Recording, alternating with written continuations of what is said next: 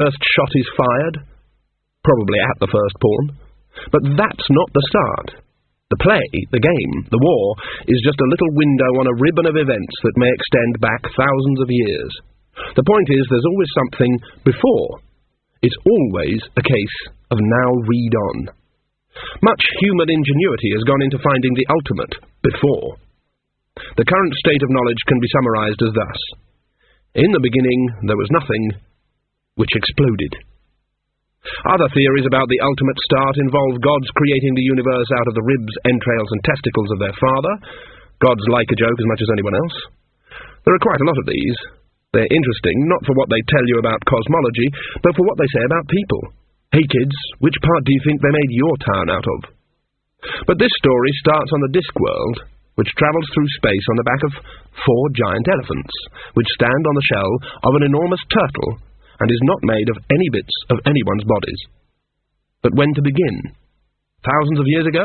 When a great hot cascade of stones came screaming out of the sky, gouged a hole out of the Copperhead Mountain, and flattened the forest for 10 miles around? The dwarfs dug them up, because they were made of a kind of iron, and dwarfs, contrary to general opinion, love iron more than gold. It's just that although there's more iron than gold, it's harder to sing songs about. Dwarfs love iron. And that's what the stones contained. The love of iron. A love so strong that it drew all iron things to itself. The 3 dwarfs who found the first of the rocks only got free by struggling out of their chainmail trousers. Many worlds are iron at the core, but the Discworld is as coreless as a pancake. On the disc, if you enchant a needle, it will point to the hub, where the magical field is strongest. It's simple. Elsewhere, on worlds designed with less imagination, the needle turns because of the love of iron. At the time, the dwarfs and the humans had a very pressing need for the love of iron.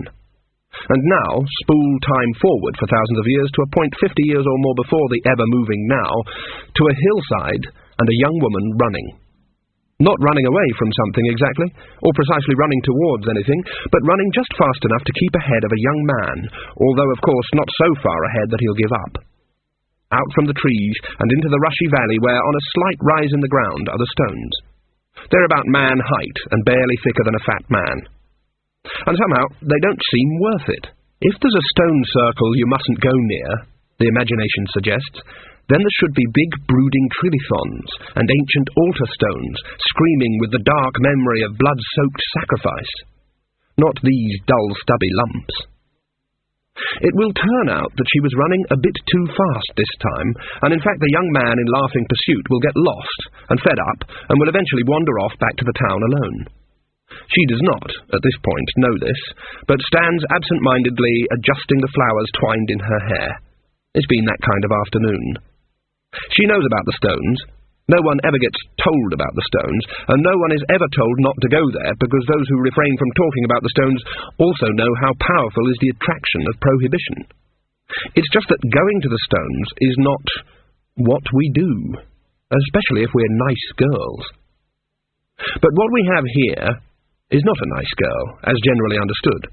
For one thing, she's not beautiful. There's a certain set to the jaw and arch to the nose that might, with a following wind and in the right light, be called handsome by a good-natured liar. Also, there's a certain glint in her eye, generally possessed by those people who have found that they are more intelligent than most people around them, but who haven't yet learnt that one of the most intelligent things they can do is prevent said people ever finding this out.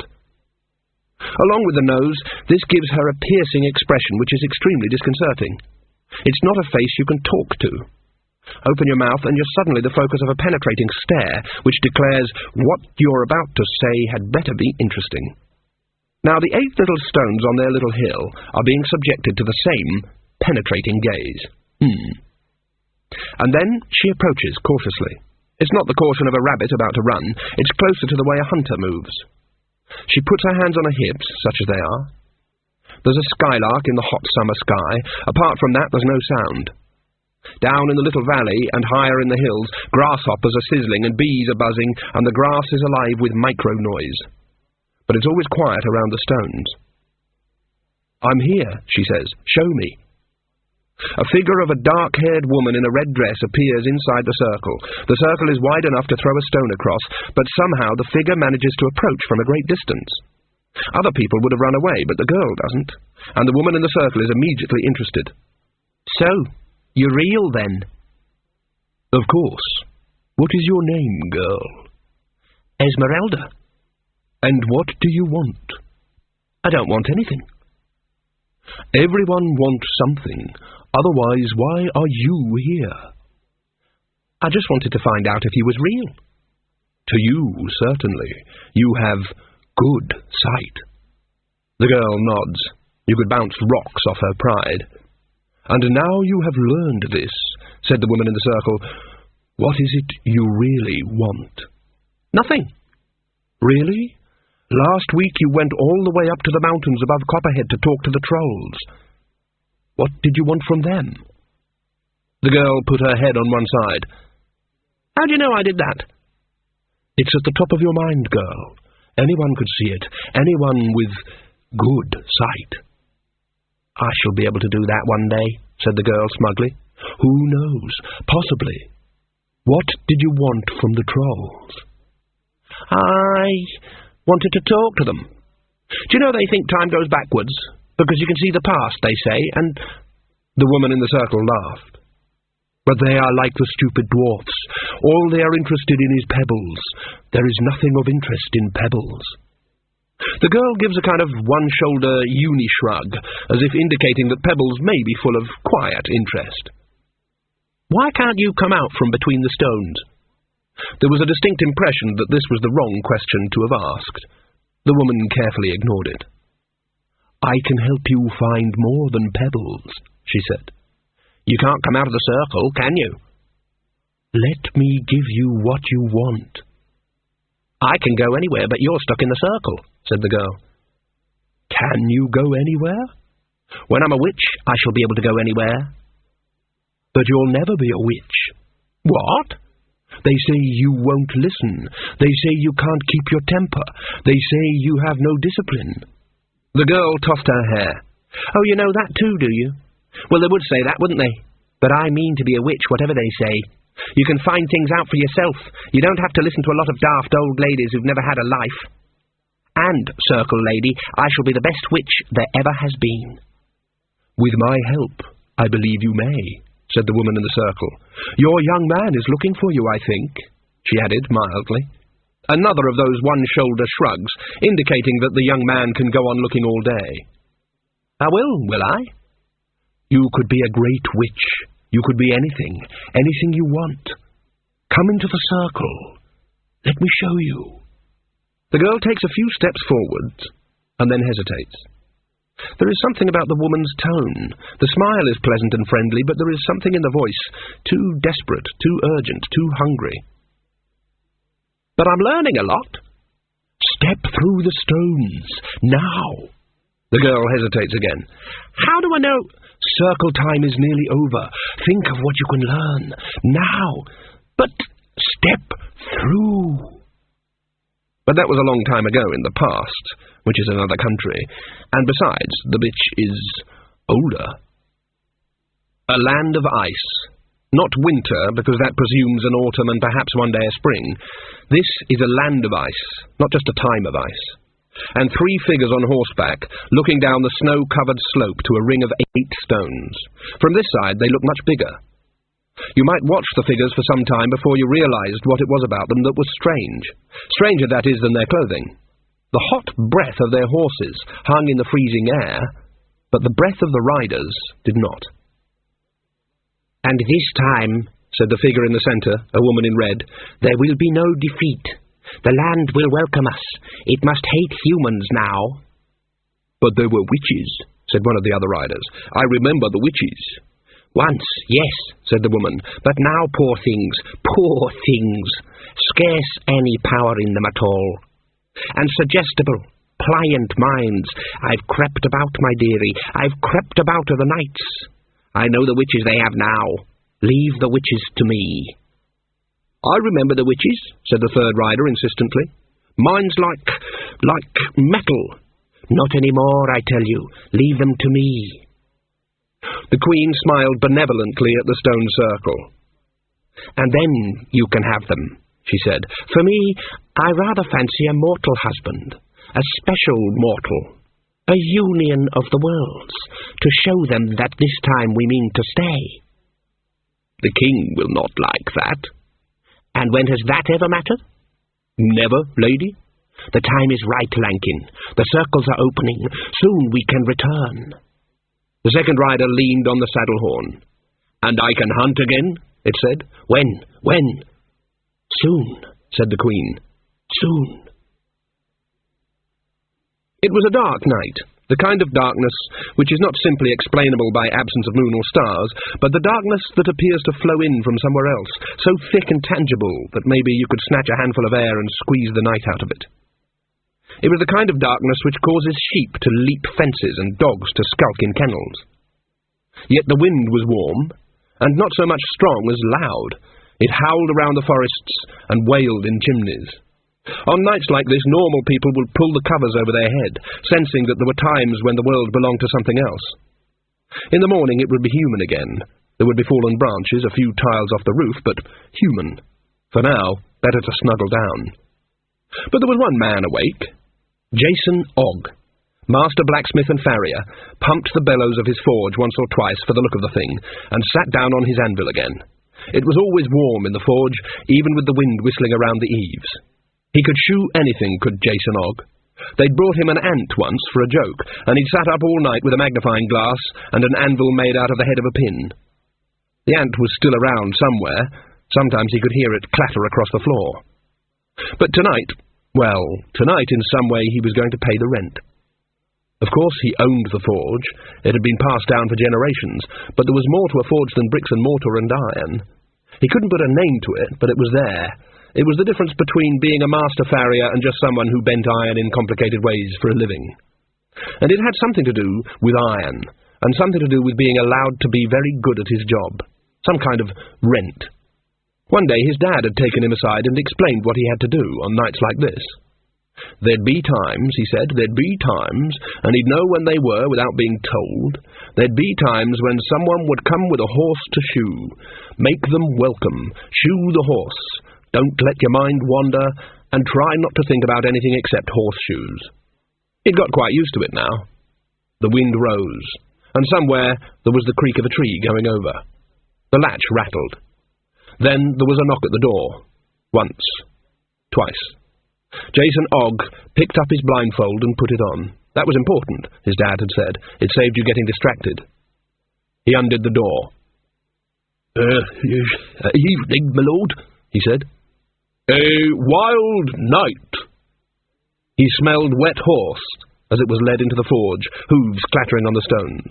There's tea brewing on the forge, and our drain done us some biscuits in the tin with a present from Ankh-Morpork on it. Thank you. I trust you are well? Oh, yes, my lord. I've done the shoes already. Won't hold you up long. I know you're very busy like. He heard the click-click of footsteps across the floor to the old kitchen chair reserved for customers, or at least for the owners of customers. Jason had laid the tools and the horseshoes and the nails ready to hand on the bench beside the anvil. He wiped his hands on his apron, picked up a file, and set to work. He didn't like cold shoeing, but he'd shod horses ever since he was 10. He could do it by feel. He picked up a rasp and set to work. And he had to admit it was the most obedient horse he'd ever encountered. Pity he'd never actually seen it. It'd be a pretty good horse, a horse like that. His dad had said, "Don't try to sneak a look at it." He heard the glug of the teapot, and then the gling-glong sound of a spoon being stirred, and then the clink as the spoon was laid down. Never any sound, his dad had said, except when he walks and talks. You'll never hear him make a sound. No smacking of lips, stuff like that. No breathing. Oh, and another thing. When you takes the old shoes off, don't chuck 'em in the corner for to go to melt with the other scrap. Keep 'em separate. Melt 'em separate. Keep a pot special for it, and make the new shoes out of that metal. Whatever else you do, never put that iron on another living thing. In fact, Jason had saved one set of the old shoes for pitching contests at the various village fairs, and never lost when he used them. He won so often that it made him nervous. And now they spent most of their time hanging on a nail behind the door. Sometimes the wind rattled the window frame or made the coals crackle. A series of thumps and a squawk a little way off suggested that the chicken house at the end of the garden had parted company with the ground. The customer's owner poured himself another cup of tea. Jason finished one hoof and let it go. Then he held out his hand. The horse shifted its weight and raised the last hoof. This was a horse in a million, perhaps more. Eventually he had finished. Funny that. It never seemed to take very long. Jason had no use for a clock, but he had a suspicion that a job which took the best part of an hour was at the same time over in a matter of minutes. There, he said, 'tis done. Thank you. I must say these are very good biscuits. How do they get the bits of chocolate in? Dunno, my lord, said Jason, staring fixedly at the inside of his blindfold. I mean, the chocolate ought to melt out when they're baked. How do they do it, do you think? 'Tis probably a craft secret, said Jason. I never asks that kind of question. Good man. Very wise. I must... He had to ask, if only so's he'd always know that he had asked. My lord? Yes, Mr. Ogg? I has got one question. Yes, Mr. Ogg?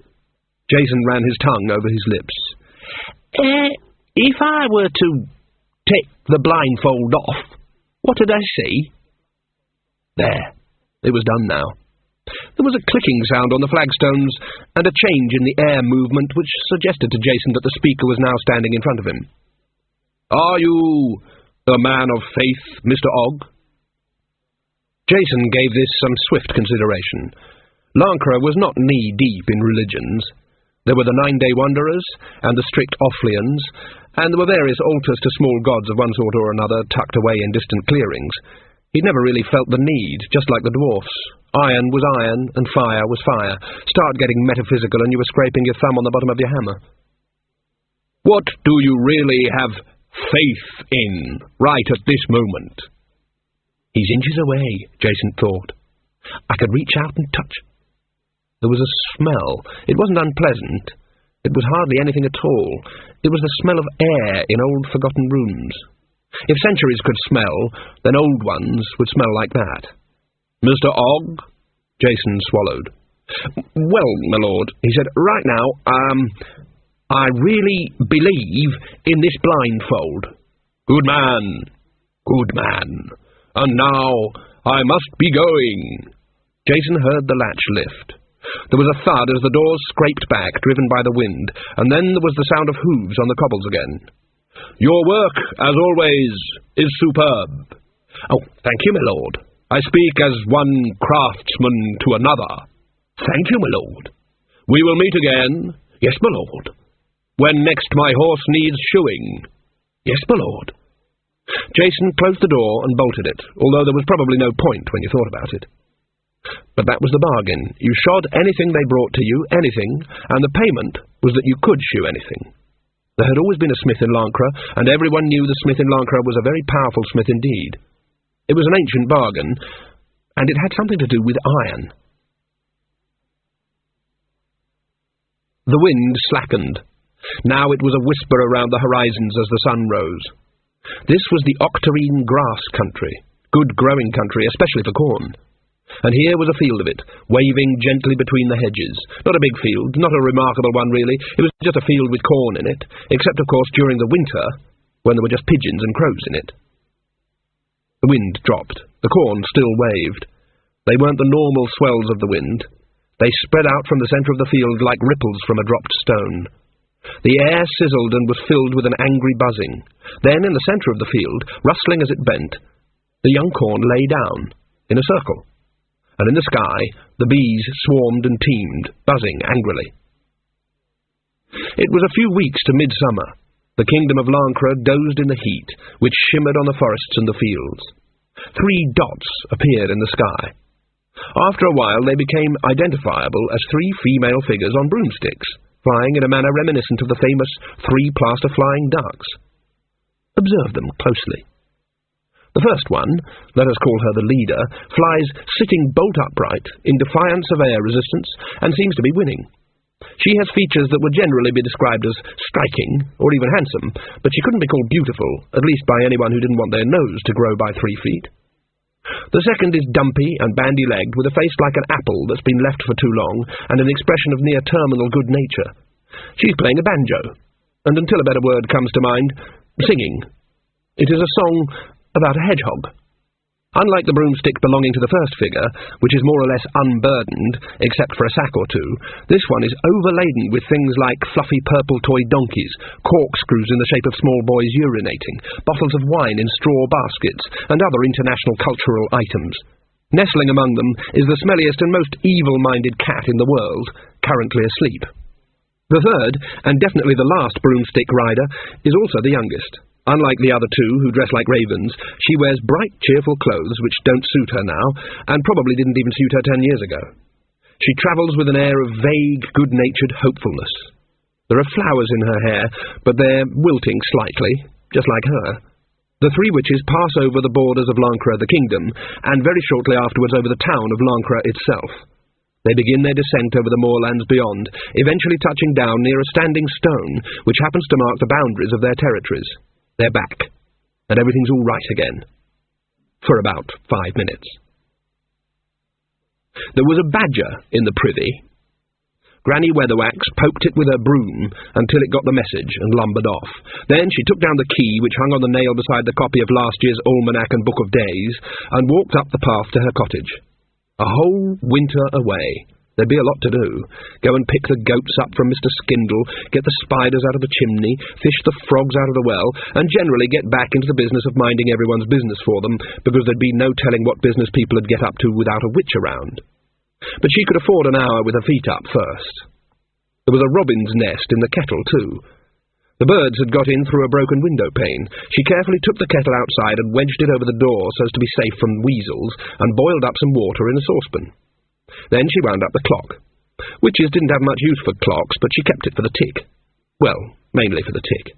It made a place seem lived in. It had belonged to her mother, who'd wound it up every day. It hadn't come as a surprise to her when her mother died, firstly because Esme Weatherwax was a witch, and witches have an insight into the future, and secondly because she was already pretty experienced in medicine and knew the signs. So she'd had a chance to prepare herself, and hadn't cried at all until the day afterwards, when the clock stopped, right in the middle of the funeral lunch. She'd dropped a tray of ham rolls, and then had to go and sit by herself in the privy for a while, so that no one would see. Time to think about that sort of thing now. Time to think about the past. The clock ticked, the water boiled. Granny Weatherwax fished a bag of tea from the meagre luggage on her broomstick, and swilled out the teapot. The fire settled down. The clamminess of a room unlived in for months was gradually dispelled. The shadows lengthened. Time to think about the past. Witches have an insight into the future. The business she'd have to mind soon enough would be her own. And then she looked out of the window. Nanny Og balanced carefully on a stool and ran a finger along the top of the dresser. Then she inspected the finger. It was spotless. She said. Seems to be moderately clean. The daughters-in-law shivered with relief. So far, Nanny added. The three young women drew together in their mute terror. Her relationship with her daughters-in-law was the only stain on Nanny Og's otherwise amiable character. Sons-in-law were different. She could remember their names, even their birthdays, and they joined the family like overgrown chicks creeping under the wings of a broody bantam. And grandchildren were treasures, every one. But any woman incautious enough to marry an Og's son might as well resign herself to a life of mental torture and nameless domestic servitude. Nanny Og never did any housework herself, but she was the cause of housework in other people. She got down from the stool and beamed at them. You kept the place quite nice, she said. Well done. Her smile faded. Under the bed in the spare room, she said. Haven't looked under there yet, have I? Inquisitors would have thrown Nanny Og out of their ranks for being too nasty. She turned as more members of the family filed into the room, and her face contorted into the misty grin with which she always greeted grandchildren. Jason Og pushed his youngest son forward. This was Pusey Og, aged 4, who was holding something in his hands. What you got there, then? Said Nanny. You can show your Nan. Pusey held it up. My word, you have been... It happened right there, right then, right in front of her. And then there was Magrat. She'd been away 8 months. Now panic was setting in. Technically she was engaged to the king, Verence II. Well, not exactly engaged as such. There was, she was almost sure, a general unspoken understanding that engagement was a definite option.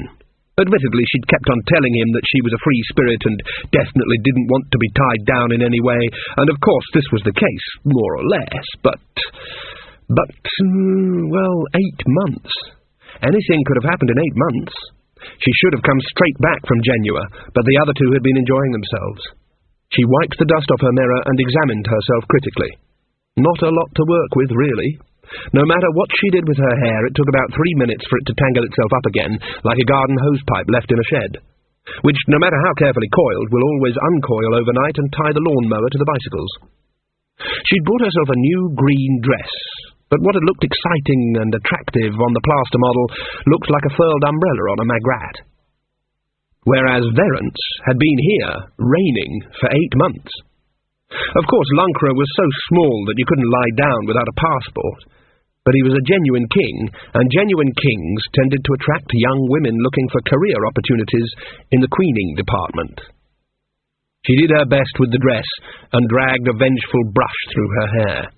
Then she went up to the castle. Guard duty at Lancre Castle was the province of anyone who didn't have much of anything else to do at the moment.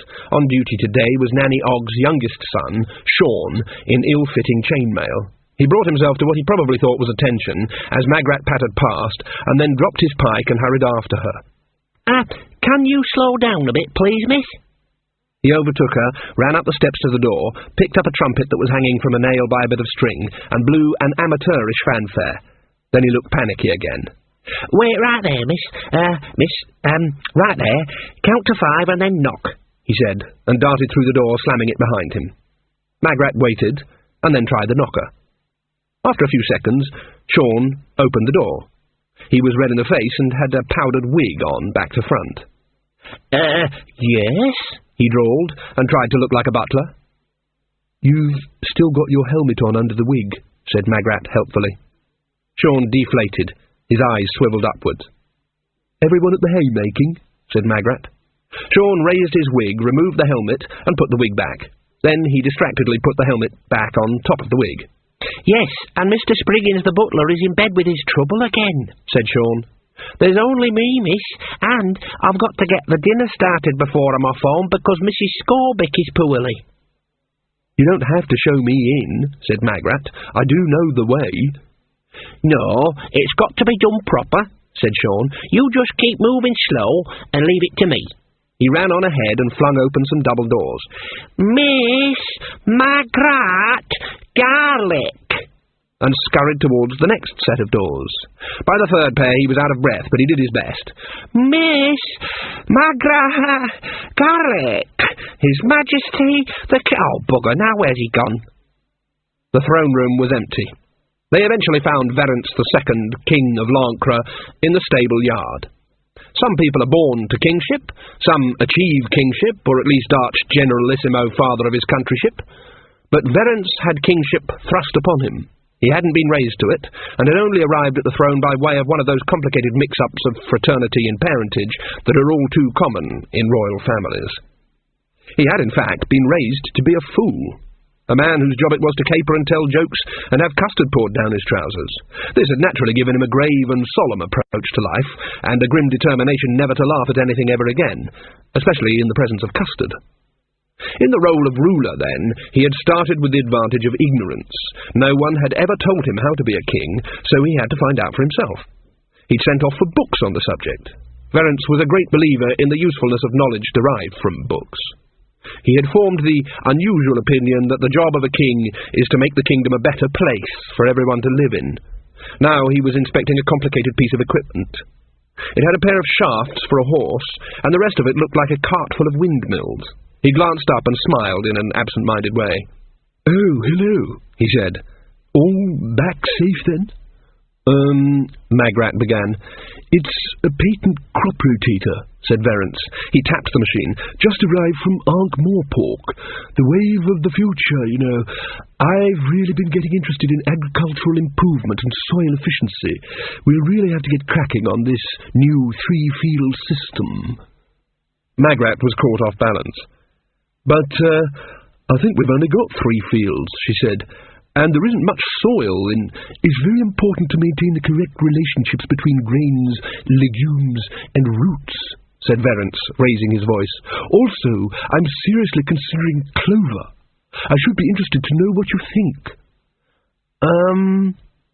And I think we should do something about the pigs," Verence shouted. "The Lancre stripe is very hardy, but we could really bring the poundage up by careful cross-breeding with, say, the Stow Saddleback. I'm having a boar sent up. Sean, will you stop blowing that damn trumpet?"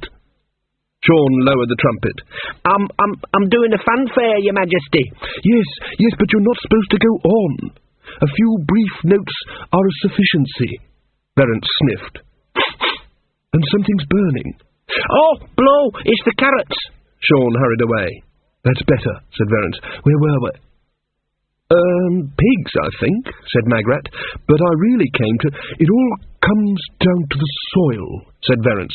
"Get the soil right and everything else follows. Incidentally, I'm arranging the marriage for Midsummer Day. I thought you'd like that." Magrat's mouth formed an O. "We could move it, of course, but not too much because of the harvest," said Verence. "I've had some invitations sent out already to the more obvious guests," said Verence. "And I thought it might be a nice idea to have some sort of fair or festival beforehand," said Verence. "I asked Boggies in Ankh-Morpork to send up their best dressmaker with a selection of materials, and one of the maids is about your size, and I think you'll be very pleased with the result," said Verence. "And Mr. Ironfounderson the dwarf came down the mountain specially to make the crown," said Verence.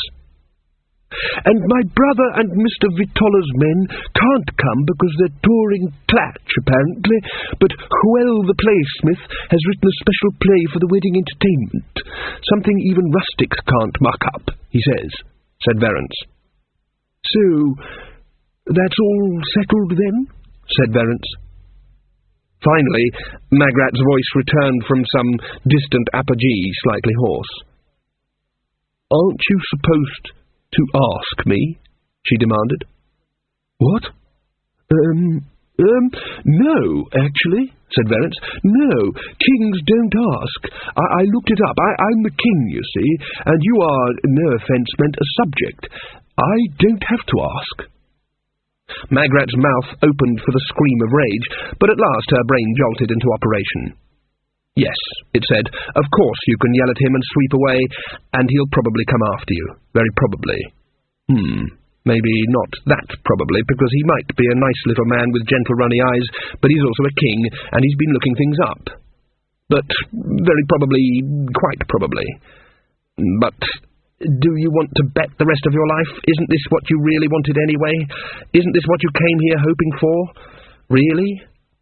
Verence was looking at her with some concern. "Is it the witching?" he said. "You don't have to give that up entirely, of course. I've got a great respect for witches, and you can be a witch queen, although I think that means you have to wear rather revealing clothes, and keep cats, and give people poisoned apples. I read that somewhere. The witching's a problem, is it?" "No," Magrat mumbled. It's not that. Did you mention a crown?" "Oh, you've got to have a crown," said Verence. "Queens do. I looked it up." Her brain cut in again. Queen Magrat, it suggested. It held up the mirror of the imagination. "You're not upset, are you?" said Verence. "What? Oh, no. Me? No." "Good. That's all sorted out, then. I think that just about covers everything, don't you?" Verence rubbed his hands together. "We're doing some marvellous things with legumes," he said, as if he hadn't just completely rearranged Magrat's life without consulting her. "Beans, peas, you know, nitrogen fixers, and marl and lime, of course, scientific husbandry. Come and look at this." He bounced away enthusiastically. "You know," he said, "we could really make this kingdom work." Magrat trailed after him. So, that was all settled then. Not a proposal, just a statement. She hadn't been quite sure how the moment would be, even in the darkest hours of the night, but she'd had an idea that roses and sunsets and bluebirds might just possibly be involved. Clover had not figured largely. Beans and other leguminous nitrogen fixers were not a central feature. On the other hand, Magrat was, at the core, far more practical than most people believed, who saw no further than her vague smile and collection of more than 300 pieces of occult jewellery, none of which worked. So this was how you got married to a king. It all got arranged for you. There were no white horses. The past flipped straight into the future, carrying you with it. Perhaps that was normal. Kings were busy people. Magrat's experience of marrying them was limited. "Where are we going?" she said. "The old rose garden." Ah, well, this was more like it. Except that there weren't any roses. The walled garden had been stripped of its walks and arbours, and was now waist-high in green stalks with white flowers. Bees were furiously at work in the blossoms. "Beans?" said Magrat. "Yes, a specimen crop. I keep bringing the farmers up here to show them," said Verence. He sighed. They nod and mumble and smile, but I'm afraid they just go off and do the same old things." "I know," said Magrat. "The same thing happened when I tried to give people lessons in natural childbirth." Verence raised an eyebrow. Even to him the thought of Magrat giving lessons in childbirth to the fecund and teak-faced women of Lancre was slightly unreal. "Really? How had they been having babies before?" he said. "Oh, any old way," said Magrat. They looked at the little buzzing bean field. "Of course, when you're queen, you won't need to," Verence began. It happened softly, almost like a kiss, as light as the touch of sunlight. There was no wind, only a sudden heavy calmness that made the ears pop. The stems bent and broke and lay down in a circle. The bees roared and fled. The three witches arrived at the Standing Stone together. They didn't even bother with explanations. There were some things you know. "In the middle of my bloody herbs," said Granny Weatherwax. "On the palace garden," said Magrat. "Poor little mite, and he was holding it up to show me too," said Nanny Og. Granny Weatherwax paused. "What are you talking about, Gither Og?" she said. "Our Pusey was growing mustard and cress on a flannel for his nun," said Nanny Og patiently. "He shows it to me right enough, and just as I bends down and splat! Crop circle!" "This," said Granny Weatherwax, "is serious. It's been years since they've been as bad as this. We all know what it means, don't we? What we've got, said Magrat, to do now is, excuse me, said Magrat. There were some things you had to be told.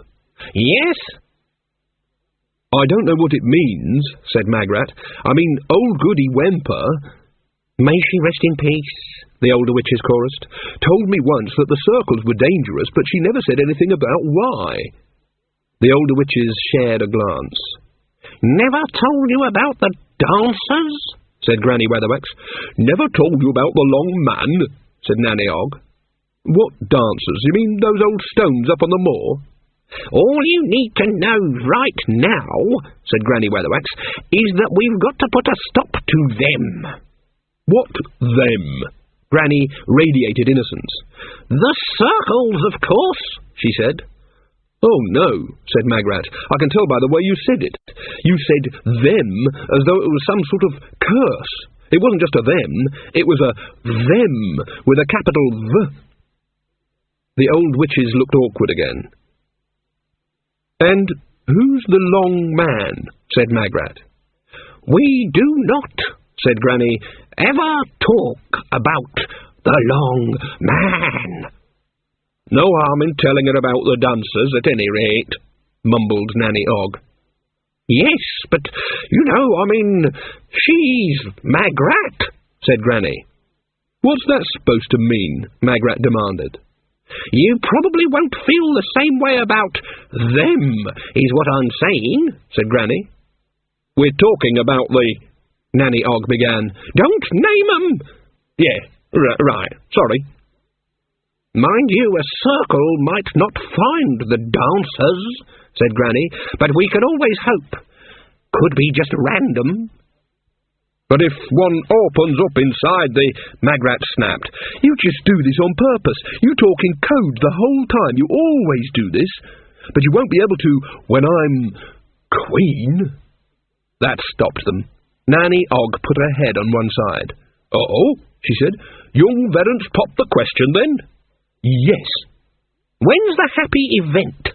said Granny Weatherwax, icily. 2 weeks' time, said Magrat. Midsummer Day. "Bad choice, bad choice," said Nanny Og. "Shortest night of the year."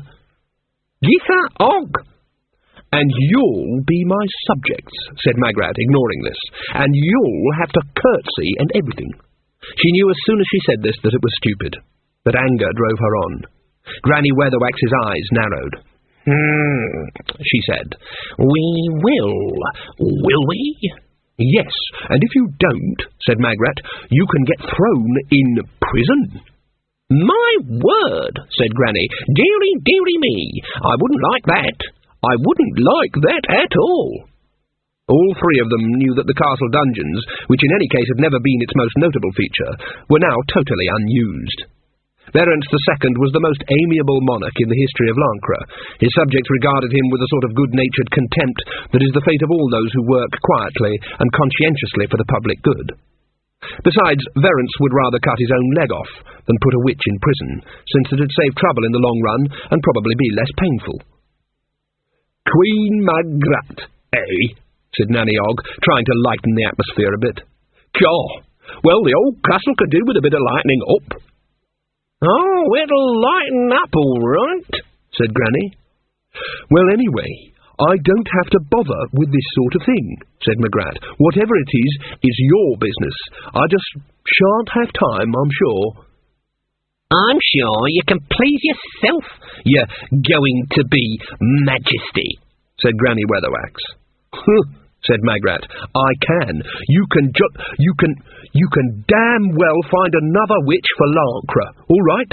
Another soppy girl to do all the dreary work and never be told anything and be talked over the head of the whole time. I've got better things to do." "Better things than being a witch?" said Granny. Magrat walked into it. "Yes." "Oh, dear," murmured Nanny.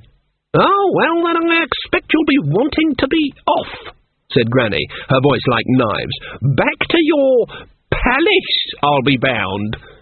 "Yes." Magrat picked up her broomstick. Granny's arm shot out very fast and grabbed the handle. "Oh, no," she said. No, you don't. Queens ride around in golden coaches and whatnot, each to their own. Brooms is for witches."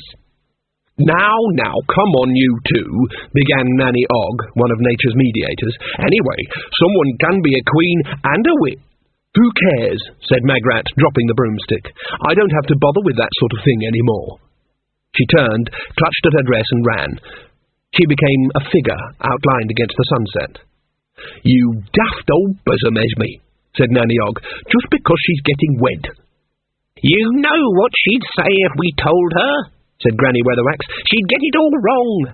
The gentry, circles. She'd say it was nice. Best for her if she's out of it." "They ain't been active for years and years," said Nanny. "We'll need some help. I mean, when did you last go up to the dancers?" "You know how it is," said Granny. "When it's so quiet, you don't think about them." "We ought to have kept 'em cleared." "True." "We'd better get up first thing tomorrow," said Nanny Og. "Yes." "Better bring a sickle, too."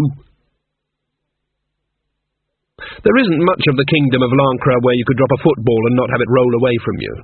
Most of it is moorland and steeply forested hillside, giving way to sharp and ragged mountains where even trolls wouldn't go, and valleys so deep that they have to pipe the sunlight in. There was an overgrown path up to the moorland where the dancers stood, even though it was only a few miles from the town. Hunters tracked up there sometimes, but only by accident. It wasn't that the hunting was bad, but, well, there were the stones.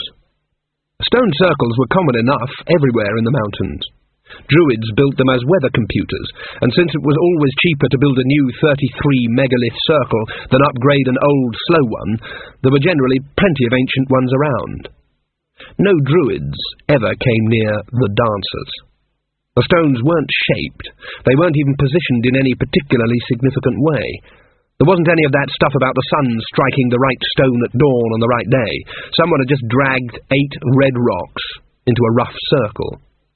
But the weather was different. People said that if it started to rain, it always began to fall inside the circle a few seconds after it had started outside, as if the rain was coming from further away. If clouds crossed the sun, it would be a moment or two before the light faded inside the circle. William Scrope is going to die in a couple of minutes.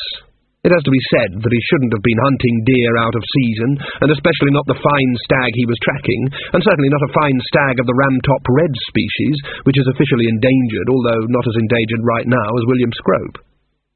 It was ahead of him, pushing through the bracken, making so much noise that a blind man could have tracked it. Scrope waded through after it. Mist was still hanging around the stones, not in a blanket, but in long, raggedy strings. The stag reached the circle now, and stopped.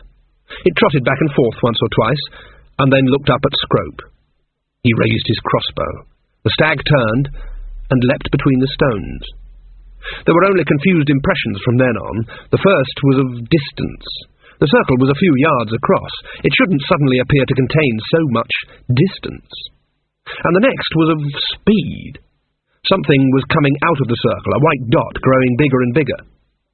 He knew he'd aimed the bow, but it was whirled out of his hands as the thing struck, and suddenly there was only the sensation of peace, and the brief remembrance of pain. William Scrope died. William Scrope looked through his hands at the crushed bracken. The reason that it was crushed was that his own body was sprawled upon it.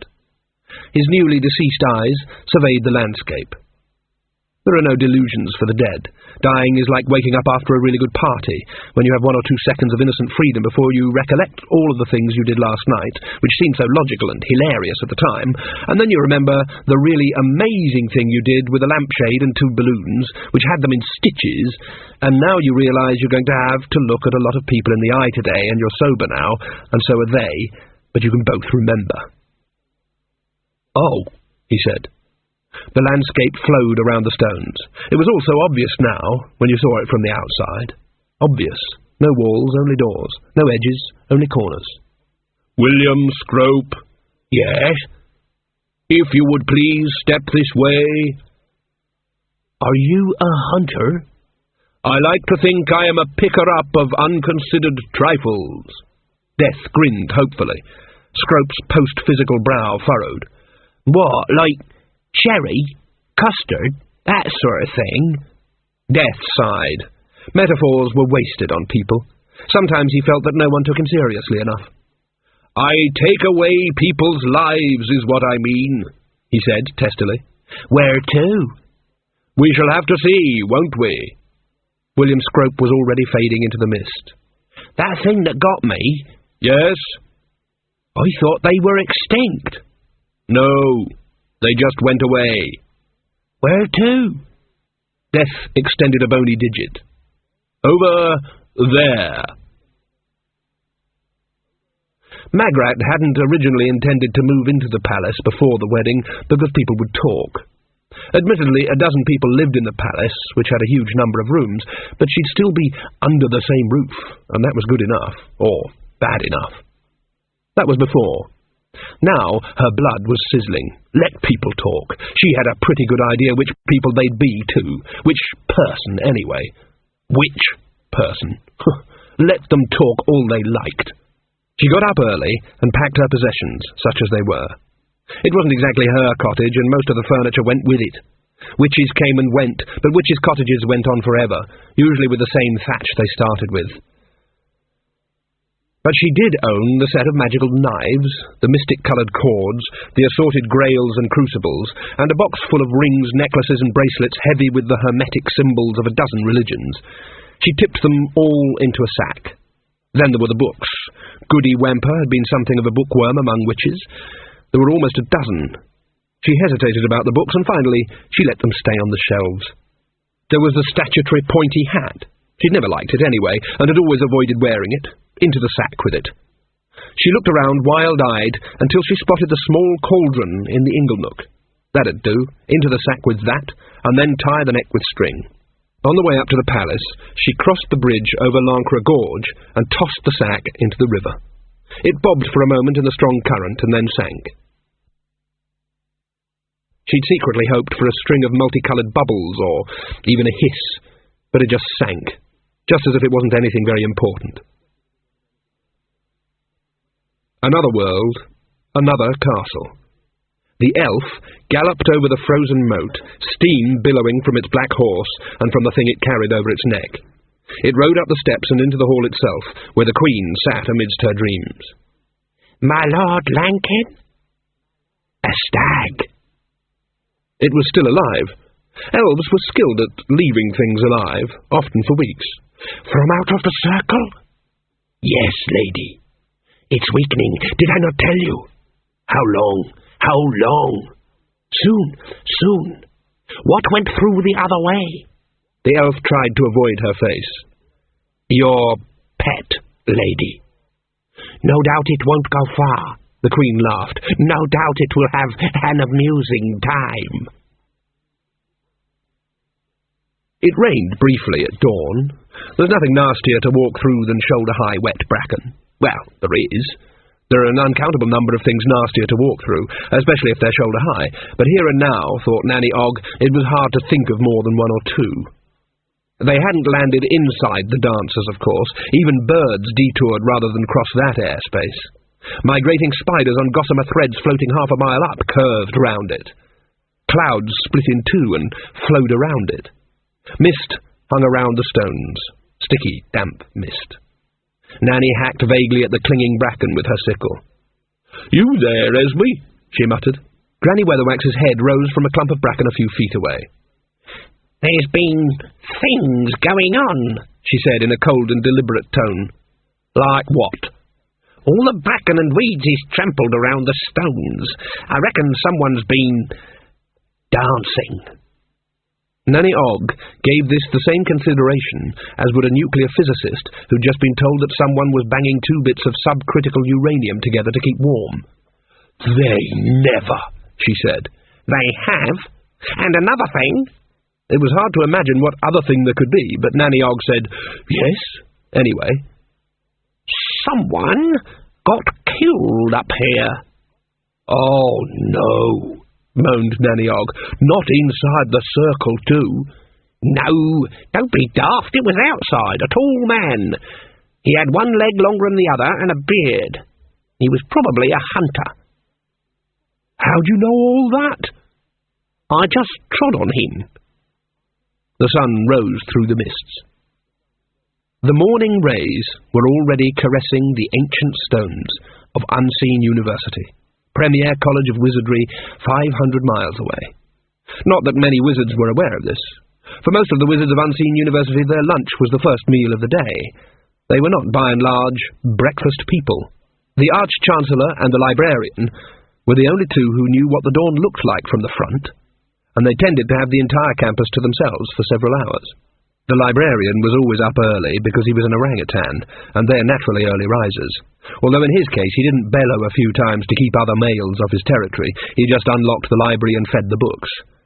And Mustrum Ridcully, the current Arch-Chancellor, liked to wander around the sleepy buildings, nodding to the servants and leaving little notes for his subordinates, usually designed for no other purpose than to make it absolutely clear that he was up and attending to the business of the day, while they were still fast asleep. This happens all the time, everywhere in the multiverse, even on cold planets awash with liquid methane. No one knows why it is, but in any group of employed individuals, the only naturally early riser is always the office manager, who will always leave reproachful little notes, or as it might be engraved helium crystals, on the desks of their subordinates. In fact, the only place this does not happen very often is the world Zyrix, and this is only because Zyrix has 18 suns, and it is only possible to be an early riser there once every 1,789.6 years. But even then, once every 1,789.6 years, resonating to some strange universal signal, small-minded employers slither down to the office with a tentacle full of small, reproachful, etched, frimped shells at the ready. Today, however, he had something else on his mind, more or less literally. It was round, there was a healthy growth all around it. He could swear it hadn't been there yesterday. He turned his head this way and that, squinting at the reflection in the mirror of the other mirror he was holding above his head.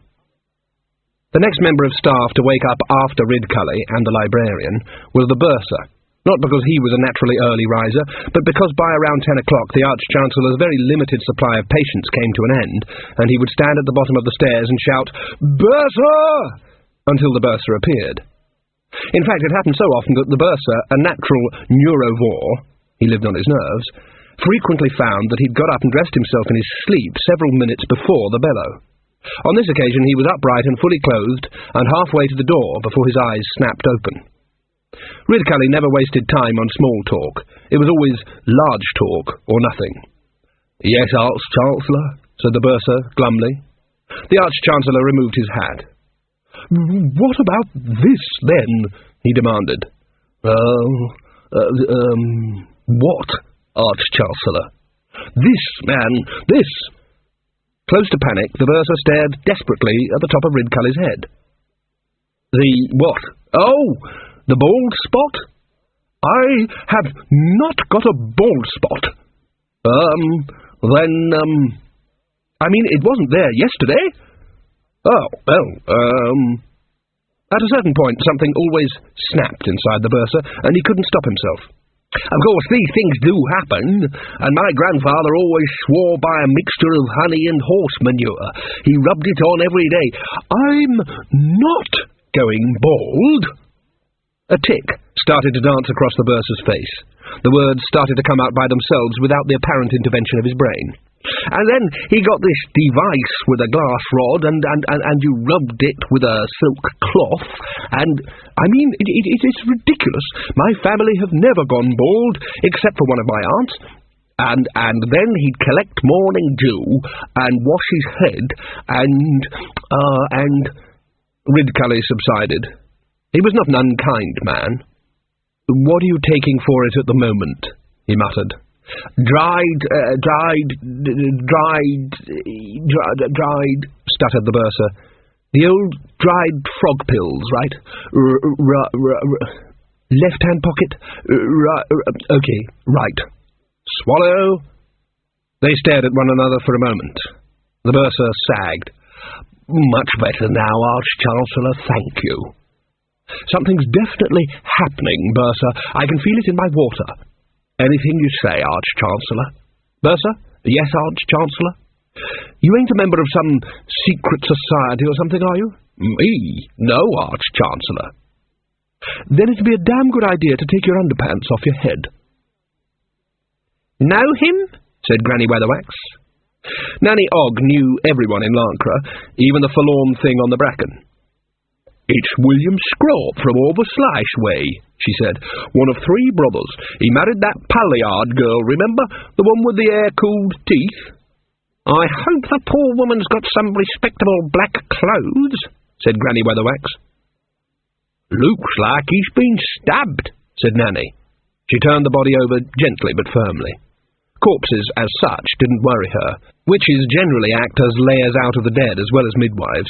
There were plenty of people in Lancre for whom Nanny Ogg's face had been the first and last thing they'd ever seen, which had probably made all the bit in the middle seem quite uneventful by comparison. "Right through," she said. "Stabbed right through, blimey. Who'd do a thing like that?" Both the witches turned to look at the stones. "I don't know what, but I knows where it come from," said Granny.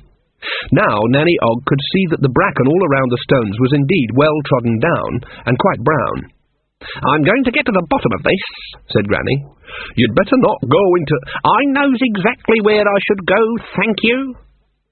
There were 8 stones in the dancers. 3 of them had names. Granny walked around the ring until she reached the one known as the Piper. She removed a hat pin from among the many that riveted her pointy hat to her hair, and held it about 6 inches from the stone.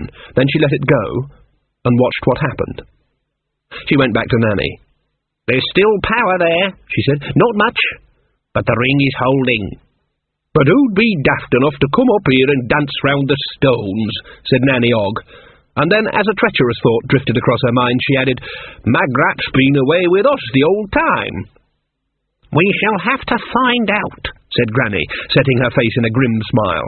"Now, help me up with the poor man." Nanny Og bent to the task. "Cool, he's heavy. We could have done with young Magrat up here." "No, flighty," said Granny Weatherwax. "Head easily turned." "Nice girl, though." "But soppy. She thinks you can lead your life as if fairy stories work and folk songs are really true. Not that I don't wish her every happiness." "Hope she does all right as queen," said Nanny. "We taught her everything she knows," said Granny Weatherwax. "Yeah," said Nanny Og, as they disappeared into the bracken. "Do you think, maybe—" "What?" "Do you think, maybe, we ought to have taught her everything we know?" "It'd take too long." "Yeah, right." It took a while for letters to get as far as the Arch-Chancellor. The post tended to be picked up from the university gates by anyone who happened to be passing, and then left lying on a shelf somewhere, or used as a pipe lighter or a bookmark, or in the case of the librarian, as bedding. This one had only taken 2 days, and was quite intact apart from a couple of cup rings and a banana-y fingerprint. It arrived on the table, along with the other post, while the faculty were at breakfast. The Dean opened it with a spoon. "Anyone here know where Lancre is?" he said. "Why?" said Ridcully, looking up sharply. "Some king's getting married and wants us to come." "Oh dear," said the lecturer in recent runes. "Some tin-pot king gets wed, and he wants us to come." "It's up in the mountains," said the Arch-Chancellor quietly. "Good trout fishing in those parts, as I recall. My word, Lancre, good grief. Hadn't thought about the place in years. You know there's glacier lakes up there where the fish have never seen a rod. Lancre, yes." "And it's far too far," said the lecturer in recent runes. Ridcully wasn't listening. And there's deer, thousands of head of deer, and elk. Wolves all over the place. Mountain lions, too, I shouldn't wonder. I heard that ice eagles have been seen up there again, too. His eyes gleamed. "There's only half a dozen of them left," he said. Mustrum Ridcully did a lot for rare species. For one thing, he kept them rare. "It's the back of beyond," said the Dean, "right off the edge of the map." "Used to stay with my uncle up there in the holidays," said Ridcully, his eyes misty with distance. "Great days I had up there. Great days. The summer's up there, and the skies are deeper blue than anywhere else. It's very... and the grass, and..." He returned abruptly from the landscapes of memory. "Got to go, then," he said. "Duty calls. Head of state getting married, important occasion, got to have a few wizards there. Look of the thing, noblesse oblige." "Well, I'm not going," said the Dean. "It's not natural, the countryside. Far too many trees. Never could stand it." "The bursar could do with an outing," said Ridcully. "Seems a bit jumpy just lately. Can't imagine why." He leaned forward to look along the high table. "Bursar!" The bursar dropped his spoon into his oatmeal. "See what I mean?" said Ridcully. "Bungler nerves the whole time." "I was saying you could do with some fresh air, bursar." He nudged the Dean heavily. "Hope he's not going off his rocker, poor fella," he said, in what he chose to believe was a whisper. "Spends too much time indoors, if you get my drift." The Dean, who went outdoors about once a month, shrugged his shoulders. "I expect you'd like a little time away from the university, eh?" said the Arch-Chancellor, nodding and grimacing madly. "Peace and quiet? Healthy country living?" I should like that very much, Arch-Chancellor," said the bursar, hope rising in his face like an autumn mushroom. Good man, you shall come with me," said Ridcully, beaming. The bursar's expression froze. "Got to be someone else, too," said Ridcully. "Volunteers, anyone?" The wizards, townies to a man, bent industriously over their food. They always bent industriously over their food in any case, but this time they were doing it to avoid catching Ridcully's eye. "What about the librarian?" said the lecturer in recent runes, throwing a random victim to the wolves. There was a sudden babble of relieved agreement. "Good choice," said the dean. "Just the thing for him. Countryside, trees, and trees." "Mountain air," said the lecturer in recent runes. "Yes, he's been looking peaky lately," said the reader in invisible writings. It'd be a real treat for him," said the lecturer in recent runes. "Home away from home, I expect," said the dean. "Trees all over the place." They all looked expectantly at the Arch-Chancellor. He doesn't wear clothes," said Ridcully, "and he goes ook all the time." "He does wear the old green robe thing," said the dean. "Only when he's had a bath." Ridcully rubbed his beard. In fact, he quite liked the librarian, who never argued with him and always kept himself in shape, even if that shape was a pear shape. It was the right shape for an orangutan. The thing about the librarian was that no one noticed he was an orangutan anymore, unless a visitor to the university happened to point it out, in which case someone would say, "Oh yes, some kind of magical accident, wasn't it? Pretty sure it was something like that. 1 minute human, next minute an ape. Funny thing, really. Can't remember what he looked like before. I mean, he must have been human, I suppose. Always thought of him as an ape, really. It's more him." And indeed, it had been an accident among the potent and magical books of the university library that had, as it were, bounced the librarian's genotype down the evolutionary tree and back up a different branch, with the significant difference that now he could hang on to it upside down with his feet. Oh, all right," said the Arch-Chancellor, "but he's got to wear something during the ceremony, if only for the sake of the poor bride." There was a whimper from the bursar. All the wizards turned towards him. His spoon landed on the floor with a small thud. It was wooden. The wizards had gently prevented him from having metal cutlery since what was now known as the unfortunate incident at dinner. Gurgled the bursar, trying to push himself away from the table. "Dried frog pills," said the Arch-Chancellor. "Someone fish 'em out of his pocket." The wizards didn't rush this. You could find anything in a wizard's pocket. Peas, unreasonable things with legs, small experimental universes, anything. The reader in invisible writings craned to see what had unglued his colleague. "Here, look at his porridge," he said. There was a perfect round depression in the oatmeal. "Oh dear, another crop circle," said the dean. The wizards relaxed. "Damn things turning up everywhere this year," said the Arch-Chancellor. He hadn't taken his hat off to eat the meal. This was because it was holding down a poultice of honey and horse manure and a small mouse-powered electrostatic generator he'd got those clever young fellas in the high-energy magic research building to knock together for him. Clever fellas they were. One day he might even understand half of what they were always gabbling on about. In the meantime, he'd keep his hat on. "Particularly strong, too," said the dean. "The gardener told me yesterday they're playing Merry Hell with the cabbages." "I thought them things only turned up out in fields and things," said Ridcully. "Perfectly normal natural phenomenon." "If there is a suitably high flux level, the intercontinuum pressure can probably overcome quite a high base reality quotient," said the reader in invisible writings. The conversation stopped.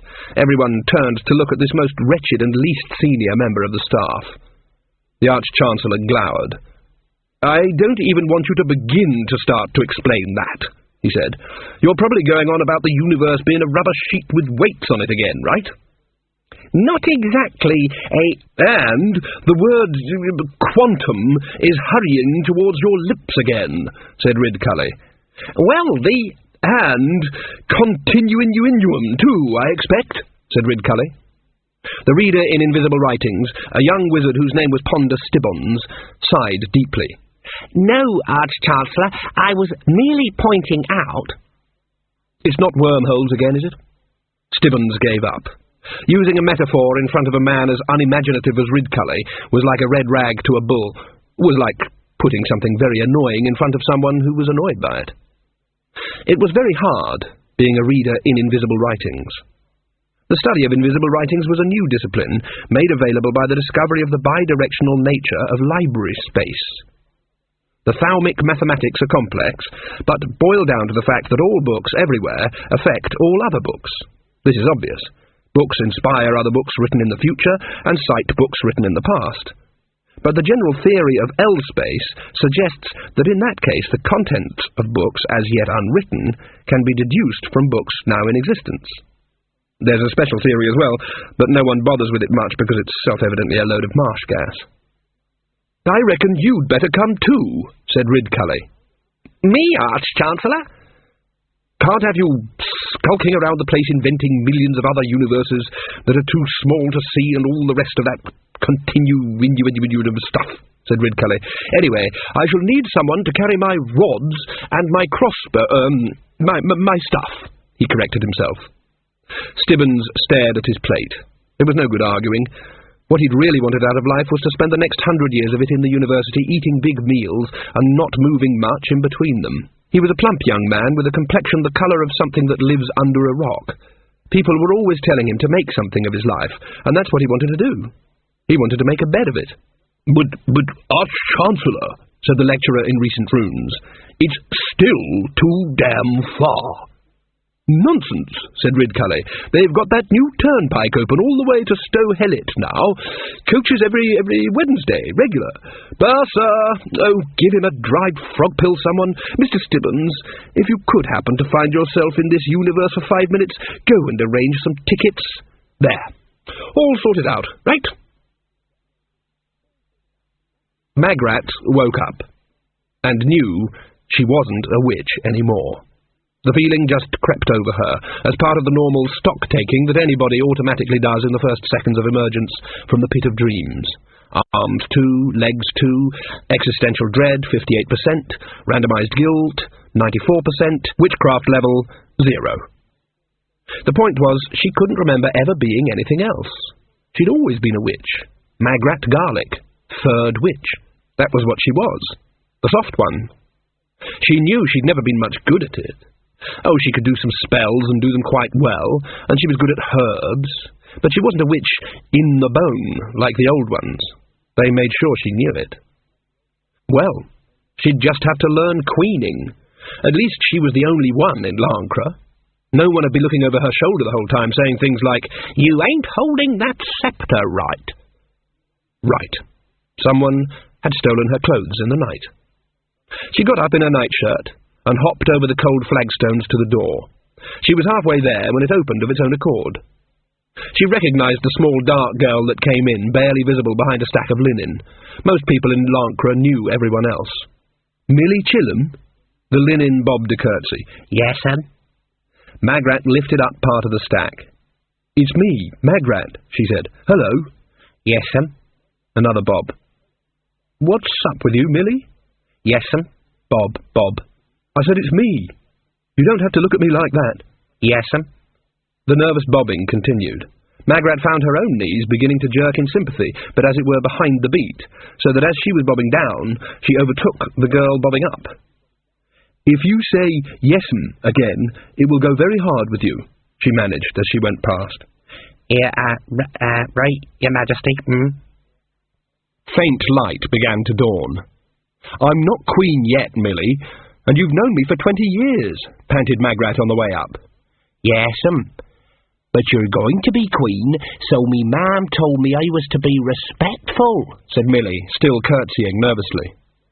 "Oh, well, all right then. Where are my clothes?"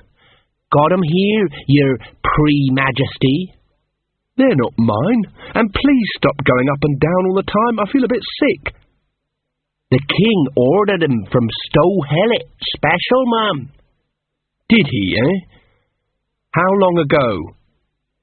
"Dunno, ma'am." He knew I was coming home, thought Magrat. How? What's going on here? There was a good deal more lace than Magrat was used to, but that was, as it were, the icing on the cake. Magrat normally wore a simple dress with not much underneath it except Magrat.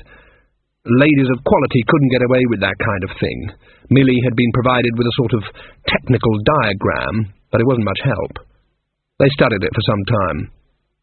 "This is, standard queen outfit, then? Couldn't say, ma'am.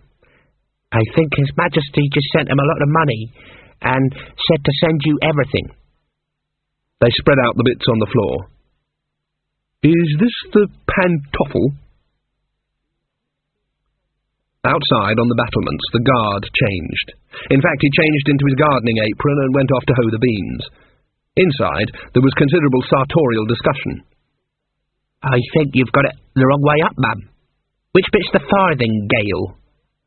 Says here, insert tabby A into slotty B. I can't find slotty B.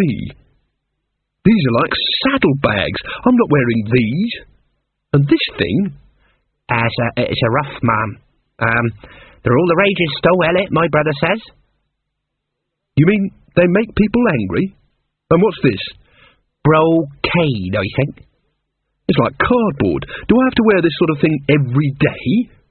Don't know, I'm sure, ma'am. But Verence just trots around in leather gaiters and an old jacket. Ah, but you're queen. Queens can't do that sort of thing. Everyone knows that, ma'am.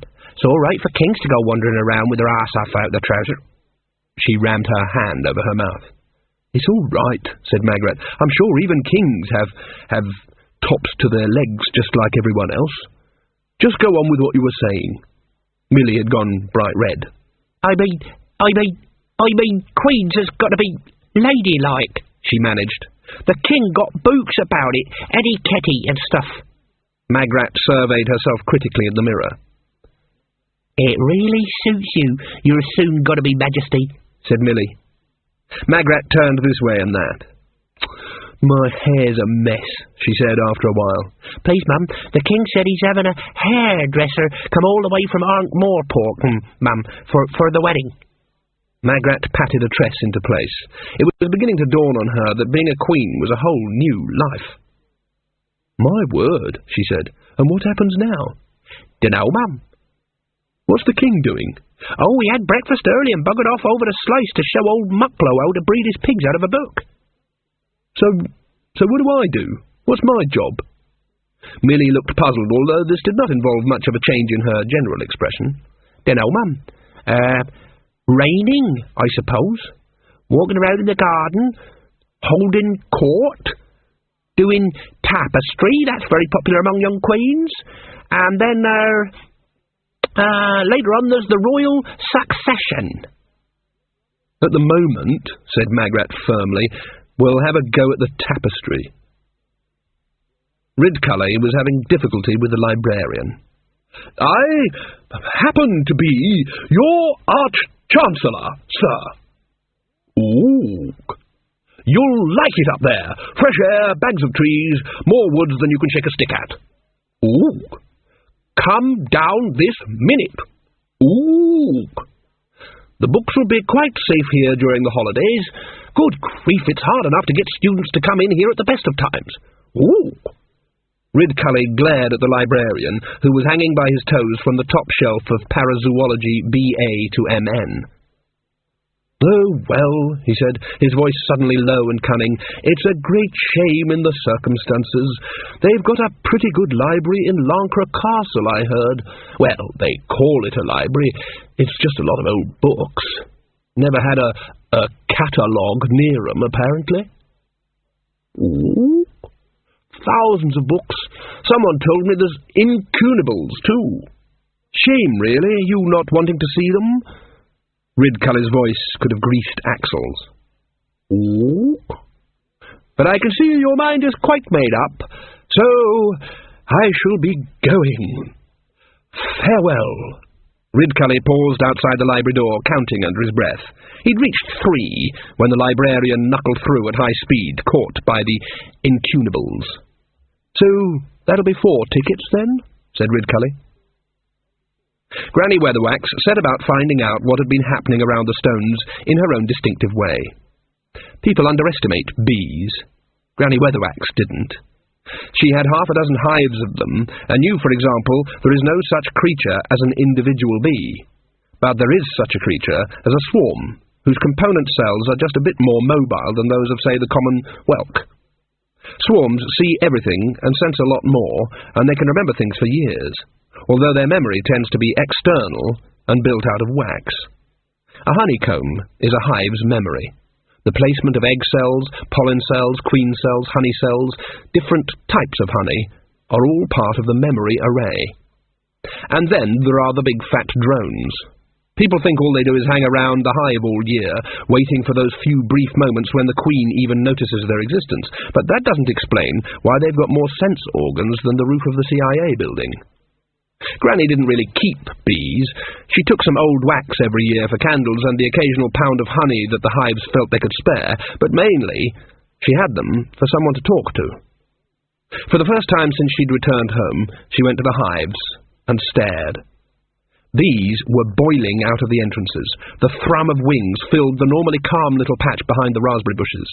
Brown bodies zipped through the air like horizontal hail. She wished she knew why. Bees were her one failure.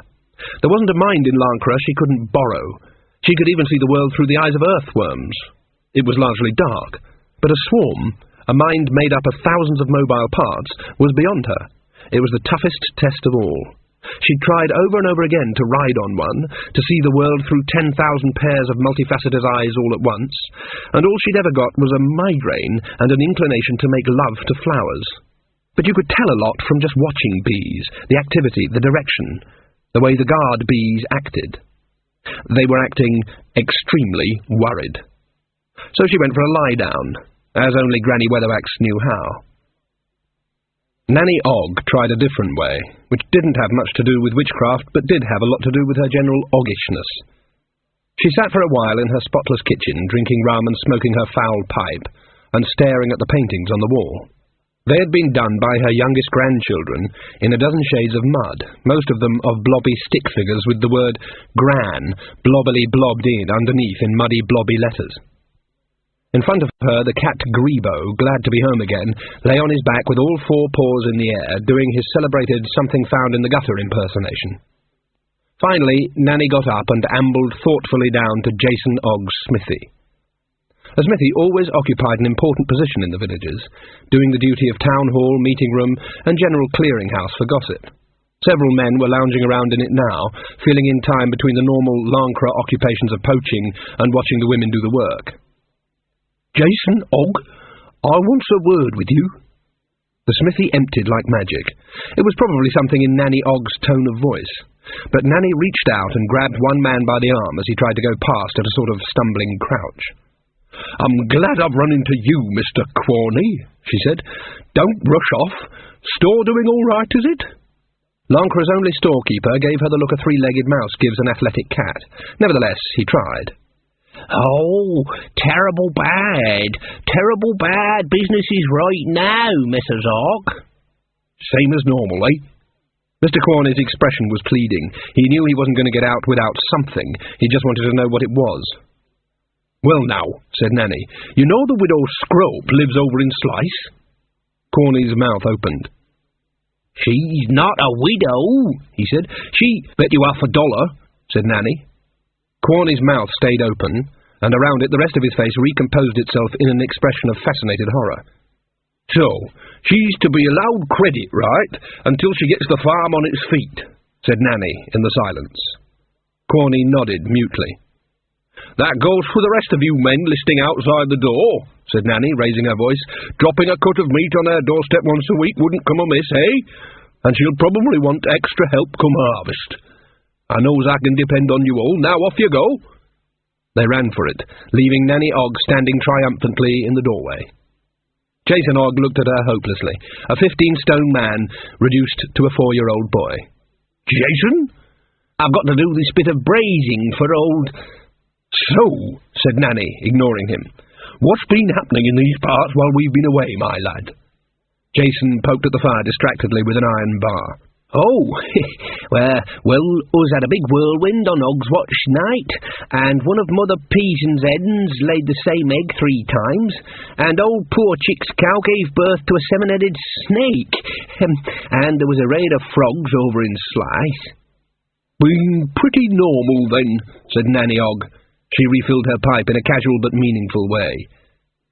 Very quiet, really," said Jason. He pulled the bar out of the fire, laid it on the anvil and raised his hammer.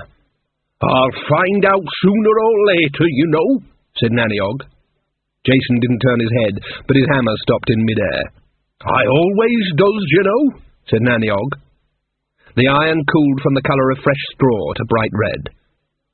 "You knows you always feels better for telling your old mum," said Nanny-Og.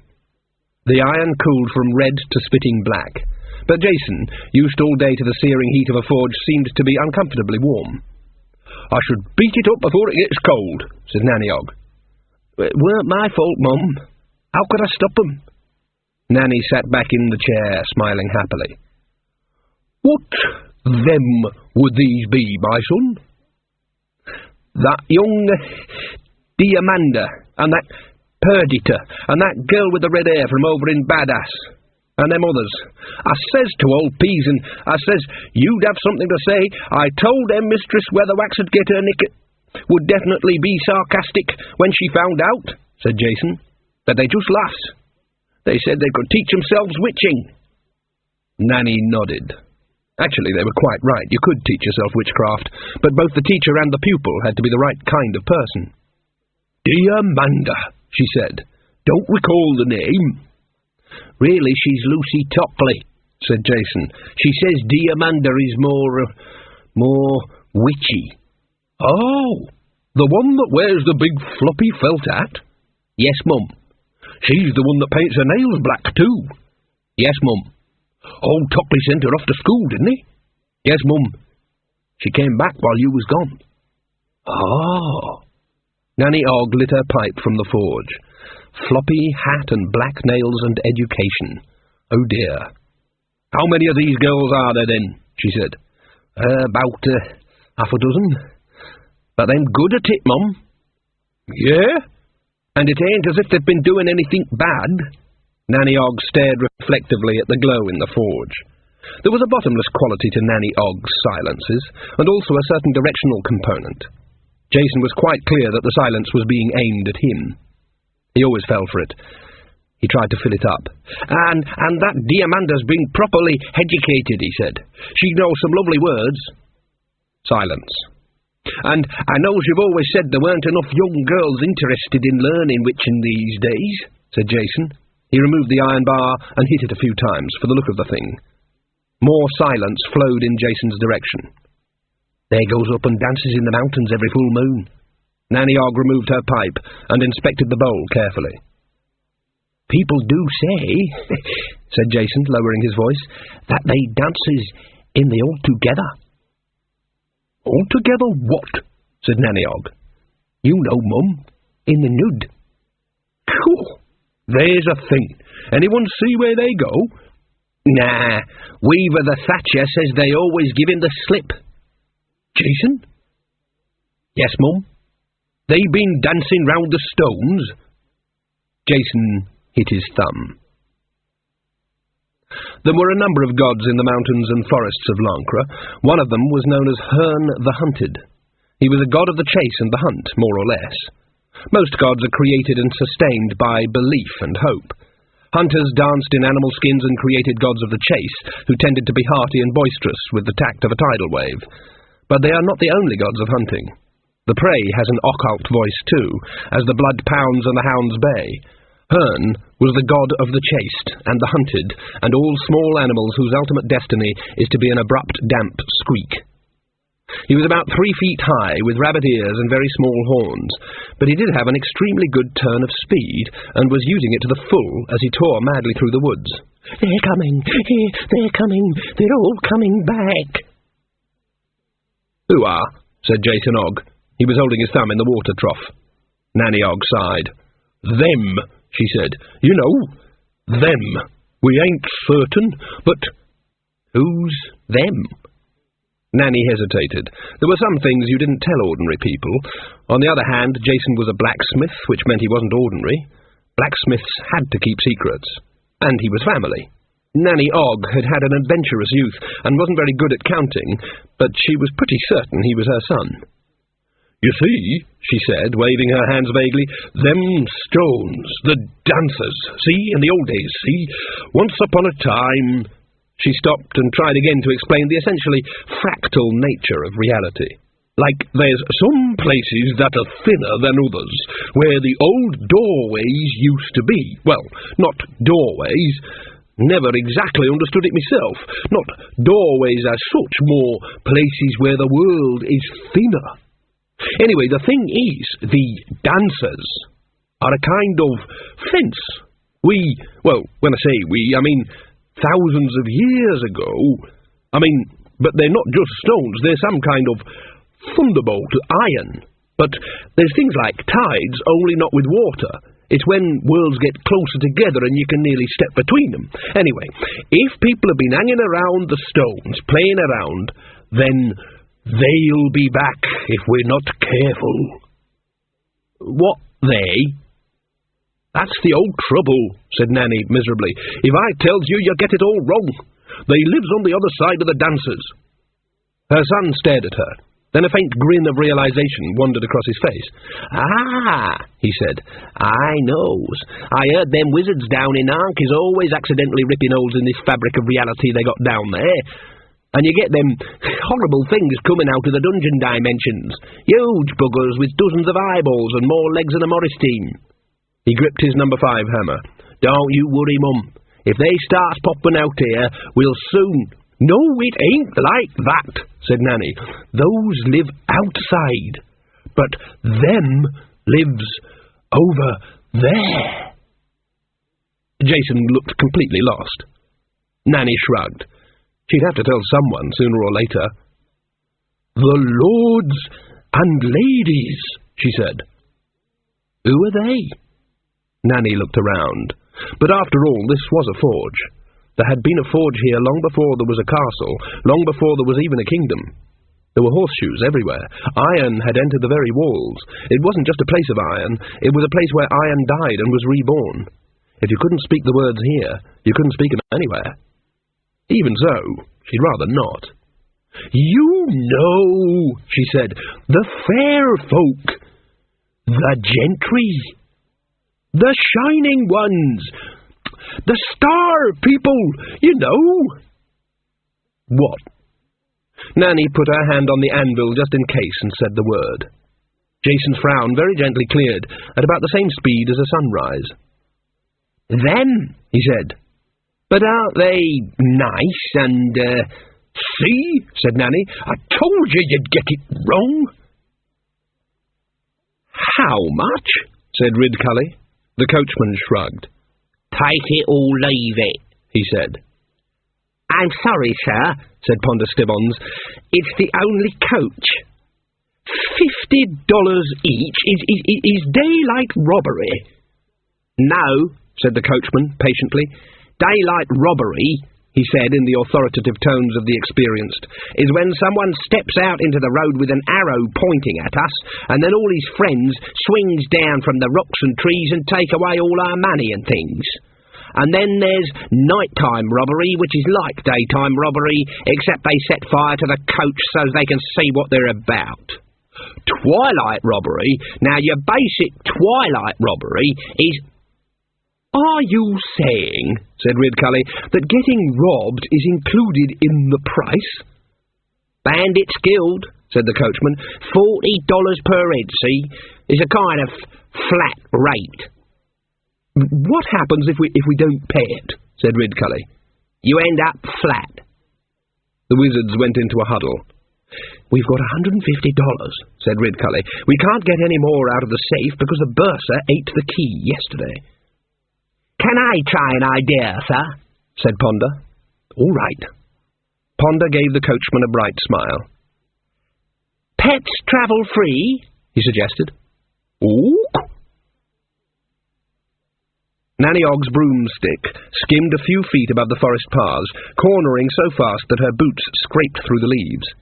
She leapt off at Granny Weatherwax's cottage so quickly that she didn't switch it off, and kept it going until it stuck in the privy. The door was open. Cooey! Nanny glanced into the scullery and then thumped up the small narrow staircase. Granny Weatherwax was stretched rigid on her bed. Her face was grey, Her skin was cold. People had discovered her like this before, and it always caused embarrassment, so now she reassured visitors but tempted fate by always holding, in her rigid hands, a small handwritten sign which read, "I ain't dead." The window was propped open with a piece of wood. "Ah," said Nanny, far more for her own benefit than for anyone else's. "I sees you're out. I'll just put the kettle on, shall I, and wait till you comes back?"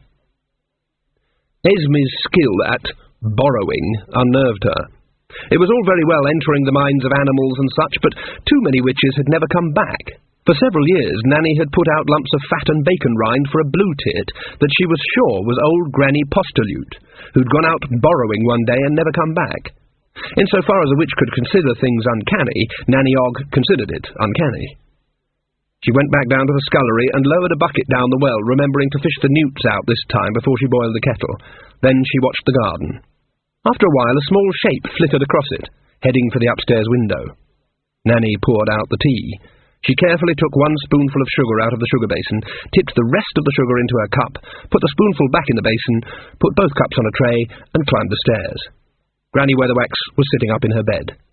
Nanny looked around. There was a large bat hanging upside down from a beam. Granny Weatherwax rubbed her ears. "Shove the paw under it, will you, Gither?" she mumbled. "They're a devil for excusing themselves on the carpet." Nanny unearthed the shyest article of Granny Weatherwax's bedroom crockery and moved it across the rug with her foot. "I brought you a cup of tea," she said. "Good job, too. Mouth tastes of moths," said Granny. "Thought you did owls at night," said Nanny. "Yeah, but you ends up for days trying to twist your head right round," said Granny. "At least bats always faces the same way. Tried rabbits first off, but you know what they are for remembering things. Anyway, you know what they thinks about the whole time. They're famous for it." "Grass?" "Right." "Find out anything?" said Nanny. "Half a dozen people have been going up there every full moon," said Granny. "Girls, by the shape of them. You only see silhouettes with bats." "You done well there," said Nanny carefully. "Girls from round here, you reckon?" "Got to be. They ain't using broomsticks." Nanny Og sighed. "There's Agnes Knit, old Threepenny's daughter," she said, "and the Tockley girl, and some others." Granny Weatherwax looked at her with her mouth open. "I asked our Jason," she said. "Sorry." The bat burped. Granny genteelly covered her hand with her mouth. "I'm a silly old fool, ain't I?" she said after a while. No, said Nanny. "Borrowing's a real skill. You're really good at it." "Prideful, that's what I am. Once upon a time I'd have thought of asking people too, instead of fooling around being a bat." "Our Jason wouldn't have told you. He only told me 'cause I would have made his life a living hell if he didn't," said Nanny Og. "That's what a mother's for." "I'm losing my touch, that's what it is. Getting old, Gither." "You're as old as you feel, that's what I always say." "That's what I mean." Nanny Og looked worried. "Supposing Magrat had been here," said Granny. "She'd see me being daft." "Well, she's safe in the castle," said Nanny, "learning how to be queen." "At least the thing about queening," said Granny, "is that no one notices if you're doing it wrong. It has to be right, because it's you doing it." "Funny, royalty," said Nanny. "It's like magic. You take some girl with a bum like 2 pigs in a blanket and a head full of hair, and then she marries a king or a prince or someone, and suddenly she's this radiant, right royal princess. It's a funny old world." "I ain't going to kowtow to her, mind," said Granny. "You never kowtow to anyone anyway," said Nanny Og patiently. "You never bow to the old king. You barely gives young Verus a nod. You never kowtows to anyone ever anyway." "That's right," said Granny. "That's part of being a witch, that is." Nanny relaxed a bit. Granny, being an old woman, made her uneasy. Granny, in her normal state of barely controlled anger, was far more her old self. Granny stood up. Old Tockley's girl, eh?" "That's right." "Her mother was a Keeble, wasn't she? Fine woman, as I recall." "Yeah, but when she died, the old man sent her off to Stolat to school." Don't hold with schools, said Granny Weatherwax. They gets in the way of education. All them books. What good are they? There's too much reading these days. We never had time to read when we was young, I know that. We were too busy making our own entertainment. Right. Come on, we ain't got much time. What do you mean? It's not just the girls. There's something out there, too. Some kind of mind moving around. Granny shivered. She'd been aware of it in the same way that a skilled hunter moving through the hills is aware of another hunter. By the silences, where there should have been noise, by the trampling of a stem, by the anger of the bees.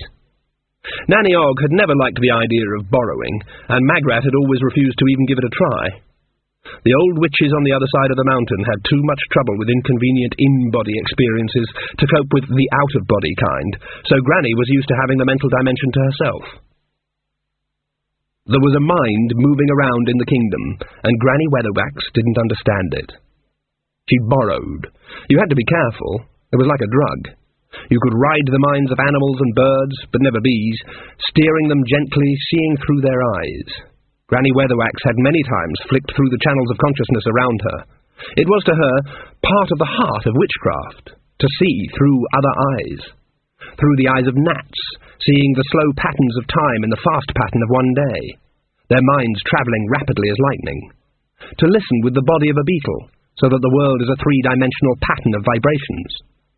To see with the nose of a dog, all smells now colours. But there was a price. No one asked you to pay it, but the very absence of demand was a moral obligation. You tended not to swat. You dug lightly. You fed the dog. You paid. You cared. Not because it was kind or good, but because it was right. You left nothing but memories. You took nothing but experience. But this other roving intelligence, it'd go in and out of another mind like a chainsaw, taking. She could sense the shape of it, the predatory shape, all cruelty and cool unkindness. A mind full of intelligence that'd use other living things and hurt them because it was fun. She could put a name to a mind like that. Elf. Branches thrashed high in the trees. Granny and Nanny strode through the forest. At least Granny Weatherwax strode. Nanny Og scurried. The lords and ladies are trying to find a way, said Granny. And there's something else. Something's already come through. Some kind of animal from the other side. Scrope chased a deer into the circle, and the thing must have been there, and they always used to say something can come through if something goes the other way. What thing? You know what a bat's eyesight is like? Just a big shape is all it saw. Something killed old Scrope. It's still around. Not one of the lords and ladies, said Granny, but something from that place. Nanny looked at the shadows. There are a lot of shadows in a forest at night. Ain't you scared? She said. Granny cracked her knuckles. No, but I hope it is. Oh, it's true what they say. You're a prideful one, Esmeralda Weatherwax. Who says that? Well, you did, just now. I wasn't feeling well. Other people would probably say I wasn't myself, but Granny Weatherwax didn't have anyone else to be. The two witches hurried on through the gale. From the shelter of a thorn thicket, the unicorn watched them go. Diamanda Tockley did indeed wear a floppy black velvet hat. It had a veil, too. Perdita Knit, who had once merely been Agnes Knit before she got witchcraft, wore a black hat with a veil, too, because Diamanda did. Both of them were 17, and she wished she was naturally skinny like Diamanda, but if you can't be skinny, you can at least look unhealthy. So she wore so much thick white makeup in order to conceal her naturally rosy complexion that if she turned round suddenly, her face would probably end up on the back of her head. They'd done the raising of the cone of power, and some candle magic, and some scrying. Now Diamanda was showing them how to do the cards. She said they contained the distilled wisdom of the ancients. Perdita had found herself treacherously wondering who these ancients were. They clearly weren't the same as old people who were stupid, Diamanda said, but she wasn't quite clear why they were wiser than, say, modern people. Also, she didn't understand what the feminine principle was. And she wasn't too clear about this inner self business. She was coming to suspect that she didn't have one. And she wished she could do her eyes like Diamanda did. And she wished she could wear heels like Diamanda did. Amanita Device had told her that Diamanda slept in a real coffin. She wished she had the nerve to have a dagger and skull tattoo on her arm like Amanita did, even if it was only in ordinary ink and she had to wash it off every night in case her mother saw it. A tiny, nasty voice from Perdita's inner self suggested that Amanita wasn't a good choice of a name. Or Perdita, for that matter. And it said that maybe Perdita shouldn't meddle with things she didn't understand. The trouble was, she knew that this meant nearly everything. She wished she could wear black lace like Diamanda did. Diamanda got results. Perdita wouldn't have believed it. She'd always known about witches, of course. They were old women who dressed like crows except for Magrat Garlic, who was frankly mental, and always looked as if she was going to burst into tears. Perdita remembered Magrat bringing a guitar to a Hogswatch night party once and singing a wobbly folk song with her eyes shut in a way that suggested that she really believed in them. She hadn't been able to play, but this was all right because she couldn't sing either. People had applauded because, well, what else could you do? But Diamanda had read books. She knew about stuff. Raising power at the Stones, for one thing. It really worked. Currently, she was showing them the cards. The wind had got up again tonight. It rattled the shutters and made soot fall down the chimney. It seemed to Perdita that it had blown all the shadows into the corners of the room. "Are you paying attention, sister?" said Diamanda coldly.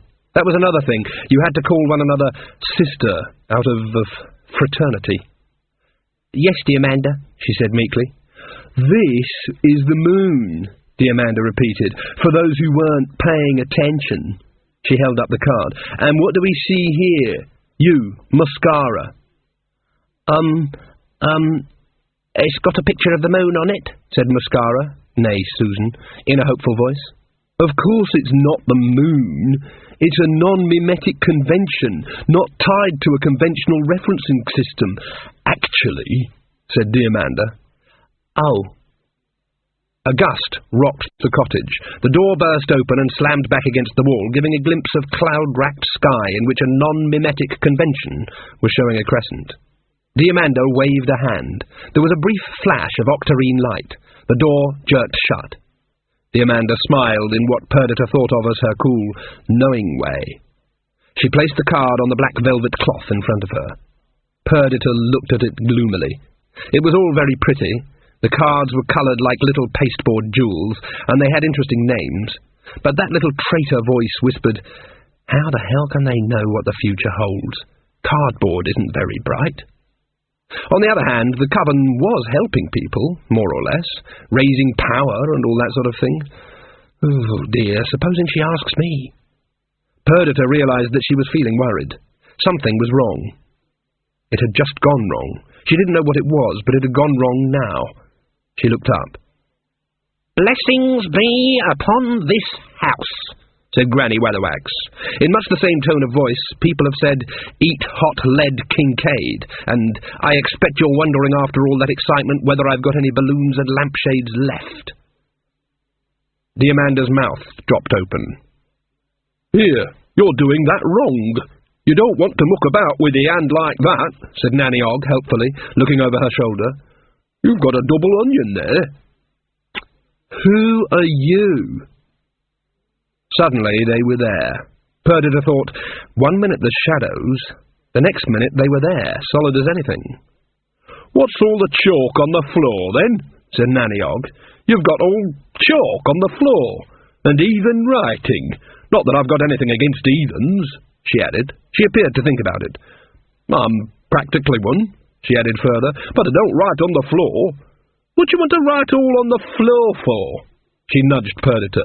"You'll never get the chalk out," she said. "It gets right into the grain." It's a magic circle," said Perdita. Hello, Mrs. Og. It's to keep bad influences away." Granny Weatherwax leaned forward slightly. "Tell me, dear," she said to Diamanda, "do you think it's working?" She leaned further forward. Diamanda leaned backwards, and then slowly leaned forward again. They ended up nose to nose. "Who's this?" said Diamanda out of the corner of her mouth. It's Granny Weatherwax," said Perdita. She's a witch." "What level?" said Diamanda. Nanny Og looked around for something to hide behind. Granny Weatherwax's eyebrow twitched.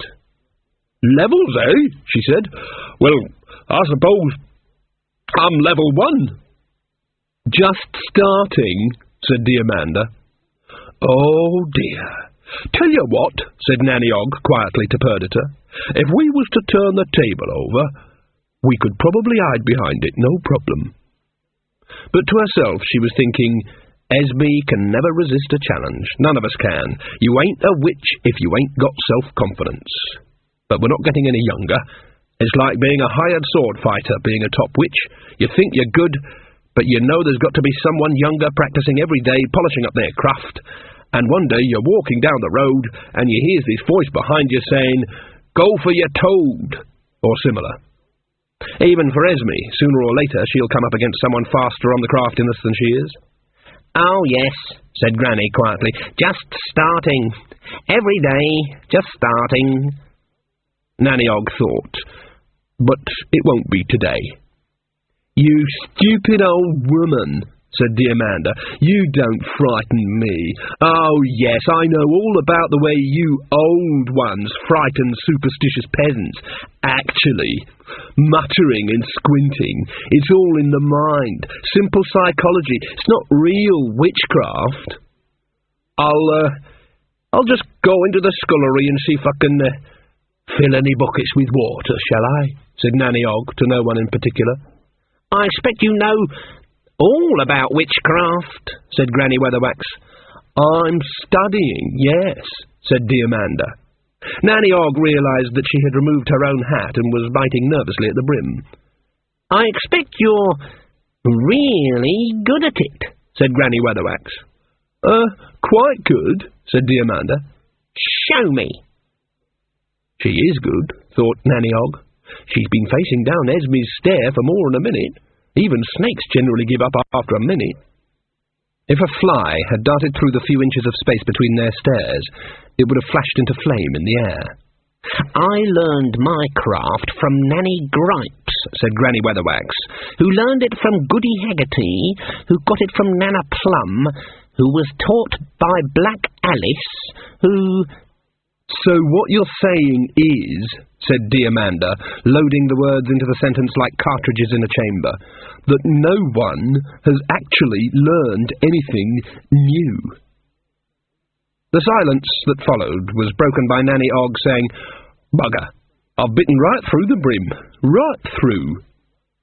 "I see," said Granny Weatherwax. "Look," said Nanny Og hurriedly, nudging the trembling Perdita, "right through the lining and everything.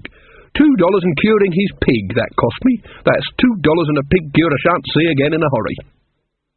"So you can just go away, old woman," said Diamanda. "But we ought to meet again," said Granny Weatherwax. The old witch and the young witch weighed one another up. "Midnight," said Diamanda. "Midnight?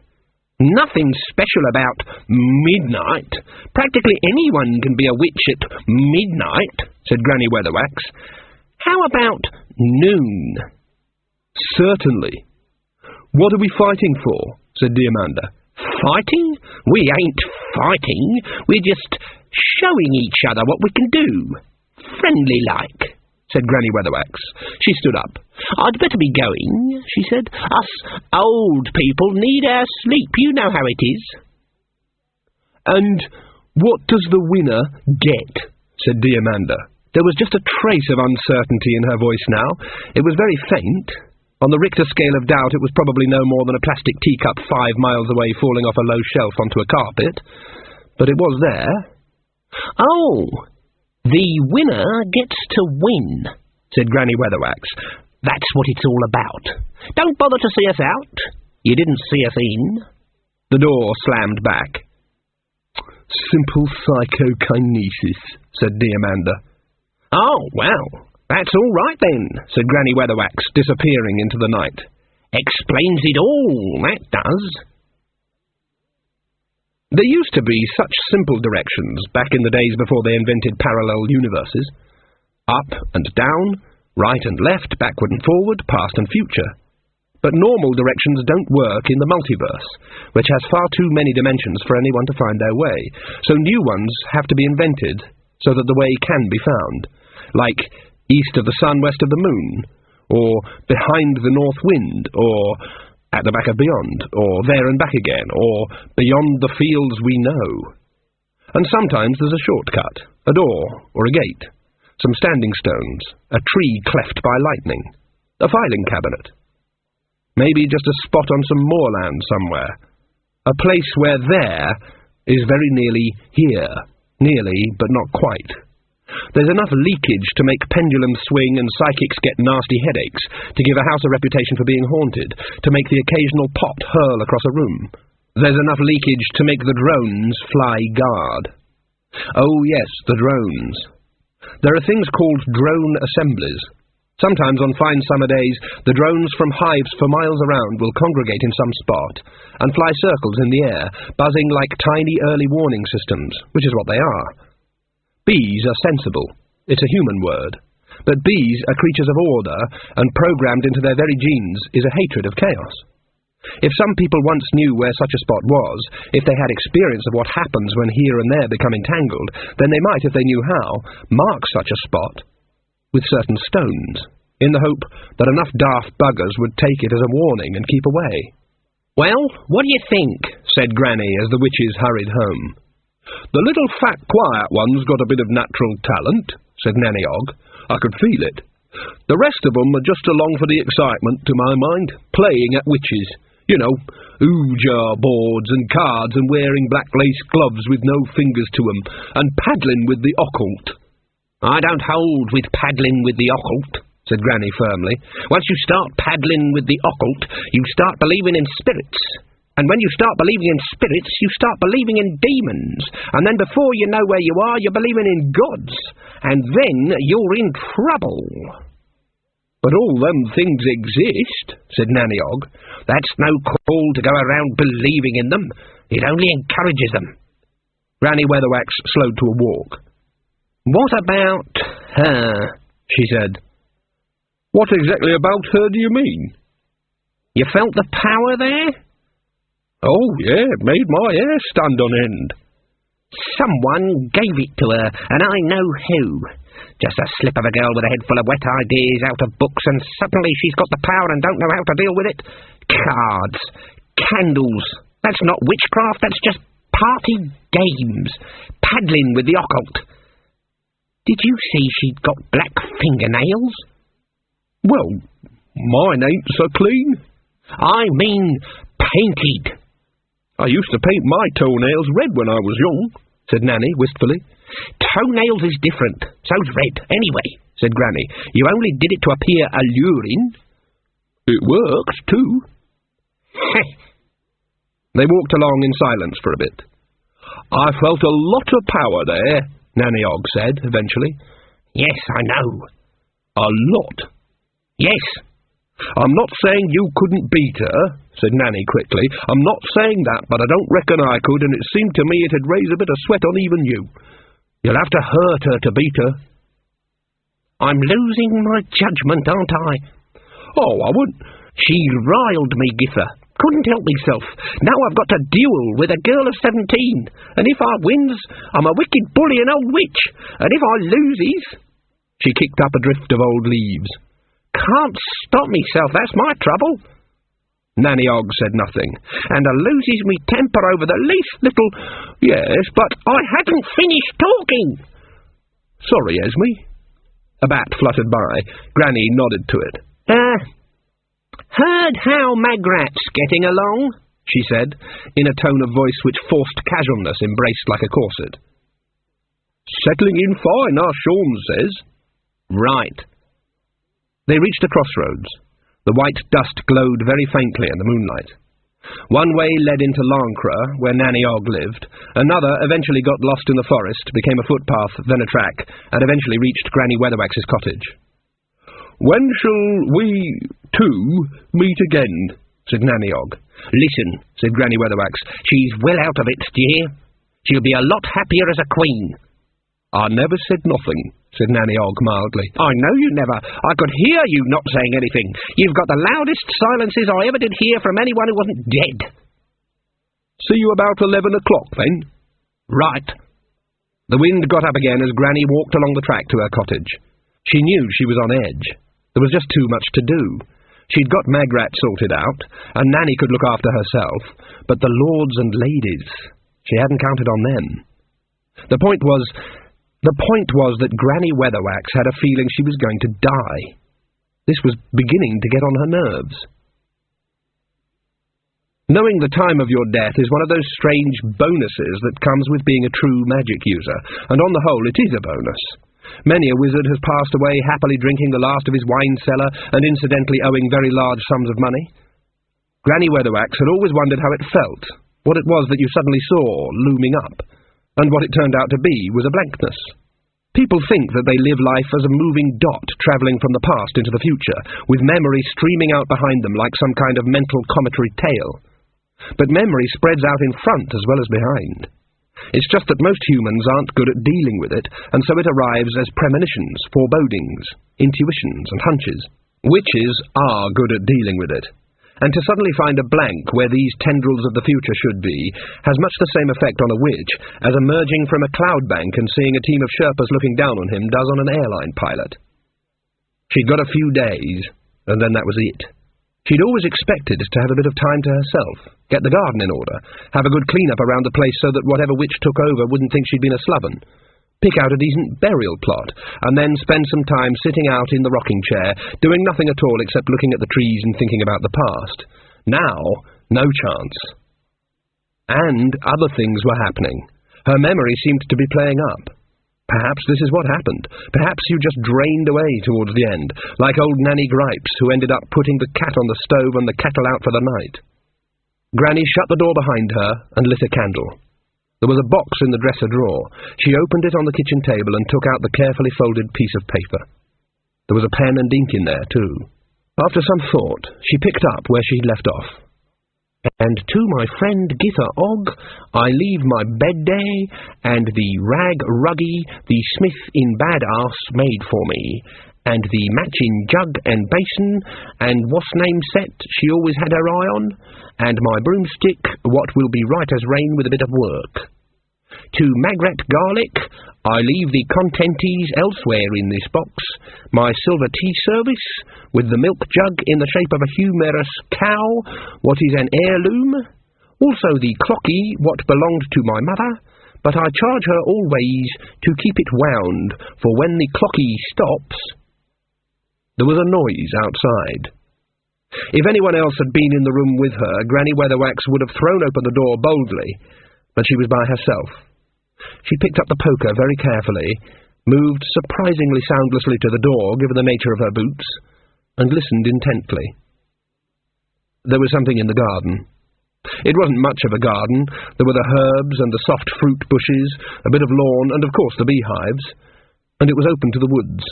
The local wildlife knew better than to invade a witch's garden. Granny opened the door carefully. The moon was setting. Pale silver light turned the world into monochrome. There was a unicorn on the lawn. The stink of it hit her.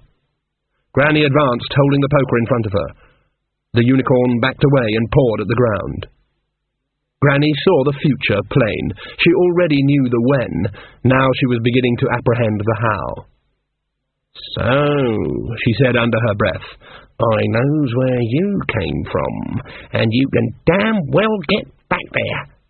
The thing made a feint at her, but the poker swung towards it. "Can't stand the iron, eh? Well, just you crop back to your mistress and tell her that we know all about the iron in Lancre, and I knows about her. She's to keep away, understand? This is my place." Then it was moonlight. Now it was day. There was quite a crowd in what passed for Lancre's main square. Not much happened in Lancre anyway, and a duel between witches was a sight worth seeing. Granny Weatherwax arrived at 1:45. Nanny Og was waiting on a bench by the tavern. She had a towel around her neck and was carrying a bucket of water in which floated a sponge. "What's that for?" said Granny. "Half time, and I done you a plate of oranges." She held up the plate. Granny snorted. "You look as if you could do with eating something anyway," said Nanny. "You don't look as if you've had anything today." She glanced down at Granny's boots and the grubby hem of her long black dress. There were scraps of bracken and bits of heather caught on it. "You daft old besom," she hissed. "What have you been doing?" "I had to—" "You've been up at the stones, haven't you, trying to hold back the gentry?" "Of course," said Granny. Her voice wasn't faint. She wasn't swaying. But her voice wasn't faint and she wasn't swaying, Nanny Ogg could see, because Granny Weatherwax's body was in the grip of Granny Weatherwax's mind. "Someone's got to," she added. "You could have come and asked me." "You'd have talked me out of it." Nanny Ogg leaned forward. "You're right, Esme?" "Fine, I'm fine. Nothing wrong with me, all right." "Have you had any sleep at all?" she said. "Well, you haven't, have you? And then you think you can just stroll down here and confound this girl just like that?" "I don't know," said Granny Weatherwax. Nanny Ogg looked hard at her. "You don't know, do you?" she said in a softer tone of voice. "Oh, well, you better sit down here before you fall down. Suck an orange. They'll be here in a few minutes." "No, she won't," said Granny. "She'll be late." "How do you know?" "No good making an entrance if everyone isn't there to see you, is it? That's headology." In fact, the young coven arrived at 12:20 and took up station on the steps of the market pentangle on the other side of the square. "Look at them," said Granny Weatherwax, "all in black again." "Well, we wear black too," said Nanny Ogg, the reasonable. "Only 'cause it's respectable and serviceable," said Granny morosely, "not because it's romantic." "The lords and ladies might as well be here already." After some eye contact, Nanny Ogg ambled across the square and met Perdita in the middle. The young would-be witch looked worried under her makeup. She held a black lace handkerchief in her hands and was twisting it nervously. "Morning, Mrs. Ogg," she said. "Afternoon, Agnes." What happens now?" Nanny Ogg took out her pipe and scratched her ear with it. "Dunno. Up to you, I suppose." "Dear Amanda says, why does it have to be here and now?" "So's everyone can see," said Nanny Ogg. "That's the point, ain't it? Nothing hole and corner about it. Everyone's got to know who's best at witchcraft. The whole town. Everyone sees the winner win and the loser lose. That way there's no argument, eh?" Perdita glanced towards the tavern. Granny Weatherwax had dozed off. "Quietly confident," said Nanny Ogg, crossing her fingers behind her back. What happens to the loser?" said Perdita. "Nothing, really," said Nanny Ogg. "Generally she leaves the place. You can't be a witch if people seen you beat." "Dear Amanda says she doesn't want to hurt the old lady too much," said Perdita. "Just teach her a lesson." "That's nice. Esme's a quick learner." I wish this wasn't happening, Mrs. Ogg." "That's nice." "Dear Amanda says Mistress Weatherwax has got a very impressive stare, Mrs. Ogg." "That's nice." "So the test is just staring, Mrs. Ogg." Nanny put her pipe in her mouth. "You mean the old first one to blink or look away challenge?" Yeah."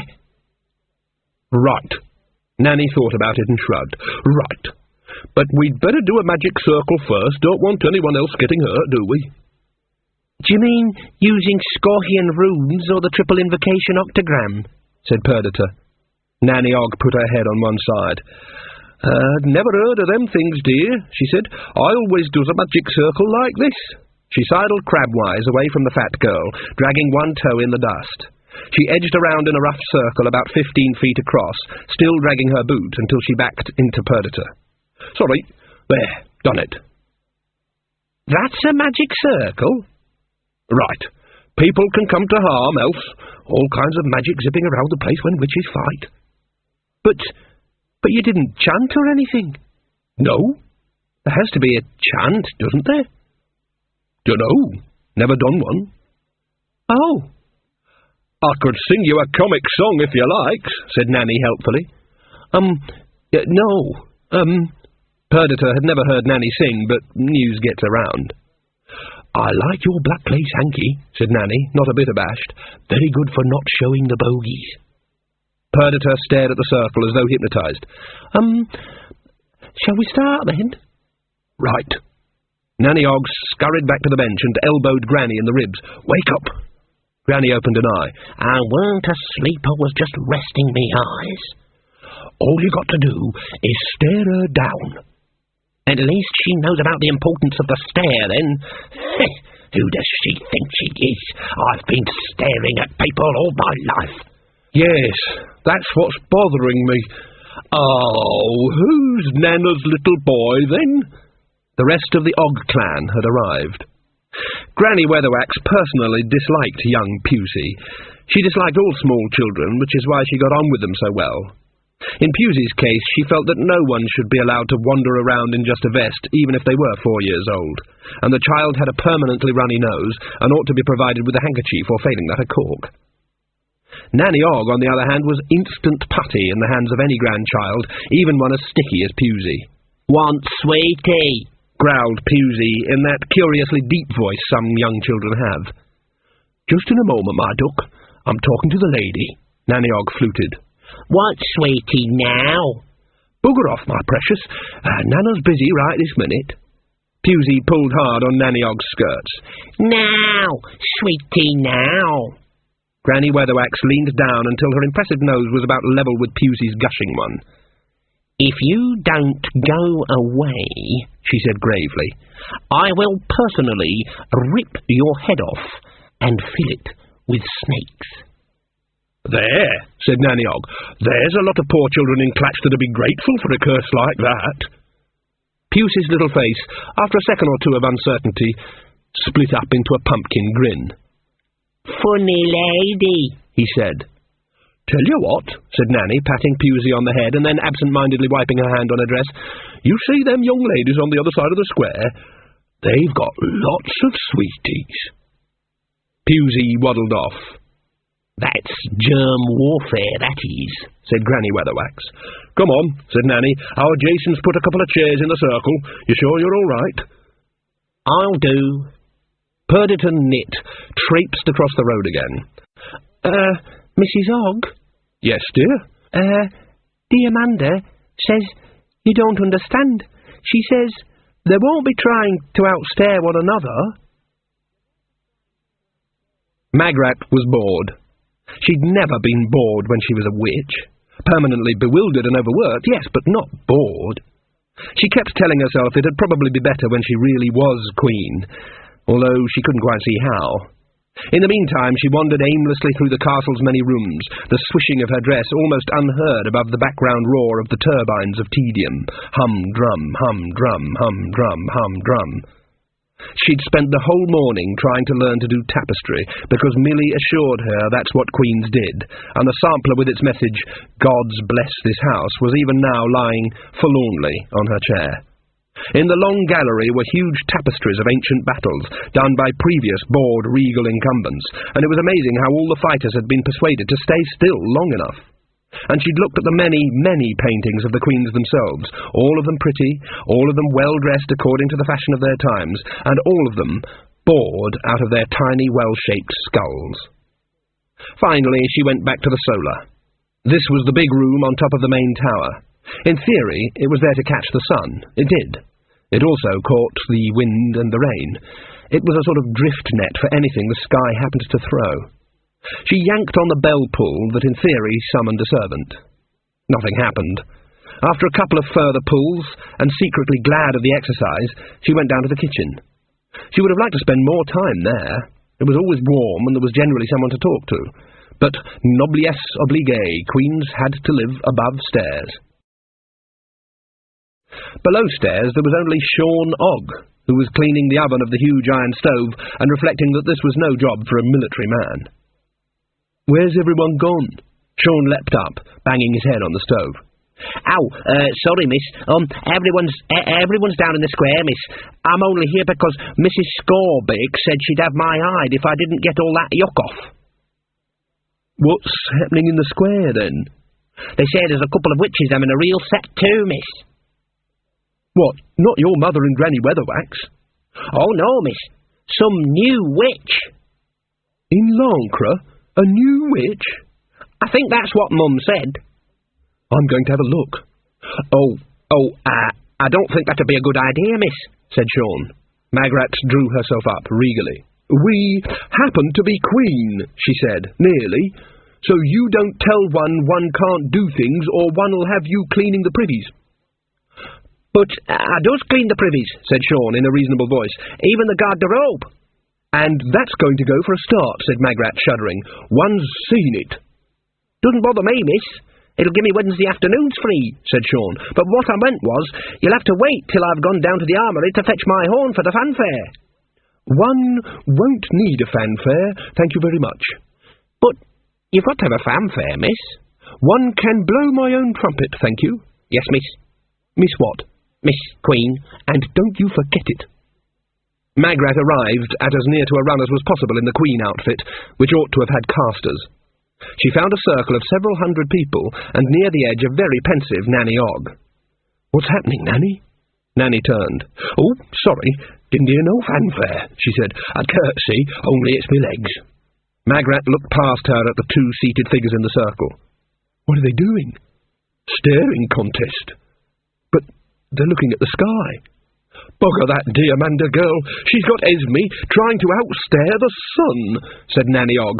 No looking away, no blinking. How long have they been doing it? About an hour, said Nanny gloomily. That's terrible. It's bloody stupid is what it is, said Nanny.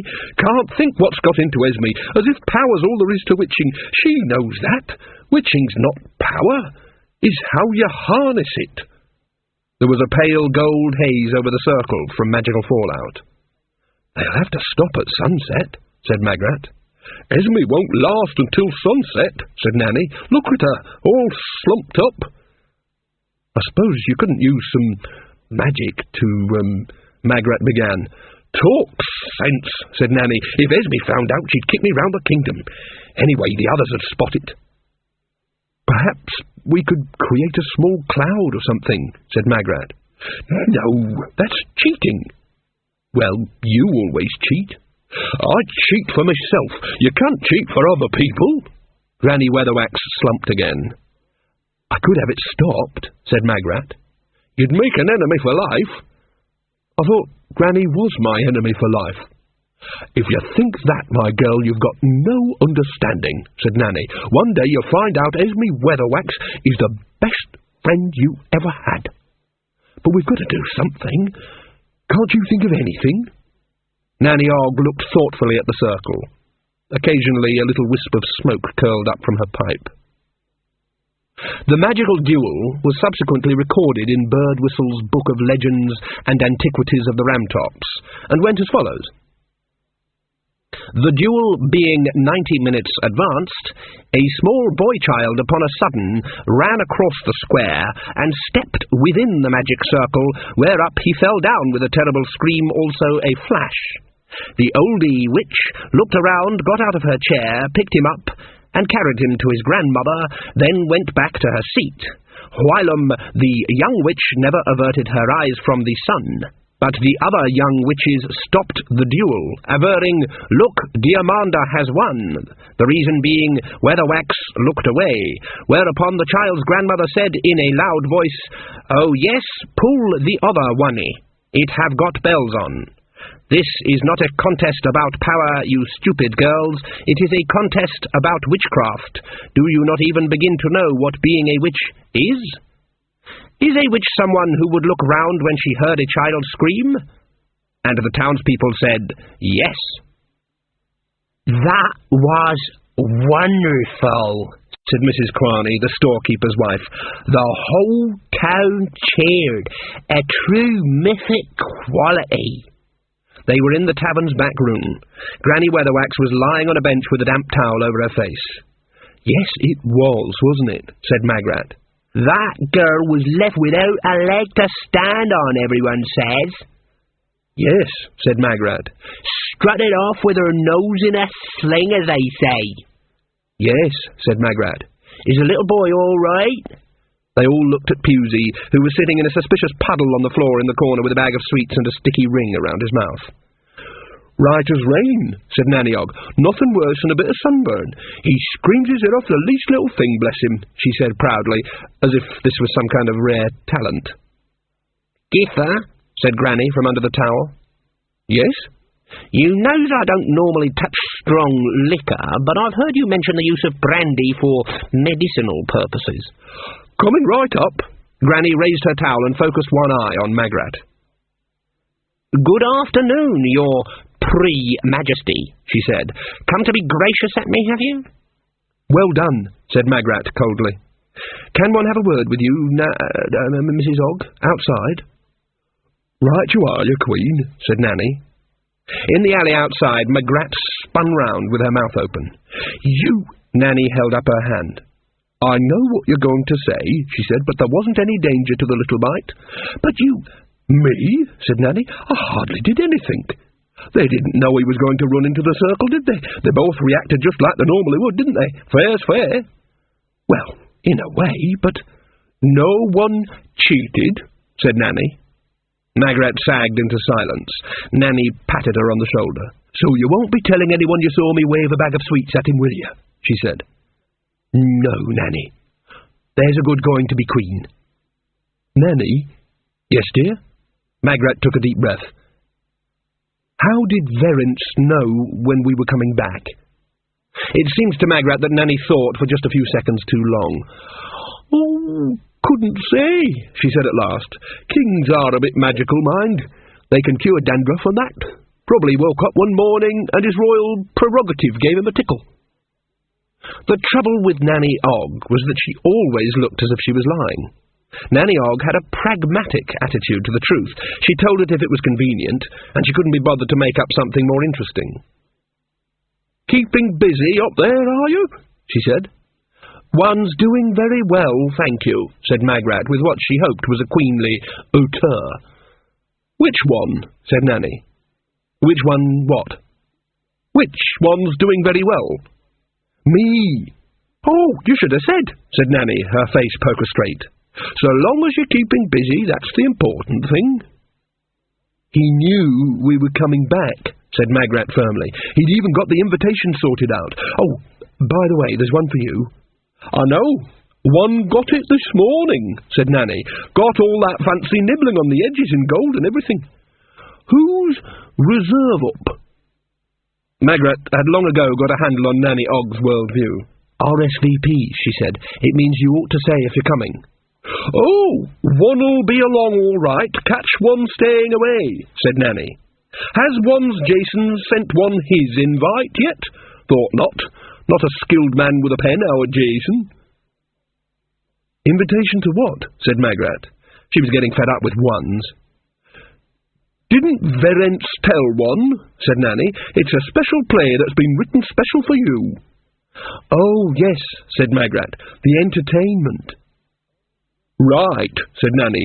It's going to be on Midsummer's Eve. It's got to be special on Midsummer's Eve, said Jason Og. The door to the smithy had been bolted shut. Within were the 8 members of the Lancre Morris men, 6 times winners of the 15 Mountains All-Comers Morris Championship. 3 times outright, once after 11 hours extra time, and twice when the other finalists ran away.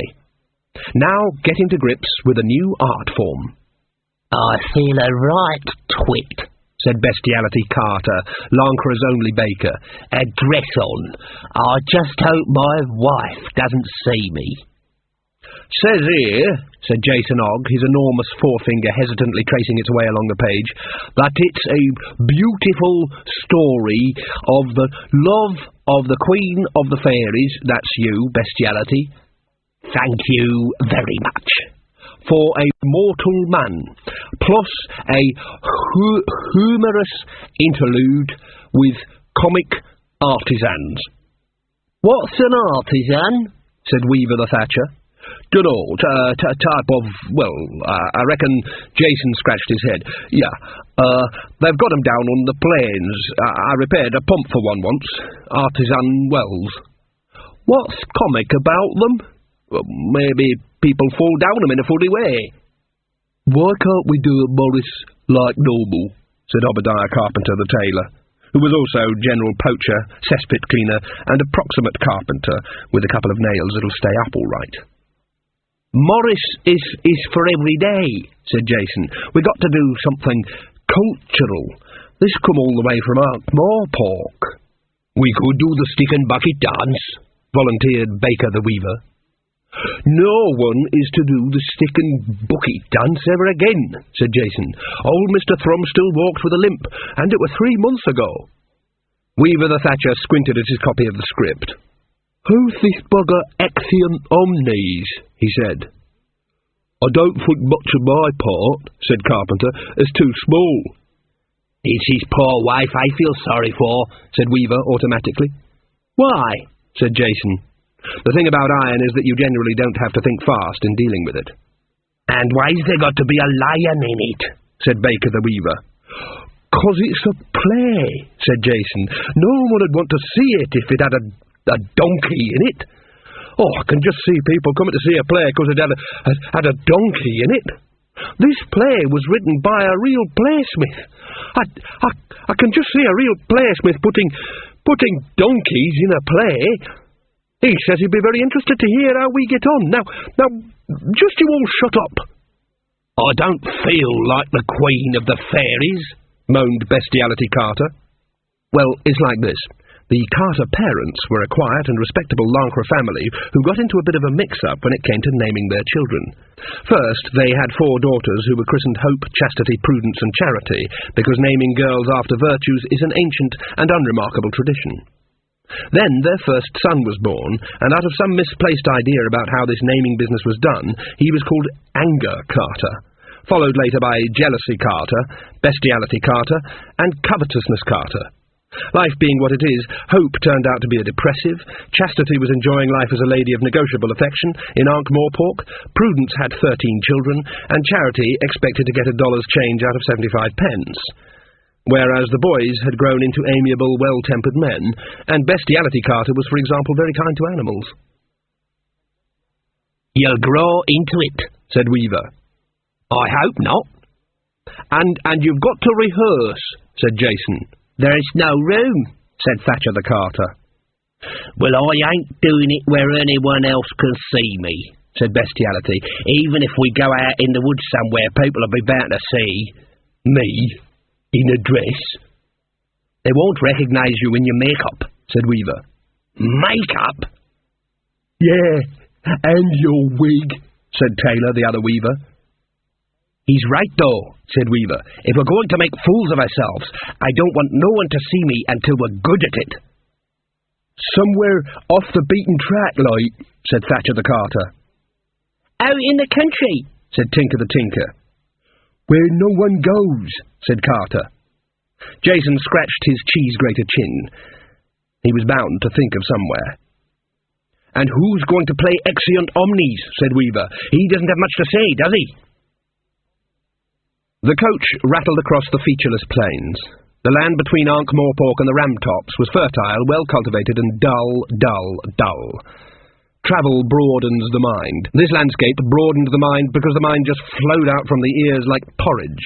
It was the kind of landscape where if you saw a distant figure cutting cabbages, you'd watch him until he was out of sight because there was simply nothing else for the eye to do. I spy, said the bursar, with my little eye, something beginning with H. Oh, no. Horizon? said Ponder. You guessed. Of course I guessed. I'm supposed to guess. We've had S for sky, C for cabbage, O for ook, and there's nothing else. I'm not going to play any more if you're going to guess.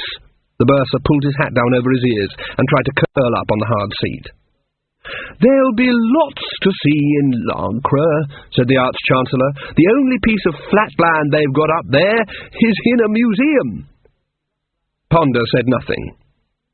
Used to spend whole summers up there, said Ridcully. He sighed. You know, things could have been very different. Ridcully looked around. If you're going to relate an intimate piece of personal history, you want to be sure it's going to be heard. The librarian looked out at the jolting scenery. He was sulking. This had a lot to do with a new bright blue collar around his neck, with the word Pongo on it. Someone was going to suffer for this. The bursar was trying to use his hat like a limpet uses its shell. There was this girl. Ponder Stibbons, chosen by a cruel fate to be the only one listening, looked surprised. He was aware that technically even the Arch-Chancellor had been young once. After all, it was just a matter of time. Common sense suggested that wizards didn't flash into existence aged 70 and weighing 19 stone, but common sense needed reminding. He felt he ought to say something. "Pretty, was she, sir?" he said. No, I can't say she was. Striking, that's the word. Tall, hair so blonde it was nearly white, and eyes like gimlets, I tell you. Ponder tried to work this out. "You don't mean that dwarf who runs the delicatessen in—" he began. "I mean, you always got the impression she could see right through you," said Ridcully, slightly more sharply than he'd intended. "And she could run." He lapsed into silence again, staring at the newsreels of memory. "I would have married her, you know," he said. Ponder said nothing. When you're a cork in someone else's stream of consciousness, all you can do is spin and bob in the eddies. "What a summer," murmured Ridcully. "Very like this one, really. Crop circles were bursting like raindrops, and well, I was having doubts, you know. Magic didn't seem to be enough. I was a bit lost. I'd have given it all up for her, every blasted octogram and magic spell, without a second thought. You know, when they say things like, 'She had a laugh like a mountain stream'..."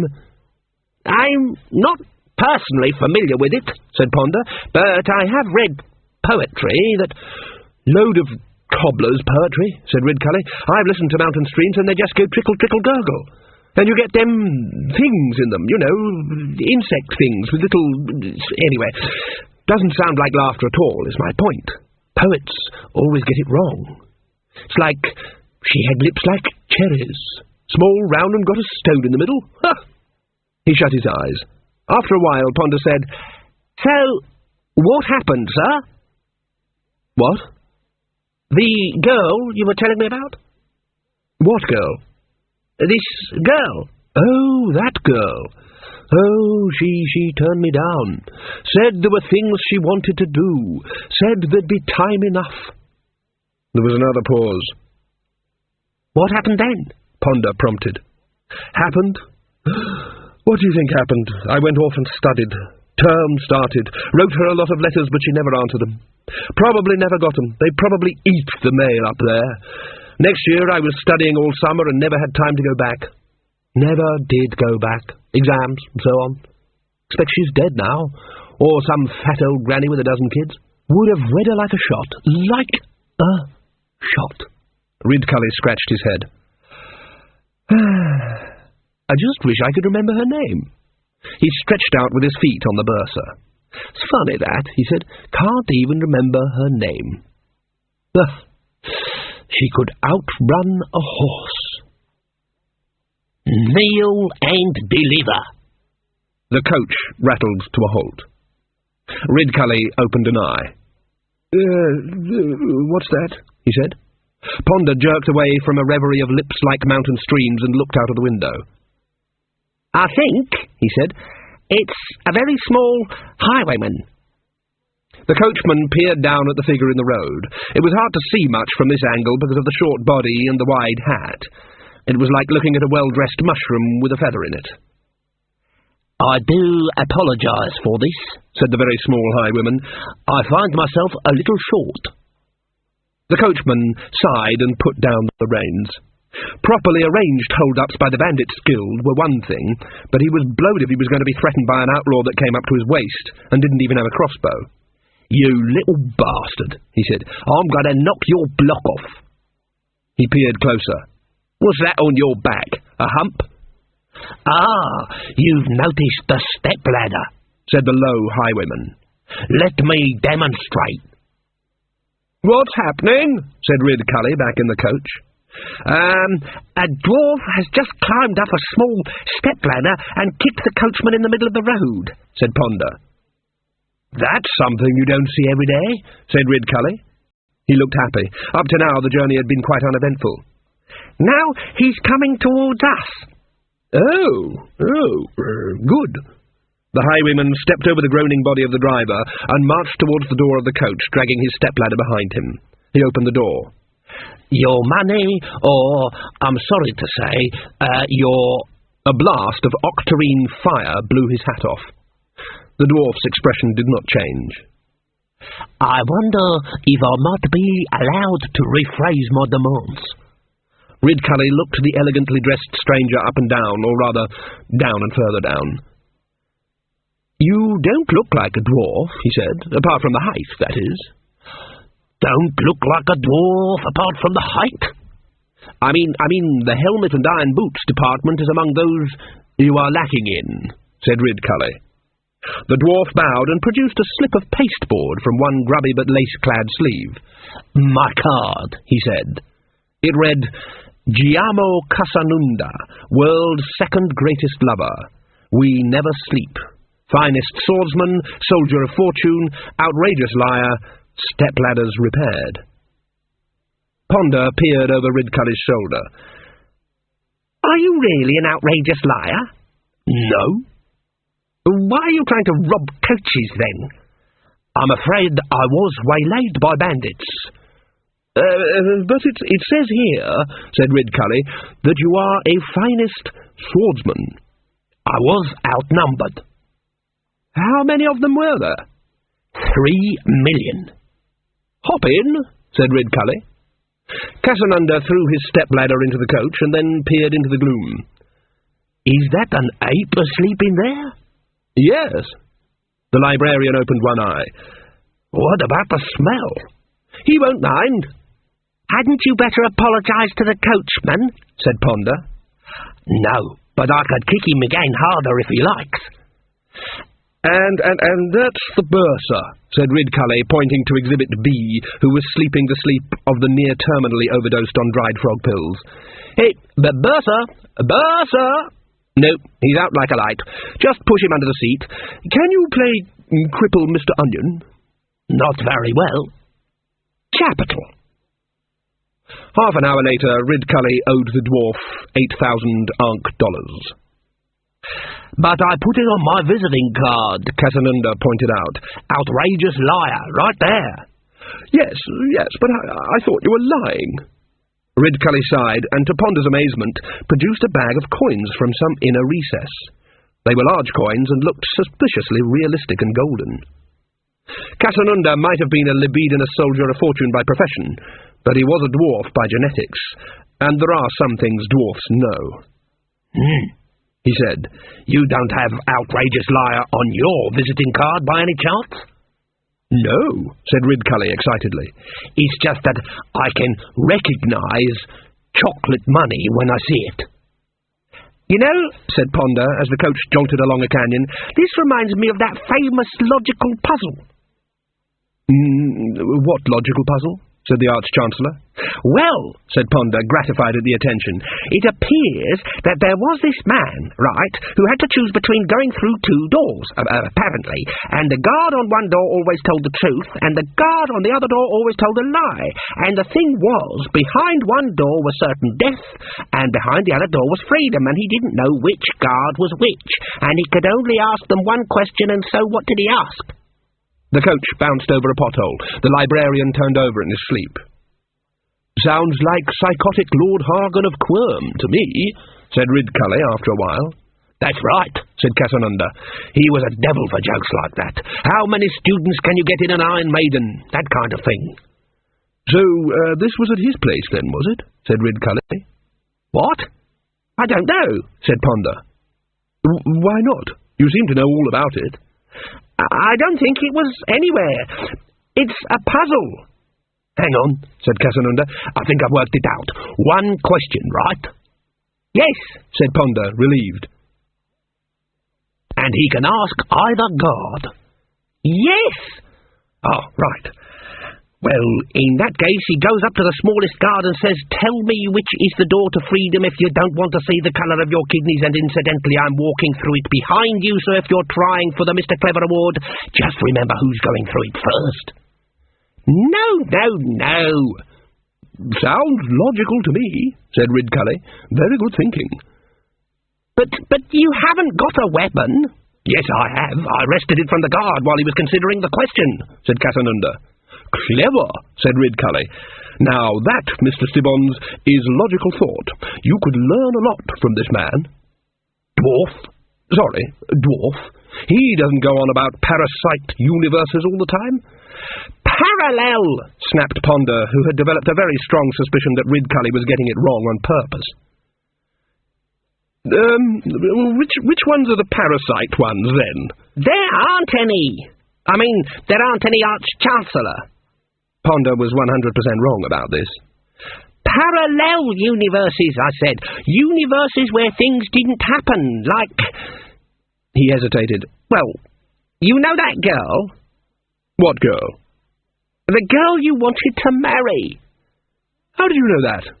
"You were talking about her just after lunch." "Was I? More fool me. Well, what about her?" "Well, in a way, you did marry her," said Ponder. Ridcully shook his head. "Nope. Pretty certain I didn't. You remember that sort of thing." "Ah, but not in this universe." The librarian opened one eye. "You suggesting I nipped into some other universe to get married?" said Ridcully. "No, I mean you got married in that universe and not in this universe," said Ponder. "Did I? What, a proper ceremony and everything?" "Yes." Ridcully stroked his beard. "You sure?" "Certain, Arch-Chancellor." "My word, I never knew that." Ponder felt he was getting somewhere. "So, yes? So, why don't I remember it?" Ponder had been ready for this. "Because the you in the other universe is different from the you here," he said. "It was a different you that got married. He's probably settled down somewhere. He's probably a great-granddad by now." "He never writes. I know that," said Ridcully, "and the bastard never invited me to the wedding." "Who?" "Him." "But he's you, is he?" "You'd think I'd think of me, wouldn't you? What a bastard." It wasn't that Ridcully was stupid. Truly stupid wizards have the life expectancy of a glass hammer. He had a quite powerful intellect, but it was powerful like a locomotive, and ran on rails, and was therefore almost impossible to steer. There are indeed such things as parallel universes, although parallel is hardly the right word. Universes swoop and spiral around one another like some mad weaving machine or a squadron of Yossarians with middle ear trouble. And they branch. But, and this is important, not all the time. The universe doesn't much care if you tread on a butterfly. There are plenty more butterflies. Gods might note the fall of a sparrow, but they don't make any effort to catch them. Shoot the dictator and prevent the war? But the dictator is merely the tip of the whole festering boil of social pus from which dictators emerge. Shoot one, and there'll be another one along in a minute. Shoot him too? Why not shoot everyone and invade Poland? In 50 years, 30 years, 10 years' time, the world will be very nearly back on its old course. History always has a great weight of inertia. Almost always. At circle time, when the walls between this and that are thinner, when there are all sorts of strange leakages, then choices are made. Then the universe can be sent careening down a different leg of the well-known trousers of time. But there are also stagnant pools, universes cut off from past and future. They have to steal pasts and futures from other universes. Their only hope is to batten onto dynamic universes as they pass through the fragile period, as remora fish hang on to a passing shark. These are the parasite universes, and when the crop circles burst like raindrops, they have their chance. Lancre Castle was far bigger than it needed to be. It wasn't as if Lancre could have been bigger at one time. Inhospitable mountains crowded it on three sides, and a more or less sheer drop occupied where the fourth side would have been if a sheer drop hadn't been there. As far as anyone knew, the mountains didn't belong to anyone. They were just mountains. The castle rambled everywhere. No one even knew how far the cellars went. These days, everyone lived in the turrets and halls near the gate. "I mean, look at the crenellations," said Magrat. "What'n?" "The cut-out bits on top of the walls. You could hold off an army here." "That's what a castle's for, innit, Mum?" Magrat sighed. "Can we stop them, Mum, please? It makes you sound uncertain." Mum?" "I mean, who is there to fight up here? Not even trolls could come over the mountains, and anyone coming up the road is asking for a rock on the head. Besides, you only have to cut down Lancre Bridge." "Dunno, Mum. Kings have got to have castles, I suppose." "Don't you ever wonder about anything, you stupid girl?" "What good does that do, Mum?" I called her a stupid girl, thought Magrat. Royalty is rubbing off on me. "Oh, well," she said. "Where have we got to?" "We're going to need 2,000 yards of the blue chintz material with the little white flowers," said Millie. "And we haven't even measured half the windows yet," said Magrat, rolling up the tape measure. She looked down the length of the long gallery. The thing about it, the thing that made it so noticeable, the first thing anyone noticed about it, was that it was very long. It shared certain distinctive traits with the Great Hall and the deep dungeons. Its name was a perfectly accurate description.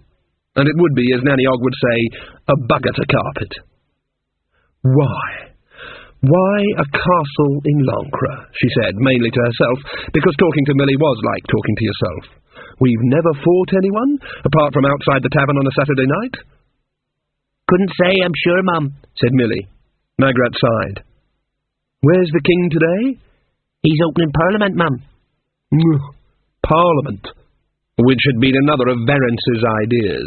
He'd tried to introduce Ephebian democracy to Lancre, giving the vote to everyone, or at least everyone who be of good report, and who be male, and hath 40 years, and owneth a house worth more than 3.5 goats a year. Because there's no sense in being stupid about things and giving the vote to people who were poor or criminal or insane or female, who'd only use it irresponsibly. It worked more or less, although the members of Parliament only turned up when they felt like it, and in any case no one ever wrote anything down, and besides no one ever disagreed with whatever Verence said because he was king. What's the point of having a king, they thought, if you have to rule yourself? He should do his job, even if he couldn't spell properly. No one was asking him to thatch roofs or milk cows, were they? "I'm bored, Millie. Bored. I'm going for a walk in the gardens." "Shall I fetch Sean with a trumpet?" "Not if you want to live." Not all the gardens had been dug up for agricultural experiments. There was, for example, the herb garden. To Magrat's expert eye, it was a pretty poor herb garden, since it just contained plants that flavoured food, and at that Mrs. Scorbick's repertoire stopped short at mint and sage. There wasn't a sprig of vervain or yarrow or old man's trousers anywhere in it. And there was the famous maze, or at least it would be a famous maze. Verence had planted it because he'd heard that stately castles should have a maze, and everyone agreed that once the bushes were a bit higher than their current height of about 1 foot, it would indeed be a very famous maze, and people would be able to get lost in it without having to shut their eyes and bend down. Magrat drifted disconsolately along the gravel path, her huge, wide dress leaving a smooth trail. There was a scream from the other side of the hedge, but Magrat recognised the voice. There were certain traditions in Lancre Castle which she had learned. "Good morning, Hodges Arg," she said. The castle falconer appeared round the corner, dabbing at his face with a handkerchief. On his other arm, claws gripping like a torture instrument, was a bird. Evil red eyes glared at Magrat over a razor-sharp beak. "I've got a new hawk," said Hodges Arg proudly. "It's a Lancre crow hawk. They've never been tamed before. I'm taming it. I've already stopped it pecking my yah!" He flailed the hawk madly against the wall until it let go of his nose. Strictly speaking, Hodges Arg wasn't his real name. On the other hand, on the basis that someone's real name is the name they introduce themselves to you by, he was definitely Hodges Arg. This was because the hawks and falcons in the castle mews were all Lancre birds, and therefore naturally possessed of a certain saw due independence of mind. After much patient breeding and training, Hodges had managed to get them to let go of someone's wrist, and now he was working on stopping them viciously attacking the person who had just been holding them, i.e., invariably, Hodges. He was nevertheless a remarkably optimistic and good-natured man who lived for the day when his hawks would be the finest in the world. The hawks lived for the day when they could eat his other ear. "I can see you're doing very well," said Magrat. "You don't think, do you, that they might respond better to cruelty?" "Oh, no, miss," said Hodges. "You have to be kind. You have to build up a bond, you see. If they don't trust you, they... "I'll just leave you to get on with it then, shall I?" said Magrat as feathers filled the air. Magrat had been gloomily unsurprised to learn that there was a precise class and gender distinction in falconry. Verence, being king, was allowed a gear falcon, whatever the hell that was. Any earls in the vicinity could fly a peregrine, and priests were allowed sparrowhawks. Commoners were just allowed a stick to throw, if it wasn't a big stick. Magrat found herself wondering what nanny-og would be allowed. A small chicken on a spring, probably. There was no specific falcon for a witch, but as a queen, the Lancre rules of falconry allowed her to fly the wow-hawk, or lappet-faced warrior. It was small and short-sighted, and preferred to walk everywhere. It fainted at the sight of blood, and about 20 wow-hawks could kill a pigeon, if it was a sick pigeon. She'd spent an hour with one on her wrist. It had wheezed at her, and eventually it had dozed off upside down. But at least Hodges had a job to do. The castle was full of people doing jobs. Everyone had something useful to do, except Magrat. She just had to exist. Of course, everyone would talk to her, provided she talked to them first. But she was always interrupting something important, apart from ensuring the royal succession, which Verence had sent off for a book about. "You just keep back there, girl. You don't want to come no further," said a voice. Magrat bridled. "Girl, one happens to be very nearly of the royal blood by marriage." "Maybe, but the bees don't know that," said the voice. Magrat stopped. She'd stepped out beyond what were the gardens from the point of view of the royal family, and into what were the gardens from the point of view of everyone else, beyond the world of hedges and topiary and herb gardens, and into the world of old sheds, piles of flower pots, compost, and just here, beehives. One of the hives had the lid off. Beside it, in the middle of a brown cloud, smoking his special bee pipe, was Mr. Brooks. "Oh," she said, "it's you, Mr. Brooks." Technically, Mr. Brooks was the royal beekeeper, but the relationship was a careful one. For one thing, although most of the staff were called by their last name, Mr. Brooks shared with the cook and the butler the privilege of an honorific. Besides, Mr. Brooks had secret powers. He knew all about honey flows and the mating of queens. He knew about swarms and how to destroy wasps' nests. He got the general respect shown to those like witches and blacksmiths, whose responsibilities are not entirely to the world of the humdrum and everyday, people who in fact know things that others don't about things that others can't fathom. And he was generally found doing something fiddly with the hives, ambling across the kingdom in pursuit of a swarm, or smoking his pipe in his secret shed which smelt of old honey and wasp poison. You didn't offend Mr. Brooks. Not unless you wanted swarms in your privy while he sat cackling in his shed. He carefully replaced the lid on the hive and walked away. A few bees escaped from the gaping holes in his beekeeping veil. "Afternoon, your ladyship," he conceded. "Hello, Mr. Brooks. What have you been doing?" Mr. Brooks opened the door of his secret shed and rummaged about inside. "They're late swarming," said the beekeeper. "I was just checking up on them. Fancy a cup of tea, girl?" You couldn't stand on ceremony with Mr. Brooks. He treated everyone as an equal, or more often as a slight inferior. It probably came of ruling thousands every day. And at least she could talk to him. Mr. Brooks had always seemed to her as close to a witch as it was possible to be while still being male.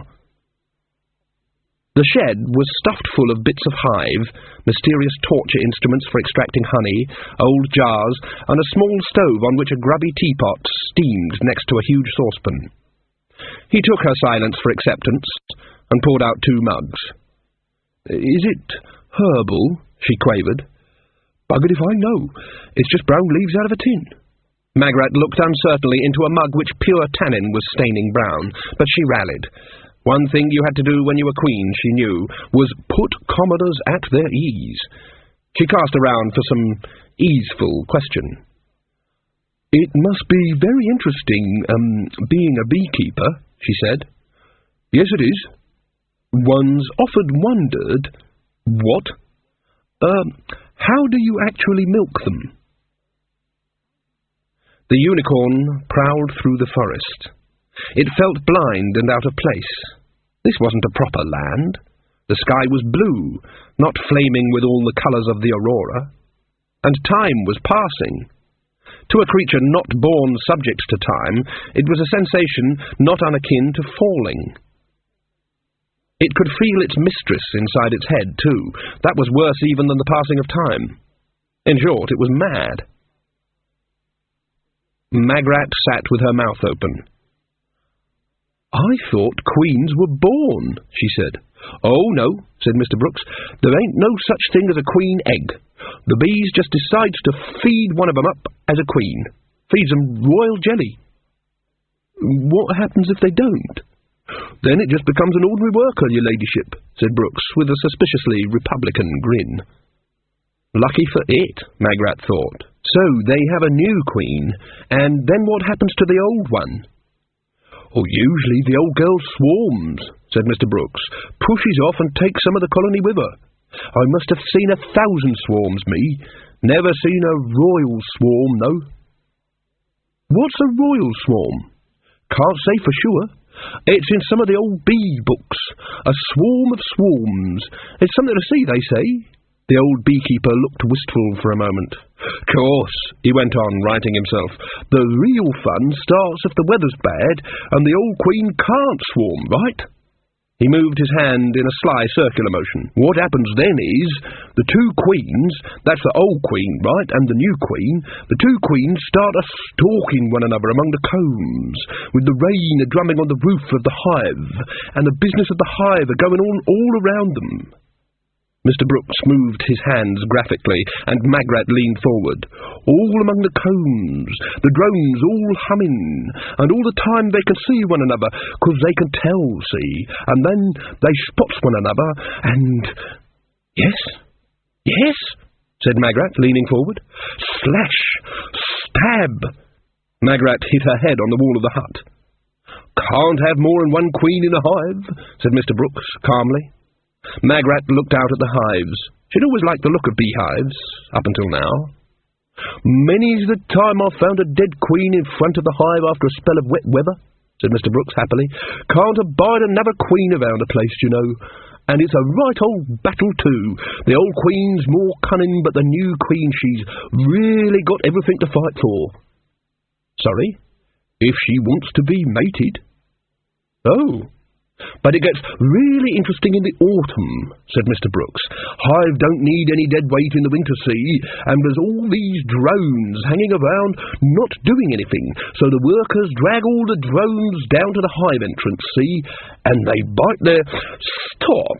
This is horrible," said Magrat. "I thought beekeeping was, well, nice." "Of course, that's around the time of year when the bees wear out," said Mr. Brooks. "What happens is, see, your basic bee, why, it works till it can't work no more, and you'll see a lot of old workers a-crawling around in front of the hive, 'cause, stop it, honestly, this is too much. I'm queen, you know, almost." "Sorry, miss," said Mr. Brooks. "I thought you wanted to know a bit about beekeeping." "Yes, but not this." Magrat swept out. "Oh, I dunno," said Mr. Brooks. "Does you good to get close to nature." He shook his head cheerfully as she disappeared among the hedges. "Can't have more than one queen in a hive," he said. "Slash! Stab!" From somewhere in the distance came the scream of Hodge's Arg as nature got close to him. Crop circles opened everywhere. Now the universes swung into line. They ceased their boiling spaghetti dance, and to pass through this chicane of history, charged forward neck and neck in their race across the rubber sheet of incontinent time. At such time, as Ponder Stibbons dimly perceived, they had an effect on one another. Shafts of reality crackled back and forward as the universes jostled for position. If you were someone who had trained their mind to be the finest of receivers, and were running it at the moment with the gain turned up until the knob broke, you might pick up some very strange signals indeed. The clock ticked. Granny Weatherwax sat in front of the open box, reading. Occasionally she stopped and closed her eyes and pinched her nose. Not knowing the future was bad enough, but at least she understood why. Now she was getting flashes of déjà vu. It had been going on all week. But they weren't her déjà vus. She was getting them for the first time, as it were, flashes of memory that couldn't have existed. Couldn't have existed. She was Esme Weatherwax, sane as a brick, always had been. She'd never been... There was a knock at the door. She blinked, glad to be free of those thoughts. It took her a second or two to focus on the present. Then she folded up the paper, slipped it into its envelope, pushed the envelope back into its bundle, put the bundle into the box, locked the box with a small key which she hung over the fireplace, and walked to the door. She did a last-minute check to make sure she hadn't absent-mindedly taken all her clothes off or something, and opened it. "Evening," said Nanny-Og, holding out a bowl with a cloth over it. "I've brung you some—" Granny Weatherwax was looking past her. "Who are these people?" she said. The three girls looked embarrassed. "See, they came round my house and said," Nanny-Og began. "Don't tell me, let me guess," said Granny. She strode out and inspected the trio. Well, she said. My word. 3 girls who want to be witches, am I right? Her voice went falsetto. "Oh, please, Mrs. Og, we have seen the error of our ways. We want to learn proper witchcraft." "Yes?" "Yes, something like that," said Nanny, "but—" "This is witchcraft," said Granny Weatherwax. It's not a game of conkers. Oh, dearie me." She walked along the very short row of trembling girls. "What's your name, girl?"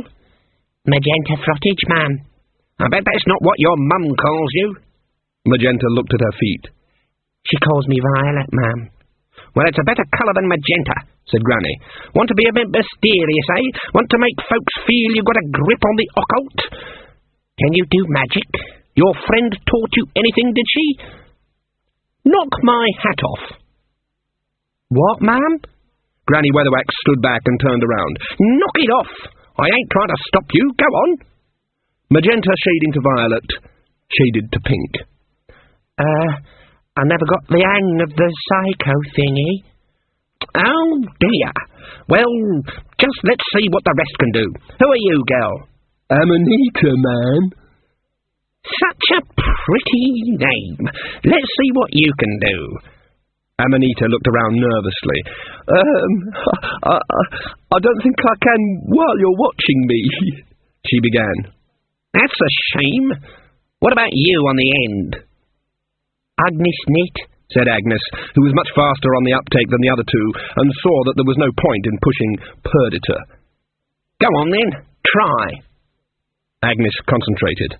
"Oh, dearie me," said Granny. "And my hat's still on.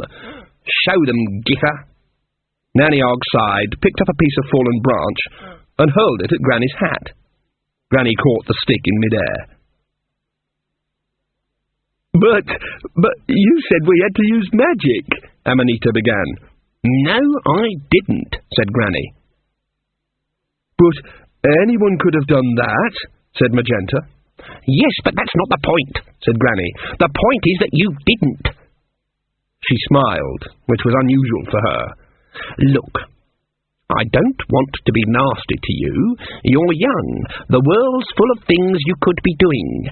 You don't want to be witches, not if you knew what it means. Now just go away, go home. Don't try the paranormal until you know what's normal. Go on, run along." "But that's just trickery. That's what Diamanda said. You just use words and trickery," Magenta protested. Granny raised a hand. In the trees the birds stopped singing. "Giffer?" Nanny-Og gripped her own hat brim defensively. "Esme, listen, this hat cost me $2 whole." The boom echoed through the woods. Bits of hat lining zigzagged gently out of the sky. Granny pointed her finger at the girls who tried to lean out of the way. "Now," she said, "why don't you go and see to your friend? She was beat." She probably ain't very happy. That's no time to go leaving people." They still stared at her. Her finger seemed to fascinate them. "I just asked you to go home. Perfectly reasonable voice. Do you want me to shout?" They turned and ran. Nanny-Og glumly pushed her hand through the stricken hat brim. "It took me ages to get that pig cure together," she mumbled. "You need 8 types of leaves. Willow leaves, tansy leaves, old man's trouser leaves. I was collecting them all day. It's not as though leaves grow on trees." Granny Weatherwax watched the disappearing girls. Nanny-Og paused, then she said, "Takes you back, eh? I remember when I was 15, standing in front of old Biddy Spective, and she said in that voice of hers, 'You want to be a what?' And I was that frightened, I nearly wouldn't." "I never stood in front of anyone," said Granny Weatherwax distantly. "I camped on old Nanny Gripe's garden until she promised to tell me everything she knew. That took her a week, and I had the afternoons free." "You mean you weren't chosen?" "Me? Nah, I chose," said Granny. The face she turned to Nanny-Og was one she wouldn't forget in a hurry, although she might try. "I chose, Gither-Og, and I want that you should know this right now. Whatever happens, I ain't never regretted anything, never regretted one single thing, right?" "If you say so, Esme." What is magic? There is the wizard's explanation, which comes in 2 forms, depending on the age of the wizard. Older wizards talk about candles, circles, planets, stars, bananas, chants, runes, and the importance of having at least 4 good meals every day. Younger wizards, particularly the pale ones who spend most of their time in the high-energy magic building, chatter at length about fluxes in the morphic nature of the universe, the essentially impermanent quality of even the most apparently rigid time-space framework, the implausibility of reality, and so on. What this means is that they've got hold of something hot, and are gabbling the physics as they go along. It was at the high-energy magic building that the Thaum, hitherto believed to be the smallest possible particle of magic, was successfully demonstrated to be made up of reasons or reality fragments. Currently, research indicates that each reason, or thingy, is itself made up of a combination of at least 5 flavours known as up, down, sideways, sex appeal, and peppermint. It was almost midnight. The Amanda ran up the hill towards the dancers, the briars and heather tearing at her dress.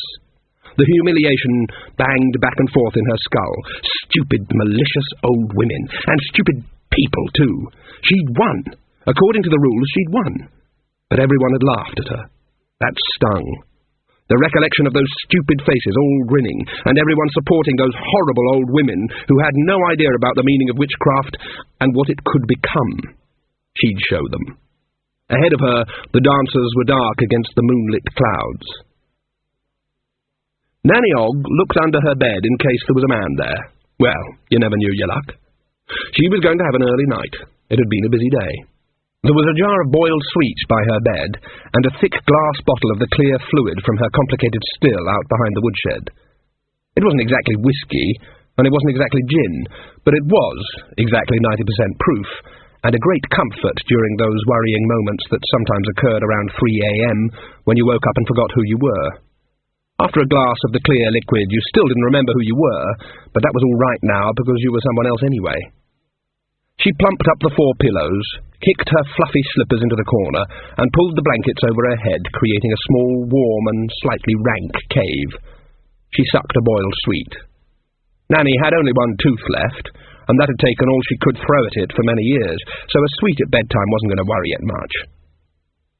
After a few seconds, a sense of pressure on her feet indicated that the cat Grebo had taken up his accustomed place on the end of the bed. Grebo always slept on Nanny's bed. The way he'd affectionately tried to claw your eyeballs out in the morning was as good as an alarm clock, but she always left a window open all night in case he wanted to go out and disembowel something, bless him. Well, well, elves. They couldn't hear you say the word inside your head, anyway. At least, not unless they were real close. She really thought they'd seen the last of them. How long was it now? Must be hundreds and hundreds of years, maybe thousands. Witches didn't like to talk about it because they'd made a big mistake about the elves. They'd seen through the buggers in the end, of course, but it had been a close thing. And there'd been a lot of witches in those days. They'd been able to stop them at every turn, make life in this world too hot for them, fought them with iron. Nothing elvish could stand iron. It blinded them or something. Blinded them all over. There weren't many witches now, not proper witches. More of a problem, though, was that people didn't seem to be able to remember what it was like with the elves around. Life was certainly more interesting then, but usually because it was shorter. And it was more colourful, if you liked the colour of blood. It got so people didn't even dare talk openly about the bastards. You said, "the shining ones." You said, "the fair folk," and you spat and touched iron. But generations later you forgot about the spitting and the iron, and you forgot why you used those names for them, and you remembered only that they were beautiful. Yes, there'd been a lot of witches in them days. Too many women found an empty cradle or a husband that never came home from the hunt. Had been the hunt. Elves, the bastards. And yet somehow, yes, they did things to memory. Nanny-Og turned over in bed. Grebo growled in protest. Take dwarves and trolls. For e.g., people said, "Oh, you can't trust them. Trolls are okay if you've got them in front of you, and some of them are decent enough in their way, but they're cowardly and stupid. And as for dwarfs, well, they're greedy and devious devils, all right, fair enough. Sometimes you meet one of the little clever sods, that's not too bad, but overall they're no better than trolls. In fact, they're just like us. But they ain't any prettier to look at, and they've got no style, and we're stupid and the memory plays tricks, and we remember the elves for their beauty and the way they move and forget what they were. We're like mice, saying, 'Say what you like, cats have got real style.' People never quaked in their beds for fear of dwarfs. They never hid under the stairs from trolls. They might have chased them out of the hen-house, but trolls and dwarfs were never any more than a bloody nuisance. They were never a terror in the night. We only remembers that the elves sang. We forgets what it was they were singing about." Nanny-Og turned over again. There was a slithering noise from the end of the bed and a muffled yowl as Grebo hit the floor.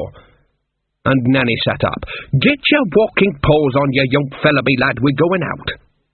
As she passed through the midnight kitchen, she paused, took one of the big black flat irons from the hob by the fire, and attached it to a length of clothesline. For all her life she'd walked at night through Lancre with no thought of carrying a weapon of any sort. Of course, for most of that time she'd recognisably been a witch, and any importunate prowler would have ended up taking his essentials away in a paper bag. But even so, it was generally true of any woman in Lancre. Man, too, come to that. Now she could sense her own fear. The elves were coming back all right, casting their shadows before them. Diamanda reached the crest of the hill. She paused. She wouldn't put it past that old Weatherwax woman to have followed her. She felt sure there had been something tracking her in the woods. There was no one else around. She turned. "Evening, miss." You did follow me." Granny got to her feet from the shadow of the piper, where she had been sitting quite invisibly in the blackness. "Learned that from my dad," she said. "When he went hunting, he always used to say a bad hunter chases, a good hunter waits." "Oh, so you're hunting me now?" "No, I was just waiting. I knew you'd come up here. You haven't got anywhere else to go. You've come to call her, haven't you? Let me see your hands." It wasn't a request, it was a command. Diamanda found her hands moving of their own accord. Before she could pull them back, the old woman had grabbed them and held them firmly. Her skin felt like sacking. "Never done a hard day's work in your life, have you?" said Granny pleasantly. "Never picked cabbages with the ice on 'em, or dug a grave, or milked a cow, or laid out a corpse." "You don't have to do all that to be a witch," Diamanda snapped. "Did I say so? And let me tell you something about beautiful women in red with stars in their hair, and probably moons too, and voices in your head when you slept, and power when you came up here. She offered you lots of power, I expect. All you wanted for free." Diamanda was silent. "Because it happened before. There's always someone who'll listen. Granny Weatherwax's eyes seemed to lose their focus. When you're lonely, and people around you seem too stupid for words, and the world is full of secrets that no one will tell you. Are you reading my mind? Yours? Granny's attention snapped back, and her voice lost its distant quality. Flowers and such like, dancing about without your drawers on, mucking about with cards and bits of string. And it worked, I expect. She gave you power for a while. Oh, she must have laughed. And then there is less power, and more price, and then no power, and you're paying every day. They always take more than they give, and what they give has less than no value. And they end up taking everything. What they like to get from us is our fear. What they want from us most of all is our belief. If you call them, they will come. You'll give them a channel if you call them here at circle time, where the world's thin enough to hear. The power in the dancers is weak enough now as it is, and I'm not having the lords and ladies back. Amanda opened her mouth. I ain't finished yet. You're a bright girl, lots of things you could be doing, but you don't want to be a witch. It's not an easy life. You mad old woman, you've got it all wrong. Elves aren't like that. Don't say the word, don't say the word. They come when called. Good. Elf. Granny slapped her face hard. Even you knows that's stupid and childish, she said. Now you listen to me.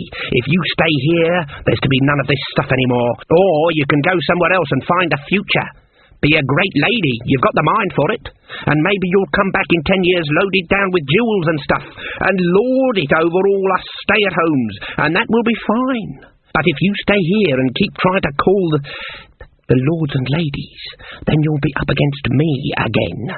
Not playing stupid games in the daylight, but real witchcraft. Not messing around with moons and circles, but the true stuff, out of the blood and the bone, and out of the head. And you don't know nothing about that, right? And it don't allow for mercy. Amanda looked up. Her face was red where the slap had landed. Go, she said. Granny reacted a second too late. Amanda darted between the stones. You stupid child, not that way! The figure was already getting smaller, even though it appeared to be only a few feet away. Oh, drat! Granny dived after her and heard her skirt rip as the pocket tore. The poker she'd brought along whirred away and clanked against one of the dancers. There was a series of jerks and tings as the hobnails tore out of her boots and sped towards the stones. No iron could go through the stones, no iron at all. Granny was already racing over the turf when she realized what that meant. But it didn't matter. She'd made a choice. There was a feeling of dislocation as directions danced and twirled around, and then snow underfoot. It was white. It had to be white because it was snow, but patterns of colour moved across it, reflecting the wild dance of the permanent aurora in the sky. Amanda was struggling. Her footwear was barely suitable for a city summer, and certainly not for a foot of snow. Whereas Granny Weatherwax's boots, even without their hobnails, could have survived a trot across lava. Even so, the muscles that were propelling them had been doing it for too long. Amanda was outrunning her. More snow was falling out of a night sky. There was a ring of riders waiting a little way from the stones, with the queen slightly ahead. Every witch knew her, or the shape of her. Amanda tripped and fell, and then managed to bring herself up to a kneeling position. Granny stopped. The queen's horse whinnied. "Kneel before your queen, you," said the elf. She was wearing red with a copper crown in her hair.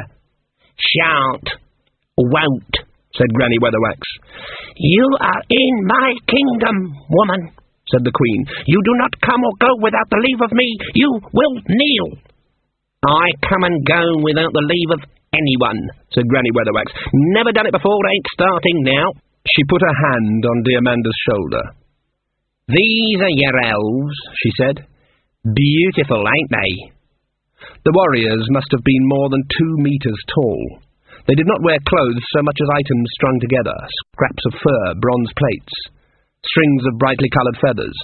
Blue and green tattoos covered most of their exposed skin. Several of them held drawn bows, the tips of their arrows following Granny's every move. Their hair messed around their heads like a halo, thick with grease. And although their faces were indeed the most beautiful Diamanda had ever seen, it was beginning to creep over her that there was something subtly wrong, some quirk of expression that did not quite fit. "The only reason we're still alive now is that we're more fun alive than dead," said Granny's voice behind her. "You know you shouldn't listen to the crabbed old woman," said the Queen. "What can she offer?" "More than snow in summertime," said Granny. "Look at their eyes. Look at their eyes." The Queen dismounted. "Take my hand, child," she said. Diamanda stuck out a hand gingerly. There was something about the eyes. It wasn't the shape or the colour. There was no evil glint, but there was a look. It was such a look that a microbe might encounter if it could see up from the bottom end of the microscope. It said, "You are nothing." It said, "You are flawed, you have no value." It said, "You are animal." It said, "Perhaps you may be a pet, or perhaps you may be a quarry." It said, "And the choice is not yours." She tried to pull her hand away. "Get out of her mind, old crone." Granny's face was running with sweat. "I ain't in her mind, elf. I'm keeping you out." The Queen smiled. It was the most beautiful smile Diamanda had ever seen. "And you have some power too, amazing. I never thought you'd amount to anything, Esmeralda Weatherwax. But it's no good here. Kill them both, but not at the same time. Let the other one watch." She climbed onto her horse again, turned it round, and galloped off. Two of the elves dismounted, drawing thin bronze daggers from their belts. "Well, that's about it, then," said Granny Weatherwax as the warriors approached. She dropped her voice. "When the time comes," she said, "run." "What time?" "You'll know." Granny fell to her knees as the elves approached. "Oh, dearie me, oh, spare my life, I am but a poor old woman, and skinny also," she said. "Oh, spare my life, young sir, oh, lorks." She curled up, sobbing. Diamanda looked at her in astonishment, not least at how anyone could expect to get away with something like that. Elves had been away from humans for a long time. The first elf reached her, hauled her up by her shoulder, and got a double-handed, bony-knuckled punch in the area that Nanny Og would be surprised that Esme Weatherwax even knew about. Diamanda was already running. Granny's elbow caught the other elf in the chest as she set off after her. Behind her she heard the merry laughter of the elves. Diamanda had been surprised at Granny's old lady act. She was far more surprised when Granny drew level, but Granny had more to run away from. "They've got horses." Granny nodded, and it's true that horses go faster than people, but it's not instantly obvious to everyone that this is only true over moderate distances. Over short distances, a determined human can outrun a horse, because they've only got half as many legs to sort out. Granny reached over and gripped Diamanda's arm. "Head for the gap between the piper and the drummer." "Which ones are they?" "Oh, you don't even know that?" Humans can outrun a horse, indeed. It was preying on Granny Weatherwax's mind that no one can outrun an arrow. Something whined past her ear. The circle of stones seemed as far away as ever. Nothing for it. It oughtn't to be possible. She'd only ever tried it seriously when she was lying down, or at least when she had something to lean against. She tried it now. There were 4 elves chasing them. She didn't even think about looking into their minds. But the horses, the horses. They were carnivores, minds like an arrowhead. The rules of borrowing were, you didn't hurt, you just rode inside their heads. You didn't involve the subject in any way. Well, not so much a rule as such, more of a general guideline. A stone-tipped arrow went through her hat. Hardly really a guideline, even. In fact, not even... Oh, drat! She plunged into the lead horse's mind, down through the layers of barely controlled madness, which is what is inside even a normal horse's brain. For a moment she looked out through its bloodshot eyes, at her own figure staggering through the snow.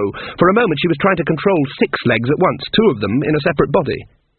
In terms of difficulty, playing one tune on a musical instrument and singing a totally different one was a stroll in the country by comparison, except for Nanny Og, who did it all the time, although not on purpose. She knew she couldn't do it for more than a few seconds before total confusion overwhelmed mind and body, but a second was all she needed. She let the confusion arise, dumped it in its entirety in the horse's mind, and withdrew sharply, picking up control of her own body as it began to fall. There was one horrible moment in the horse's head. It wasn't sure what it was, or how it had got there. More importantly, it didn't know how many legs it had. There was a choice of 2 or 4, or possibly even 6. It compromised on 3. Granny heard it scream and collapse noisily by the sound of things taking a couple of others with it. She risked a look sideways at Diamanda, who wasn't there. She was in the snow some way back, trying with difficulty to get to her feet. The face she turned to Granny was as pale as the snow. There was an arrow sticking out of her shoulder. Granny darted back, grabbed the girl and hauled her upright. "Come on, nearly there." I can't. Diamanda slumped forward. Granny caught her before she hit the snow, and with a grunt of effort slung her over her shoulder. A few more steps, and all she had to do was fall forward. A clawed hand snatched at her dress, and 3 figures fell, rolling over and over in the summer bracken. The elf was first to its feet, looking around in dazed triumph. It already had a long copper knife in its hand. It focused on Granny, who had landed on her back. She could smell the rankness of it as it raised the knife, and she sought desperately for a way into its head.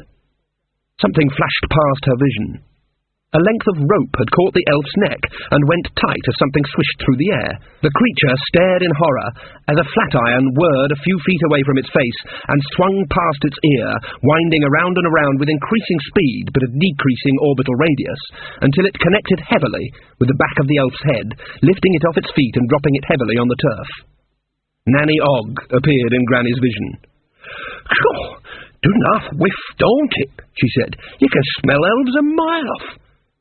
Granny scrambled upright. There was nothing but grass inside the circle, no snow, no elves. She turned to Diamanda, so did Nanny. The girl was lying unconscious. "Elf shot," said Granny. "Oh, bugger." "The point's still in there." Nanny scratched her head. "I could probably get the point out, no problem," she said, "but I don't know about the poison. We could tie a tourniquet round the affected part." Her neck would be favourite, then." Granny sat down with her chin on her knees. Her shoulders ached. "Got to get me breath back," she said. Images swam in the forefront of her mind. Here it came again. She knew there were such things as alternative futures, after all. That's what the future meant. But she'd never heard of alternative pasts. She could remember having just gone through the stones, if she concentrated, but she could remember other things. She could remember being in bed in her own house, but that was it. It was a house, not a cottage. But she was her. They were her own memories. She had a nagging feeling that she was asleep right now. Dully, she tried to focus on Nanny Og. There was something comfortingly solid about Githa Og. Nanny had produced a penknife. "What the hell are you doing?" "Going to put it out of its misery, Esme." "Doesn't look miserable to me." Nanny Og's eyes gleamed speculatively. "Could soon arrange that, Esme." "Don't go torturing it just because it's lying down, Githa." "Damn well ain't waiting for it to stand up again, Esme." "Githa!" "Well, they used to carry off babbies. I ain't having that again. The thought of someone carrying off our Pusey." "Even elves aren't that daft. Never seen such a sticky child in all me life." Granny pulled gently at Diamanda's eyelid. "Out cold," she said. "Off playing with the fairies."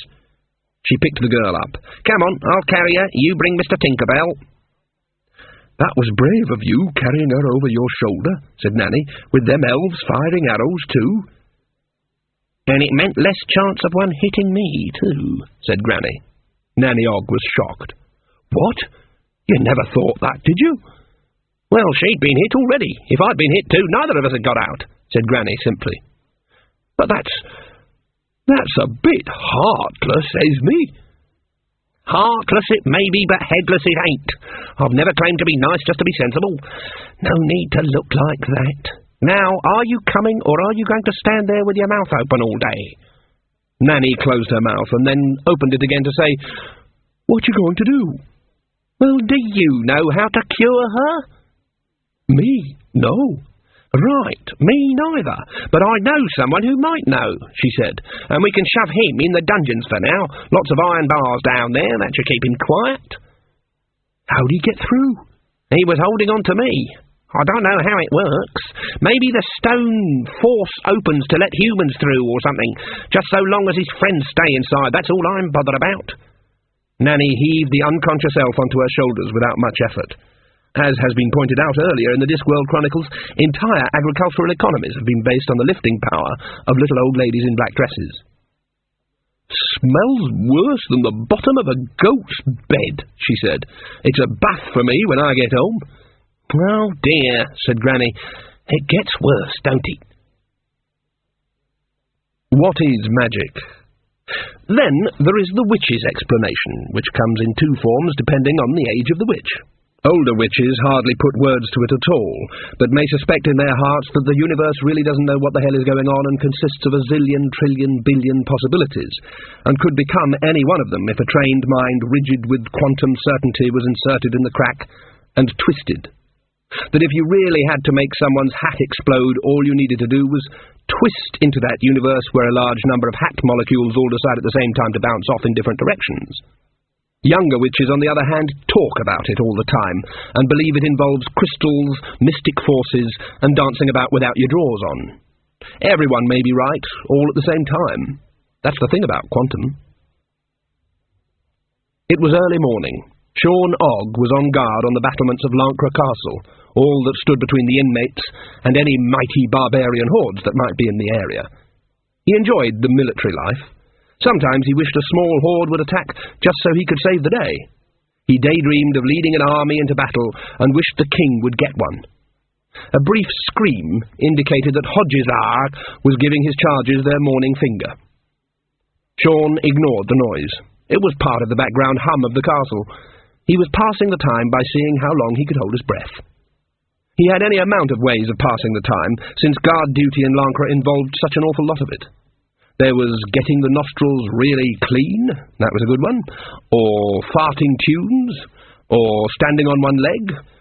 Holding his breath and counting was something he fell back on when he couldn't think of anything else and his meals hadn't been too rich in carbohydrates.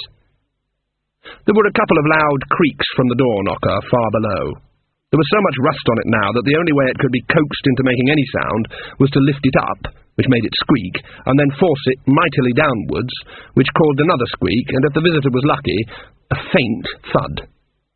Sean took a deep breath and leaned over the battlements. "Halt! Who goes there?" he said. A ringing voice came up from below. "It's me, Sean, your mum." "Oh, hello, Mum. Hello, Mistress Weatherwax." "Let us in, there's a good boy." "Friend or foe?" "What?" "It's what I've got to say, Mum. It's official. And then you've got to say, friend." "I'm your mum." "You've got to do it properly, Mum," said Sean in the wretched tones of one who knows he's going to lose no matter what happens next. "Otherwise, what's the point?" "It's going to be foe in a minute, my lad." "Oh, Mum." "Oh, all right. Friend, then." "Yes, but you could just be saying that." "Let us in right now, Sean Ogg." Sean saluted, slightly stunning himself with the butt of his spear. "Right you are, Miss Weatherwax." His round, honest face disappeared from view. After a minute or two they heard the creaking of the portcullis. "How did you do that?" said Nanny Ogg. "Simple," said Granny. "He knows you wouldn't make his daft head explode." "Well, I know you wouldn't too." "No, you don't. You just know I ain't done it up to now." Magrat had thought this sort of thing was just a joke, but it was true. The castle's great hall had one very long dining table, and she and Verence sat at either end of it. It was all to do with etiquette. The king had to sit at the head of the table, that was obvious. But if she sat on one side of him, it made them both uneasy, because they had to keep turning to talk to each other. Opposite ends and shouting was the only way. Then there was the logistics of the sideboard. Again, the easy option, them just going over and helping themselves, was out of the question. If kings went round putting their own food on their own plate, the whole system of monarchy would come crashing down.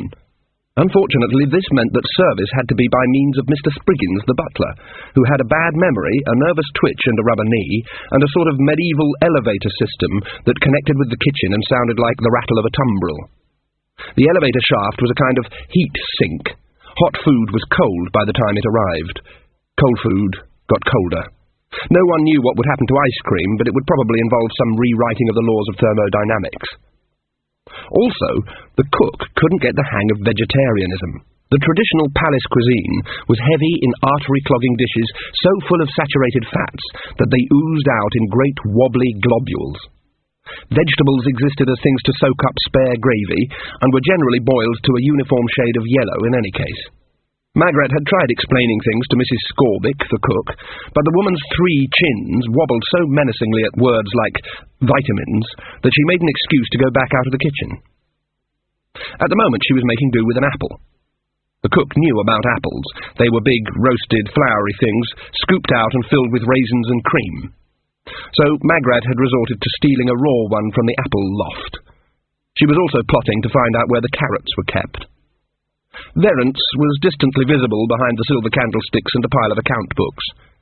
Occasionally they looked up and smiled at each other. At least it looked like a smile, but it was a little hard to be sure at this distance. Apparently, he'd just said something. Magrat cupped her hands around her mouth. "Pardon? We need a...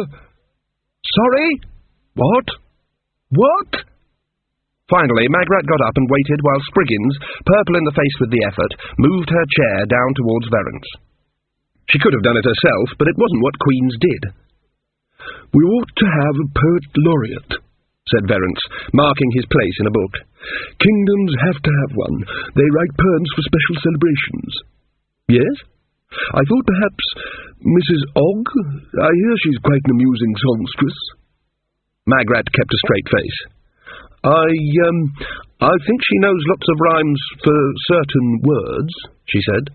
"Apparently the going rate is 4pence a year and a butt of sack," said Verence, peering at the page. "Or it may be a sack of butt." "What exactly will she have to do?" said Magrat. "It says here the role of the poet laureate is to recite poems on state occasions," said Verence. Magrat had witnessed some of Nanny Ogg's humorous recitations, especially the ones with the gestures. She nodded gravely. "Provided," she said, "and I want to be absolutely sure you understand me on this, provided she takes up her post after the wedding." Oh dear, really? After the wedding. "Oh, trust me." "Well, of course, if it makes you happy." There was a commotion outside the double doors, which were flung back. Nanny Ogg and Granny Weatherwax stamped in, with Sean trying to overtake them. "Oi, Mum! I'm supposed to go in first to say who it is." "We'll tell 'em who we are. Watch her, your majesties," said Nanny. "Blessing be upon this castle," said Granny. "Magrat, there's some doctoring needs doing here." Granny swept a candlestick and some crockery onto the floor with a dramatic motion, and laid Diamanda on the table. In fact, there were several acres of table totally devoid of any obstruction, but there's no sense in making an entrance unless you're prepared to make a mess. "But I thought she was fighting you yesterday," said Magrat. "Makes no difference," said Granny. "Morning, your majesty." King Verence nodded. Some kings would have shouted for the guards at this point, but Verence did not because he was sensible. This was Granny Weatherwax, and in any case the only available guard was Sean Ogg, who was trying to straighten out his trumpet. Nanny Ogg had drifted over to the sideboard. It wasn't that she was callous, but it had been a busy few hours, and there was a lot of breakfast that no one seemed to be interested in. "What happened to her?" said Magrat, inspecting the girl carefully. Granny looked around the room. Suits of armour, shields hanging on the walls, rusty old swords and pikes. Probably enough iron in here. "She was shot by a elf." "But," said Magrat and Verence at the same time. "Don't ask questions now. Got no time. Shot by an elf. Them horrible arrows of theirs. They make the mind go wandering off all by itself. Now, can you do anything?" Despite her better nature, Magrat felt a spark of righteous ire. "Oh, so suddenly I'm a witch again, when you—" Granny Weatherwax sighed. "No time for that, either," she said. "I'm just asking. All you have to do is say no, then I'll take her away and won't bother you again." The quietness of her voice was so unexpected that Magrat tripped over her own anger and tried to right herself. "I wasn't saying I wouldn't. I was just—" "Good." There was a series of clangs as Nanny Ogg lifted the silver tureen lids. "Hey, they've got 3 kinds of eggs." "Well, there's no fever," said Magrat. "Slow pulse, eyes unfocused. Sean?" "Yes, Miss Queen?" "Boiled, scrambled, and fried. That's what I call posh." Run down to my cottage and bring back all the books you can find. I'm sure I read something about this once, Granny. Sean? Sean paused halfway to the door. Yes, Miss Queen? On your way out, stop off in the kitchens and ask them to boil up a lot of water. We can start by getting the wound clean, at any rate. But look, elves. I'll let you get on with it, then, said Granny, turning away. Can I have a word with you, Your Majesty? There's something downstairs you ought to see. I shall need some help, said Magrat. Nanny'll do it. That's me, said Nanny indistinctly, spraying crumbs. What are you eating? Fried egg and ketchup sandwich, said Nanny happily. You better get the cook to boil you, too, said Magrat, rolling up her sleeves. Go and see her. She looked at the wound. And see if she's got any mouldy bread.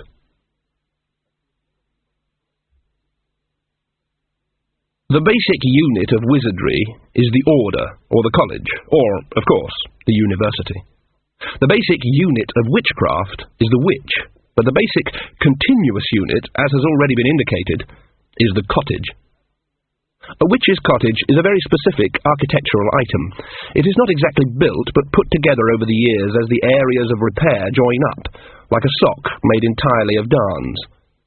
The chimney twists like a corkscrew. The roof is thatch so old that small but flourishing trees are growing in it. The floors are switchbacks. It creaks at night like a tea-clipper in a gale. If at least 2 walls aren't shored up with bulks of timber, then it's not a true witch's cottage at all, but merely the home of some daft old bat who reads tea leaves and talks to a cat. Cottages tend to attract similar kinds of witches. It's natural. Every witch trains up 1 or 2 young witches in their life, and when in the course of mortal time the cottage becomes vacant, it's only sense for one of them to move in. Magrat's cottage traditionally housed thoughtful witches who noticed things and wrote things down. Which herbs were better than others for headaches, fragments of old stories, odds and ends like that. There were a dozen books of tiny handwriting and drawings, the occasional interesting flower or unusual frog pressed carefully between the pages. It was a cottage of questioning witches, research witches. Of what newt? What species of ravined salt sea shark? It's all very well a potion calling for love in idleness, but which of the 37 common plants called by that name in various parts of the continent was actually meant? The reason that Granny Weatherwax was a better witch than Magrat was that she knew that in witchcraft it didn't matter a damn which one it was, or even if it was a piece of grass. The reason that Magrat was a better doctor than Granny was that she thought it did. The coach slowed to a halt in front of the barricade across the road. The bandit chieftain adjusted his eye patch. He had 2 good eyes, but people respect uniforms. Then he strolled towards the coach. Morning, Jim. What do we got today, then? This could be difficult, said the coachman. There's a handful of wizards, and a dwarf, and an ape. He rubbed his head and winced. Yes, definitely an ape. Not, and I think I should make this clear, any other kind of man-shaped thing with hair on. You're right, Jim. I've had this lot ever since Aunt Moorpork. Don't talk to me about dried frog pills. The bandit chief raised his eyebrows. All right, I won't.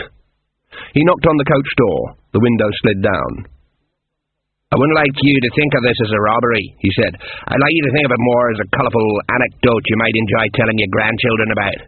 A voice from within said, "That's him! He stole my horse!" A wizard's staff poked out. The chieftain saw the knob on the end. "Now then," he said pleasantly, "I know the rules. Wizards aren't allowed to use magic against civilians except in genuine, life-threatening situations." There was a burst of octarine light. "Actually, it's not a rule," said Ridcully. "It's more a guideline." He turned to Ponder Stibbons. "Interest in use of Stack-Lady's morphic resonator here, I hope you noticed?"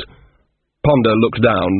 The chieftain had been turned into a pumpkin, although in accordance with the rules of universal humour, he still had his hat on.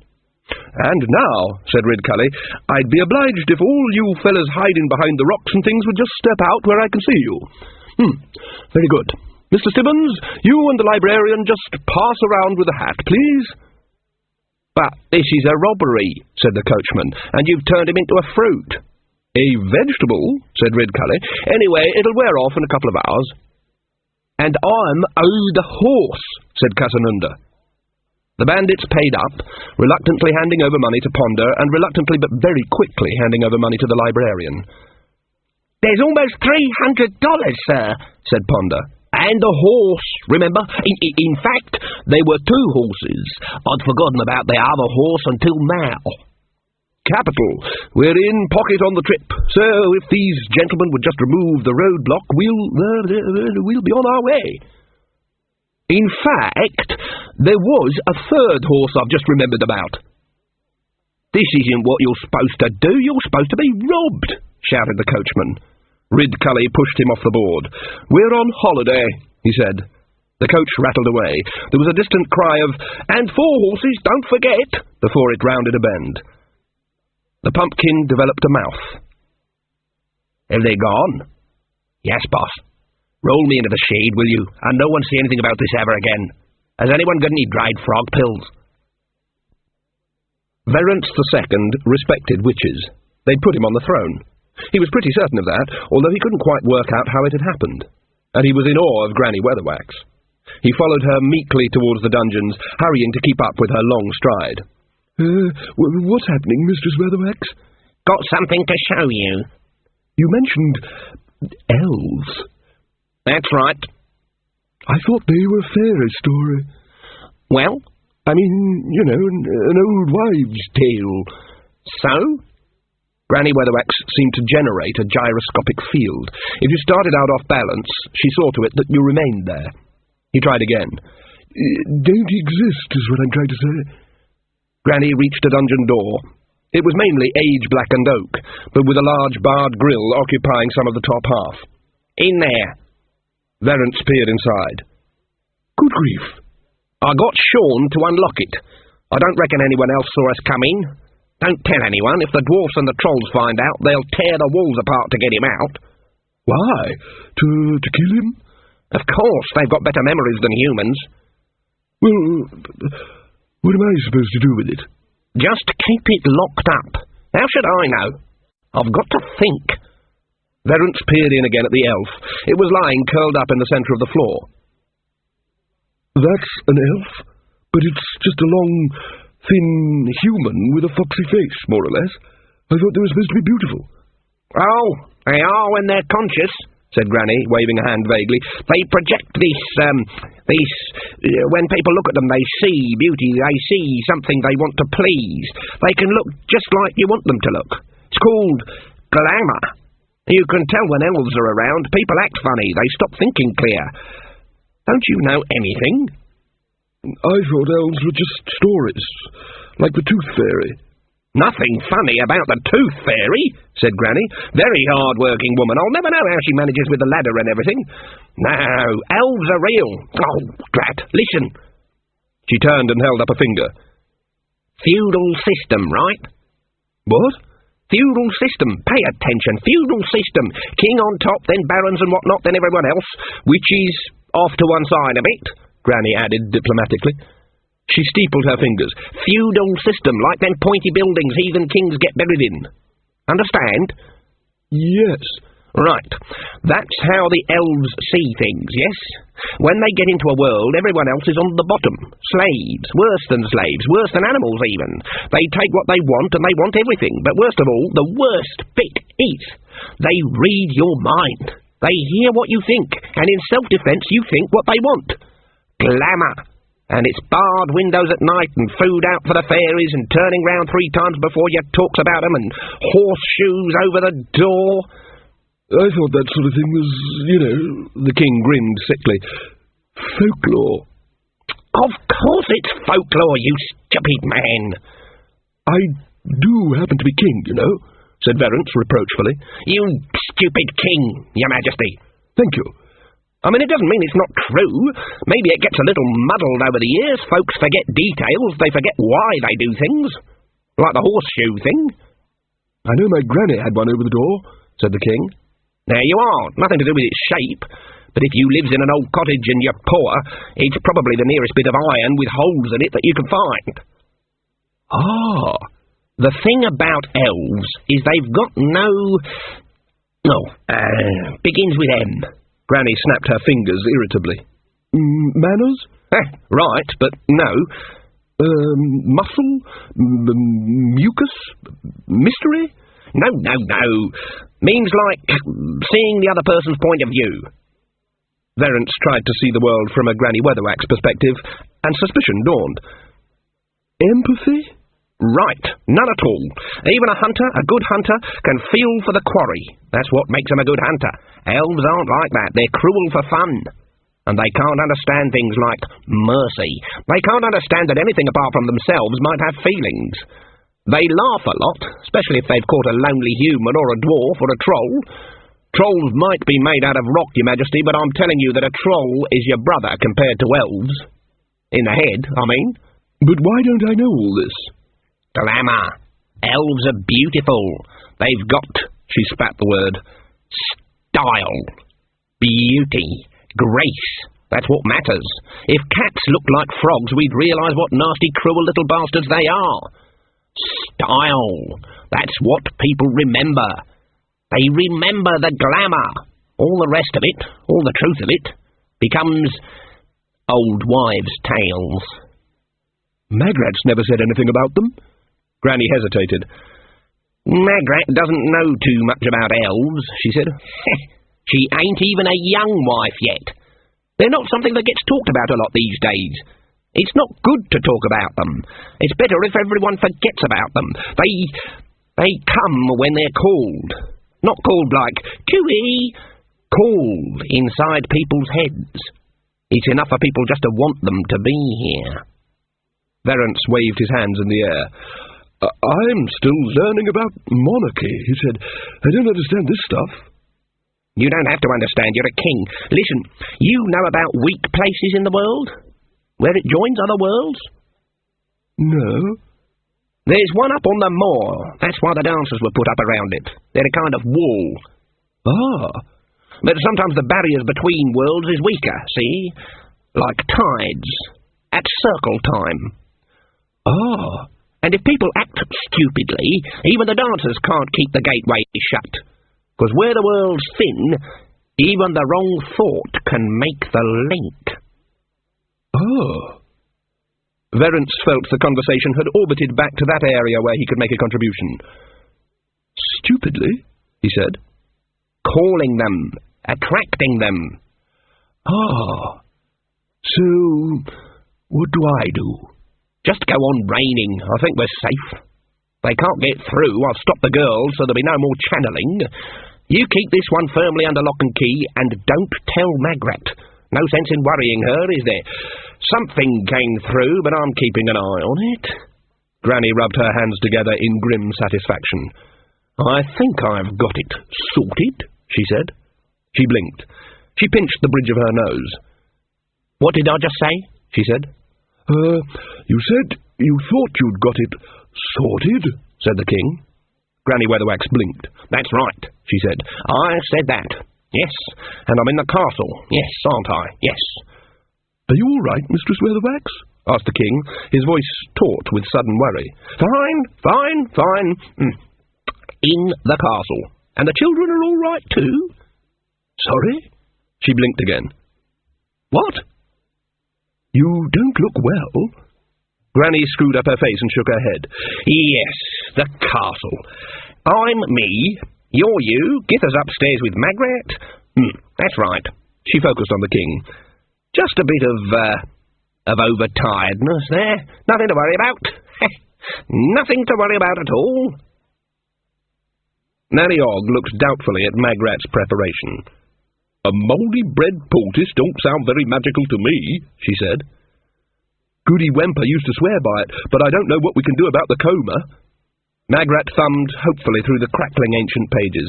Her ancestral witches had written things down pretty much as they occurred to them, so that quite important spells and observations would be interspersed with comments about the state of their feet. It says here, the smally pointy stones sometimes found are known as elf-shot, being the heads of elf arrows from times past. That's all I can find, and there's a drawing. But I've seen these little stones around too. Oh, there's lots of them, said Nanny, bandaging Diamanda's shoulder. Dig 'em up all the time in my garden. But elves don't shoot people. Elves are good.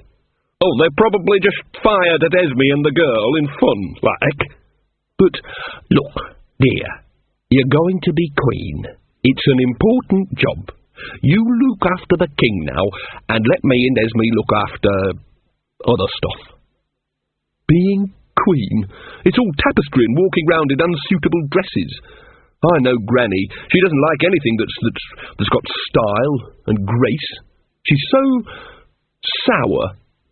I dare say she's got her reasons, said Nanny amiably. Well, that's got the girl patched up. What shall we do with her now? We've got dozens of spare bedrooms, said Magrat, and they're all ready for guests. We can put her in one of them. Nanny? Yes? Would you like to be a bridesmaid? Not really, dear. Bit old for that sort of thing. Nanny hovered. There isn't anything you need to ask me, though, is there? What do you mean? What with your mum being dead, and you having no female relatives and everything? Magrat still looked puzzled. After the wedding is what I'm hinting about, said Nanny. Oh, that! No, most of that's being done by a caterer. The cook here isn't much good at canapes and things. Nanny looked carefully at the ceiling. And what about after that, she said, if you catch my meaning. I'm getting a lot of girls in to do the clearing up. Look, don't worry, I've thought of everything. I wish you and Granny wouldn't treat me as if I didn't know anything. Nanny coughed. You man, she said. Been around a bit, I expect.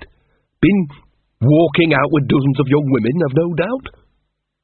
Why do you say that? I don't think he has. Fools don't have much of a private life, and of course he's been very busy since he's been king. He's a bit shy with girls. Nanny gave up. Oh, well, she said, I'm sure you'll work it out as you... Granny and the king reappeared. How's the girl? Said Granny. We took out the arrow and cleaned up the wound anyway, said Magrat. But she won't wake up. Best if she stays here. You sure? Said Granny. She needs keeping an eye on. I've got a spare bedroom.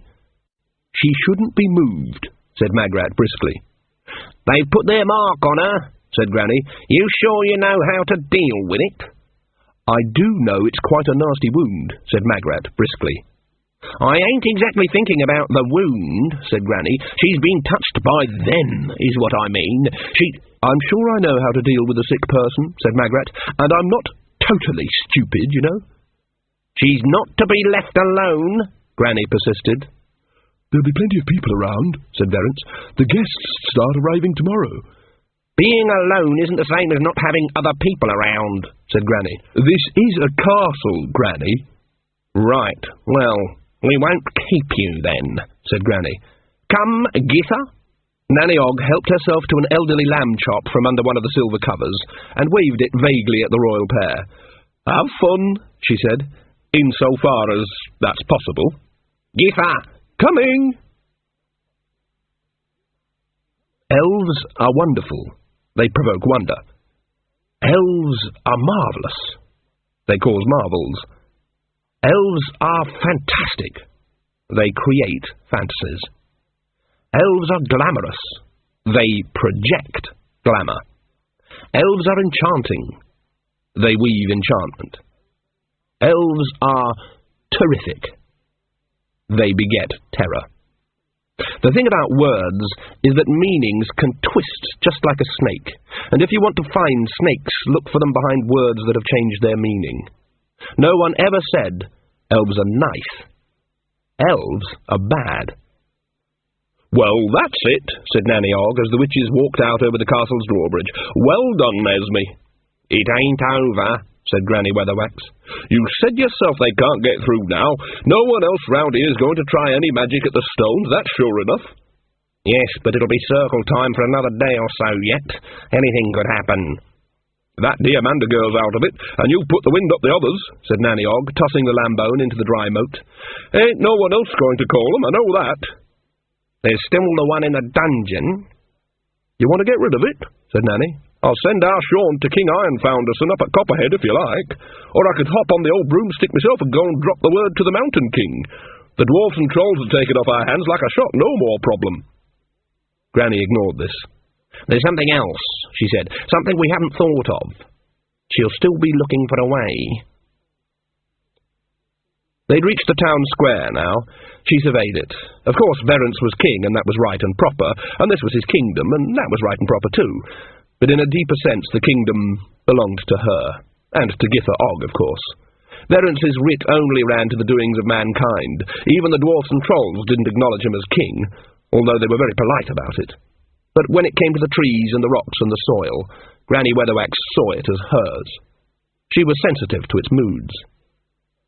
It was still being watched. She could sense the watchfulness. Sufficiently close examination changes the thing being observed, and what was being observed was the whole country. The whole country was under attack, and here she was, her mind unravelling.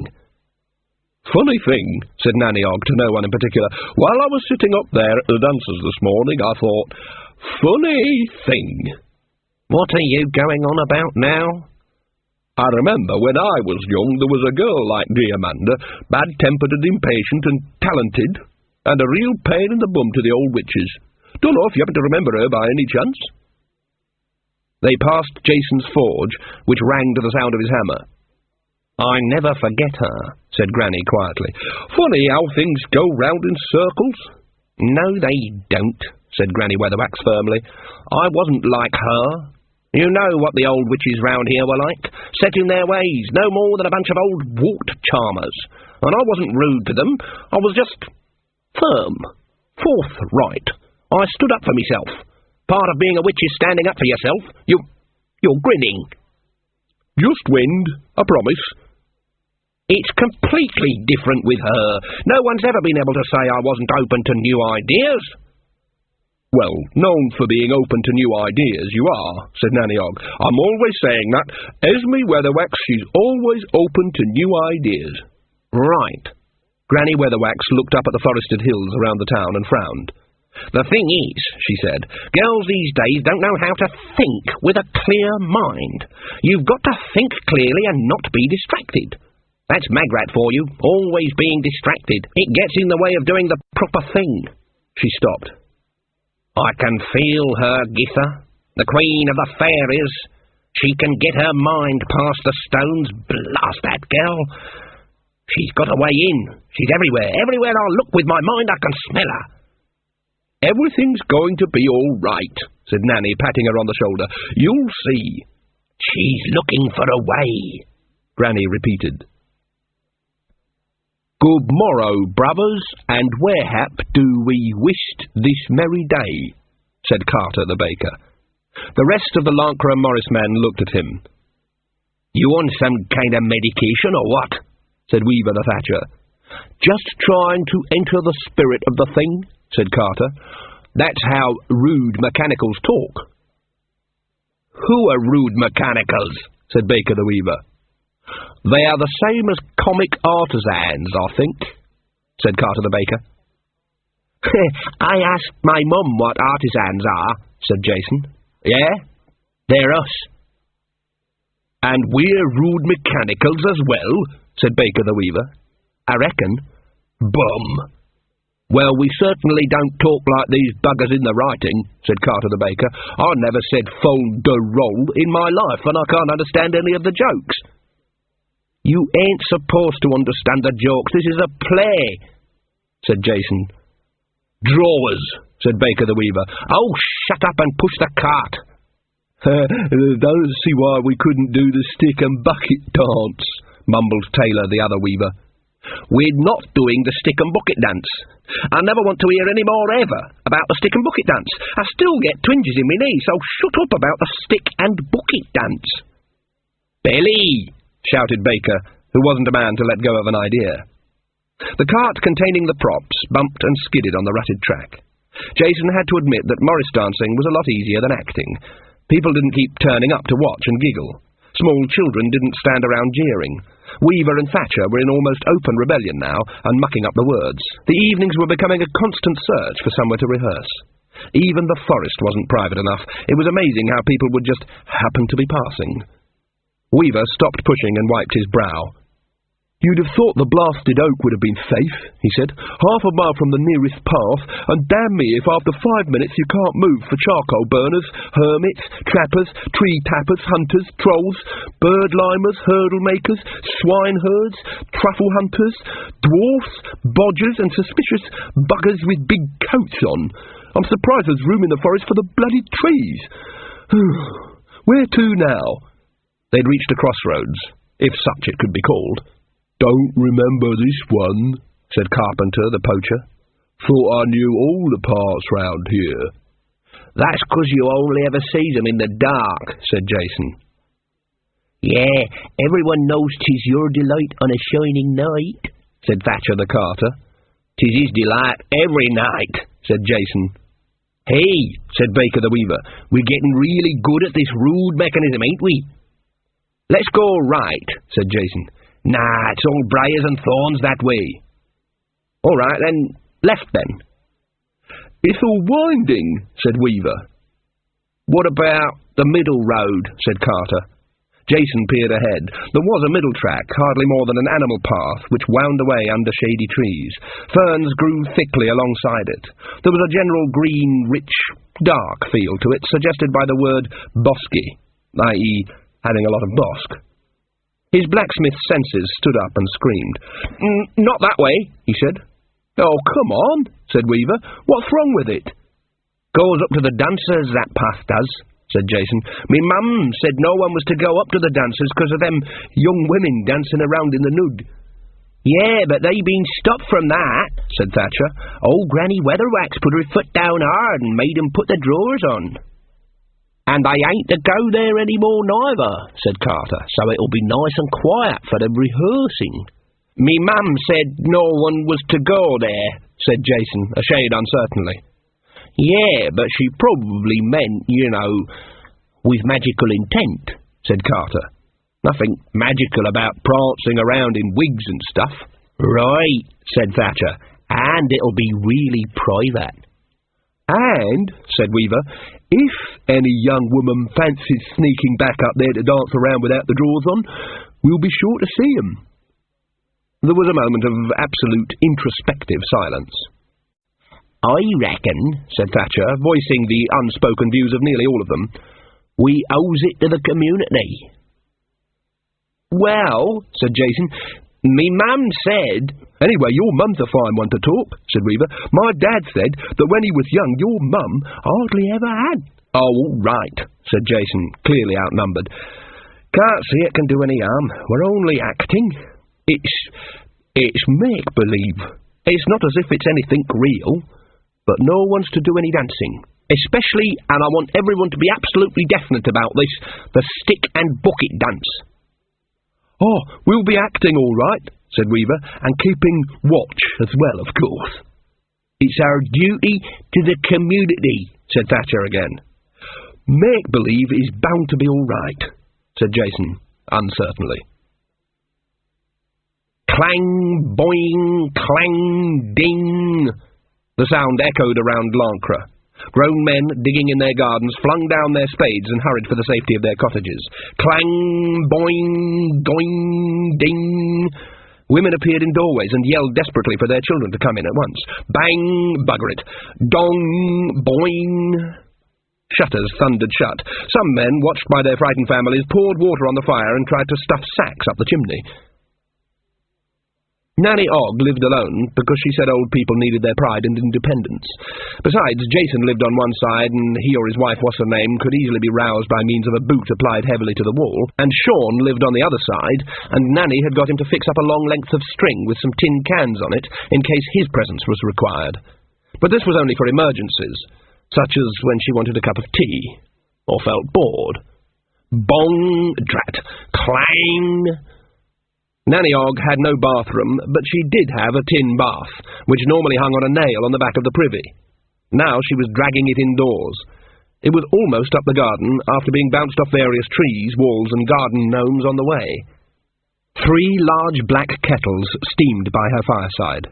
Beside them were half a dozen towels, the loofah, the pumice stone, the soap for when the first soap got lost, the ladle for fishing spiders out, the waterlogged rubber duck with the prolapsed squeaker, the bunion chisel, the big scrubbing brush, the small scrubbing brush, the scrubbing brush on a stick for difficult crevices, the banjo, the thing with the pipes and spigots that no one ever really knew the purpose of, and a bottle of Clatchian Knight's bath essence, one drop of which could crinkle paint. Bong, clang, slam. Everyone in Lancre had learned to recognise Nanny's pre-ablutive activities out of self-defence. "It ain't April," neighbours told themselves as they drew the curtains. In the house just up the hill from Nanny Ogg's cottage, Mrs. Skindle grabbed her husband's arm.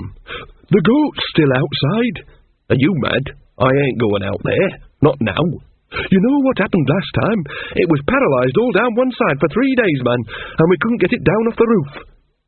Mr. Skindle poked his head out of the door. It had all gone quiet. Too quiet. "She's probably pouring the water in," he said. "You've got a minute or two," said his wife. "Go on, or we'll be drinking yoghurt for weeks."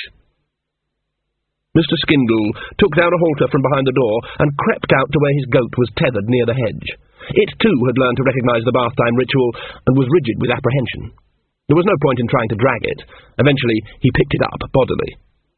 There was a distant but insistent sloshing noise, and the bonging sound of a floating pumice stone bouncing on the side of a tin bath. Mr. Skindle started a run. Then there was the distant tinkle of a banjo being tuned. The world held its breath.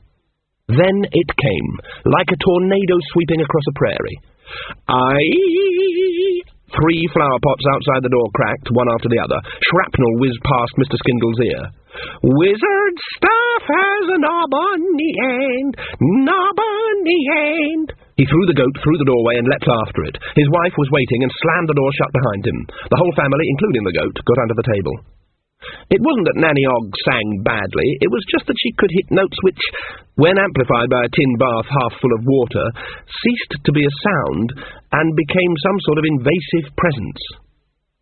There had been plenty of singers whose high notes could smash a glass, but Nanny's high C could clean it.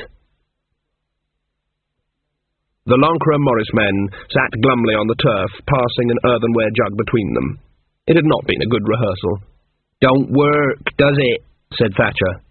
"It's not funny, that I do know," said Weaver. "Can't see the king killing himself laughing at us playing a bunch of mechanical artisans not being very good at doing a play." "You're just no good at it," said Jason.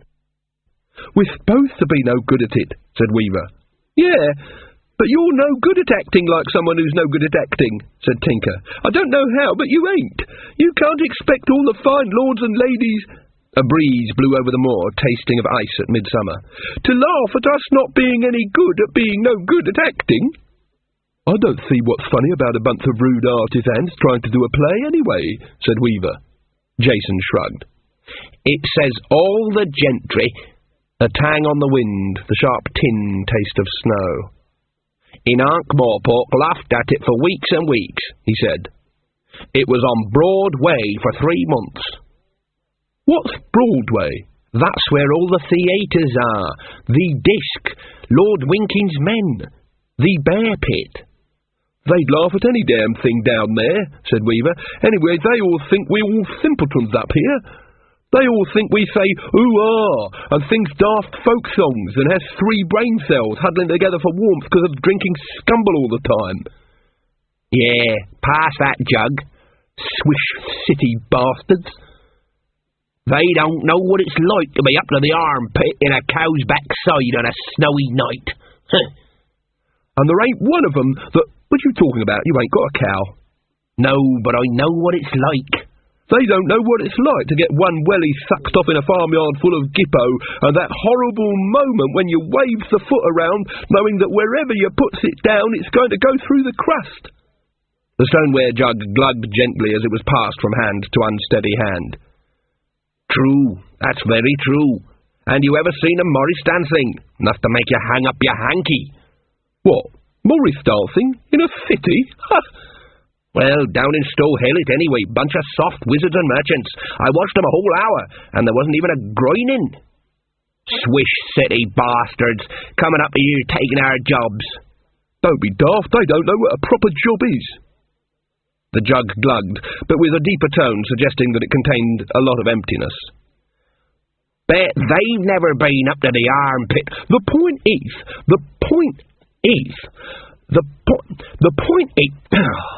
all laughing at decent rude artisans, eh? I mean, what's it all about? I mean, play's all about some mechanical rude buggers making a pig's ear out of doing a play about a bunch of lords and ladies.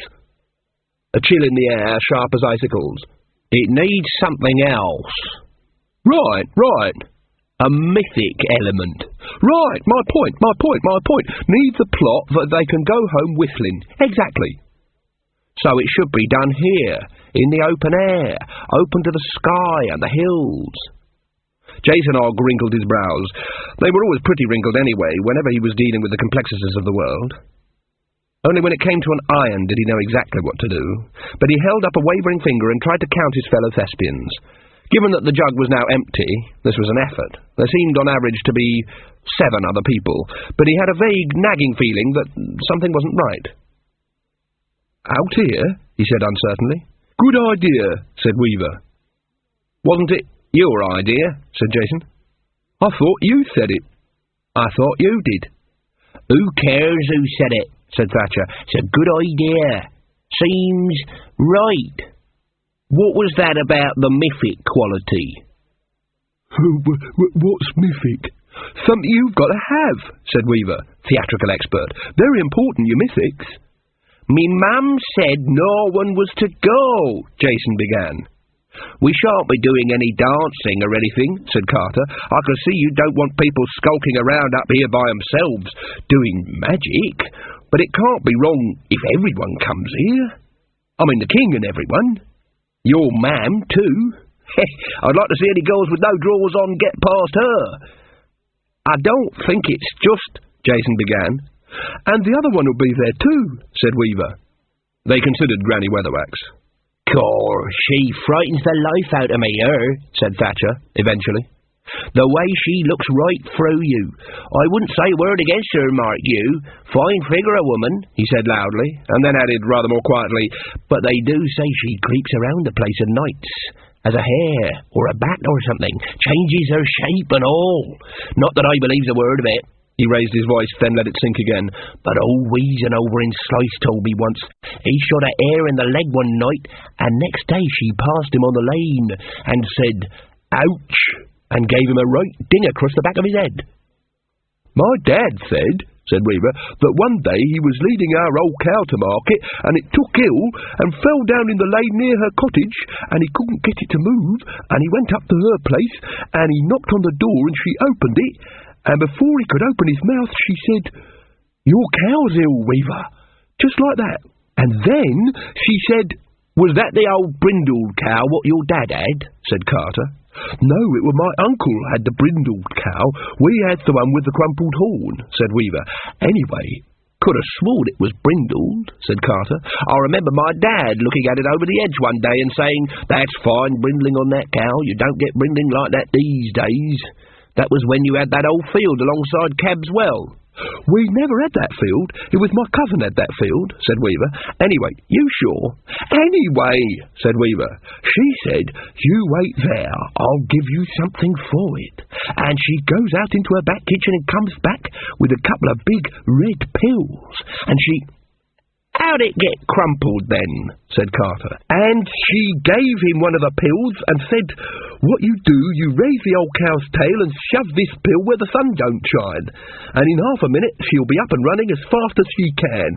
And he thanked her, and then as he was going out the door he said, 'What's the other pill for?' And she gave him a look and said, 'Well, you want to catch her, don't you?'" "That'll be that deep valley up near Slice," said Carter. They looked at him. "What exactly are you talking about?" said Weaver. "It's right behind the mountain," said Carter, nodding knowingly. "Very shady there." That's what she meant, I expect. "The place where the sun doesn't shine. Long way to go for a pill, but I suppose that's witches for you." Weaver winked at the others. "Listen," he said, "I'm telling you she meant, well, where the monkey put his nut." Carter shook his head. "No monkeys in Slice," he said. His face became suffused with a slow grin. "Oh, I get it. She was daft." "Them playwriters down in Ark," said Baker. "Boy, they certainly know about us. Pass me the jug." Jason turned his head again. He was getting more and more uneasy. His hands, which were always in daily contact with iron, were itching. "Reckon we ought to be getting along home now, lads," he managed. "It's nice night," said Baker, staying put. "Look at them stars a-twinkling." "Turned a bit cold, though," said Jason. "Smells like snow," said Carter. "Oh, yeah," said Baker. "That's right, snow at Midsummer. That's what they get where the sun don't shine." "Shut up, shut up, shut up," said Jason. "What's up with you? It's wrong. We shouldn't be up here. Can't you feel it?" "Oh, sit down, man," said Weaver. "It's fine. Can't feel nothing but the air, and there's still more scumble in the jug." Baker leaned back. "I remember an old story about this place," he said. "Some man went to sleep up here once when he was out hunting." The bottle glugged in the dusk. "So what? I can do that," said Carter. "I go to sleep every night. Regular." "Ah, but this man, when he woke up and went home, his wife was carrying on with someone else and all his children had grown up and he didn't know who he was." "Happens to me just about every day," said Weaver gloomily. Baker sniffed. "You know, it does smell a bit like snow, you know? That kind of sharp smell." Thatcher leaned back, cradling his head on his arm. "Tell you what," he said, "if I thought my old woman had married someone else, and my hulking great kids bugger off and stop eating up the larder every day, I'd come up here with a blanket like a shot. Who's got that jug?" Jason took a pull out of nervousness and found that he felt better as the alcohol dissolved his synapses. But he made an effort. "Hey, lads," he slurred, "we got another jug cooling in the water trough down in the forge. What do you say? We could all go down there now. Lads? Lads?" There was the soft sound of snoring. "Oh, lads!" Jason stood up. The stars wheeled. Jason fell down, very gently. The jug rolled out of his hands and bounced across the grass. The stars twinkled. The breeze was cold. And it smelled of snow. The king dined alone, which is to say he dined at one end of the big table, and Magrat dined at the other. But they managed to meet up for a last glass of wine in front of the fire. They always found it difficult to know what to say at moments like this. Neither of them was used to spending what might be called quality time in the company of another person. The conversation tended towards the cryptic. And mostly it was about the wedding. It's different for royalty. For one thing, you've already got everything. The traditional wedding list, with the complete set of Tupperware and the 12-piece dining set, looks a bit out of place when you've already got a castle with so many furnished rooms that have been closed up for so long that the spiders have evolved into distinct species in accordance with strict evolutionary principles. And you can't simply multiply it all up and ask for an army in a red and white motif to match the kitchen wallpaper. Royalty, when they marry, either get very small things like exquisitely constructed clockwork eggs, or large bulky items like duchesses. And then there's the guest list. It's bad enough at an ordinary wedding, what with old relatives who dribble and swear, brothers who get belligerent after one drink, and various people who aren't talking to other people because of what they said about our Sharon. Royalty has to deal with entire countries who get belligerent after one drink, and entire kingdoms who have broken off diplomatic relations after what the Crown Prince said about our Sharon. Verence had managed to work that all out, but then there were the species to consider. Trolls and dwarfs got on all right in Lancre by the simple expedient of having nothing to do with one another, but too many of them under one roof, especially if drink was flowing, and especially if it was flowing in the direction of the dwarfs, and people would be breaking people's arms off because of what more or less their ancestors said about Sharon. And then there's other things. "How's the girl they brought in?" "I've told Millie to keep an eye on her. What are they doing, those two?" "I don't know." "You're king, aren't you?" Verence shifted uneasily. "But they're witches. I don't like to ask them questions." "Why not?" "They might give me answers, and then what would I do?" "What did Granny want to talk to you about?" "Oh, you know, things." "It wasn't about sex, was it?" Verence suddenly looked like a man who had been expecting a frontal attack and suddenly finds nasty things happening behind him. "No, why?" Nanny was trying to give me motherly advice. It was all I could do to keep a straight face. Honestly, they both treat me as if I'm a big child. Oh, no, nothing like that. They sat on either side of the huge fireplace, both crimson with embarrassment. Then Magrat said, did you send off for that book, did you?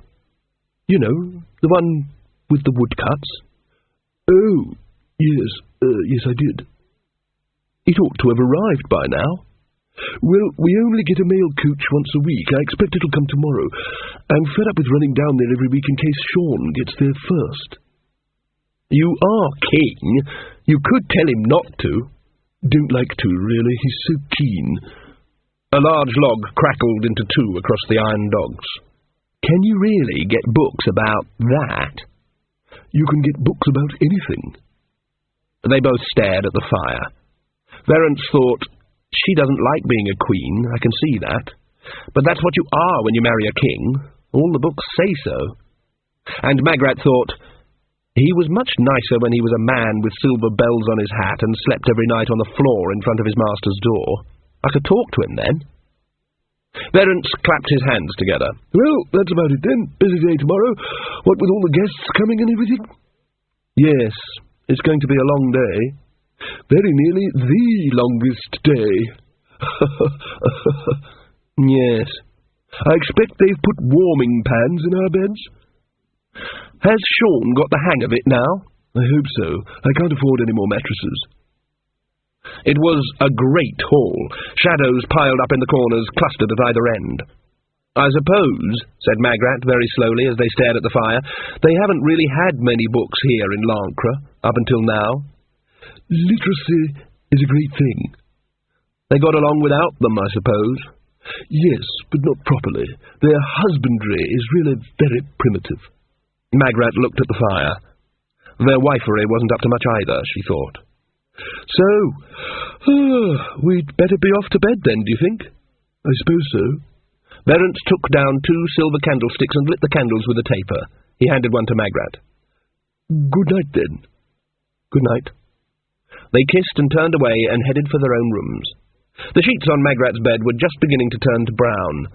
She pulled out the warming pan and dropped it out of the window. She glared at the garde-robe.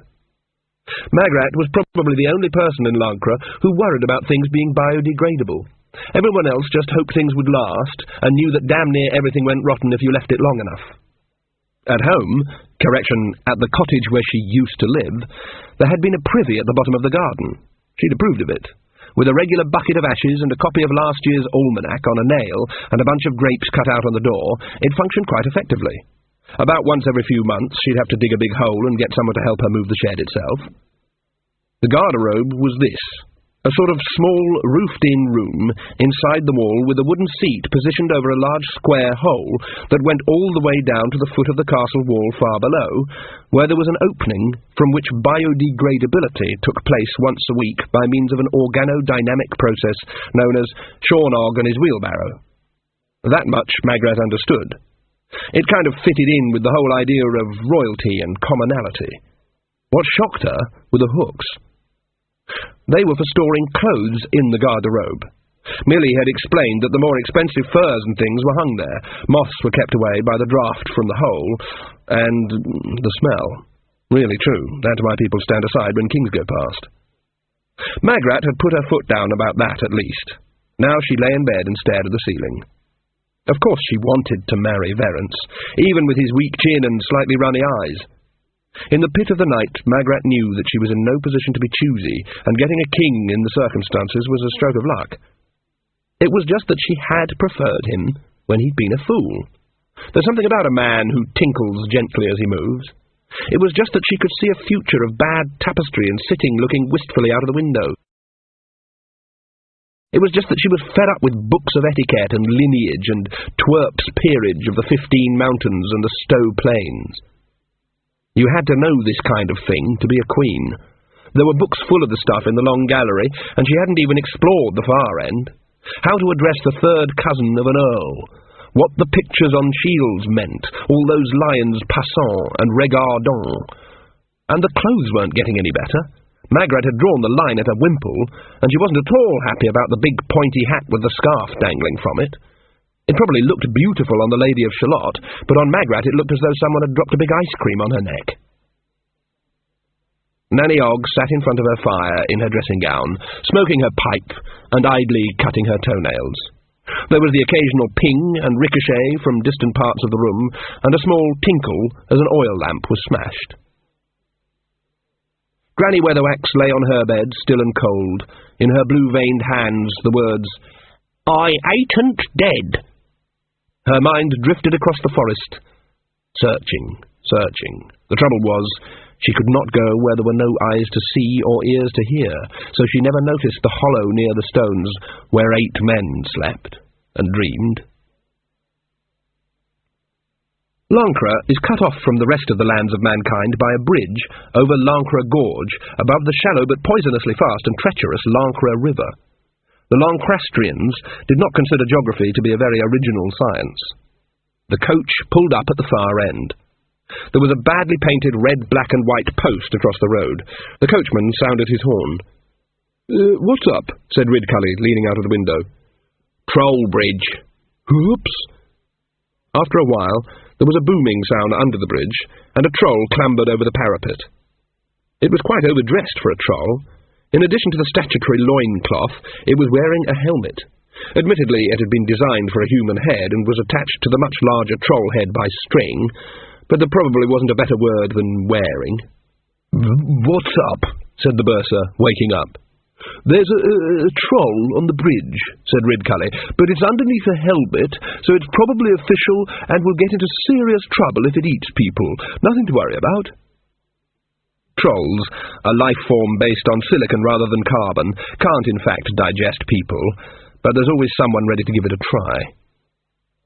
The bursar giggled because he was on the up-curve of whatever switchback his mind was currently riding. The troll appeared at the coach window. "Afternoon, your lordships," it said. "Customs inspection."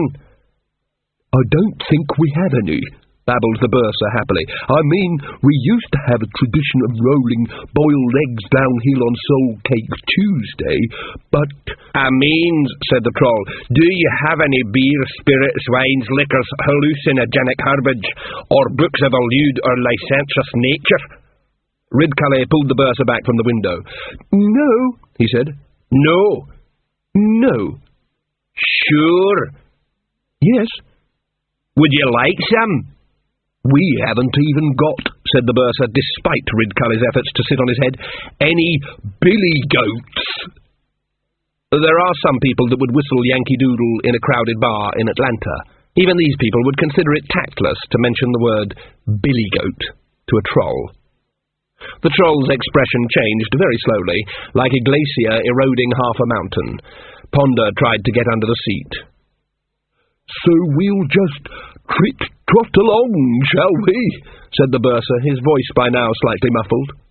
He doesn't mean it," said the Arch-Chancellor quickly. It's the dried frog talking." "You don't want to eat me," said the bursar. "You want to eat my brother. He's "Well, no," said the troll. "Seems to me that—" He spotted Casanunda. "Oh-ho," he said. "Dwarf smuggling, eh?" "Oh, don't be ridiculous, man," said Ridcully. "There's no such thing as dwarf smuggling."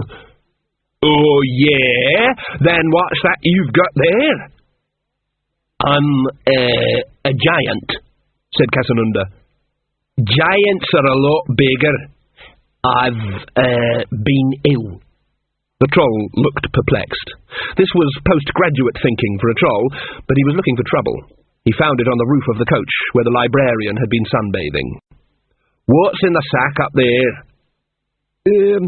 That's not a sack, that's the librarian." The troll prodded the large mass of red hair. "Ooh! What a monkey! Ooh!" Several minutes later, the travellers leaned on the parapet, looking down reflectively at the river far below. "Happen often, does it?" said Casanunda. "Not so much these days," said Ridcully. "It's like, what's that word, Stibbons? About breeding and passing on stuff to your kids?" Evolution, said Ponder. The ripples were still sloshing against the banks. Right. Like my father had a waistcoat with embroidered peacocks on it and he left it to me and now I've got it. They call it hereditary.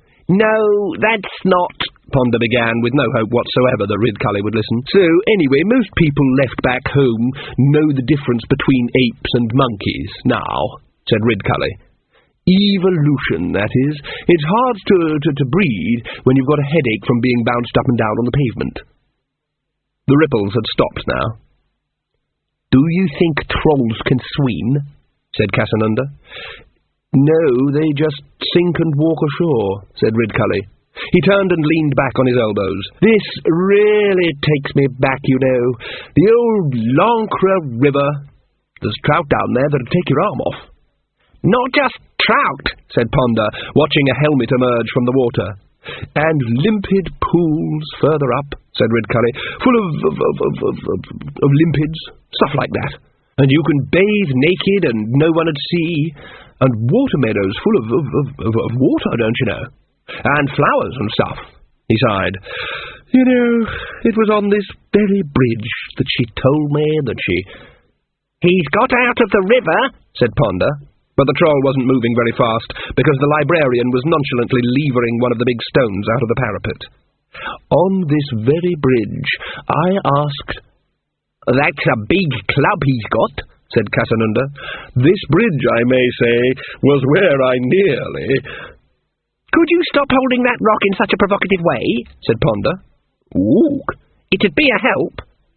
The actual bridge, if anyone's interested, is where my whole life took a different... Why don't we just go on, said Ponder. He's got a steep climb. Good thing for him he hasn't got up here, eh? Said Casanunda. Ponder swiveled the librarian around and pushed him towards the coach. This is the bridge, in fact, where... Ridcully turned round. Are you coming or not? Said Casanunda with the reins in his hand. I was actually having a quality moment of misty nostalgic remembrance, said Ridcully. Not that any of you buggers noticed, of course. Ponder held the door open. Well, you know what they say, you can't cross the same river twice, Arch-Chancellor, he said. Ridcully stared at him. Why not? This is a bridge. On the roof of the coach, the librarian picked up the coach horn, bit the end of it reflectively, well, you never knew, and then blew it so hard that it uncurled. It was early morning in Lancre town, and it was more or less deserted. Farmers had got up hours before to curse and swear and throw a bucket at the cows, and had then gone back to bed. The sound of the horn bounced off the houses. Ridcully leapt out of the coach and took a deep, theatrical breath. Can't you smell that? He said. That's real, fresh mountain air, that is. He thumped his chest. I've just trodden in something rural, said Ponder. Where is the castle, sir? I think it could be that huge, black, towering thing looming over the town, said Casanunda. The Arch-Chancellor stood in the middle of the square and turned slowly with his arms spread wide. See that tavern? He said. Ha!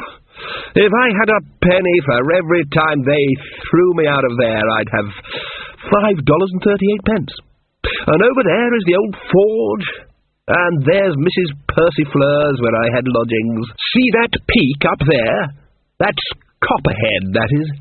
I climbed that one day with old Carbonaceous the troll. Oh, great days, great days. And see that wood down there on the hill? That's where she... His voice trailed into a mumble. Oh, my word. It all comes back to me. What a summer that was. They don't make them like that anymore. He sighed. You know, he said, I'd give anything to walk through those woods with her again. There were so many things we never... Oh, well. Come on. Ponder looked around at Lancre. He'd been born and raised in Ankh-Morpork. As far as he was concerned, the countryside was something that happened to other people, and most of them had 4 legs. As far as he was concerned, the countryside was like raw chaos before the universe, which was to say something with cobbles and walls, something civilized, was created. This is the capital city, he said. More or less, said Casanunda, who tended to feel the same way about places that weren't paved. I bet there's not a single delicatessen anywhere, said Ponder. "And the beer here," said Ridcully. "The beer here! Well, you just better taste the beer here. And there's stuff called scumble. They make it from apples, and damned if I know what else they put in it. Except you daren't pour it into metal mugs. You ought to try it, Mr. Stibbons. It'd put hair on your chest. And yours." He turned to the next one down from the coach, who turned out to be the librarian. "Book? Well, I should just drink anything you like in your case," said Ridcully. He hauled the mail sack down from the roof. "What do we do with this?" he said. There were ambling footsteps behind him, and he turned to see a short, red-faced youth in ill-fitting and baggy chainmail, which made him look like a lizard that had lost a lot of weight very quickly. "Where's the coach driver?" said Shornog. "He's ill," said Ridcully. "He had a sudden attack of bandits. What do we do with the mail?" "I take the palace stuff, and we generally leave the sack hanging up on a nail outside the tavern so that people can help themselves," said Sean. "Isn't that dangerous?" said Ponder. "Don't think so, it's a strong nail," said Sean, rummaging in the sack. "I mean, don't people steal letters?" "Oh, they wouldn't do that, they wouldn't do that. One of the witches go and stare at them if they did that." Sean stuffed a few packages under his arm and hung the sack on the aforesaid nail. "Yes, that's another thing they used to have round here," said Ridcully. "Witches. Let me tell you about the witches round here." "Our mum's a witch," said Sean conversationally, rummaging in the sack. "As fine a body of women as you could hope to meet," said Ridcully, with barely a hint of mental gear clashing, "and not a bunch of interfering power-mad old crones at all, whatever anyone might say." "Are you here for the wedding?" "That's right. I'm the Arch-Chancellor of Unseen University. This is Mr. Stibbons, a wizard. This, where are you? Oh, there you are. This is Mr. Casanunda." "Count," said Casanunda. "I'm a count." "Really? You never said." "Well, you don't, do you? It's not the first thing you say." Ridcully's eyes narrowed. "But I thought dwarfs didn't have titles," he said. "I performed a small service for Queen Agantia of Skund," said Casanunda. "Did you? My word. How small?" "Not that small." "My word. And that's the bursar, and this is the librarian." Ridcully took a step backwards, waved his hand in the air, and silently mouthed the words, "Don't say monkey." "Pleased to meet you," said Sean politely. Ridcully felt moved to investigate. "The librarian," he repeated. "Yes, you said." Sean nodded at the orangutan. "How'd you do?" "Ook." "You might be wondering why he looks like that," Ridcully prompted. "No, sir." "No?" "My mum says none of us can help how we're made," said Sean. "What a singular lady. And what is her name?" said Ridcully. "Mrs. Ogg, sir." Ogg? Ogg? Name rings a bell. Any relation to Sobriety Ogg? "He was my dad, sir." "Good grief, old Sobriety's son. How is the old devil?" "Do you know, sir, what with him being dead?" "Oh, dear. How long ago?" "These past 30 years, said Sean. "But you don't look any older than 20, Ponder began. Ridcully elbowed him sharply in the ribcage. "This is the countryside," he hissed. "People do things differently here, and more often." He turned back to Sean's pink and helpful face. "Things seem to be waking up a bit," he said, and indeed shutters were coming down around the square. "We'll get some breakfast in the tavern. They used to do wonderful breakfasts." He sniffed again and beamed. "Now that," he said, "is what I call fresh air." Sean looked around carefully. "Yes, sir," he said. "That's what we call it, too." There was the sound of someone frantically running, and then a pause, and King Verence II appeared around the corner, walking slowly and calmly with a very red face. "Certainly gives people a rosy complexion," said Ridcully cheerfully. "It's the king," hissed Sean, "and me without me trumpet." Said Verence. "Post been yet, Sean?" "Oh, yes, sire," said Sean, almost as flustered as the king. "Got it right here. Don't you worry about it, I'll open it all up and have it on your desk right away, sire." Something the matter, sire?" I think perhaps..." Sean was already tearing at the wrappers. "Here's that book on etiquette you've been waiting for, sire, and the pig stock book, and..." "Ooh, what's this one?" Verence made a grab for it. Sean automatically tried to hang on to it. The wrapping split, and the large, bulky book thumped onto the cobbles. Its fluttering pages played their woodcuts to the breeze. They looked down. "Wow," said Sean. "My word," said Ridcully. Said the king. "Ook." Sean picked up the book very, very carefully and turned a few pages. "Hey, look at this one. He's doing it with his feet. I didn't know you could do it with your feet." He nudged Ponder Stibbons. "Look, sir." Ridcully peered at the king. "You all right, Your Majesty?" he said. Verence squirmed. And look, here's one with both chaps are doing it with sticks." "What?" said Verence. "Wow," said Sean. "Thank you, sir. This is going to really come in handy, I can tell you. I mean, I've picked up bits and pieces here and there, but—" Verence snatched the book from Sean's hands and looked at the title page. "Martial arts. Martial arts. But I'm sure I wrote marital—" "Sire?" There was one exquisite moment while Verence fought for mental balance, but he won. Yes, right, yes, of course. Well, you see, a well-trained army is essential to the security of any kingdom. That's right, yes, fine. Magrat and me, we thought, yes, it's for you, Sean." "I'll start practicing right away, sire." Good." Jason Ogg awoke and wished he hadn't.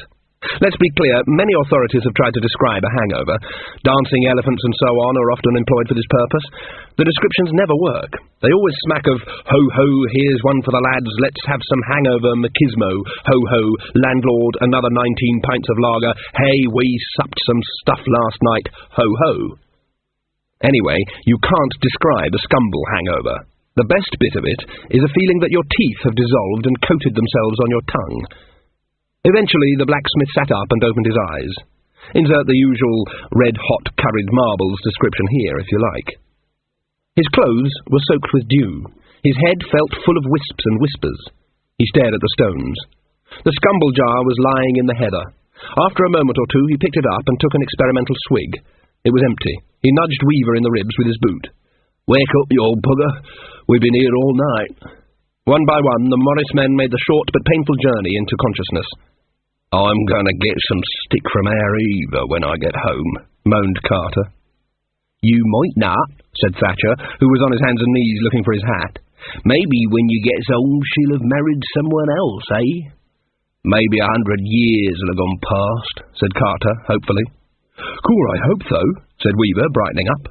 "I had 7pence invested in the Thrift Bank down in O'Hulan. I'll be a millionaire at complicated interest. I'll be as rich as creosote." "Who's creosote?" said Thatcher. "Famous rich bugger," said Baker, fishing one of his boots out of a peat pool. "Foreign." "Wasn't he the one everything he touched turned to gold?" said Carter. "Nah, that was someone else. Some king or other.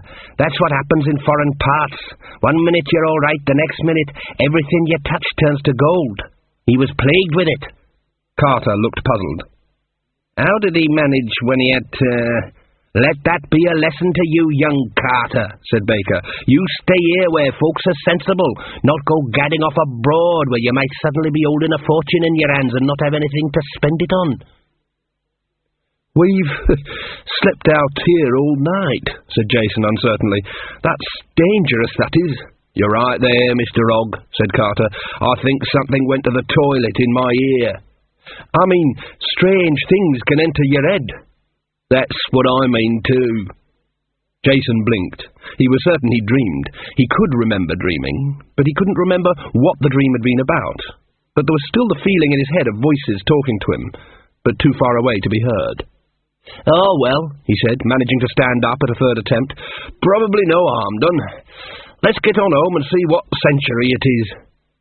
"What century is it, anyway?" said Thatcher.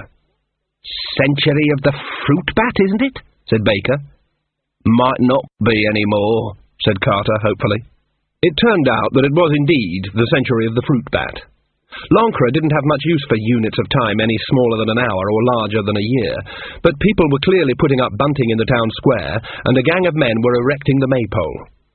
Someone was nailing up a very badly painted picture of Verence and Magrat, under which was the slogan, "Gods bless their majesties." With hardly a word exchanged, the men parted and staggered their separate ways. A hare lolloped through the morning mists until it reached the drunken ancient cottage in its clearing in the woods. It reached a tree stump between the privy and the herbs. Most woodland animals avoided the herbs. This was because animals that didn't avoid the herbs over the last 50 years had tended not to have descendants. A few tendrils waved in the breeze, and this was odd because there wasn't any breeze. It sat on the stump. And then there was a sensation of movement. Something left the hare and moved across the air to an open upstairs window. It was invisible, at least to normal eyesight. The hare changed. Before, it had moved with purpose. Now it flopped down and began to wash its ears. After a while, the back door opened and Granny Weatherwax walked out stiffly, holding a bowl of bread and milk. She put it down on the step and turned back without a second glance, closing the door again behind her. The hare hopped closer. It's hard to know if animals understand obligations or the nature of transactions, but that doesn't matter. They're built into witchcraft. If you want to really upset a witch, do her a favour which she has no means of repaying. The unfulfilled obligation will nag at her like a hangnail. Granny Weatherwax had been riding the hare's mind all night. Now she owed it something. There'd be bread and milk left outside for a few days. You had to repay, good or bad. There was more than one type of obligation. That's what people never really understood, she told herself as she stepped back into the kitchen. Magrat hadn't understood it, nor that new girl. Things had to balance. You couldn't set out to be a good witch or a bad witch. It never worked for long. All you could try to be was a witch, as hard as you could. She sat down by the cold hearth and resisted a temptation to comb her ears. They had broken in somewhere. She could feel it in the trees, in the minds of tiny animals. She was planning something. Something soon. There was, of course, nothing special about Midsummer in the occult sense, but there was in the minds of people, and the minds of people was where elves were strong. Granny knew that sooner or later she'd have to face the Queen. Not Magrat, but the real Queen. And she would lose. She'd worked all her life on controlling the insides of her own head. She'd prided herself on being the best there was, but no longer. Just when she needed all her self-reliance, she couldn't rely on her mind. She could sense the probing of the Queen. She could remember the feel of that mind from all those decades ago, and she seemed to have her usual skill at borrowing. But herself, if she didn't leave little notes for herself, she'd be totally at sea. Being a witch meant knowing exactly who you were and where you were, and she was losing the ability to know both. Last night she'd found herself setting the table for 2 people. She'd tried to walk into a room she didn't have. And soon she'd have to fight an elf. If you fought an elf and lost, then, if you were lucky, you would die. Magrat was brought breakfast in bed by a giggling Millie Chillum. "Guests are arriving already, ma'am, and there's flags and everything down in the square, and Sean has found the coronation coach." "How can you lose a coach?" said Magrat. "It was locked up in one of the old stables, ma'am. He's given it a fresh coat of gold paint right now." "But we're going to be married here," said Magrat. "We don't have to go anywhere." "The king said perhaps you could both ride around a bit, maybe as far as Badass," he said, "with Sean Hogg as a military escort, so people could wave and shout hooray, and then come back here." Magrat put on her dressing gown and crossed to the tower window. She could see down over the outer walls and into Lancre Town Square, which was already quite full of people. It would have been a market day in any case, but people were erecting benches as well, and the maypole was already up. There were even a few dwarfs and trolls, politely maintaining a distance from one another. "I just saw a monkey walk across the square," said Magrat. "The whole world's coming to Lancre," said Millie, who had once been as far as Slice. Magrat caught sight of the distant picture of herself and her fiancé. "This is stupid," she said to herself, but Millie heard her and was shocked. "What can you mean, ma'am?" Magrat spun round. "All this for me." Millie backed away in sudden fright. "I'm just Magrat Garlic. Kings ought to marry princesses and duchesses and people like that. People who are used to it. I don't want people shouting hooray just because I've gone by in a coach. And especially not people who've known me all my life. All this, her frantic gesture took in the hated garde-robe, the huge 4-poster bed, and the dressing room full of stiff and expensive clothes. This stuff, it's not for me. It's for some kind of idea. Didn't you ever get those cutouts, those dolls, you know, when you were a girl? Dolls you cut out? And there were cut-out clothes as well. And you could make her anything you wanted. That's me. It's like the bees. I'm being turned into a queen whether I want it or not. That's what's happening to me. I'm sure the king bought you all those nice clothes, because I don't just mean the clothes. I mean, people would be shouting hooray if anyone went past in the coach. But you were the one who fell in love with the king, ma'am, said Milly, bravely. Magrat hesitated for a moment. She'd never quite analysed that emotion. Eventually she said, "No, he wasn't a king then. No one knew he was going to be a king. He was just a sad, nice little man in a cap and bells who everyone ignored." Milly backed away a bit more. "I expect it's nerves, ma'am," she gabbled. "Everyone feels nervous on the day before their wedding. Shall I see if I can make you some herbal?" "I'm not nervous, and I can do my own herbal tea if I happen to want any." "Cook's very particular who goes into the herb garden, ma'am," said Milly. "I've seen that herb garden. It's all leggy sage and yellowy parsley. If you can't stuff it up a chicken's bum, she doesn't think it's a herb. Anyway, who's queen in this vicinity?" "I thought you didn't want to be, ma'am," said Milly. Magrat stared at her. For a moment she looked as if she was arguing with herself. Milly might not have been the best informed girl in the world, but she wasn't stupid. She was at the door, and threw it just as the breakfast tray hit the wall. Magrat sat down on the bed with her head in her hands. She didn't want to be queen. Being a queen was like being an actor, and Magrat had never been any good at acting. She'd always felt she wasn't very good at being Magrat, if it came to that.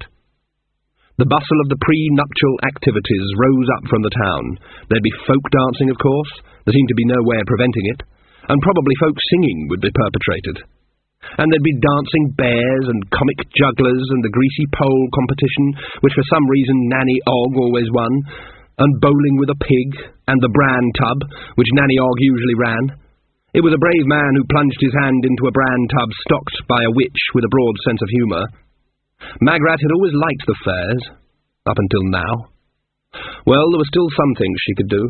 She dressed herself up in her commoner's clothes for the last time, and let herself out and down the back stairs to the Widdershins Tower and the room where Diamanda lay. Magrat had instructed Sean to keep a good fire going in the grate, and Diamanda was still sleeping peacefully, the unwakeable sleep. Magrat couldn't help noticing that Diamanda was strikingly good-looking, and from what she'd heard, quite brave enough to stand up to Granny Weatherwax. She could hardly wait to get her better, so that she could envy her properly. The wound seemed to be healing up nicely, but there seemed to be... Magrat strode to the bell pull in the corner and hauled on it. After a minute or two, Sean Og arrived, panting. There was gold paint on his hands. "What," said Magrat, "are all these things?"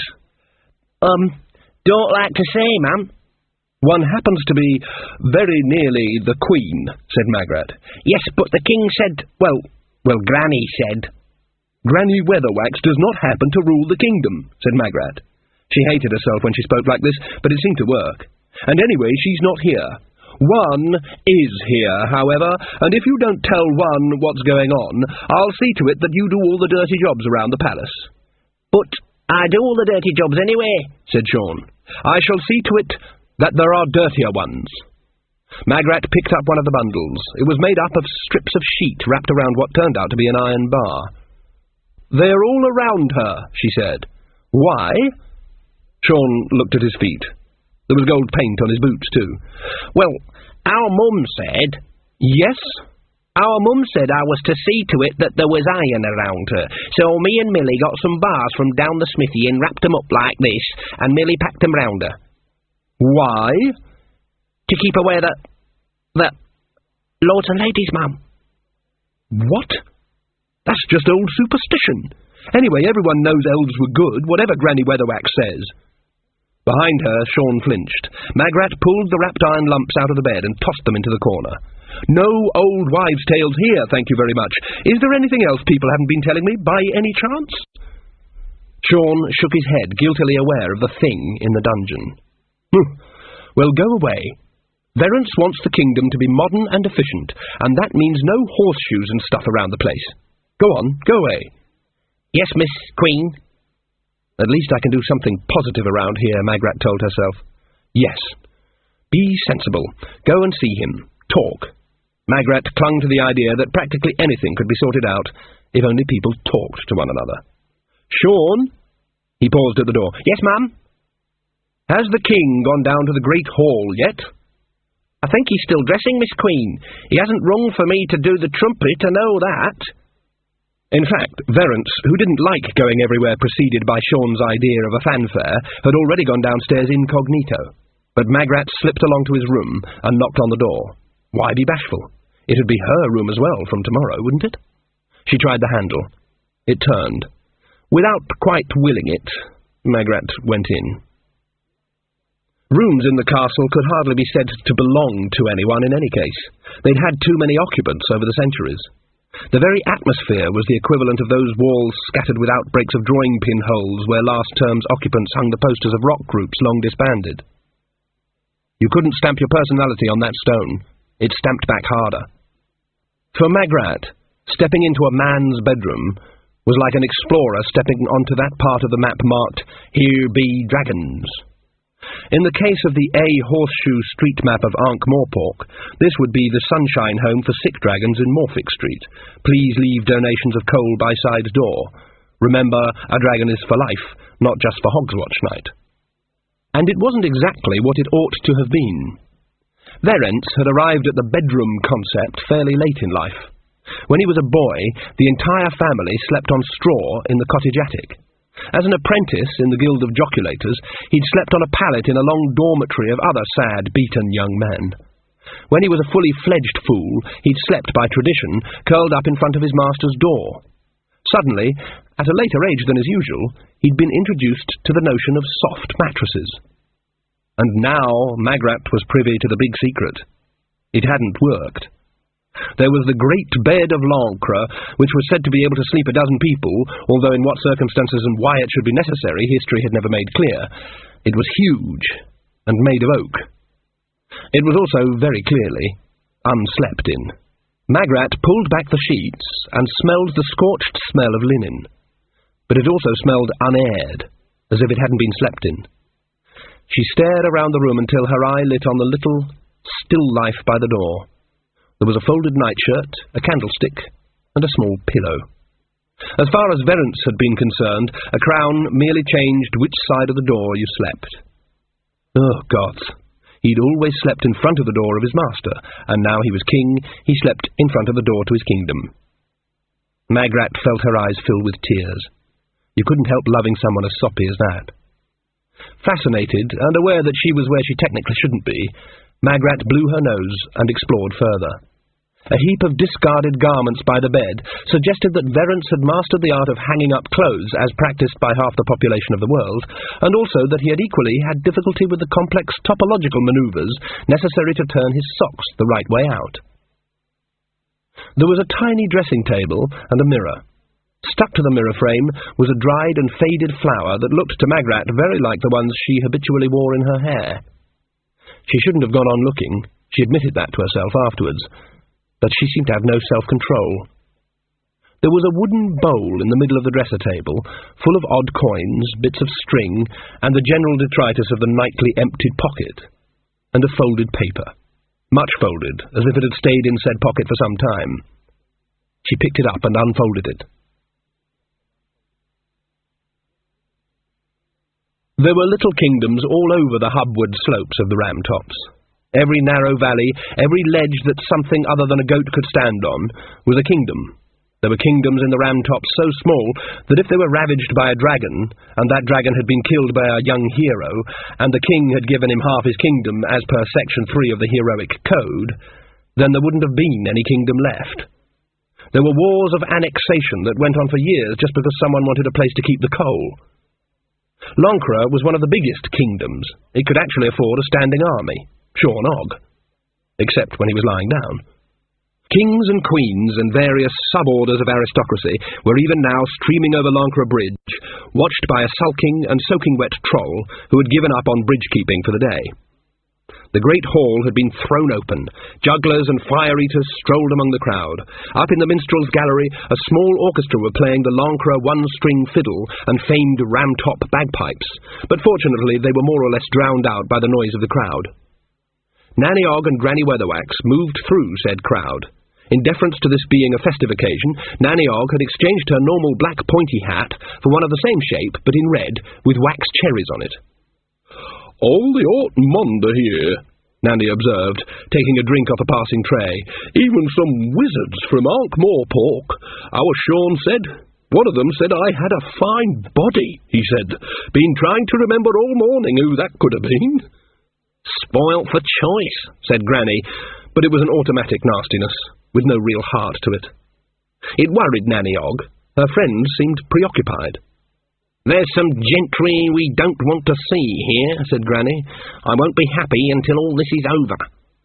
Nanny-Og craned to try and see over the head of a small emperor. "Can't see Magrat around," she said. "There's Verence talking to some of the kings, but can't see our Magrat at all. Our Sean said Millie Chilham said she was just a bag of nerves this morning." "All these high-born folks," said Granny, looking around at the crowned heads. "I feel like a fish out of water." "Well, the way I see it, it's up to you to make your own water," said Nanny, picking up a cold roast chicken leg from the buffet and stuffing it up her sleeve. "Don't drink too much. We've got to keep alert, Giffer. Remember what I said. Don't let yourself get distracted." "That's never the delectable Mrs. Og, is it?" Nanny turned. There was no one behind her. "Down here," said the voice. She looked down into a wide grin. "Oh, blast," she said. "It's me, Casanunda," said Casanunda, who was dwarfed still further by an enormous powdered wig. But not huge by wig standards. There have, in the course of decadent history, been many large wigs, often with built-in gewgaws to stop people having to look at boring hair all the time. There had been ones big enough to contain pet mice or clockwork ornaments. Mademoiselle Cupidor, mistress of Mad King Soup II, had one with a birdcage in it, but on special state occasions wore one containing a perpetual calendar, a floral clock, and a takeaway linguine shop. "You remember? We danced the night away in Genua?" "No, we didn't." "Well, we could have done." "Fancy you turning up here," said Nanny weakly. The thing about Casanunda, she recalled, was that the harder you slapped him down, the faster he bounced back, often in an unexpected direction. "Our stars are entwined," said Casanunda. "We're fated for one another. I want your body, Mrs. Og." "I'm still using it." And while she suspected quite accurately that this was an approach the world's second greatest lover used on anything that appeared to be even vaguely female, Nanny-Og had to admit that she was flattered. She'd had many admirers in her younger days, but time had left her with a body that could only be called comfortable, and a face like Mr. Grape the Happy Raisin. Long-banked fires gave off a little smoke. Besides, she'd rather liked Casanunda. Most men were oblique in their approach, whereas his direct attack was refreshing. "It'd never work," she said. "We're basically incompatible. When I'm 5'4", you'll still only be 3'9". Anyway, I'm old enough to be your mother." "You can't be. My mother's nearly 300, and she's got a better beard than you." And of course that was another point. By dwarf standards, Nanny-Og was hardly more than a teenager. "La, sir," she said, giving him a playful tap that made his ears ring. "You do know how to turn a simple country girl's head and no mistake." Casanunda picked himself up and adjusted his wig happily. "I like a girl with spirit," he said. "How about you and me having a little tete-a-tete when this is over?" Nanny-Og's face went blank. Her cosmopolitan grip of language had momentarily let her down. "Excuse me a minute," she said. She put her drink down on his head and pushed through the crowd until she found a likely-looking duchess and prodded her in the bustle regions. "Hey, your grace, what's a tete-a-tete?" "I beg your pardon?" "A tete-a-tete. Do you do it with your clothes on, or what?" "It means an intimate meeting, my good woman." "Oh, is that all? Oh, ta." Nanny-Og elbowed her way back to the vibrating dwarf. "You're on," she said. "I thought we could have a little private dinner, just you and me," said Casanunda, "in one of the taverns."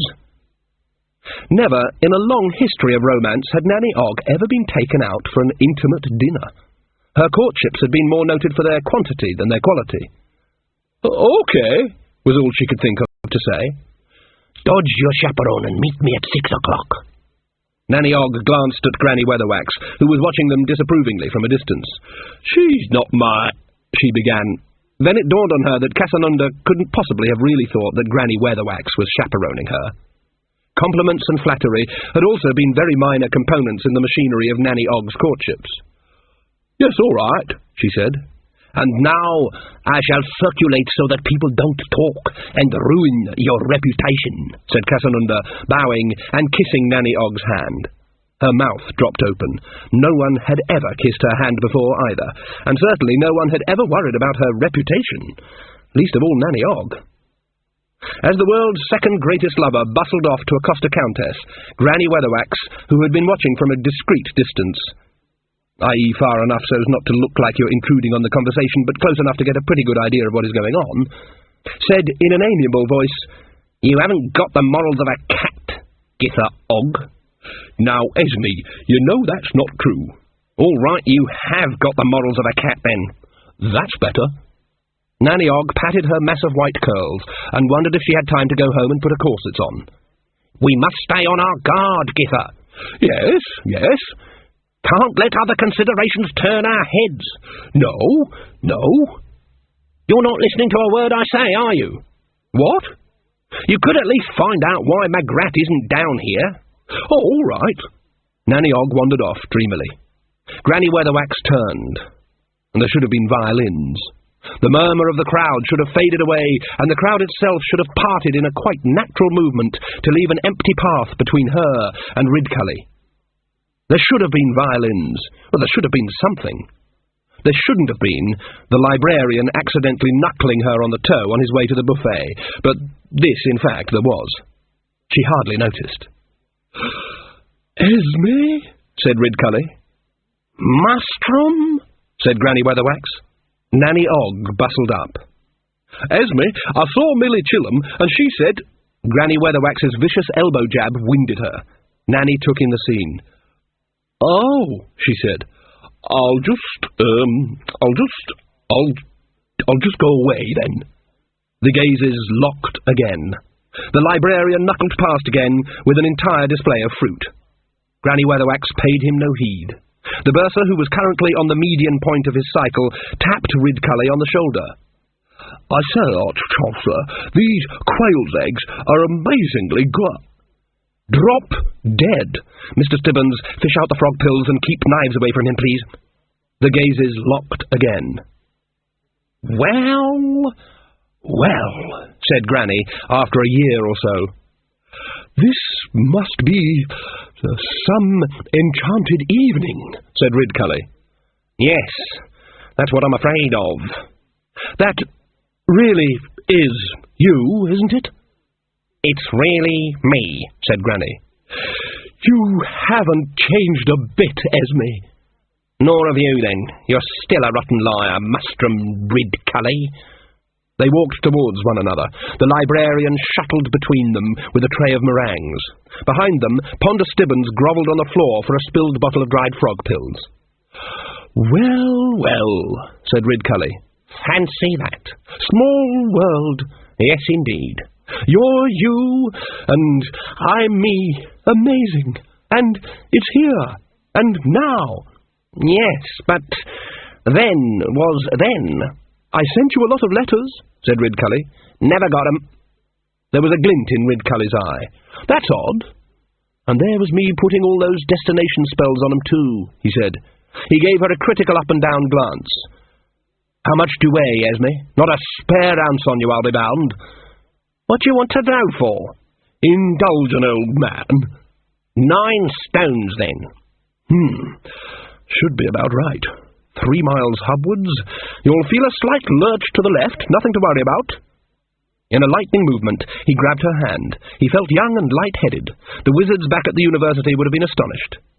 "Let me take you away from all this." He snapped his fingers. There has to be at least an approximate conservation of mass. It's a fundamental magical rule. If something is moved from A to B, something that was at B has got to find itself at A. And then there's momentum. Slow as the disk spins, various points of its radii are moving at different speeds relative to the hub, and a wizard projecting himself any distance towards the rim had better be prepared to land jogging. The 3 miles to Lancre Bridge merely involved a faint tug, which Ridcully had been ready for, and he landed up, leaning against the parapet with Esme Weatherwax in his arms. The customs troll, who had until a fraction of a second previously been sitting there, ended up lying full length on the floor of the great hall, coincidentally on top of the bursar. Granny Weatherwax looked over at the rushing water, and then at Ridcully. "Take me back this instant," she said. "You've got no right to do that." "Dear me, I seem to have run out of power. Can't understand it. Very embarrassing. Fingers gone all limp," said Ridcully. "Of course we could walk. It's a lovely evening. You always did get lovely evenings here." "It was all 50 or 60 years ago," said Granny. "You can't suddenly turn up and say all those years haven't happened." "Oh, I know they've happened all right," said Ridcully. "I'm the head wizard now. I've only got to give an order, and 1,000 wizards will disobey, come to think of it, or say, 'What?' or start to argue. But they have to take notice." "I've been to that university a few times," said Granny. "A bunch of fat old men in beards." "That's right, that's them." "A lot of them come from the Ram Tops," said Granny. "I knew a few boys from Lancre who became wizards." "Very magical area," Ridcully agreed. "Something in the air." Below them, the cold black waters raced, always dancing to gravity, never flowing uphill. "There was even a Weatherwax as Arch-Chancellor years ago," said Ridcully. "So I understand. Distant cousin. Never knew him," said Granny. They both stared down at the river for a moment. Occasionally a twig or a branch would whirl along in the current. "Do you remember?" "I have a very good memory, thank you." "Do you ever wonder what life would have been like if you'd said yes?"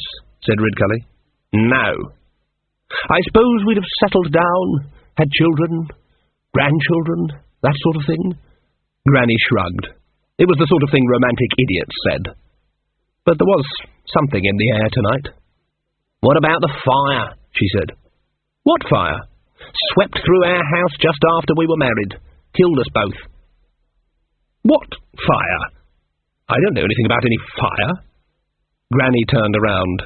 "Of course not. It didn't happen. But the point is, it might have happened. You can't say, if this didn't happen, then that would have happened, because you don't know everything that might have happened.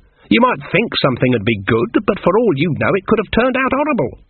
You can't say, if only I'd... because you could be wishing for anything. The point is, you'll never know. You've gone past, so there's no use thinking about it, so I don't." "The trousers of time," said Ridcully moodily. He picked a fragment off the crumbling stonework and dropped it into the water. It went plunk, as is so often the case. "What?" "That's the sort of thing they go on about in the high-energy magic building, and they call themselves wizards. You should hear them talk. The buckers wouldn't know a magic sword if it bit them on the knee. That's young wizards today. They think they bloody invented magic." "Yes, you should see the girls that want to be witches these days," said Granny Weatherwax. "Velvet hats and black lipstick and lacy gloves with no fingers to them. Cheeky, too." They were side by side now, watching the river. "Trousers of time," said Ridcully. "One of you goes down one leg, one of you goes down the other. And there's all these continuinuums all over the place. When I was a lad, there was just one decent universe, and this was it. And all you had to worry about was creatures breaking through from the dungeon dimensions. But at least there was this actual damn universe, and you knew where you stood. Now it turns out there's millions of the damn things. And there's this damn cat they've discovered that you can put in a box, and it's dead and alive at the same time, or something. And they all run around saying, 'Marvellous, marvellous, hooray, here comes another quantum.' Ask them to do a decent levitation spell, and they look at you as if you've started to dribble. You should hear young Stibbons talk.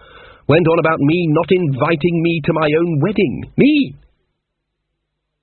From the side of the gorge, a kingfisher flashed, hit the water with barely a ripple, and ricocheted away with something silver and wriggly in its beak. Kept going on about everything happening at the same time, Ridcully went on morosely. Like there's no such thing as a choice. You just decide which leg you're heading for. He says that we did get married, see? He says all the things that might have been have to be.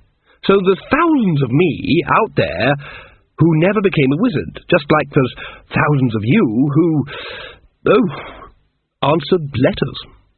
Ha! To them, we're something that might have been. Now, do you call that proper thinking for a growing lad? When I started wizarding, old Tudgy Spold was Arch-Chancellor, and if any young wizards even mentioned that sort of daft thing, he'd feel a staff across his backside. Somewhere far below, a frog plopped off the stone. Mind you, I suppose we've all passed a lot of water since then. It dawned gently on Ridcully that the dialogue had become a monologue. He turned to Granny, who was staring round-eyed at the river, as if she'd never seen water before. "Stupid, stupid, stupid," she said. "I beg your pardon? I was only—" "Not you. I wasn't talking to you. Stupid. I've been stupid. But I ain't been daft. Heh! And I thought it was my memory going, and it was too. It was going and fetching." "What?" "I was getting scared, me, and not thinking clear, except I was thinking clear." "What?" "Never mind. Well, I won't say this hasn't been, nice," said Granny, "but I've got to get back. Do the things with the fingers again and hurry." Ridcully deflated a little. Can't," he said. "You did it just now." "That's the point. I wasn't joking when I said I couldn't do it again. It takes a lot out of you, transmigration." "You used to be able to do it all the time, as I recall," said Granny. She risked a smile. "Our feet hardly touched the ground." "I was younger then. Now, once is enough." Granny's boots creaked as she turned and started to walk quickly back towards the town. Ridcully lumbered after her. "What's the hurry?" "Got important things to do," said Granny without turning round. "Been letting everyone down." "Some people might say this is important." "No, it's just personal. Personal's not the same as important. People just think it is." "You're doing it again." "What?" "I don't know what the other future would have been like," said Ridcully, "but I, for one, would have liked to have given it a try." Granny paused. Her mind was crackling with relief. Should she tell him about the memories? She opened her mouth to do so, and then thought again. Nah, he'd get soppy. "I'd have been crabby and bad-tempered," she said instead. "Well, that goes without saying." "And what about you? I'd have put up with all your womanizing and drunkenness, would I?" Ridcully looked bewildered. "What womanizing?" "We're talking about what might have been." "But I'm a wizard. We hardly ever womanize. There's laws about it. Well, rules. Well, guidelines, anyway." "But you wouldn't have been a wizard then." "And I'm hardly ever drunk." "You would have been if you'd been wedded to me." He caught up with her. "Even young Ponder doesn't think like this," he said. "You've made up your mind that it would have been dreadful, have you?" "Yes." "Why?" "Why do you think?" "I asked you." "Oh, I'm too busy for this," said Granny. "Like I said, personal ain't the same as important. Make yourself useful, Mr. Wizard. You know it's circle time, don't you?" Ridcully's hand touched the brim of his hat. "Oh, yes." "And you know what that means?" "They tell me it means that the walls between realities get weaker. The circles are... what's the word Stibbons uses? Iso-reasons. They connect levels of... something daft. Similar levels of reality, which is bloody stupid. You'd be able to walk from one universe to another." "Ever tried it?" "No." "A circle is a door half open. It doesn't need much to open it up all the way. Even belief will do it. That's why they put the dancers up years ago. We got the dwarfs to do it. Thunderbolt iron, those stones. There's something special about them. They've got the love of iron. Don't ask me how it works. Elves hate it even more than ordinary iron. It upsets their senses or something. But minds can get through." "Elves?" Everyone knows elves don't exist anymore. Not proper elves. I mean, there's a few folk who say they're elves. Oh, yes. Elvish ancestry. Elves and humans breed all right. As if that's anything to be proud of. But you just get a race of skinny types with pointy ears and a tendency to giggle and burn easily in sunshine. I ain't talking about them. There's no harm in them. I'm talking about real wild elves. What we ain't seen here for... The road from the bridge to the town curved between high banks, with the forest crowding in on either side, and in places even meeting overhead. Thick ferns already curling like green breakers lined the clay banks. They rustled. The unicorn leapt onto the road. Thousands of universes twisting together like a rope being plaited from threads. There's bound to be leakages, a sort of mental equivalent of the channel breakthrough on a cheap hi-fi that gets you the news in Swedish during quiet bits in the music. Especially if you've spent your life using your mind as a receiver. Picking up the thoughts of another human being is very hard, because no two minds are on the same wavelength. But somewhere out there, at the point where the parallel universes tangle, are a million minds just like yours, for a very obvious reason. Granny Weatherwax smiled. Millie Chillum and the king and one or two hangers-on were clustered around the door to Magrat's room when Nanny Og arrived. "What's happening?" "I know she's in there," said Verence, holding his crown in his hands in the famous "Ay, senor, Mexican bandits have raided our village" position. "Millie heard her shout, 'Go away,' and I think she threw something at the door." Nanny Og nodded sagely. "Wedding nerves," she said. "Bound to happen." "But we're all going to attend the entertainment," said Verence. "She really ought to attend the entertainment." "Well, I don't know," said Nanny. "Seeing how Jason and the rest of them prancing about in straw wigs, I mean, they mean well, but it's not something a fairly young girl has to see on the night before her nuptials." "You asked her to unlock the door?" "I did better than that," said Verence. "I instructed her to." "That was right, wasn't it? Even if Magrat won't obey me, I'm a poor lookout as a king." "Ah," said Nanny, after a moment's slow consideration. "You've not entirely spent a lot of time in female company, have you? In a generalised sort of way."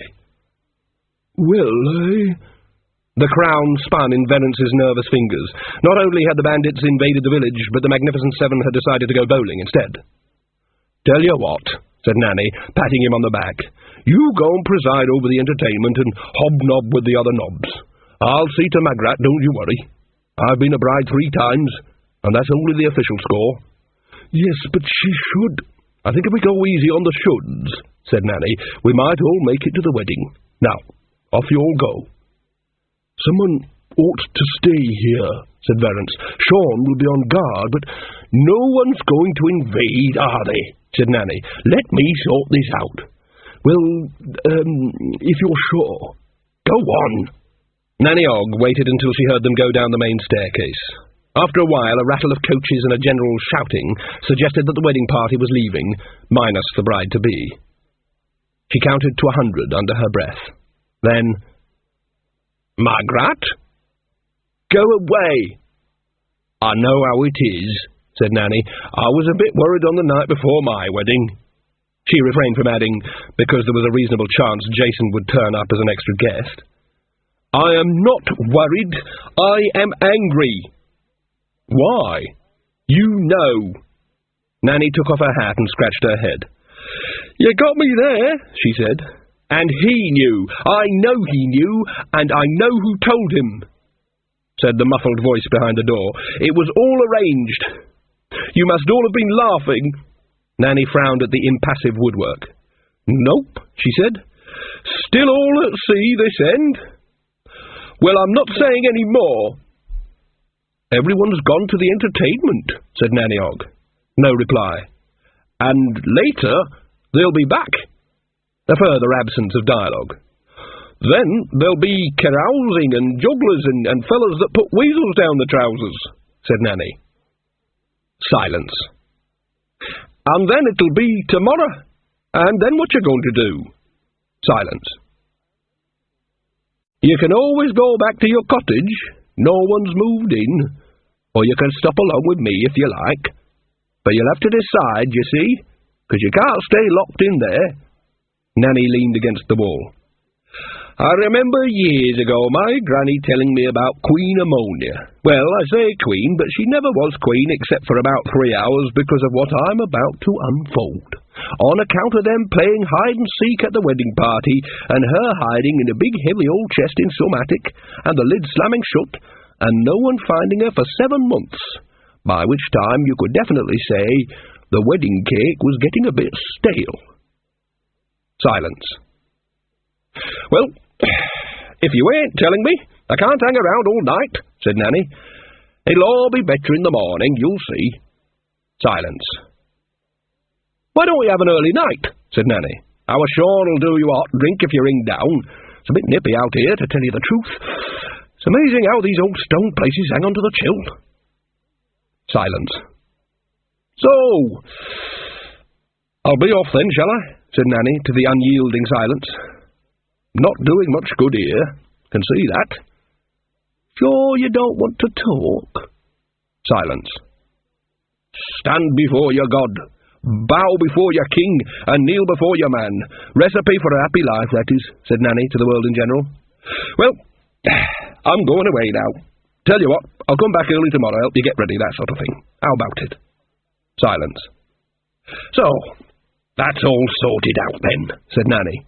"Cheerio." She waited a full minute. By rights, by the human mechanics of situations like this, the bolts should have been drawn back and Magrat should have peeped out into the corridor, or possibly even called out to her. She did not. Nanny shook her head. She could think of at least 3 ways of getting into the room, and only one of them involved going through the door. But there was a time and place for witchcraft, and this wasn't it. Nanny Og had led a long and generally happy life by knowing when not to be a witch, and this was one of those times. She went down the stairs and out of the castle. Sean was standing guard at the main gate, surreptitiously practicing karate chops on the evening air. He stopped and looked embarrassed as Nanny Og approached. "Wish I was going to the entertainment, Mum." "I dare say the king will be very generous to you come payday on account of your duty," said Nanny Og. "Remind me to remind him." "Aren't you going?" "Well, I'm just going for a stroll into town," said Nanny. "I expect Esme went with them, did she?" "Couldn't say, Mum." "Just a few things I've got to do." She hadn't gone much further before a voice behind her said, "Hello, O moon of my delight." You do sneak up on people, Cassanunda." "I've arranged for us to have dinner at the Golden Bush," said the dwarf count. That's a horrible expensive place," said Nanny Og. "Never eaten there." "They've got some special provisions in, what with the wedding and all the gentry here," said Cassanunda. "I've made special arrangements." These had been quite difficult. Food as an aphrodisiac was not a concept that had ever caught on in Lancre, apart from Nanny Og's famous carrot and oyster pie. Carrots so that you can see in the dark, she'd explain, and oysters so as you've got something to look at. As far as the cook at the Goaten Bush was concerned, food and sex were only linked in certain humorous gestures involving things like cucumbers. He'd never heard of chocolate, banana skins, avocado and ginger, marshmallow and the 1,000 other foods people have occasionally employed to drive an A to B freeway through the rambling pathways of romance. Cassanunda had spent a busy 10 minutes sketching out a detailed menu, and quite a lot of money had changed hands. He'd arranged a careful, romantic, candlelit supper. Cassanunda had always believed in the art of seduction. Many tall women, accessible by stepladder across the continent, had reflected how odd it was that the dwarfs, a race to whom the aforesaid art of seduction consisted in the main part of tactfully finding out what sex underneath all that leather and chainmail another dwarf was, had generated someone like Cassanunda. It was as if Eskimos had produced a natural expert in the care and attention of rare tropical plants. The great pent-up waters of dwarfish sexuality had found a leak at the bottom of the dam, small, but with enough power to drive a dynamo. Everything that his fellow dwarfs did very occasionally as nature demanded, he did all the time, sometimes in the back of a sedan chair, and once upside down in a tree. But, and this is important, with care and attention to detail that was typically dwarfish. Dwarfs would spend months working on an exquisite piece of jewellery, and for broadly similar reasons, Casanunda was a popular visitor to many courts and palaces, for some strange reason, generally while the local lord was away. He also had a dwarfish ability with locks, always a useful talent for those awkward moments sur la boudoir. And Nanny Og was an attractive lady, which is not the same as being beautiful. She fascinated Casanunda. She was an incredibly comfortable person to be around, partly because she had a mind so broad it could accommodate 3 football fields and a bowling alley. "I wish I had my crossbow," muttered Ridcully. "With that head on my wall, I'd always have a place to hang my hat." The unicorn tossed its head and pawed the ground. Steam rose from its flanks.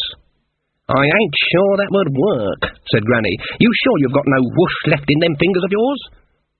"I could create an illusion," said the wizard. "That's not hard." "It wouldn't work. The unicorn is an elvish creature. Magic don't work on 'em. They see through illusions. They ought to. They're good enough at 'em. How about the bank? Reckon you could scramble up it?" They both glanced at the banks. They were red clay, slippery as priests. "Let's walk backwards," said Granny, slowly. "How about its mind? Can you get in?" "There's someone in there already. The poor thing's her pet. It obeys only her." The unicorn walked after them, trying to watch both of them at the same time. But what shall we do when we come to the bridge?" "You can still swim, can't you?" "The river's a long way down." "But there's a deep pool there, don't you remember? You dived in there once, one moonlit night." "I was young and foolish then." "Well, you're old and foolish now." "I thought unicorns were more fluffy." "See clear. Don't let the glamour get you. See what's in front of your eyes. It's a damn great horse with a horn on the end," said Granny. The unicorn pawed the ground. Granny's feet scraped the bridge. "Got here by accident, can't get back," she said. "Even there'd been one of us, it'd be charging by now. We're about halfway across the bridge." "Lot of snow runoff in that river," said Ridcully doubtfully. "Oh yes," said Granny. "See you at the weir." And she was gone. The unicorn, which had been trying to decide between targets, was left with Ridcully. It could count up to 1. It lowered its head. Ridcully had never liked horses, animals which seemed to him to have only the weakest possible grip on sanity. As the unicorn charged, he vaulted the parapet and dropped, without much aerodynamic grace, into the icy waters of the Lancre. The librarian liked the stage. He was always in the front seat on the first night of a new production at any of Ank's theatres, his prehensile abilities allowing him to clap twice as hard as anyone else, or if necessary hurl peanut shells. And he was feeling let down. There were hardly any books in the castle, except for serious volumes on etiquette, and animal breeding, and estate management. As a rule, royalty doesn't read much. He wasn't expecting to be amazed at the entertainment. He'd peered behind the bit of sacking that was doing service as a dressing room, and seen 6 heavily built men arguing with one another. This did not bode well for an evening of thespianic splendour, although there was always the possibility that one of them might hit another one in the face with a custard pie. The librarian, an ape of simple but firmly held tastes, considered an episode with custard pies, buckets of whitewash, and especially that bit when someone takes someone else's hat off, fills it with something oozy, and replaces it on the deadpan head while the orchestra plays whap, whap, wah, to be an absolutely essential part of any theatrical performance. Since a roasted peanut is a dangerous and painful item when hurled with pinpoint accuracy, directors in Ankh-Morpork had long ago taken the hint. This made some of the Grand Guignol melodramas a little unusual, but it was considered that plays like The Blood-Soaked Tragedy of the Mad Monk of Quirm, with custard pie scene, were far better than being deaf in one ear for 5 days. He had managed to get the 3 of them seats in the front row. This wasn't according to the rules of precedence, but it was amazing how everyone squeezed up to make room. He'd also found some peanuts. No one ever knew how he managed that. "Ook?" "No, thank you," said Ponder Stibbons. "They give me the wind." "Ook? I like to listen to a man who likes to talk. Whoops, sawdust and treacle. Put that in your herring and smoke it." "I don't think he wants one," said Ponder. The curtain went up, or at least was pulled aside by Carter the baker. The entertainment began. The librarian watched in deepening gloom. It was amazing. Normally he quite liked a badly acted play, provided enough confectionery stayed airborne. But these people weren't even good at bad acting. Also, no one seemed to be on the point of throwing anything. He fished a peanut out of the bag and rolled it in his fingers, while staring intently at the left ear of Taylor the other weaver, and felt his hair rise. This is very noticeable on an orangutan. He glanced up at the hill behind the erratic actors and growled under his breath. "Ook!" Ponder nudged him. "Quiet!" he hissed. "They're getting the hang of it." There was an echo to the voice of the one in the straw wig. "What did she say?" said Ponder. "Ook." "How did she do that?" "That's good make-up, that." Ponder fell silent. Suddenly the librarian felt very alone. Everyone else in the audience had their gaze fastened firmly on the turf stage. He moved a hand up and down in front of Stibbons's face. The air was wavering over the hill, and the grass on its side moved in a way that made the ape's eyes ache. Ooh! Over the hill, between the little stones, it began to snow. Ooh! Alone in her room, Magrat unpacked the wedding dress. And that was another thing. She ought to have been involved in the dress, at least. She was going to, would have been, the one wearing it, after all. There should have been weeks of choosing the material, and fittings, and changing her mind, and changing the material, and changing the pattern, and more fittings. Although, of course, she was her own woman and didn't need that kind of thing at all. But she should have had the choice. It was white silk with a tasteful amount of lace. Magrat knew she wasn't much up on the language of dressmaking. She knew what things were, she just didn't know the names. All those ruches and pleats and gauze and things. She held the dress against her and gave it a critical examination. There was a small mirror against the wall. After a certain amount of internal tussling, Magrat gave in and tried the dress on. It wasn't as if she'd be wearing it tomorrow. If she never did try it on, she'd always wonder if it had fitted. It fitted. Or rather, it didn't fit, but in a flattering way. Whatever Verence had paid, it had been worth it. The dressmaker had done cunning things with the material, so that it went in where Magrat went straight up and down, and billowed out where Magrat didn't. The veil had silk flowers on the headband. "I'm not going to start crying again," Magrat told herself. "I'm going to stay angry. I'm going to wind up the anger until it's thick enough to become rage, and when they come back, I shall... What? She could try being icy. She could sweep majestically past them. This was a good dress for that, and that'd teach them. And then what? She couldn't stay here, not with everyone knowing, and they'd find out about the letter. News went around Lancre faster than turpentine through a sick donkey. She'd have to go away. Perhaps find somewhere where there were no witches and start up again, although at the moment her feelings about witches were such that she'd prefer practically any other profession, insofar as there were other professions for an ex-witch. Magrat stuck out her chin. The way she felt now, with the bile bubbling like a hot spring, she'd create a new profession, one that with any luck didn't involve men and meddling old women. And she'd keep that damn letter just to remind her. All the time she'd wondered how Verence was able to have things arranged weeks before she got back, and it was as simple as this. How they must have laughed. It occurred briefly to Nanny Ogg that she really should be somewhere else, but at her time of life invitations to intimate candlelit suppers were not a daily occurrence. There had to be a time when you stopped worrying about the rest of the world and cared a little for yourself. There had to be a time for a quiet, inner moment. "This is damn good wine," she said, picking up another bottle. "Would you say it's called?" She peered at the label. "Chateau Maison."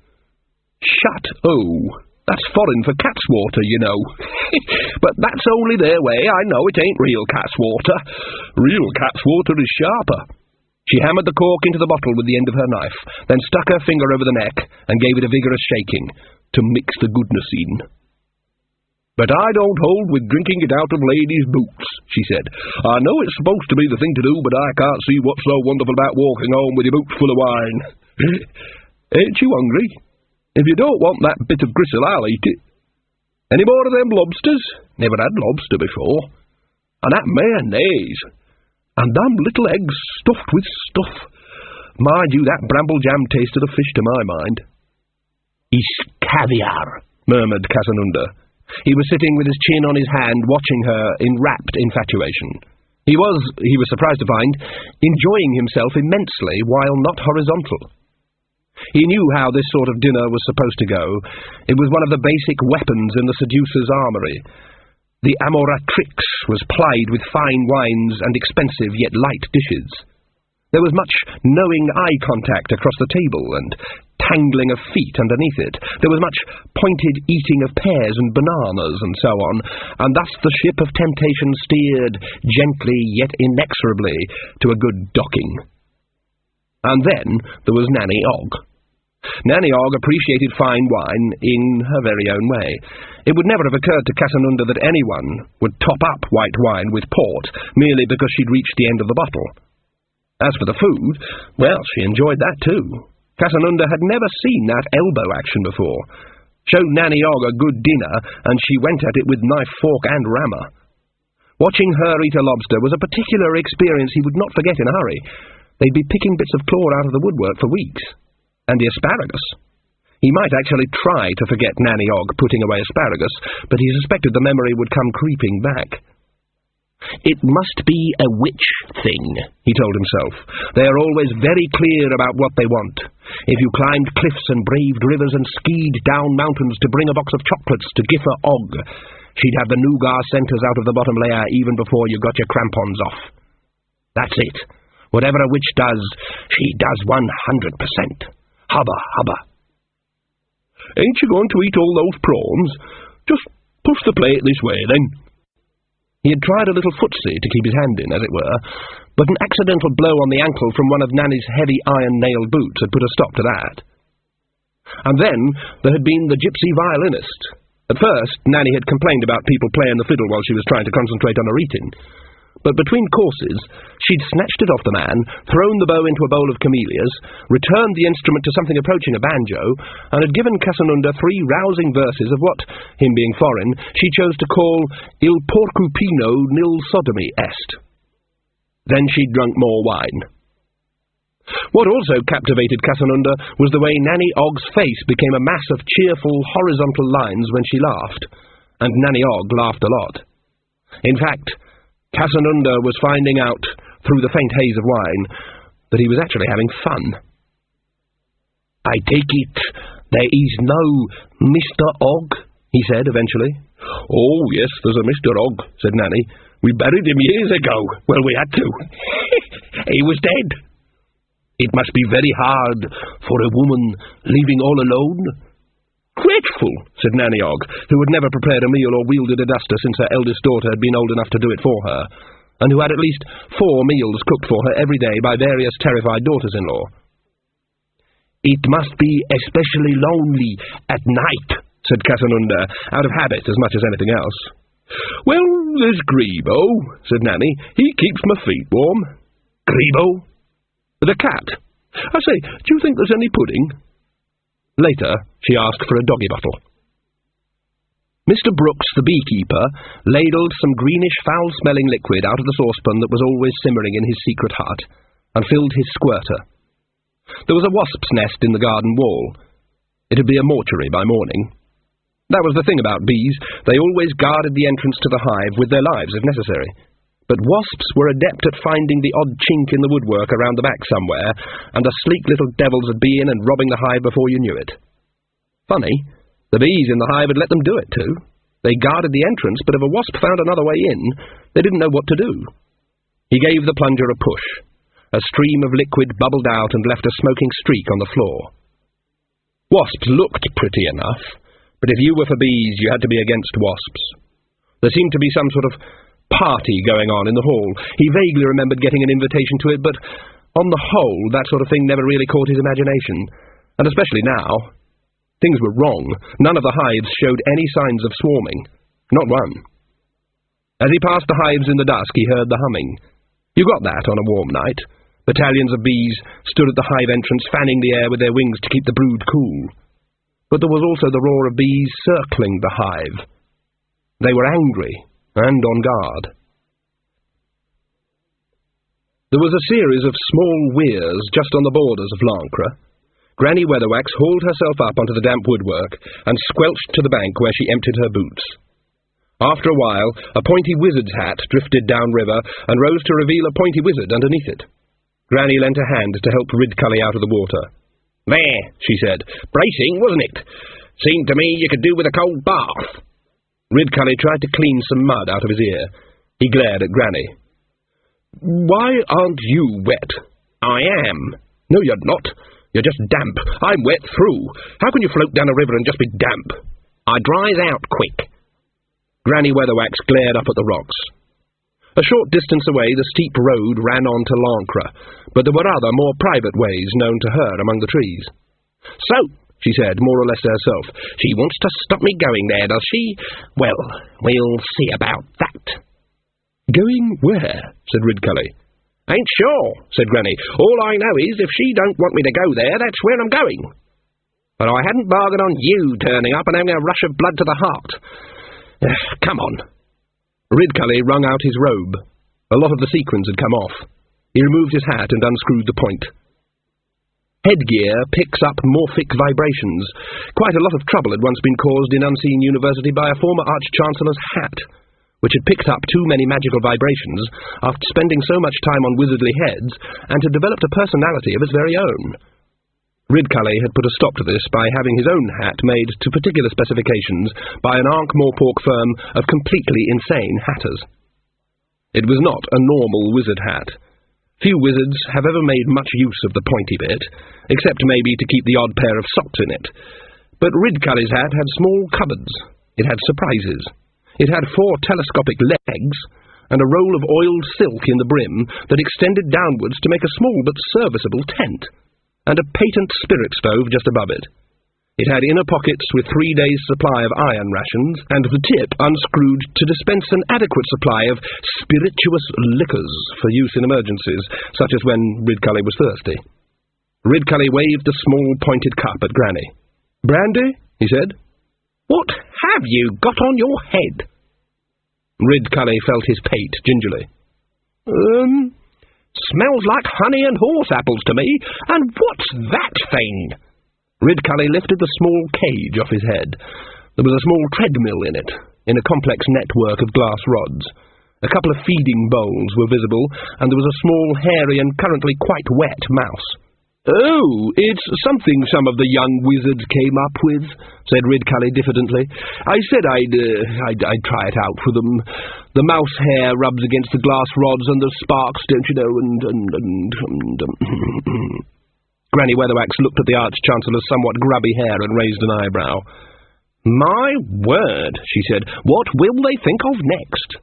Don't really understand how it works. Stibbons is the man for this sort of thing. I thought I'd help them out." "Lucky you were going bald, eh?" In the darkness of her sick room, Diamanda opened her eyes, if they were her eyes. There was a pearly sheen to them. The song was as yet only on the threshold of hearing, and the world was different. A small part of her mind was still Diamanda, and looked out through the mists of enchantment. The world was a pattern of fine silver lines, constantly moving, as though everything was coated with filigree, except where there was iron. There the lines were crushed, and tight, and bent. There the whole world was invisible. Iron distorted the world. Keep away from iron. She slipped out of bed, using the edge of the blanket to grasp the door handle, and opened the door. Sean Ogg was standing very nearly to attention. Currently he was guarding the castle and seeing how long he could stand on one leg. Then it occurred to him that this wasn't a proper activity for a martial artist, and he turned it into number 19, the flying chrysanthemum double drop kick. After a while he realized that he'd been hearing something. It was vaguely rhythmical, and put him in mind of a grasshopper chirruping. It was coming from inside the castle. He turned carefully, keeping alert in case the massed armies of foreign parts tried to invade while his back was turned. This needed working out. He wasn't on guard from things inside the castle, was he? On guard meant things outside. That was the point of castles. That's why you had all the walls and things. He'd got the big poster they gave away free with Jane's all-the-world siege weapons. He knew what he was talking about. Sean was not the quickest of thinkers, but his thoughts turned inexorably to the elf in the dungeon. But that was locked up. He'd locked the door himself, and there was iron all over the place, and Mum had been very definite about the iron. Nevertheless, he was methodical about it. He raised the drawbridge and dropped the portcullis and peered over the wall for good measure, but there was just the dusk and the night breeze.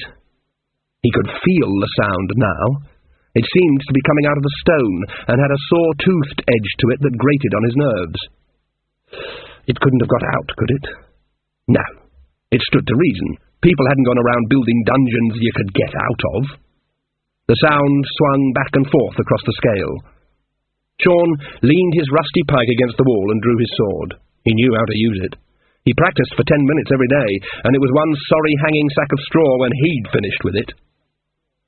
He slipped into the keep by the back door and sidled along the passages towards the dungeon. There was no one else around. Of course, everyone was at the entertainment, and they'd be back any time now, carousing all over the place. The castle felt big and old and cold. Any time now.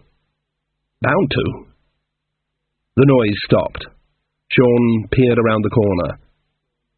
There were the steps. There was the open doorway to the dungeons. "Stop!" shouted Sean, just in case. The sound echoed off the stones. "Stop! Or stop!" He eased his way down the steps and looked through the archway. "I warn you, I'm learning the path of the happy jade lotus." There was the door to the cell, standing ajar, and a white-clad figure next to it. Sean blinked. "Ain't you Miss Tockley?" She smiled at him. Her eyes glowed in the dim light. "You're wearing chainmail, Sean," she said. "What, miss?" He glanced at the open door again. "That's terrible. You must take it off, Sean. How can you hear with all that stuff around your ears?" Sean was aware of the empty space behind him, but he daren't look round. "I can hear fine, miss," he said, trying to ease himself around so that his back was against a wall. "But you can't hear truly," said Diamanda, drifting forward. "The iron makes you deaf." Sean was not yet used to thinly clad young women approaching him with a dreamy look on their faces. He fervently wished he could take the path of the retreating back. He glanced sideways. There was a tall, skinny shape outlined in the open cell doorway. It was standing very carefully, as if it wanted to keep as far away from its surroundings as possible.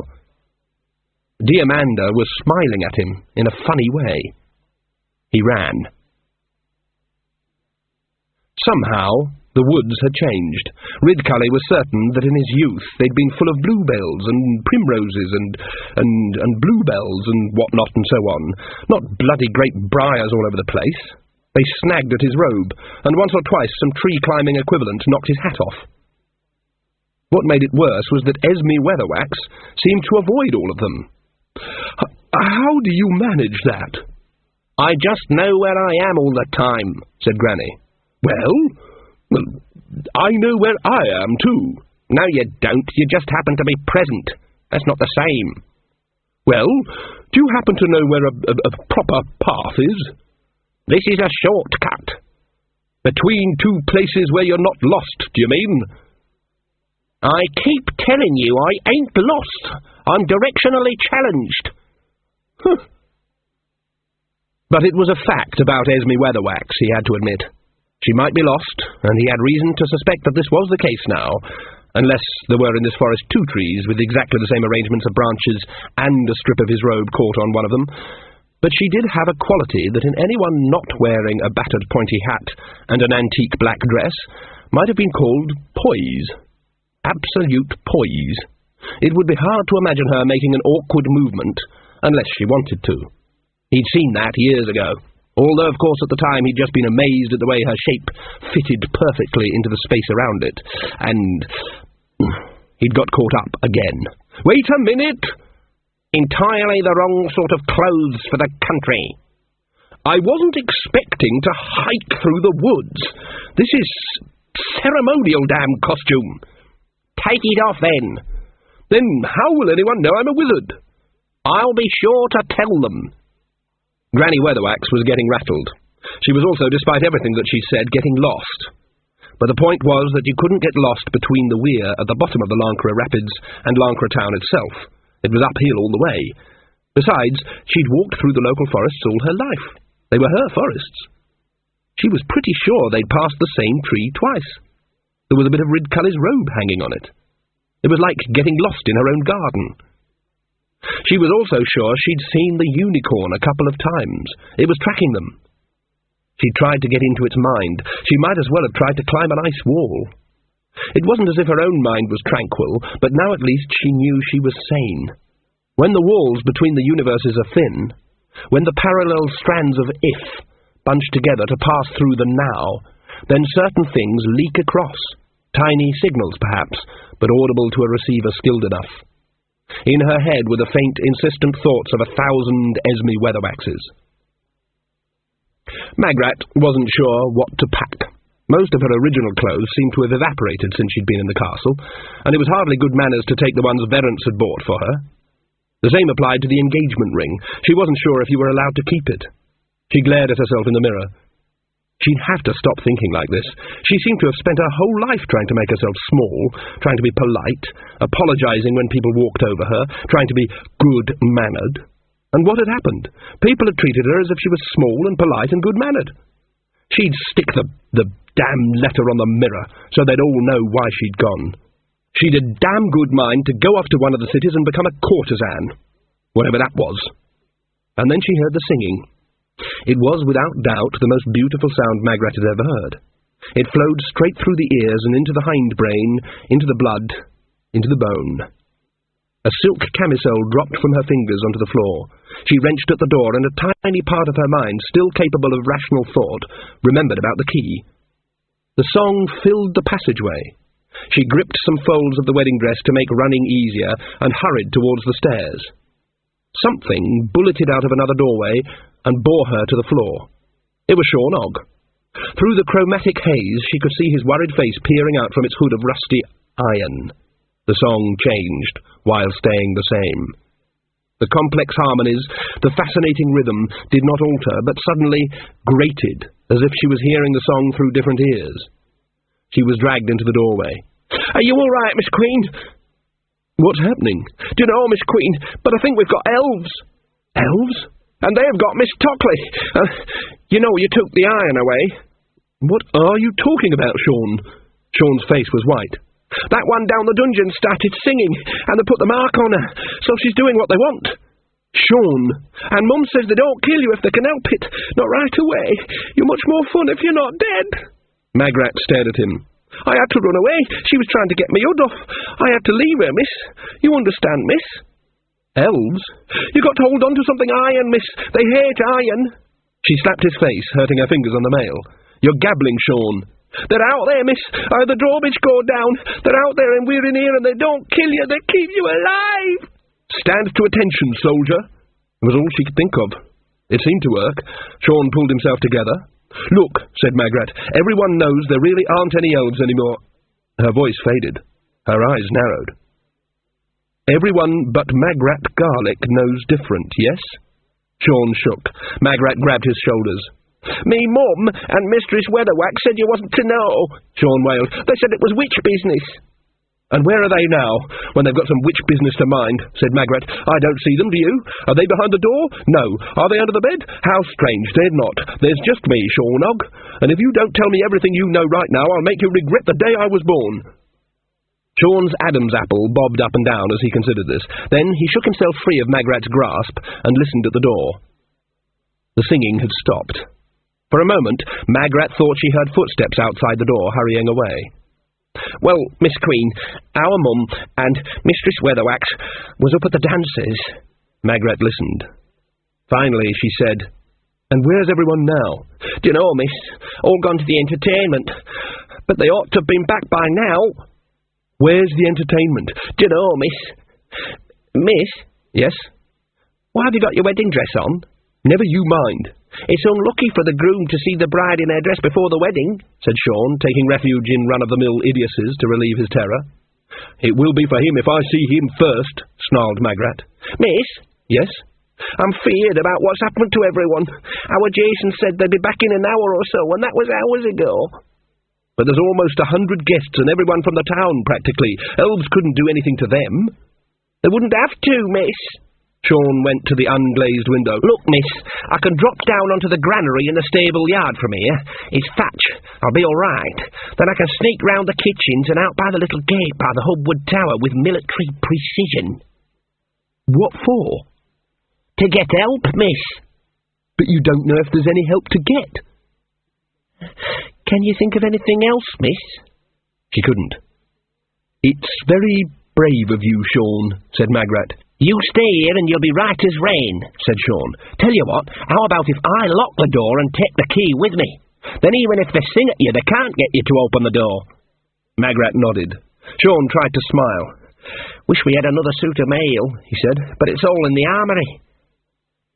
"I'll be fine," said Magrat. "Off you go, then." Sean nodded. He waited for a moment on the window ledge and then dropped into the darkness. Magrat pushed the bed against the door and sat on it. It occurred to her that she should have gone as well, but that would mean leaving the castle empty, and that didn't feel right. Besides, she was scared. There was one candle in the room, and that was half burned down. When it was gone, there'd be nothing but moonlight. Magrat had always liked moonlight, up to now. It was quiet outside. There should be the noises of the town. It crept over her that letting Sean go away with the key to the door was not a wholly sensible thing, because if they caught him, they could open it. There was a scream which went on for a long time, and then the night rolled back in again. After a few minutes there was a scrabbling at the lock, such as might be made by someone trying to manipulate a key held in several thicknesses of cloth, so as not to come in contact with the iron. The door began to open and wedged up against the bed. "Will you not step outside, lady?" The door creaked again. "Will you not come dance with us, pretty lady?" The voice had strange harmonics, and an echo that buzzed around the inside of the head for several seconds after the last word had been spoken. The door burst open. 3 figures slid into the room. One looked up the bed, and the others poked into the dark corners. Then one of them crossed to the window and looked out. The crumbling walls stretched down to the thatched roof entirely unoccupied. The figure nodded to 2 more shapes in the courtyard, its blonde hair glowing in the moonlight. One of them pointed up to where a figure, its long white dress billowing in the breeze, was climbing up the wall of the keep. The elf laughed. This was going to be more enjoyable than it had suspected. Magrat pulled herself over the windowsill and collapsed, panting on the floor. Then she staggered across to the door, which was missing its key. But there were 2 heavy wooden bars which she slotted into place. There was a wooden shutter for the window. They'd never let her get away with it again. She'd been expecting an arrow, but no, something as simple as that wouldn't have been enough fun. She glared at the darkness. So, there was this room. She didn't even know which one it was. She found a candlestick in a bundle of matches, and after some scrabbling got it lit. There were some boxes and cases piled by the bed. So, a guest room. The thoughts trickled through the silence of her brain, one after the other. She wondered if they'd sing to her and if she could stand it again. Maybe if you knew what to expect. There was a gentle tap at the door. "We have your friends downstairs, lady.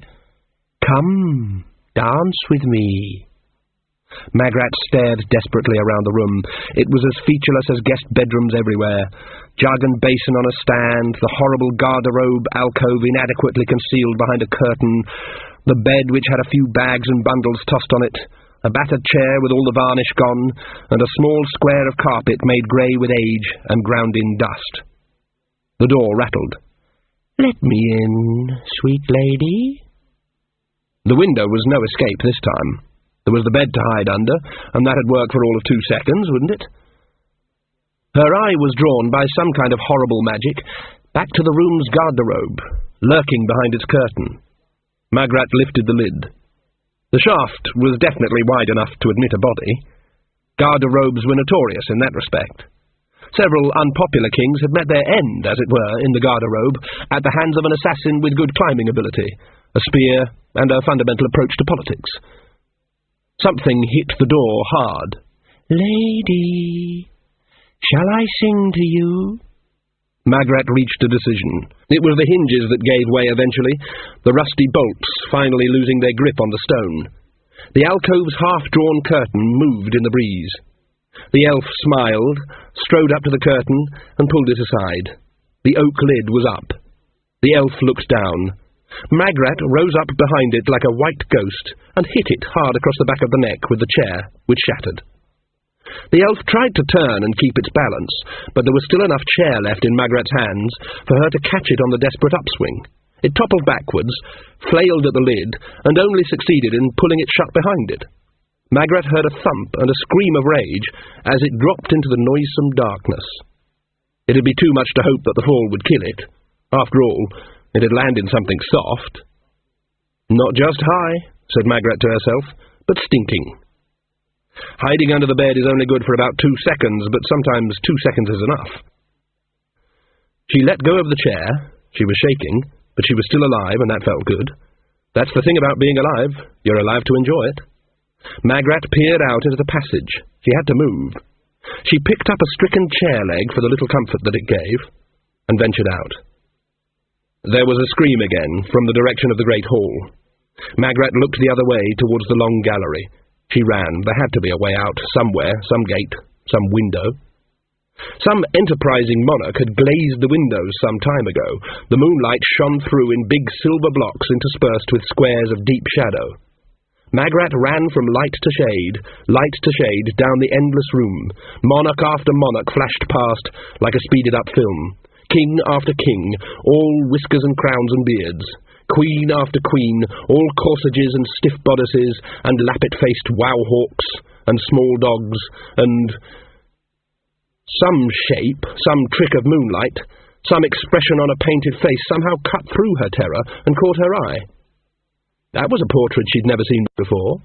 She'd never walked down this far. The idiot vapidity of the assembled queens had depressed her, but this one somehow reached out to her. She stopped. It couldn't have been done from life. In the days of this queen, the only paint known locally was a sort of blue, and generally used on the body. But a few generations ago, King Lully I had been a bit of a historian and a romantic. He'd researched what was known of the early days of Lancre, and where actual evidence had been a bit sparse, he had, in the best traditions of the keen ethnic historian, inferred from revealed self-evident wisdom, made it up, and extrapolated from associated sources. Had read a lot of stuff that other people had made up too. He'd commissioned the portrait of Queen Unchi, the Short-Tempered, one of the founders of the kingdom. She had a helmet with wings, and a spike on it, and a mass of black hair plaited into dreadlocks, with blood as a setting lotion. She was heavily made up in the woad and blood and spiraled school of barbarian cosmetics. She had a 42D cup breastplate and shoulder pads with spikes. She had knee pads with spikes on, and spikes on her sandals, and a rather short skirt in the fashionable tartan and blood motif.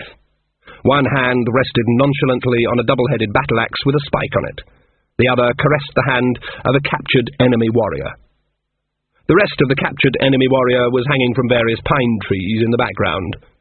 Also in the picture was Spike, her favourite war pony, of the now-extinct Lancre Hill breed, which was the same general shape and disposition as a barrel of gunpowder, and her war chariot, which picked up the popular spiky theme.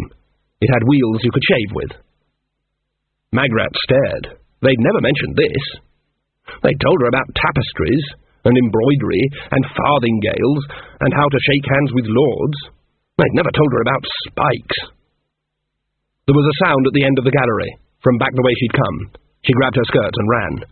There were footsteps behind her, and laughter. Left down the cloisters, then along the dark passage above the kitchens, and past the... A shape moved in the shadows. Teeth flashed. Magrat raised a chair leg and stopped in mid-strike. Grebo? Nanny-Ogg's cat rubbed against her legs. His hair was flat against his body. This unnerved Magrat even more. This was Grebo, undisputed king of Lancre's cat population, and father of most of it, in whose presence wolves trod softly, and bears climbed trees. He was frightened. "Come here, you bloody idiot!" She grabbed him by the scruff of his scarred neck and ran on, while Grebo gratefully sank his claws into her arm to the bone and scrambled up to her shoulder. He's just an old soppy, really, from the Nanny-Og book of cat sayings. She must be somewhere near the kitchen now, because that was Grebo's territory. This was an unknown and shadowy area, terra incognita, where the flesh of carpets and the plaster pillars ran out, and the stone bone of the castle showed through. She was sure there were footsteps behind her, very fast and light. If she hurried around the next corner... In her arms, Grebo tensed like a spring. Magrat stopped. Around the next corner. Without her apparently willing it, the hand holding the broken wood came up, moving slowly back. She stepped to the corner and stabbed in one movement. There was a triumphant hiss, which turned into a screech, as the wood scraped down the side of the waiting elf's neck. It reeled away. Magrat bolted for the nearest doorway, weeping in panic, and wrenched at the handle. It swung open. She darted through, slammed the door, flailed in the dark for the bars, felt them clonk home, and collapsed onto her knees. Something hit the door outside. After a while, Magrat opened her eyes, and then wondered if she had really opened her eyes, because the darkness was no less dark. There was a feeling of space in front of her. There were all sorts of things in the castle, old hidden rooms, anything. There could be a pit there. There could be anything. She fumbled for the door frame, guided herself upright, and then groped cautiously in the general direction of the wall. There was a shelf. This was a candle, and this was a bundle of matches. So, she insisted above her own heartbeat, this was a room that got used recently. Most people in Lancre still used tinderboxes. Only the king could afford matches all the way from Ankh-Morpork. Granny Weatherwax and Nanny Og got them too, but they didn't buy them, they got given them. It was easy to get given things if you were a witch. Magrat lit the stub of candle and turned to see what kind of room she scuttled into. Oh, no. "Well, well," said Ridcully, "there's a familiar tree." "Shut up!" "I thought someone said we just had to walk uphill," said Ridcully. "Shut up!" "I remember once when we were in these woods, you let me." "Shut up!" Granny Weatherwax sat down on a stump. "We are being mazed," she said. "Someone's playing tricks on us." "I remember a story once," said Ridcully, "where these two children were lost in the woods, and a lot of birds came and covered them with leaves." Hope showed in his voice like a toad peeking out from under a crinoline. "Yes, that's just the sort of bloody stupid thing a bird would think of," said Granny. She rubbed her head. "She's doing it," she said. "It's an elvish trick. Leading travellers astray. She's mucking up my head, my actual head. Oh, she's good. Making us go where she wants, making us go round in circles, doing it to me." "Maybe you've got your mind on other things," said Ridcully, not quite giving up hope. "Course I've got my mind on other things, with you falling over all the time and gabbling a lot of nonsense," said Granny. "If Mr. Cleverdick Wizard hadn't wanted to dredge up things that never existed in the first place, I wouldn't be here. I'd be in the centre of things, knowing what's going on." She clenched her fists. "Well, you don't have to be," said Ridcully. "It's a fine night. We could sit here and—" "You're falling for it too," said Granny. "All that dreamy, weemy, eyes across a crowded room stuff. Can't imagine how you keep your job as head wizard."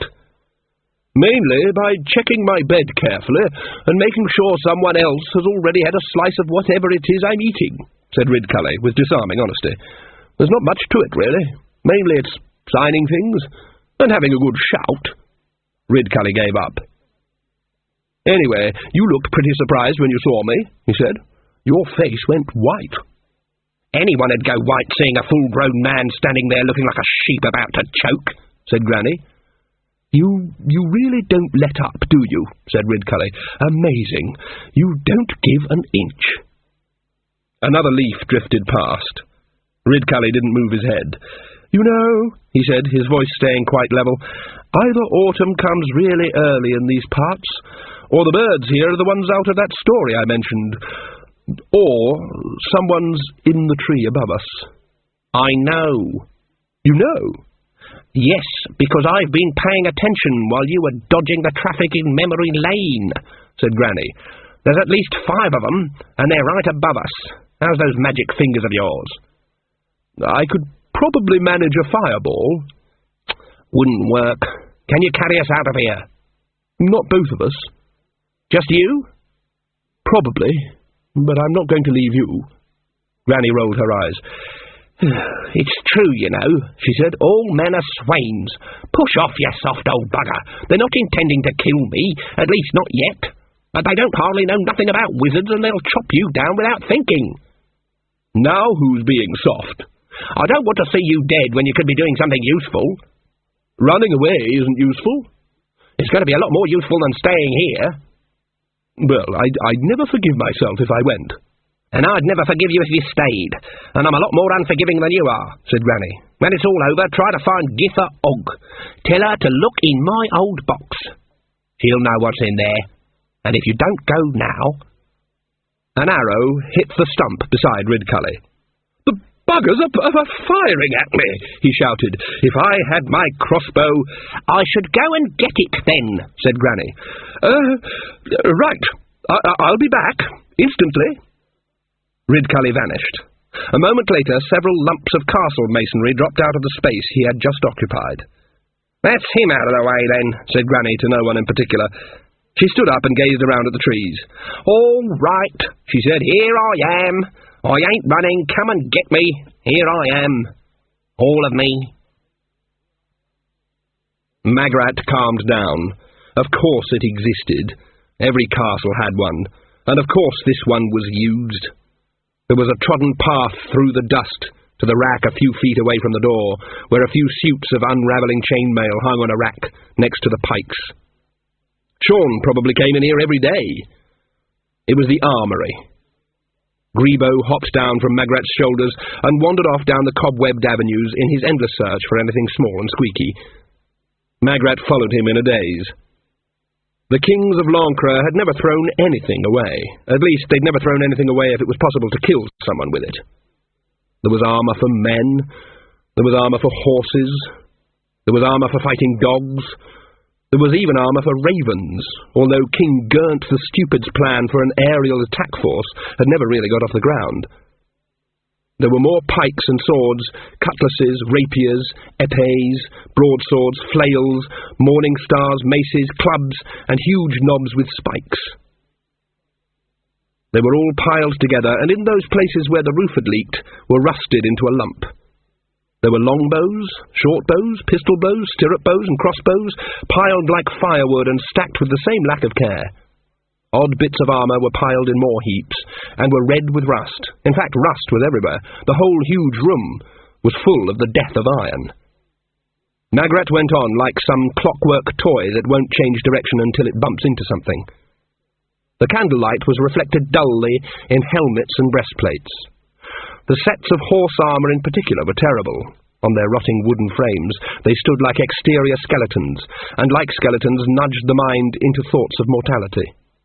Empty eye sockets stared sightlessly down at the little candle-lit figure. Lady! The voice came from outside the door, far behind Magrat. But it echoed around her, bouncing off the centuries of mouldering armaments. They can't come in here, Magrat thought. Too much iron. In here I'm safe. If Lady wants to play, we will fetch her friends. As Magrat turned, the light caught the edge of something and gleamed. Magrat pulled aside a huge shield. Lady! Magrat reached out. Lady! Magrat's hands held a rusty iron helmet with wings. Come, dance at the wedding, lady! Magrat's hands closed on a well-endowed breastplate with spikes. Grebo, who had been tracking mice through a prone suit of armour, stuck his head out of a leg. A change had come over Magrat. It showed in her breathing. She'd been panting with fear and exhaustion. Then, for a few seconds, there was no sound of her breathing at all. And finally, it returned, slowly, deeply, deliberately. Grebo saw Magrat, who he'd always put down as basically a kind of mouse in human shape, lift the hat with the wings on it and put it on her head. Magrat knew all about the power of hats. In her mind's ear she could hear the rattle of the chariots. Lady, we will bring your friends to sing to you. She turned. The candlelight sparkled off her eyes. Grebo drew back into the safety of his armour. He recalled a particular time when he'd leapt out on a vixen. Normally, Grebo could take on a fox without raising a sweat, but as it turned out, this one had cubs.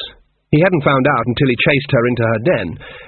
He'd lost a bit of one ear and quite a lot of fur before he got away. The vixen had a very similar expression to the one Magrat had now. "Grebo, come here." The cat turned and tried to find a place of safety in the suit's breastplate. He was beginning to doubt he'd made it through the night. Elves prowled the castle gardens. They'd killed the fish in the ornamental pond, eventually. Mr. Brooks was perched on a kitchen chair, working at a crevice in the stable wall. He'd been aware of some sort of excitement, but it was involving humans and therefore of secondary importance.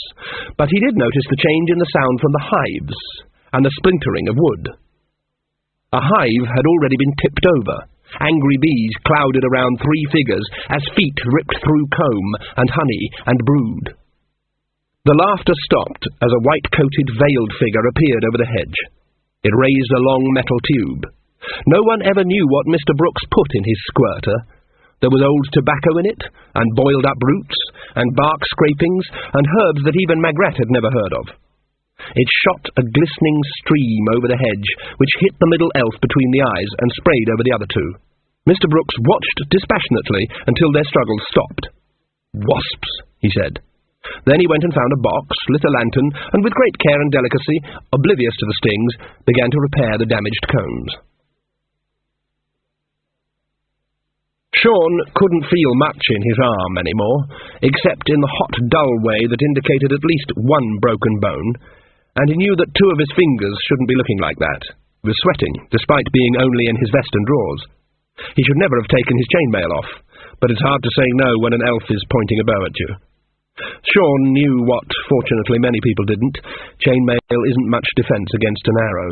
It certainly isn't when the arrow is being aimed between your eyes. He'd been dragged along the corridors to the armoury. There were at least 4 elves, but it was hard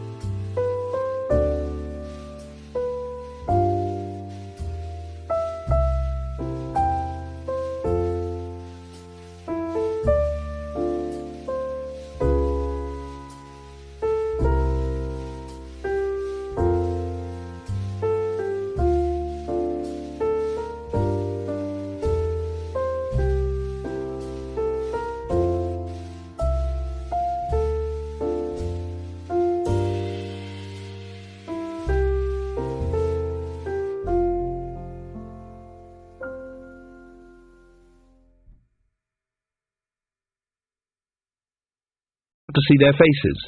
Sean remembered when the travelling magic lanthorn show had come to Loncra. He'd watched entranced as different pictures had been projected onto one of Nanny Ogg's bedsheets.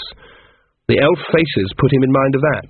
There were eyes and a mouth in there, somewhere, but everything else seemed to be temporary, the elves' features passing across their faces like the pictures on the screen. They didn't say much, they just laughed a lot. They were a merry folk, especially when they were twisting your arm to see how far it could go. The elves spoke to one another in their own language. Then one of them turned to Sean and indicated the armoury door. "We wish the lady to come out," it said. "You must say to her, if she does not come out, we will play with you some more." "What will you do to us if she does come out?" said Sean. "Oh, we shall still play with you," said the elf. "That's what makes it so much fun. But she must hope, must she not? Talk to her now." He was pushed up to the door. He knocked on it in what he hoped was a respectful way. Miss Queen?" Magrat's voice was muffled. "Yes?" "It's me, Sean." "I know." "I'm out here. I think they've hurt Miss Tockley. They say they'll hurt me some more if you don't come out, but you don't have to come out because they daren't come in there because of all the iron, so I shouldn't listen to them if I was you." There was some distant clankings and then a twang. "Miss Magrat?" "Ask her," said the elf, "if there is any food and water in there." "Miss, they say—" One of the elves jerked him away. Two of them took up station either side of the doorway, and one put his pointed ear to it. Then it knelt down and peered through the keyhole, taking care not to come too near the metal of the lock. There was a sound no louder than a click. The elf remained motionless for a moment and then keeled over gently, without a sound. Sean blinked. There was about an inch of crossbow bolt sticking out of its eye. The feathers had been sheared off by its passage through the keyhole. "Wow," he said. The armoury door swung open, revealing nothing but darkness. One of the elves started to laugh. "So much for him," it said. "How stupid! Lady, will you listen to your warrior?" He gripped Sean's broken arm and twisted. Sean tried not to scream. Purple lights flashed in front of his eyes. He wondered what would happen if he passed out. He wished his mum were here. "Lady," said the elf, "if you—" "All right," said Magrat's voice from somewhere in the darkness. "I'm going to come out. You must promise not to hurt me." "Oh, indeed I do, lady." "And you'll let Sean go?" "Yes." The elves on either side of the doorway nodded at each other. "Please?" Magrat pleaded. "Yes." Sean groaned. If it had been Mum or Mistress Weatherwax, they'd have fought to the death. Mum was right. Magrat always was the nice, soft one, who'd just fired a crossbow through a keyhole. Some eighth sense made Sean shift his weight.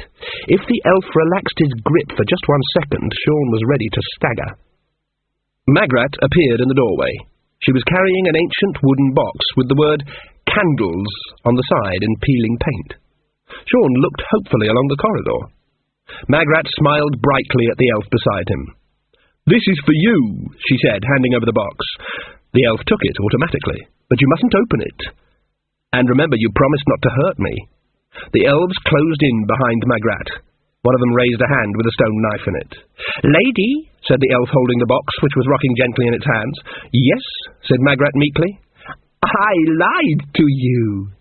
The knife plunged towards her back and shattered. The elf looked at Magrat's innocent expression and opened the box. Grebo had spent an irritating 2 minutes in that box. Technically, a cat locked in a box may be alive or it may be dead. You never know until you look. In fact, the mere act of opening the box will determine the state of the cat, although in this case there were 3 determinate states the cat could be in, these being alive, dead, and bloody furious. Sean dived sideways as Grebo went off like a claymore mine. "Don't worry about him," said Magrat dreamily as the elf flailed at the maddened cat. "He's just a big softy." She drew a knife out of the folds of her dress, turned and stabbed the elf behind her. It wasn't an accurate thrust, but it didn't have to be, not with an iron blade. She completed the movement by daintily raising the hem of her dress and kicking the third elf just under the knee. Sean saw a flash of metal as her foot retreated under the silk again. She elbowed the screaming elf aside, trotted into the doorway, and came back with a crossbow. "Sean," she said, "which one hurt you?" "All of them," said Sean weakly, "but the one fighting Grebo stabbed Diamanda." The elf pulled Grebo off his face. Green-blue blood was streaming from a dozen wounds, and Grebo hung onto its arm as he was flailed against the wall. "Stop it," said Magrat. The elf looked down at the bow and froze. "I will not beg for mercy," it said. "Good," said Magrat, and fired. That left one elf rolling in circles on the flagstones, clutching at its knee. Magrat stepped daintily over the body of another elf, vanished into the armoury for a moment, and came back with an axe. The elf stopped moving and focused all its attention on her. "Now," said Magrat conversationally, "I'm not going to lie to you about your chances, because you haven't got any. I'm going to ask you some questions, but first of all, I'm going to get your attention." The elf was expecting it, and managed to roll aside as the axe splintered the stones. "Miss," said Sean weakly as Magrat raised the axe again. "Yes?" "Mum says they don't feel pain, miss." "No, but they can certainly be put to inconvenience." Magrat lowered the axe. "Of course there's armour," she said. "We could put this one in a suit of armour. How about it?" "No." The elf tried to pull away across the floor. "Why not?" said Magrat. "Better than axes, yes?" "No." "Why not?" "It's like being buried in the earth," hissed the elf. "No eyes, no ears, no mouth." "Chainmail, then," said Magrat. "No." "Where is the king? Where is everyone?" "I will not say." "All right." Magrat vanished into the armoury again, and came back dragging a suit of chainmail. The elf tried to scramble away. "You won't get it on," said Sean from where he lay. "You'll never get it over his arms." Magrat picked up the axe. "Oh, no," said Sean. "Miss!" "You will never get him back," said the elf. "She has him." "We shall see," said Magrat. "All right, Sean. What shall we do with it?" In the end, they dragged it into the storeroom next to the dungeon, and manacled it to the bars of the window. It was still whimpering at the touch of the iron as Magrat slammed the door. Sean was trying to keep at a respectful distance. It was the way Magrat kept smiling all the time. "Now let's have a look at that arm of yours," she said. "I'm all right," said Sean, "but they stabbed Diamanda in the kitchen." "Was it her I heard screaming?" Partly. Sean stared down in fascination at the dead elves as Magrat stepped over them. "You killed them," he said. "Did I do it wrong?" No," said Sean cautiously. "No, you did it quite well, really." "And there's one in the pit," said Magrat. "You know, the pit. What day is it?" "Tuesday." "And you clean it out on—" "Wednesdays, only I missed last Wednesday because I had, Then we probably don't need to worry about it. Are there any more around?" "I don't think so. Miss Queen?" "Yes, Sean?" "Could you put the axe down, please? I feel a lot better if you put the axe down." "The axe, Miss Queen? You keep swinging it about. It could go off at any second." "What axe?" "The one you're holding." "Oh, this axe." Magrat appeared to notice it for the first time. "That arm looks bad. Let's get down to the kitchen and I'll splint it. Those fingers don't look good either. Did they kill Diamanda?" "I don't know, and I don't know why. I mean, she was helping them." "Yes. Wait a moment." Magrat disappeared one more time into the armoury and came back carrying a sack. "Come on, Grebo." Grebo gave her a sly look and stopped washing himself. "Do you know a funny thing about Lancre?" said Magrat as they sidled down the stairs. "What's that, miss?" "We never throw anything away. And you know another thing?" "No, miss." They couldn't have painted her from life, of course, I mean. People didn't paint portraits in those days, but the armour... All they had to do was look. And you know what? Sean suddenly felt frightened. He'd been scared before, but it had been immediate and physical. But Magrat, like this, frightened him more than the elves. It was like being charged by a sheep. "No, miss," he said. "No one told me about her. You'd think it's all tapestry and walking around in long dresses." "What, miss?" Magrat waved an arm expressively. "All this." "Miss," said Sean from knee level. Magrat looked down. "What?" please put the axe down?" "Oh, sorry." Hodges Arg spent his nights in a little shed adjoining the mews. He, too, had received an invitation to the wedding, but it had been snatched from his hand and eaten in mistake for one of his fingers by Lady Jane, an ancient and evil-tempered gear-falcon. So he'd gone through his usual nightly routine, bathing his wounds, and eating a meal of stale bread and ancient cheese, and going to bed early to bleed gently by candlelight over a copy of Beaks and Talons. He looked up at the sound from the mews, picked up the candlestick and wandered out. An elf was looking at the birds. It had Lady Jane perched on its arm. Hodges Arg, like Mr. Brooks, didn't take much interest in events beyond his immediate passion. He was aware that there were a lot of visitors in the castle, and as far as he was concerned, anyone looking at the hawks was a fellow enthusiast. "That's my best bird," he said proudly. "I've nearly got her trained. She's very good. I'm training her. She's very intelligent. She knows 11 words of command." The elf nodded solemnly. Then it slipped the hood off the bird's head and nodded towards Hodges Arg. "Kill," it commanded. Lady Jane's eyes glittered in the torchlight. Then she leapt and hit the elf full in the throat with 2 sets of talons and a beak. "She does that with me, too," said Hodges Arg. "Sorry about that. She's very intelligent." Diamanda was lying on the kitchen floor in a pool of blood. Magrat knelt beside her. "She's still alive, just." She grabbed the hem of her dress and tried to rip it. "Damn thing. Help me, Sean." "Miss?" "We need bandages." "But, oh, stop gawping." The skirt tore. A dozen lace roses unravelled. Sean had never been privy to what queens wore under their clothes, but even starting with certain observations concerning Millie Chilham and working his way up, he'd never considered metal underwear. Magrat thumped the breastplate. "Fairly good fit," she said, defying Sean to point out that in certain areas there was quite a lot of air between the metal and Magrat. Not that a few tucks and a rivet here and there wouldn't help. "Don't you think he looks good?" "Oh, yes," said Sean. Sheet iron is really you." "You really think so?" "Oh, yes," said Sean, inventing madly. "You've got the figure for it." She sat and splinted his arm and fingers, working methodically, using strips of silk as bandages. Diamanda was less easy. Magrat cleaned and stitched and bandaged, while Sean sat and watched, trying to ignore the insistent hot ice pain from his arm. He kept repeating, "They just laughed and stabbed her. She didn't even try to run away. It was like they were playing." For some reason, Magrat shot a glance at Grebo, who had the decency to look embarrassed. "Pointy ears and hair you want to stroke," she said vaguely, "and they can fascinate you. And when they're happy, they make a pleasing noise." "What?" "Just thinking to myself." Magrat stood up. "Okay, I'll build up the fire and fetch a couple of crossbows and load them up for you. And you keep the door shut and let no one in, do you hear? And if I don't come back, try and go somewhere where there's people. Get up to the dwarfs at Copperhead, or the trolls." "What are you going to do?" "I'm going to see what's happened to everyone." Magrat opened the sack she'd brought down from the armoury. There was a helmet in it. It had wings on, and to Sean's mind was quite impractical. He knew this because the previous month's issue of Popular Armour had run a feature entitled, "We Test the Top 20 Sub-$50 Helmets." It had also run a second feature called Battle Axes. We put the 10 best through their paces, and had advertised for half a dozen new testers. There were also a pair of mail gloves and a choice assortment of rusty weaponry.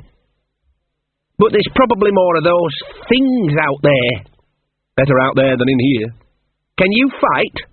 "Don't know. Never tried," said Magrat. "But if we wait here, someone's bound to come." "Yes, I'm afraid they will." "What I mean is, you don't have to do this." "Yes, I do. I'm getting married tomorrow. One way or the other." "But, shut up." She's going to get killed, Sean thought. It's not enough to be able to pick up a sword. You have to know which end to poke into the enemy.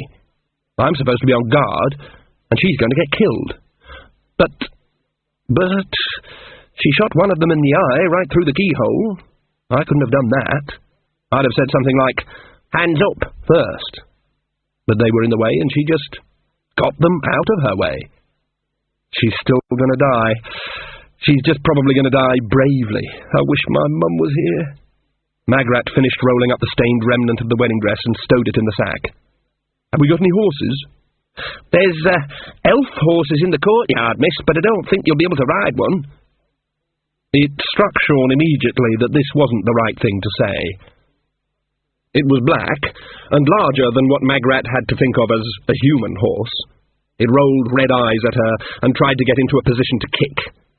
Magrat managed to mount only by practically tethering every leg to the rings in the stable wall. But when she was on, the horse changed. It had the docility of the severely whipped, and seemed to have no mind of its own. It's the iron, said Sean. What does it do to them? It can't hurt. Don't know, miss. Seems to just freeze up kind of thing. Drop the portcullis after I'm through. Miss? Are you going to tell me not to go? But... Shut up, then. But... I remember a folk song about a situation just like this, said Magrat. The girl had her fiancé stolen by the Queen of the Elves, and she didn't hang around whining. She jolly well got on her horse and went and rescued him. Well, I'm going to do that too. Sean tried to grin. What, you're going to sing? He said. I'm going to fight. I've got everything to fight for, haven't I? And I've tried everything else. Sean wanted to say, but that's not the same. Going and fighting when you're a real person isn't like folk songs. In real life, you die. In folk songs, you just have to remember to keep one finger in your ear and how to go to the next chorus. In real life, no one goes, whack-fo-diddle-do-ding-do-sing-do-to-relay-lay. But he said, But, miss, if you don't come back... Magrat turned in the saddle. I'll be back. Sean watched her urge the sluggish horse into a trot and disappear over the drawbridge. Good luck! He shouted. Then he lowered the portcullis and went back into the keep, where there were 3 loaded crossbows on the kitchen table. There was also the book on martial arts that the king had sent for specially. He pumped up the fire, turned a chair to face the door, and turned to the advanced section.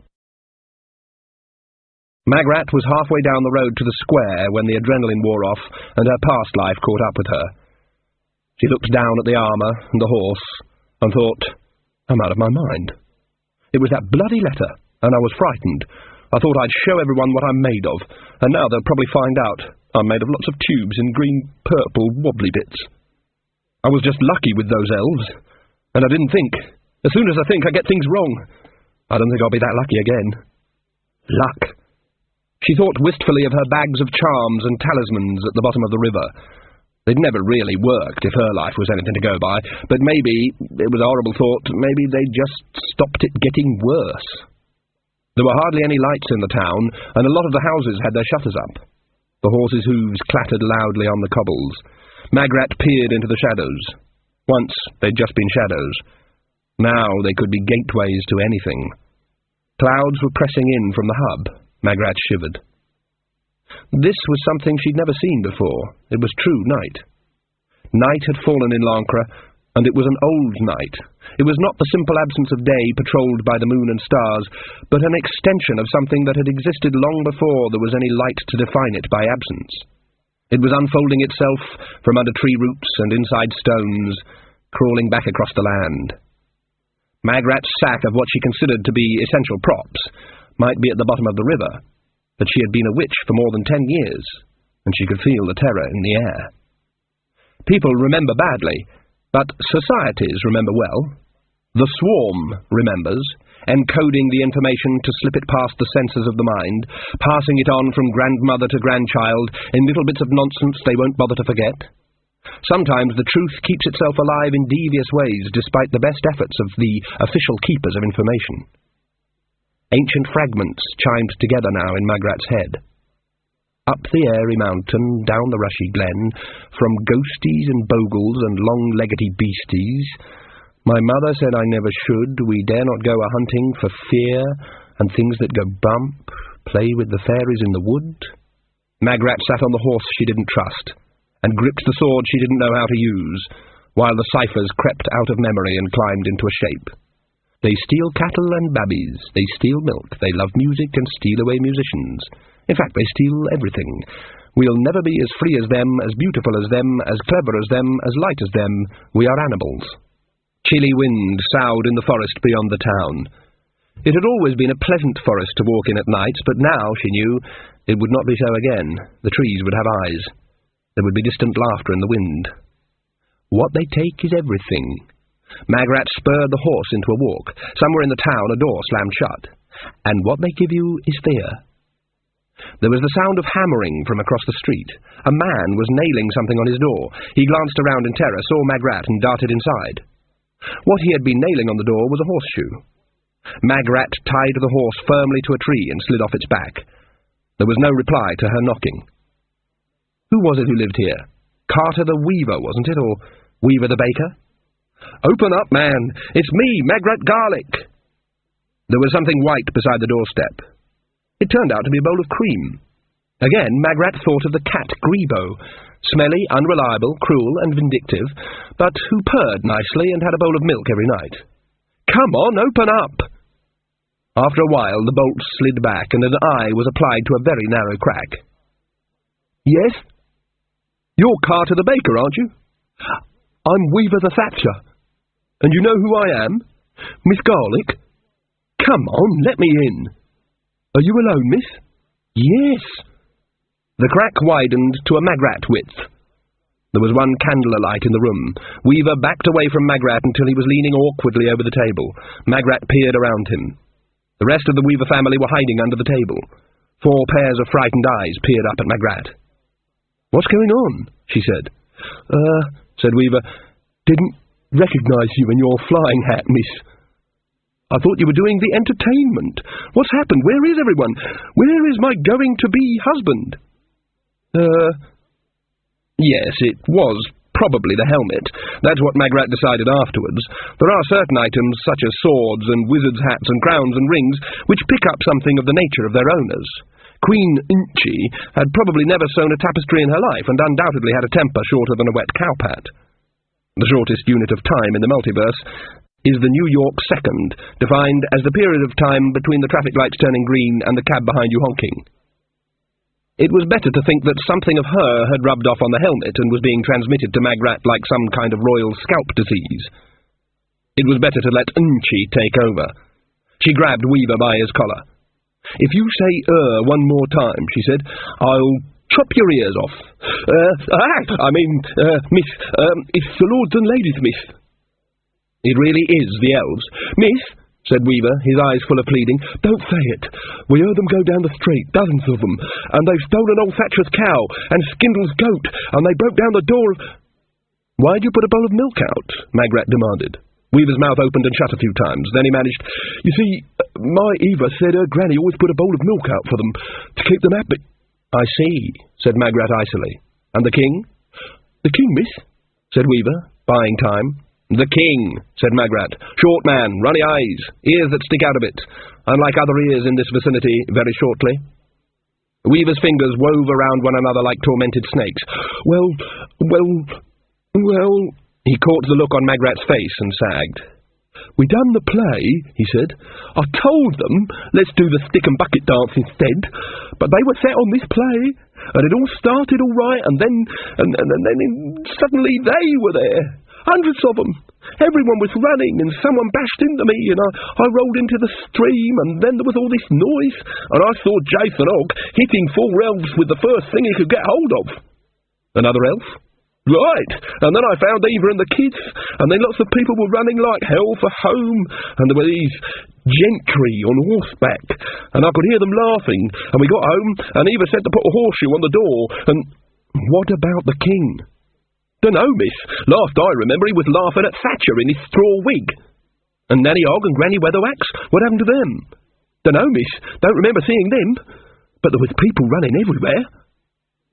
"And where was all this?" "Miss?" "Where did it happen?" said Magrat, trying to speak slowly and distinctly. "Up at the dancers, miss. You know, them old stones." Magrat let him go. "Oh, yes," she said. "Don't tell Magrat. Magrat's not to know about this sort of thing. The dancers, right?" "It wasn't us, miss. It was only make-believe." She unbolted the door again. "Where are you going, miss?"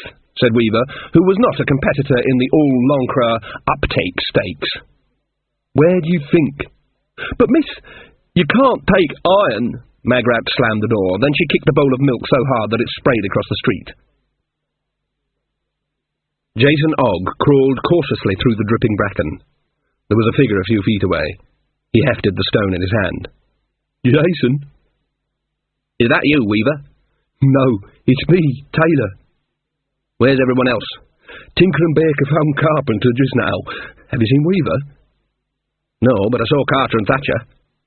Mist curled up as the rain drummed into the warm earth.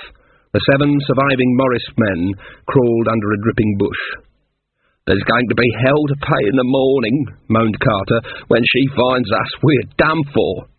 We'll be right if we can find some iron, said Jason. Iron don't have no effect on her. She'll tan our hides for us. Carter clutched his knees to his chest in terror. Oh, Mistress Weatherwax! Thatcher jabbed him in the ribs. Water cascaded off the leaves above them and funneled down every neck. Don't be so daft. You saw them things. What are you worrying about that old baggage for? She'll tan our hides for us right enough. 'Twas all our fault, she'll say. I just hope she gets a chance, muttered Tinker. We are, said Thatcher, between a rock and a hard place. No, we ain't, sobbed Carter. I've been there. That's the gorge just above Bad Arse. We ain't there. I wish we was there. We're under this bush, and they'll be looking for us, and so shall she. What happened when we was doing the entertain? Carpenter began. I ain't asking that question right now, said Jason. The question I'm asking right now is, how do we get home tonight? She'll be waiting for us, Carter wailed. There was a tinkle in the darkness. What have you got there? Said Jason. It's the prop sack, said Carter. You said as how it was my job to look after the prop sack. You dragged that all the way down here? I ain't about to get into more trouble because of losing the prop sack. Carter started to shiver. If we gets back home, said Jason, I'm going to talk to our mam about getting you some of these new dried frog pills. He pulled the sack towards him and undid the top. There's our bells in here, he said, and the sticks. And who told you to pack the accordion? Well, I thought we might want to do the stick and... No one's ever to do the stick and bucket. There was a laugh away on the rain-soaked hill, and a crackling in the bracken. Jason suddenly felt the focus of attention. They're out there, said Carter. And we ain't got any weapons, said Tinker. A set of heavy brass bells hit him in the chest. Shut up, said Jason, and put your bells on. Carter, they're waiting for us. I'll say this just once, said Jason. After tonight, no one's ever to talk about the stick and bucket dance ever again. All right? The Loncre Morris men faced one another, rain plastering their clothes to their bodies. Carter, tears of terror mingling with makeup and the rain, squeezed the accordion. There was the long drawn-out chords that by law must precede all folk music to give bystanders time to get away. Jason held up his hand and counted his fingers. 1, 2, his forehead wrinkled. 1, 2, 3, 4, hissed Tinker. 4, said Jason. Dance, lads! 6 heavy ash sticks clashed in midair. 1, 2, forward, 1, back, spin. Slowly, as the leaky strains of Mrs. Widgery's lodger wound around the mist, the dancers leapt and squelched their way slowly through the night. 2, back, jump! The sticks clashed again. They're watching us, panted Taylor as he bounced past Jason. I can see 'em. 1, 2. They won't do nothing till the music stops. Back, 2, spin. They loves music. Forward, hop, turn. 1 and 6. Beetle crushers, hop, back, spin. They're coming out of the bracken, shouted Carpenter as the sticks met again. I see 'em. 2, 3, forward, turn. Carter, back, spin. You do a double. 2, back, wandering Angus down the middle. I'm losing it, Jason. Play. 2, 3, spin. They're all around us. Dance. They're watching us. They're closing in. Spin, back, jump. We're nearly up the road. Jason, remember when 3, turn, we won the cup against O'Hewland Casuals? Spin. The sticks met with a thump of wood against wood. Clods of earth were kicked into the night. Jason, you don't mean back, 2, do it. Carter's getting 1, 2, out of wind. 2, spin. The accordion's melting, Jason, sobbed Carter. 1, 2, forward, beam setting. The accordion wheezed. The elves pressed in. Out of the corner of his eye, Jason saw a dozen grinning, fascinated faces. "Jason!" 1, 2, cart her into the middle. 1, 2, spin. 7 pairs of boots thudded down. "Jason!" 1, 2, spin. Ready? 1, 2, back, back. 1, 2, turn, kill, and back. 1, 2. The inn was a wreck. The elves had stripped it of everything edible and rolled out every barrel, although a couple of rogue cheeses in the cellar had put up quite a fight. The table had collapsed. Lobster claws and candlesticks lay among the ruined meal. Nothing moved. Then someone sneezed, and some soot fell into the empty grate, followed by Nanny Og, and eventually by the small, black and irate figure of Casanunda. "Yuck," said Nanny, looking around the debris. "This really is the pips." "You should have let me fight them." "Oh, there were too many of them, my lad."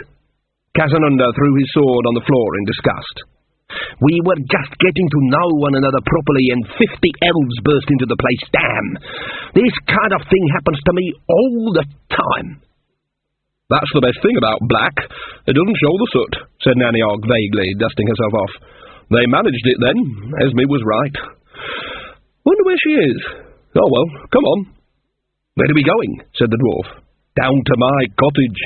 "Ah, to get my broomstick," said Nanny Og firmly. "I ain't having the Queen of the Fairies ruling my children, so we'd better get some help. This has gone too far." "We could go up into the mountains," said Casanunda as they crept down the stairs. "There's thousands of dwarfs up there." "No," said Nanny Og. "Esme won't thank me for this, but I'm the one who has to wave the bag of sweets when she overreaches herself. And I'm thinking about someone who really hates the Queen." "You won't find anyone who hates her worse than dwarfs do," said Casanunda. "Oh, you will," said Nanny Og, "if you knows where to look." The elves had been into Nanny Og's cottage, too. There weren't 2 pieces of furniture left whole. "What they don't take, they smash," said Nanny Og. She stirred the debris with her foot. Glass tinkled. "That vase was a present from Esme," she said, to the unfeeling world in general. "Never liked it much." "Why did they do it?" said Casanunda, looking around. "Oh, they smashed the world if they thought it'd make a pretty noise," said Nanny. She stepped outside again and felt around under the eaves of the low thatched roof and pulled out her broomstick with a small grunt of triumph. "I always shove it up there," she said, "otherwise the kids nick it and go joyriding. You ride behind me, and I say this against my better judgment." Casanunda shuddered. Dwarves are generally scared of heights, since they don't often have the opportunity to get used to them. Nanny scratched her chin, making a sandpapery sound. "And we'll need a crowbar," she said. "There'll be one in Jason's forge. Up on me, lad." "I really wasn't expecting this," said Casanunda, feeling his way onto the broomstick with his eyes shut. "I was looking forward to a convivial evening, just me and you." "It is just me and you." "Yes, but I hadn't assumed there'd be a broomstick involved." The stick left the ground slowly. Casanunda clung miserably to the bristles. "Where are we going?" he said weakly. "Place I know, up in the hills," said Nanny. "Ages since I've been there. Esme won't go near it, and Magrat's too young to be tall. I used to go there a lot, though, when I was a girl. Girls used to go up there if they wanted to get... Oh, bugger!" "What?" "Thought I saw something fly across the moon, and I'm damn sure it wasn't Esme." Casanunda tried to look around while keeping his eyes shut. "Elves can't fly," he muttered. "That's all you know," said Nanny. "They ride yarrow stalks." "Yarrow stalks?" "Yep. Tried it myself once. You can get some lift out of 'em, but it plays merry hell with the gussets. Give me a nice bundle of bristles every time. Anyway," she nudged Casanunda, "you should be right at home on one of these. Magrat says a broomstick is one of them sexual metaphor things. Although this is just a fallacy." Casanunda had opened one eye just long enough to see a rooftop drift silently below him. He felt sick. "The difference being," said Nanny Og, "that a broomstick stays up longer, and you can use it to keep the house clean, which is more than you can save. Are you all right?" "I really don't like this at all, Mrs. Og." "Just try to cheer you up, Mr. Casanunda." "Cheer I like, Mrs. Og," said the dwarf, "but can we avoid the up?" "Soon be down. That I like." Nanny Og's boots scraped along the hard-packed mud of the smithy's yard. I'll leave the magic running, won't be a mo, she said, ignoring the dwarf's bleat for help. She hopped off the stick and disappeared through the back door. The elves hadn't been there, at least. Too much iron. She pulled a crowbar from the tool bench and hurried out again. You can hold this, she said to Casanunda. She hesitated. Can't have too much luck, can we? She said, and scurried back into the forge. This time she was out again much faster, slipping something into her pocket. Ready? She said. No. Then let's go, and keep a look out. With your eyes open. I'm looking for elves, said Casanunda as the stick rose into the moonlight. Could be. It wasn't Esme, and the only other one ever flying around here is Mr. Ixolite the Banshee, and he's very good about slipping us a note under the door when he's going to be about. For air traffic control, see? Most of the town was dark. The moonlight made a black and silver checkerwork across the country. After a while, Casanunda began to feel better about things. The motion of the broomstick was actually quite soothing.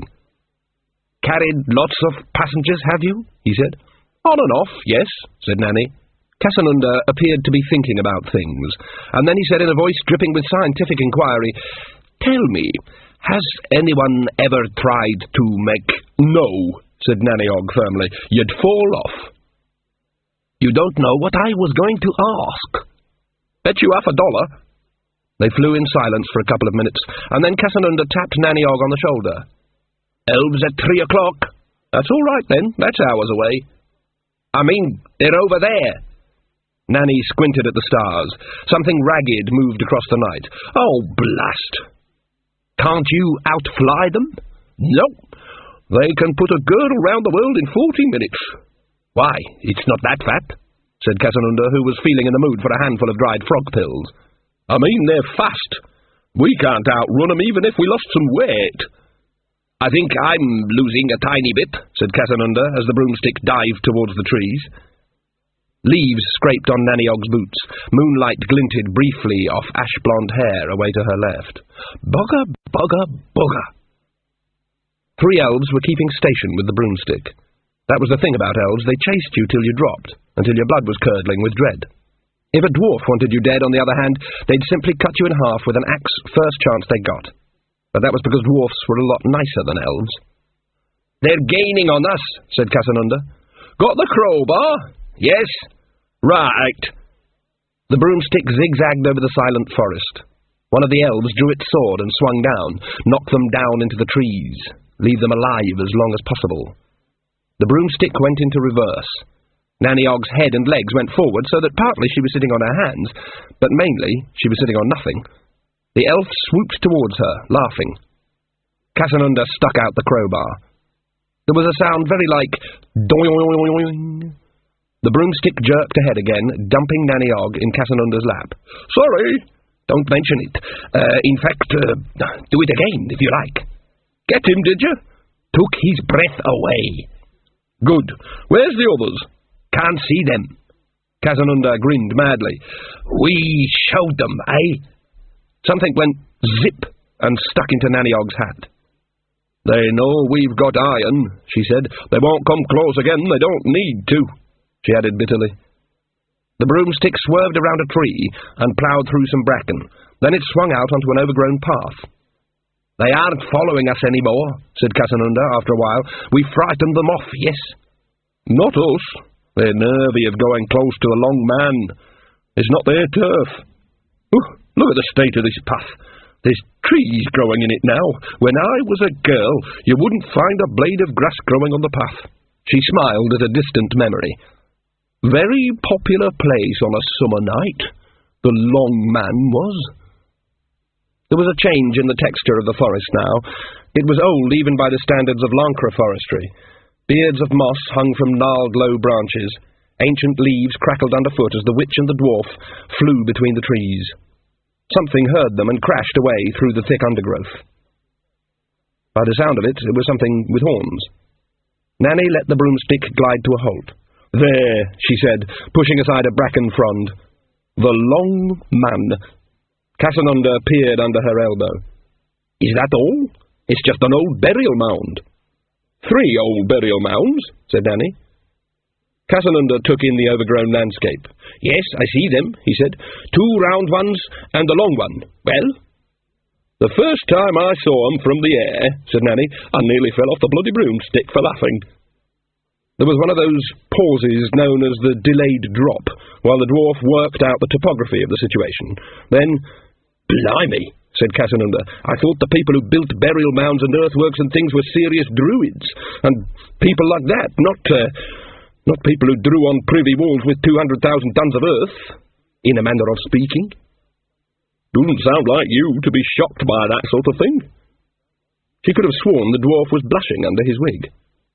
"Well, there's such a thing as style," said Casanunda. "There's such a thing as subtlety. You don't just shout, 'I've got a great big tonker.'" "Oh, it's a bit more complicated than that," said Nanny, pushing through the bushes. "Here it's the landscape saying, 'I've got a great big tonker.' That's a dwarf word, is it?"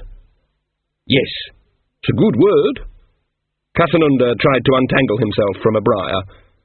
"Esme doesn't ever come up here," said Nanny from somewhere up ahead. "She says it's bad enough about folk songs and maypoles and such like without the old scenery getting suggestive. Course," she went on, "this was never intended as a woman's place. My great-gran said in the real old days the men used to come up for strange rites what no woman ever saw." "Except your great-grandmother who hid in the bushes," said Casanunda. Nanny stopped dead. "How did you know that?" "Let's just say I'm developing a bit of an insight into Og womanhood as well, Mrs. Og," said the dwarf. A thorn bush had ripped his coat. "She said they just used to build sweat lodges and smell like a blacksmith's armpit and drink scumble and dance around the fire with horns on and piss in the trees any old how," said Nanny. "She said it was a bit sissy, to be honest, but I always reckon a man's got to be a man even if it is a sissy. What happened to your wig?" "I think it's on that tree back there." "Still got the crowbar?" "Yes, Mrs. Og. Here we are, then." They arrived at the foot of the long mound. There were 3 large irregular stones there, forming a low cave. Nanny Og ducked under the lintel into the fusty and somewhat ammonia-scented darkness. "About here 'ud do," she said. "Got a match?"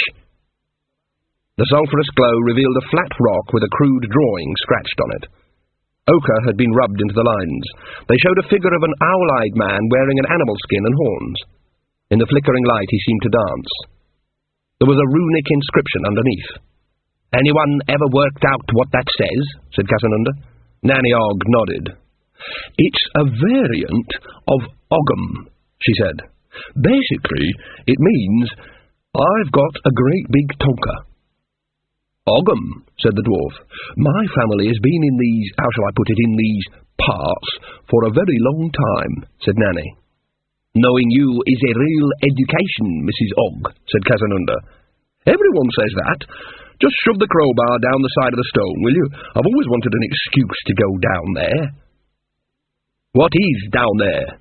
"Well, it leads into Lancre Caves. They run everywhere, I've heard, even up to Copperhead. There's supposed to be an entrance in the castle, but I've never found it. But mainly they lead to the world of the elves." "I thought the dancers led to the world of the elves." "This is the other world of the elves." "I thought they only had one." "They don't talk about this one." "And you want to go into it?" "Yes." "You want to find elves?" "That's right. Now, are you going to stand here all night, or are you going to crowbar that stone?" She gave him a nudge. "There's gold down there, you know." "Oh, yes, thanks very much," said Casanunda sarcastically. "That's specious, that is. Just because I am vertically disadvantaged, you're trying to get round me with gold, Dwarfs are just a lot of appetites on legs, that's what you think, huh?" Nanny sighed. "Oh, all right," she said. "Tell you what, when we get back home, I'll bake you some proper dwarf bread. How about that?" Casanunda's face split into a disbelieving grin. "Real dwarf bread?" "Yes. I reckon I've still got the recipe. Anyway, it's been weeks since I emptied out the cat box." There are many recipes for the flat, round loaves of Lancre dwarf bread, but the common aim of all of them is to make a field ration that is long-lasting, easily packed, and can disembowel the enemy if skimmed through the air hard enough. Edibility is a kind of optional extra. Most recipes are a closely guarded secret, apart from the gravel. "Well, all right." Cassanunda rammed one end of the crowbar under the stone and pulled on it with dwarfish strength. After a moment's resistance, the stone swung up. There were steps below, thick with earth and old roots. Nanny started down them without a look back, and then realised that the dwarf wasn't following. "What's the matter?" "Never liked dark and enclosed spaces much." "What? You're a dwarf?" Born a dwarf, but I even get nervous when I'm hiding in wardrobes. That's a bit of a drawback in my line of work." "Oh, don't be daft. I'm not scared. You're not me. Tell you what, I'll bake 'em with extra gravel." "Oh, you're a temptress, Mrs. Ogg. And bring the torches." The caves were dry and warm. Cassanunda trotted along after Nanny, anxious to stay in the torchlight.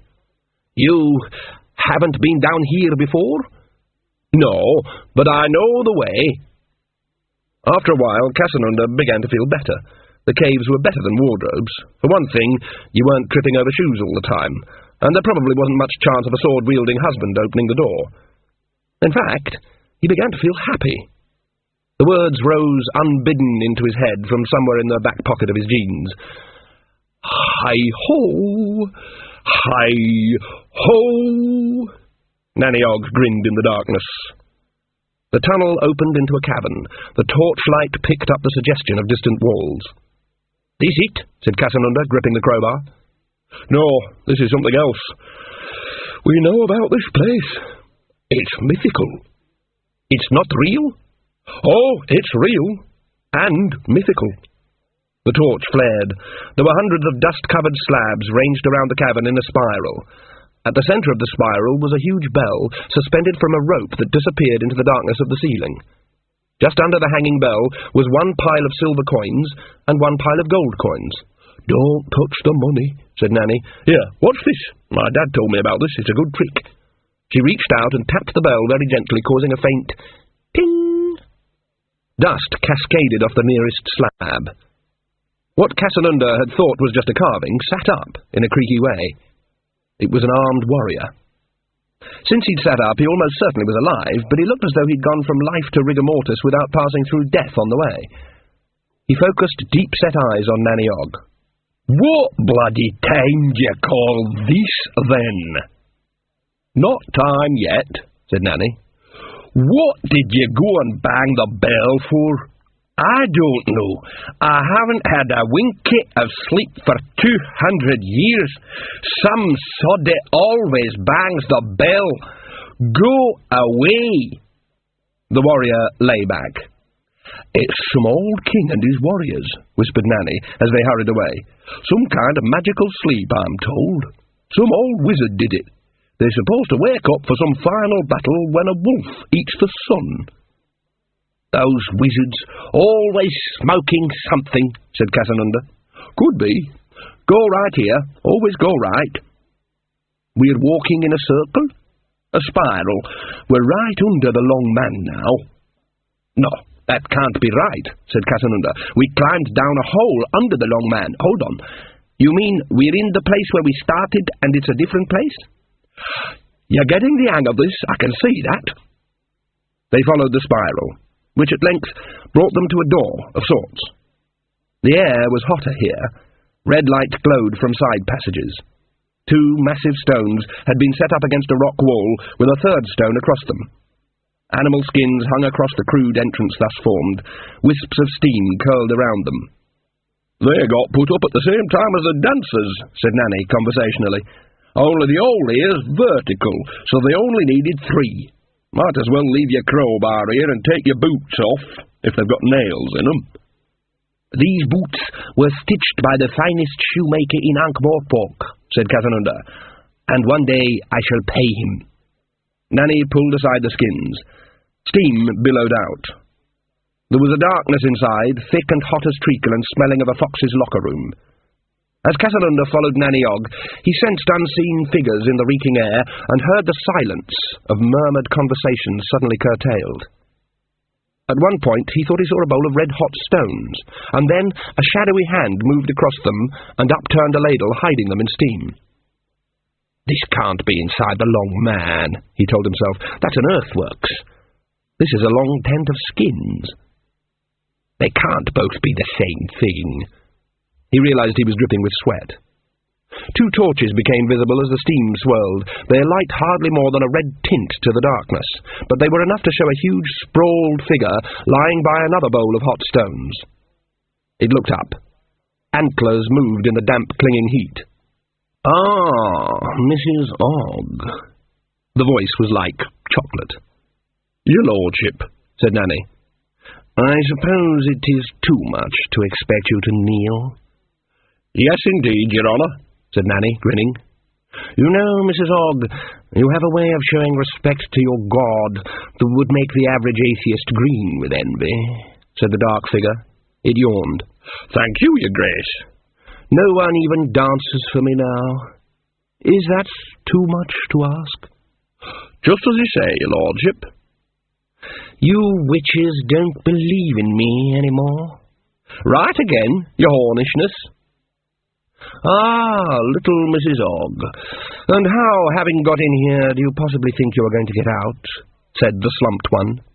"Because I have iron," said Nanny, her voice suddenly sharp. "Of course you have not, little Mrs. Ogg. No iron can enter this realm." "I have the iron that goes everywhere," said Nanny.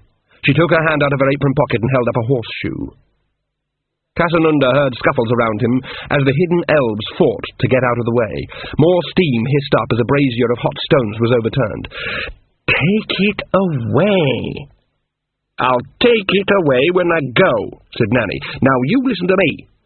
She's making trouble again. You've got to put a stop to it. Fair's fair, we're not having all the old trouble again."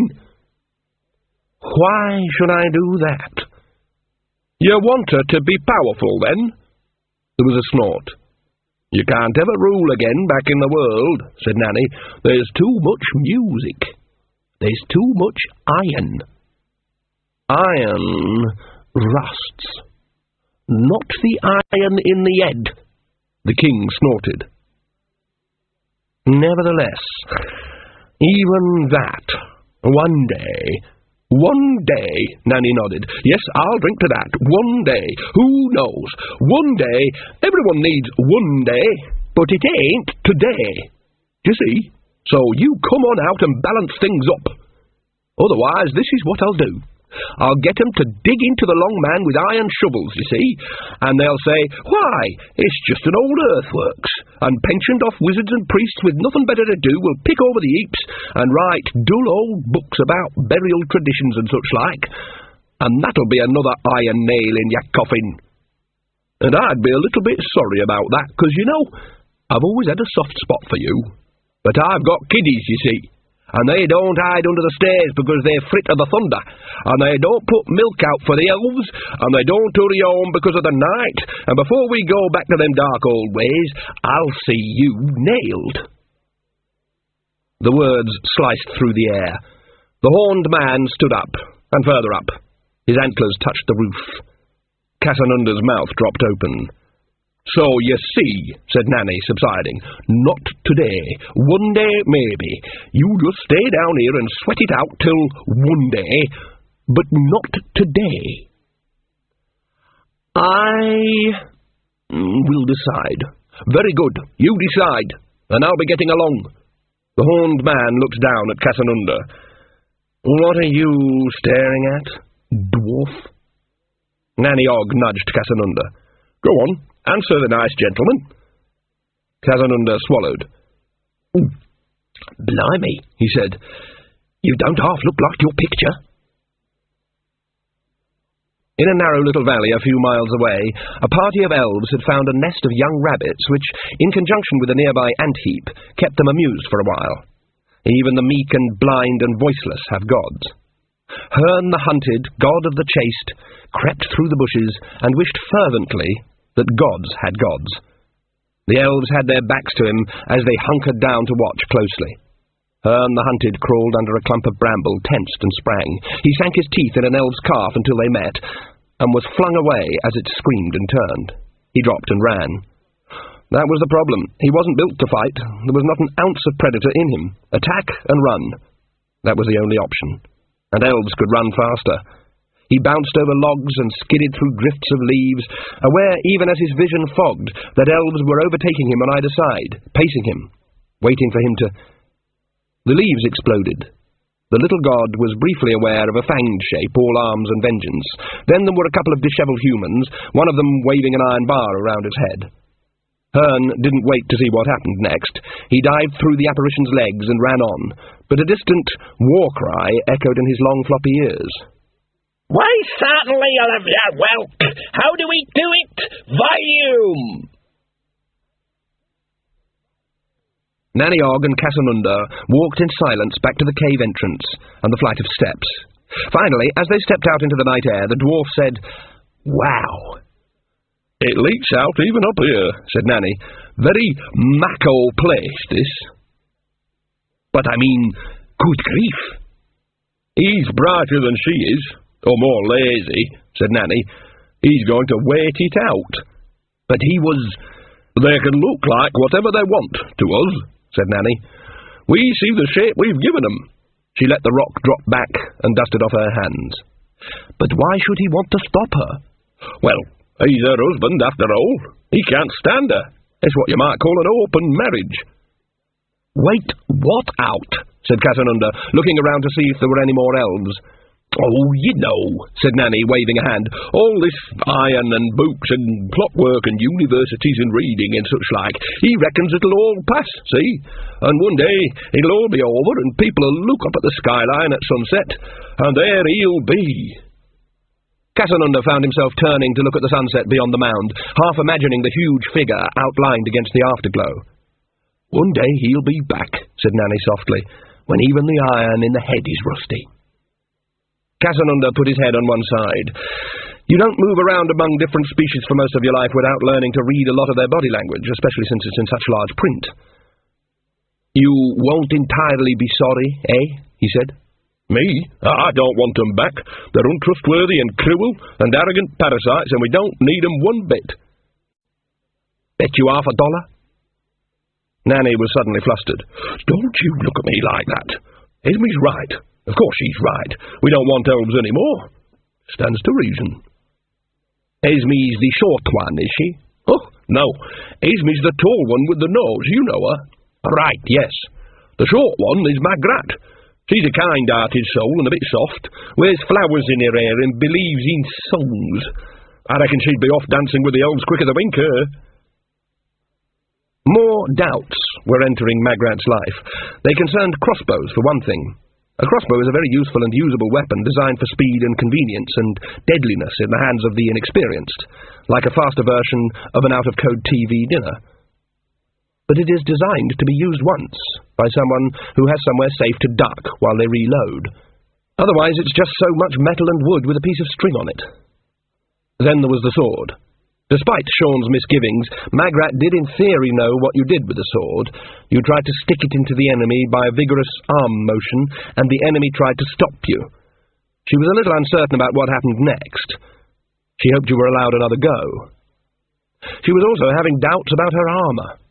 The helmet and the breastplate were okay, but the rest of it was chainmail. And as Sean Og knew, chainmail from the point of view of an arrow can be thought of as a series of loosely connected holes. The rage was still there, the pure fury still gripped her at the core, but there was no getting away from the fact that the heart it gripped was surrounded by the rest of Magrat Garlic, spinster of this parish and likely to remain so. There were no elves visible in the town, but she could see where they had been. Doors hung off their hinges. The place looked as though it had been visited by Genghis Khan, hence the term wholesale destruction. Now she was on the track that led to the stones. It was wider than it had been. The horses and carriages had churned it on the way up, and the fleeing people had turned it into a mire on the way down. She knew she was being watched, and it almost came as a relief when 3 elves stepped out from under the trees before she'd even lost sight of the castle. The middle one grinned. "Good evening, girl," it said. "My name is Lord Lankin, and you will curtsy when you talk to me." The tone suggested that there was absolutely no possibility that she would disobey. She felt her muscles strain to comply. Queen Unchi wouldn't have obeyed. "I happen to be practically the queen," she said. It was the first time she'd looked an elf in the face when she was in any condition to notice details. This one was currently wearing high cheekbones and hair tied in a ponytail. It wore odds and ends of rags and lace and fur, confident in the knowledge that anything would look good on an elf. It wrinkled its perfect nose at her. "There is only one queen in Lancre," it said, "and you are most definitely not her." Magrat tried to concentrate. "Where is she, then?" she said. The other two raised their bows. "You are looking for the queen? Then we will take you to her," Lankin stated. "And, lady, should you be inclined to make use of that nasty iron bow, there are more archers hidden in the trees." There was indeed a rustling in the trees on one side of the track, but it was followed by a thump. The elves looked disconcerted. "Get out of my way," said Magrat. "I think you have a very wrong idea," said the elf. Its smile widened, but vanished when there was another sylvan crash from the other side of the track. "We felt you coming all the way up the track," said the elf. "The brave girl off to rescue her lover. Oh, the romance. Take her." A shadow rose up behind the two-armed elves, took a head in either hand and banged them together. The shadow stepped forward over their bodies, and as Lankin turned, caught it with one round-arm punch that picked it up and slammed it into a tree. Magrat drew her sword. Whatever this was, it looked worse than elves. It was muddy and hairy, and almost troll-like in its build, and it reached out for the bridle with an arm that seemed to extend forever. She raised the sword. "Ook." "Put the sword down, please, miss." The voice came from somewhere behind her, but it sounded human and worried. Elves never sounded worried. "Who are you?" she said, without turning round. The monster in front of her gave her a big yellow-toothed grin. I'm Ponder Stibbons, a wizard, and he's a wizard too." "He's got no clothes on." "I could get him to have a bath if you like," said Ponder, slightly hysterically. "He always puts on an old green dressing gown when he's had a bath." Magrat relaxed a bit. No one who sounded like that could be much of a threat, except to themselves. "Whose side are you on, Mr. Wizard?" How many are there?" "Ook? When I get off this horse," said Magrat, "it'll bolt. So can you ask your friend to let go of the bridle? He'll be hurt." "Ook? Probably not." Magrat slid off. The horse, relieved of the presence of iron, bolted for about 2 yards. "Ook!" The horse was struggling to get back on its feet. Magrat blinked. He's just a bit annoyed at the moment," said Ponder. "One of the elves shot him with an arrow." "But they do that to control people." He's not a person. Ook. Genetically, I mean." Magrat had met wizards before. Occasionally one visited Lancre, although they didn't stay very long. There was something about the presence of Granny Weatherwax that made them move on. They didn't look like Ponder Stibbons. He'd lost most of his robe, and of his hat only the brim remained. Most of his face was covered in mud, and there was a multicoloured bruise over one eye. "Did they do that to you?" "Well, the mud and the torn clothes is just from, the forest, and we run into elves a few times, but this is when the librarian hit me." "Ook." "Thank goodness," Ponder added. "Knocked me cold. Otherwise I'd be like the others." A foreboding of a conversation to come swept over Magrat. "What others?" she snapped. "Are you alone?" "What others?" "Have you any idea what's been happening?" Magrat thought about the castle and the town.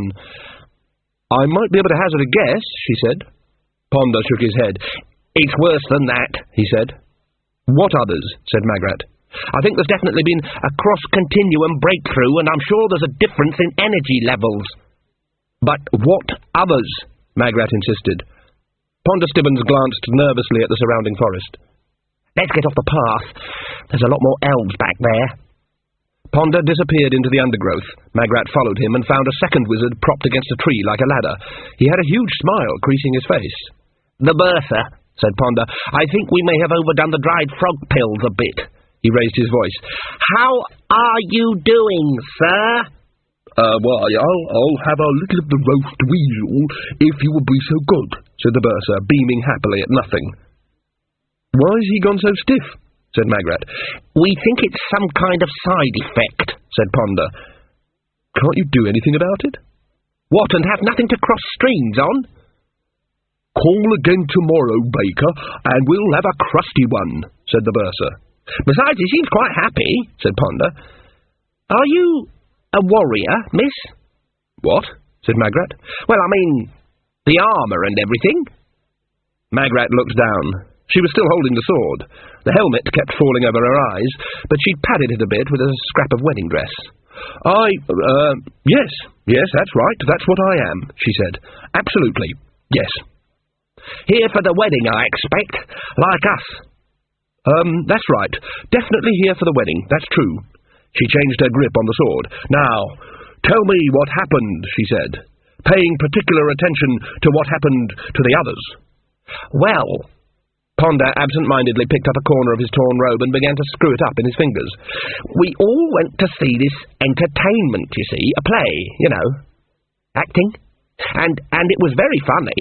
There were all these yokels in their big boots and everything, straw wigs and everything, clumping around pretending to be lords and ladies and everything, and getting it all wrong.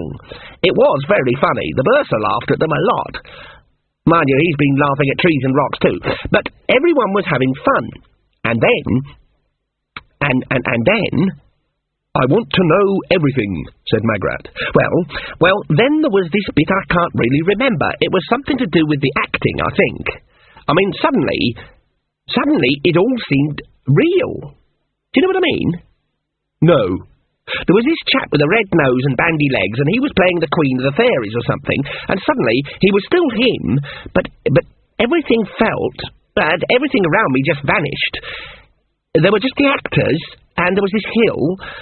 I mean, they must have been good, because I really believed... I think at some point I remember someone asking us to clap our hands, and everyone was looking very strange, and there was this singing, and it was wonderful, and... Ooh! Oh, and then the librarian hit me, said Ponder simply. Why? Best if he tells us in his own words, said Ponder.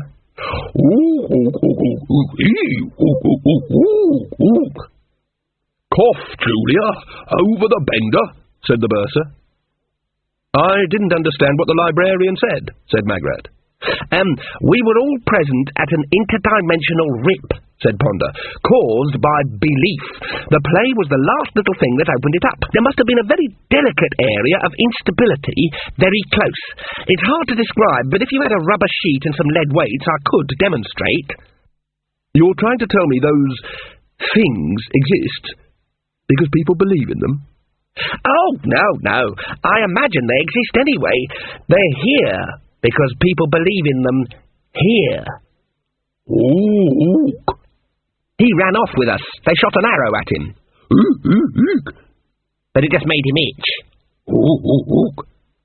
Normally he's as gentle as a lamb. Really, he is. But he can't abide elves. They smell wrong to him. The librarian flared his nostrils. Magrat didn't know much about jungles, but she thought about apes in the trees, smelling the rank of the tiger. Apes never admired the sleek of the fur and the burn of the eye, because they were too well aware of the teeth of the mouth. Yes, she said, I expect they would. Dwarfs and trolls hate them too, but I think they don't hate them as much as I do. You can't fight them all, said Ponder. They're swarming like bees up there. There's flying ones too. The librarian says they made people get fallen trees and things, and push those, those stones down. There were some stones on the hill. They attacked them. Don't know why. Did you see any witches at the entertainment? Said Magrat. Witches, muttered Ponder. You couldn't have missed them, said Magrat. There'd be a thin one glaring at everything and a small fat one cracking nuts and laughing a lot. And they'd be talking to each other very loudly, and they both have tall, pointy hats. Can't say I noticed them, said Ponder. Then they couldn't have been there, said Magrat. Being noticed is what being a witch is all about. She was about to add that she'd never been good at it, but didn't. Instead she said, I'm going on up there. You'll need an army, miss. I mean, you'd have been in trouble just now if the librarian hadn't been up in the trees.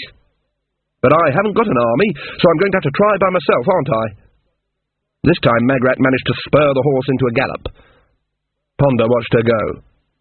You know, folk songs have got a lot to answer for, he said to the night air. Ooh. She's going to get utterly killed. Ooh. Hello, Mr. Flowerpot. 2 pints of eels, if you'd be so good. Of course it could be her destiny, or one of those sort of things.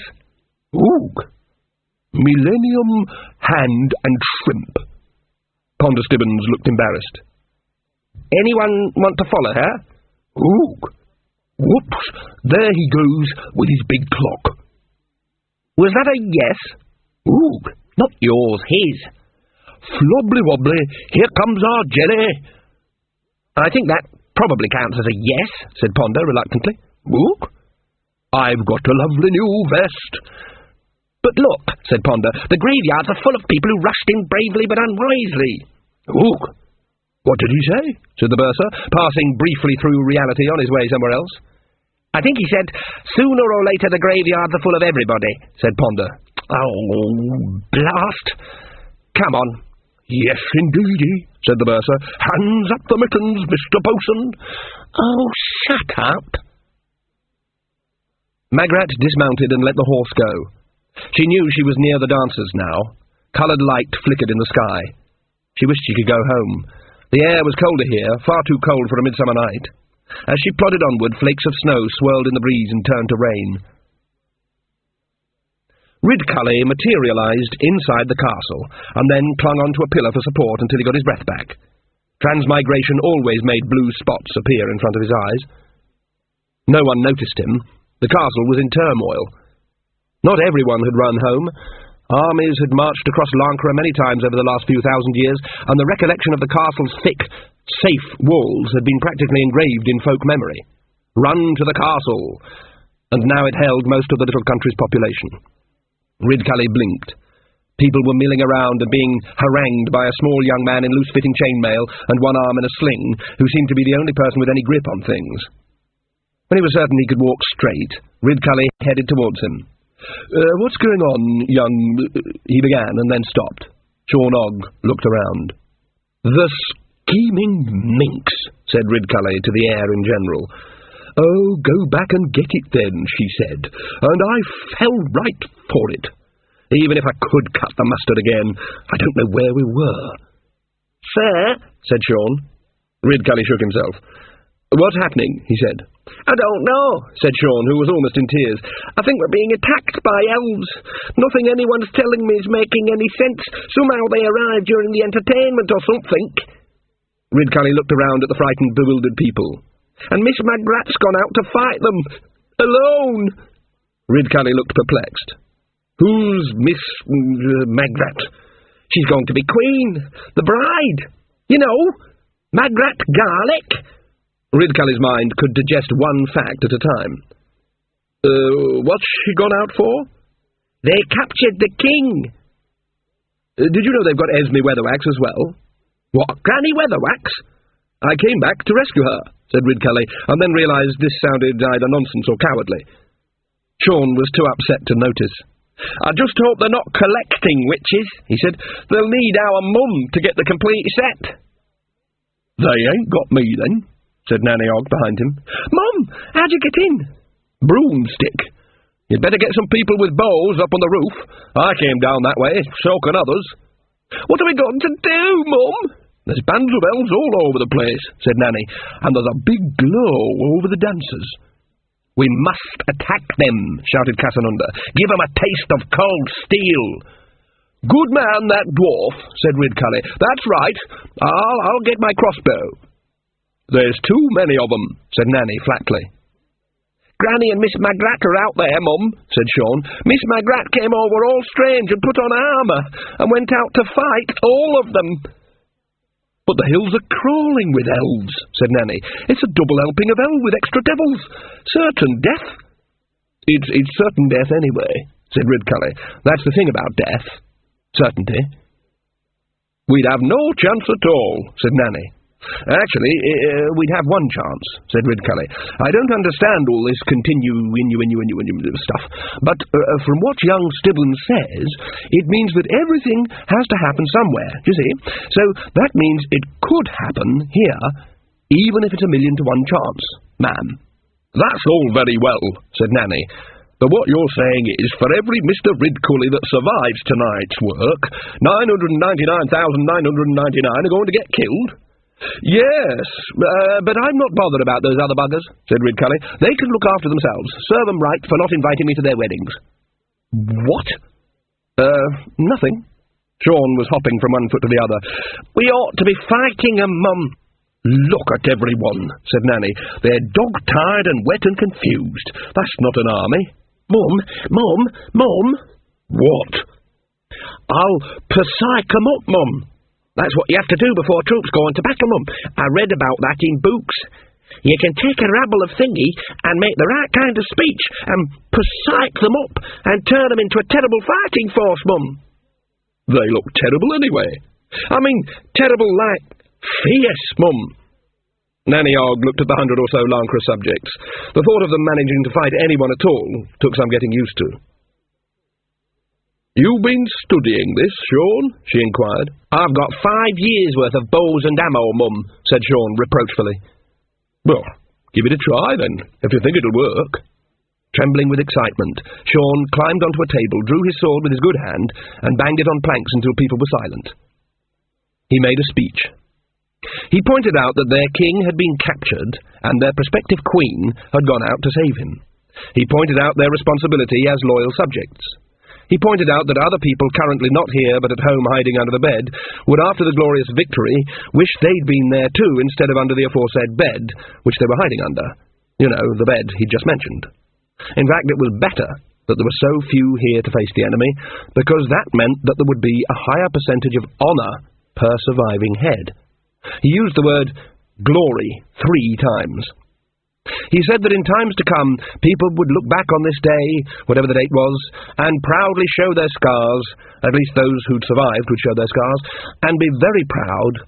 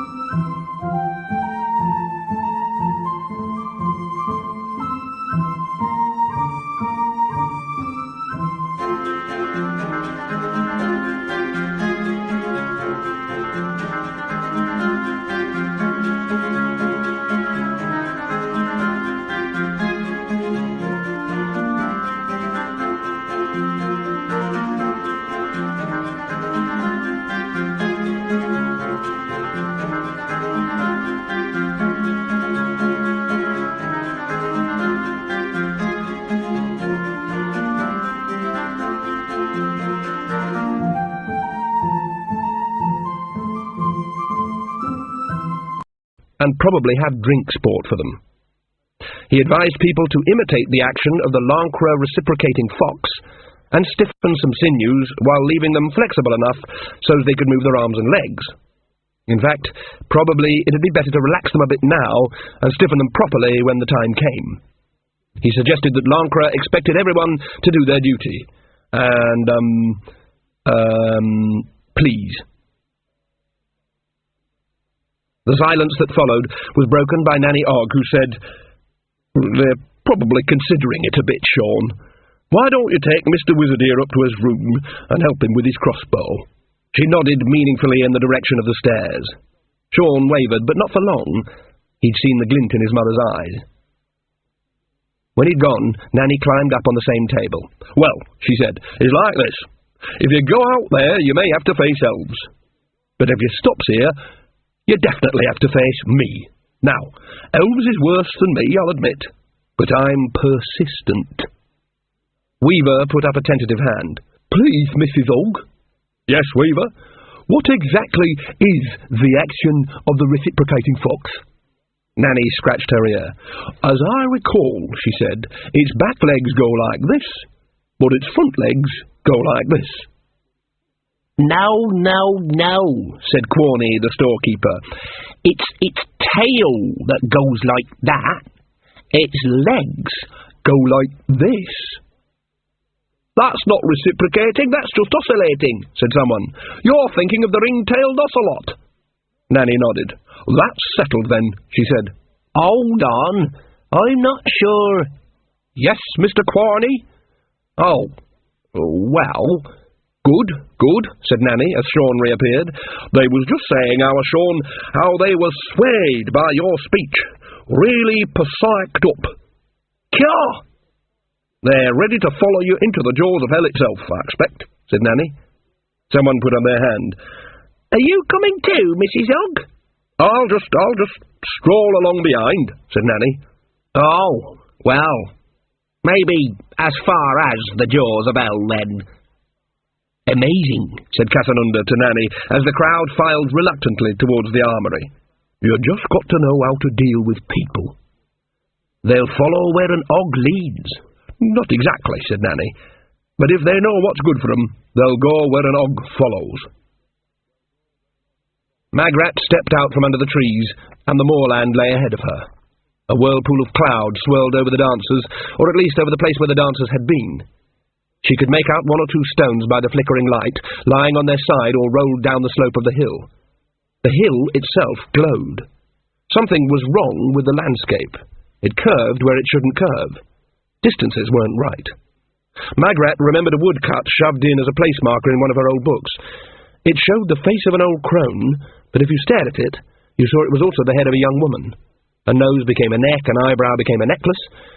The images seesawed back and forth, and like everyone else, she'd squinted herself silly trying to see them both at the same time. The landscape was doing pretty much the same thing.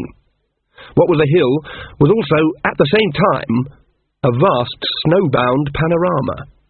Lancre and the land of the elves were trying to occupy the same space.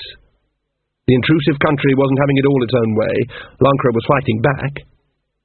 There was a circle of tents just on the cusp of the warring landscapes, like a beachhead on an alien shore. They were brightly coloured. Everything about the elves was beautiful, until the image tilted and you saw it from the other side. Something was happening. Several elves were on horseback, and more horses were being led between the tents. It looked as though they were breaking camp. The Queen sat on a makeshift throne in her tent. She sat with her elbow resting on one arm of the throne and her fingers curling pensively around her mouth. There were other elves seated in a semicircle, except that seated was a barely satisfactory word. They lounged. Elves could make themselves at home on a wire. And here there was more lace and velvet and fewer feathers. Although it was hard to know if it meant that these were aristocrats, elves seemed to wear whatever they felt like wearing, confident of looking absolutely stunning. The monks of Cool, whose tiny and exclusive monastery is hidden in a really cool and laid-back valley in the lower Ramtops, have a passing-out test for a novice. He is taken into a room full of all types of clothing and asked, "Yo, my son, which of these is the most stylish thing to wear?" And the correct answer is, "Hey, whatever I select." Cool, but not necessarily up to date. Every one of them watched the Queen and was a mirror of her moods. When she smiled, they smiled. When she said something she thought was amusing, they laughed. Currently the object of her attention was Granny Weatherwax. "What is happening, old woman?" she said. "It ain't easy, is it?" said Granny. "Thought it would be easy, didn't you?" You've done some magic, haven't you? Something is fighting us. No magic, said Granny. No magic at all. It's just that you've been away too long. Things change. The land belongs to humans now. That can't be the case, said the Queen. Humans take, they plough with iron, they ravage the land. Some do, I'll grant you that. Others put back more than they take. They put back love. They've got soil in their bones. They tell the land what it is. That's what humans are for. Without humans, Lanka would just be a bit of ground with green bits on it. They wouldn't even know they're trees. We're all down here together, madam. Us and the land. It's not just land anymore, it's a country. It's like a horse that's been broken and shod, or a dog that's been tamed. Every time people put a plough in the soil or planted a seed, they took the land further away from you, said Granny. Things change. Verence sat beside the Queen. His pupils were tiny pinpoints. He smiled faintly, permanently, in a way very reminiscent of the bursar. Ah, but when we are married, said the Queen, the land must accept me, by your own rules. I know how it works. There's more to being a king than wearing a crown. The king and the land are one, the king and the Queen are one, and I shall be Queen. She smiled at Granny. There was an elf on either side of her, and, Granny knew, at least one behind her. Elves were not given to introspection. If she moved without permission, she'd die. What you shall be is something I have yet to decide, said the Queen. She held up an exquisitely thin hand and curled the thumb and forefinger into a ring, which she held up to her eye. And now someone comes, she said, with armour that doesn't fit, and a sword she cannot use, and an axe she can hardly even lift, because it is so romantic, is it not? What is her name? Magrat Garlic, said Granny. She is a mighty enchantress, is she? She's good with herbs. The Queen laughed. I could kill her from here. Yes, said Granny, but that wouldn't be much fun, would it? Humiliation is the key. The Queen nodded. You know, you think very much like an elf. I think it will soon be dawn, said Granny. A fine day. Clear light. Not soon enough. The Queen stood up. She glanced at King Verence for a moment and changed. Her dress went from red to silver, catching the torchlight like glittering fish scales. Her hair unravelled and reshaped itself, became corn blonde, and a subtle ripple of alterations flowed across her face before she said, What do you think? She looked like Magrat, or at least like Magrat wished she looked, and maybe as Verence always thought of her. Granny nodded. As one expert to another, she recognised accomplished nastiness when she saw it. Are you going to face her like that? She said. Certainly. Eventually. At the finish. But don't feel sorry for her. She's only going to die. Would you like me to show you what you might have been? No. I could do it easily. There are other times than this. I could show you Grandmother Weatherwax. No. It must be terrible knowing that you have no friends, that no one will care when you die, that you never touched a heart. Yes, and I'm sure you think about it, in those long evenings when there's no company but the ticking of the clock and the coldness of the room, and you open the box and look at... The Queen waved a hand vaguely as Granny tried to break free. Don't kill her, she said. She is much more fun alive. Magrat stuck the sword in the mud and hefted the battle-axe. Woods pressed in on either side. The elves would have to come this way.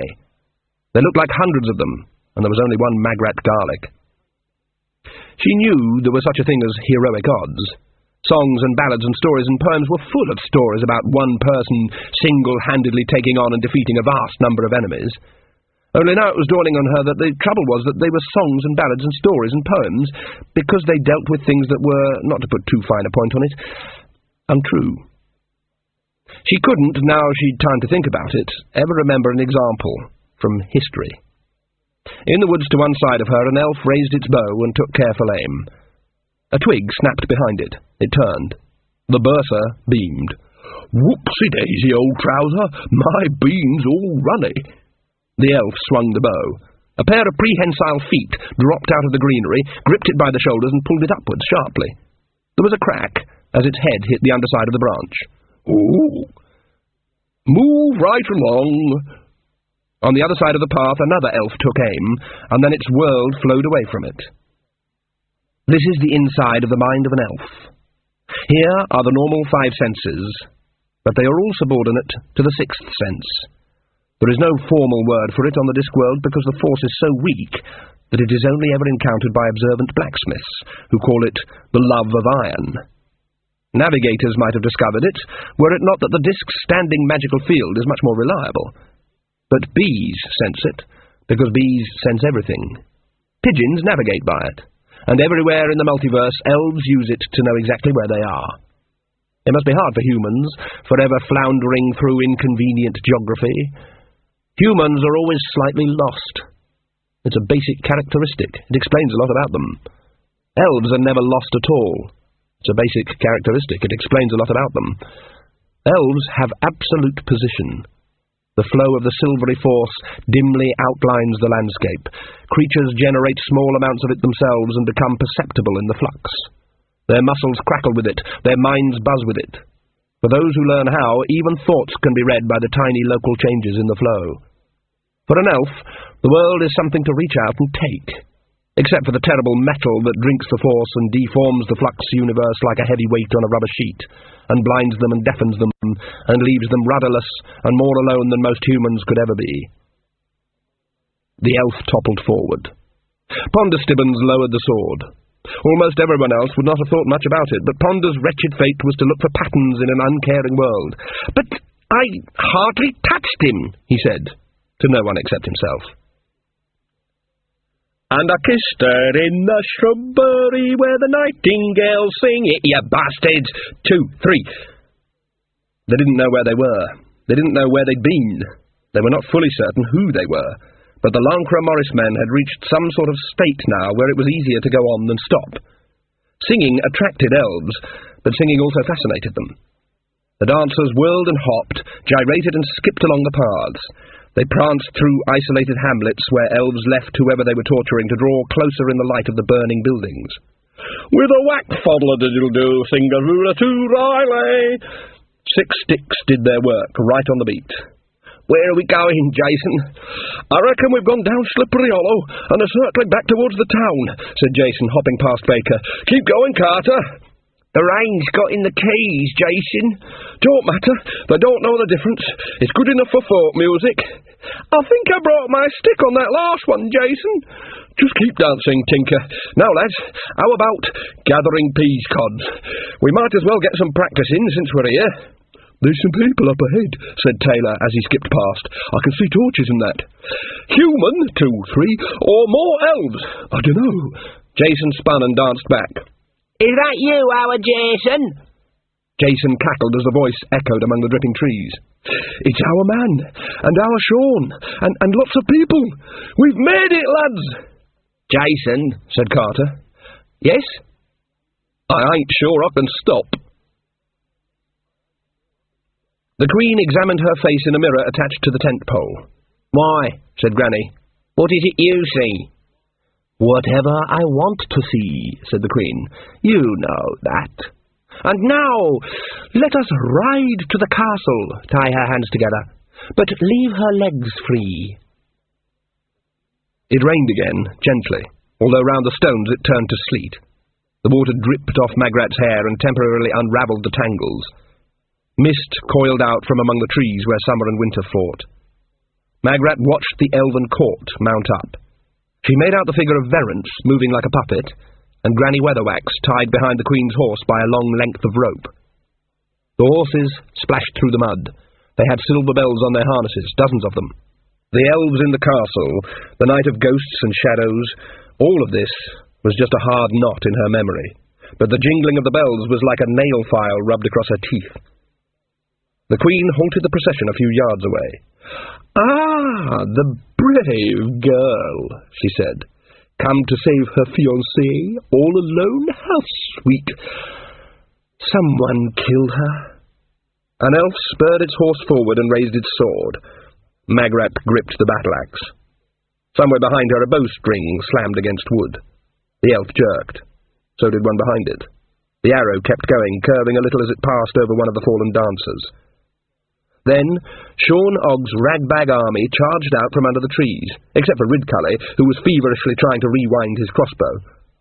The Queen did not look surprised. "And there's only about 100 of them," she said. "What do you think, Esme Weatherwax? A valiant last stand. It's so beautiful, isn't it? I love the way humans think. They think like songs." "You get down off that horse," Magrat shouted. The Queen smiled at her. Sean felt it. Ridcully felt it. Ponder felt it. The glamour swept over them. Elves feared iron, but they didn't need to go near it. You couldn't fight elves because you were so much more worthless than them. It was right that you should be so worthless, and they were so beautiful and you weren't. You were always the one metaphorically picked last for any team, even after the fat kid with one permanently blocked runny nostril. You were always the one who wasn't told the rules until you'd lost, and then wasn't told the new rules. You were the one who always knew that everything interesting was happening to other people. All those hot, self-consuming feelings were rolled together. You couldn't fight an elf. Someone as useless as you, as stolid as you, as human as you, could never win. The universe wasn't built like that. Hunters say that just sometimes an animal will step out of the bushes and stand there, waiting for the spear. Magrat managed to half-raise the axe, and then her hand slumped to her side. She looked down. The correct attitude of a human before an elf was one of shame. She had shouted so coarsely at something as beautiful as an elf. The Queen dismounted and walked over to her. "Don't touch her," said Granny. The Queen nodded. "You can resist," she said, "but you see it doesn't matter. We can take Lancre without a fight. There is nothing you can do about it. Look at the brave little army standing like sheep. Humans are so enthusiastic." Granny looked at her boots. "You can't rule while I'm alive," she said. "There's no trickery here," said the Queen. "No silly women with bags of sweets." "You noticed that, did you?" said Granny. "Giffer meant well, I expect, daft old biddy. Mind if I sit down?" "Of course you may," said the Queen. "You are an old woman now, after all." She nodded to the elves. Granny subsided gratefully onto a rock, her hands still tied behind her. "That's the thing about witchcraft," she said. "It doesn't exactly keep you young, but you do stay old for longer. Whereas you, of course, do not age," she added. "Indeed we do not. But I suspect you may be capable of being reduced." The Queen's smile didn't vanish, but it did freeze, as smiles do when their owner is not certain about what has just been said and isn't sure what to say next. "You meddled in a play," said Granny. "I believe you don't realise what you've done. Plays and books, you've got to keep an eye on the buggers. They'll turn on you. I mean to see that they do." She nodded amicably at an elf covered in woad and badly tanned skins. "Ain't that so, Fairy Peas Blossom?" The Queen's brows knotted. "But that is not his name," she said. Granny Weatherwax gave the Queen a bright smile. "We shall see," she said. "There's a lot more humans these days, and lots of them live in cities, and they don't know much about elves one way or another. And they've got iron in their heads. You're too late." "No, humans always need us," said the Queen. "They don't. Sometimes they want you, that's different. But all you can give them is gold that melts away in the morning." "There are those who would say that gold for one night is enough." "Nah. Better than iron, you stupid old hag, you stupid child who has grown older and done nothing and been nothing." "Nah, it's just soft and shiny, pretty to look at, and no damn use at all," said Granny, her voice still quite calm and level. "But this is a real world, madam. That's what I had to learn, and real people in it. You've got no right to 'em. People have got enough to cope with just being people. I don't need you swanking around with your shiny hair and shiny eyes and shiny gold going sideways through life. Always young, always singing, never learning. You didn't always think like this. And that was a long time ago, and my lady, old I may be, and hag I may be, but stupid I ain't. You're no kind of goddess. I ain't against gods and goddesses, in their place, but they've got to be the ones we make ourselves. Then we can take them to bits for the parts when we don't need them anymore, see? And elves far away in fairyland, well, maybe that's something people need to get themselves through the iron times, but I ain't having elves here. You make us want what we can't have, and what you give us is worth nothing. And what you take is everything, and all there is left for us is the cold hillside and emptiness, and the laughter of the elves. She took a deep breath. So, bugger off. Make us, old woman. Well, I thought you'd say that. We don't want the world. Just this little kingdom will do, and we will take it whether it wants us or not. Over my dead body, madam. If that is a condition. The Queen lashed out mentally like a cat.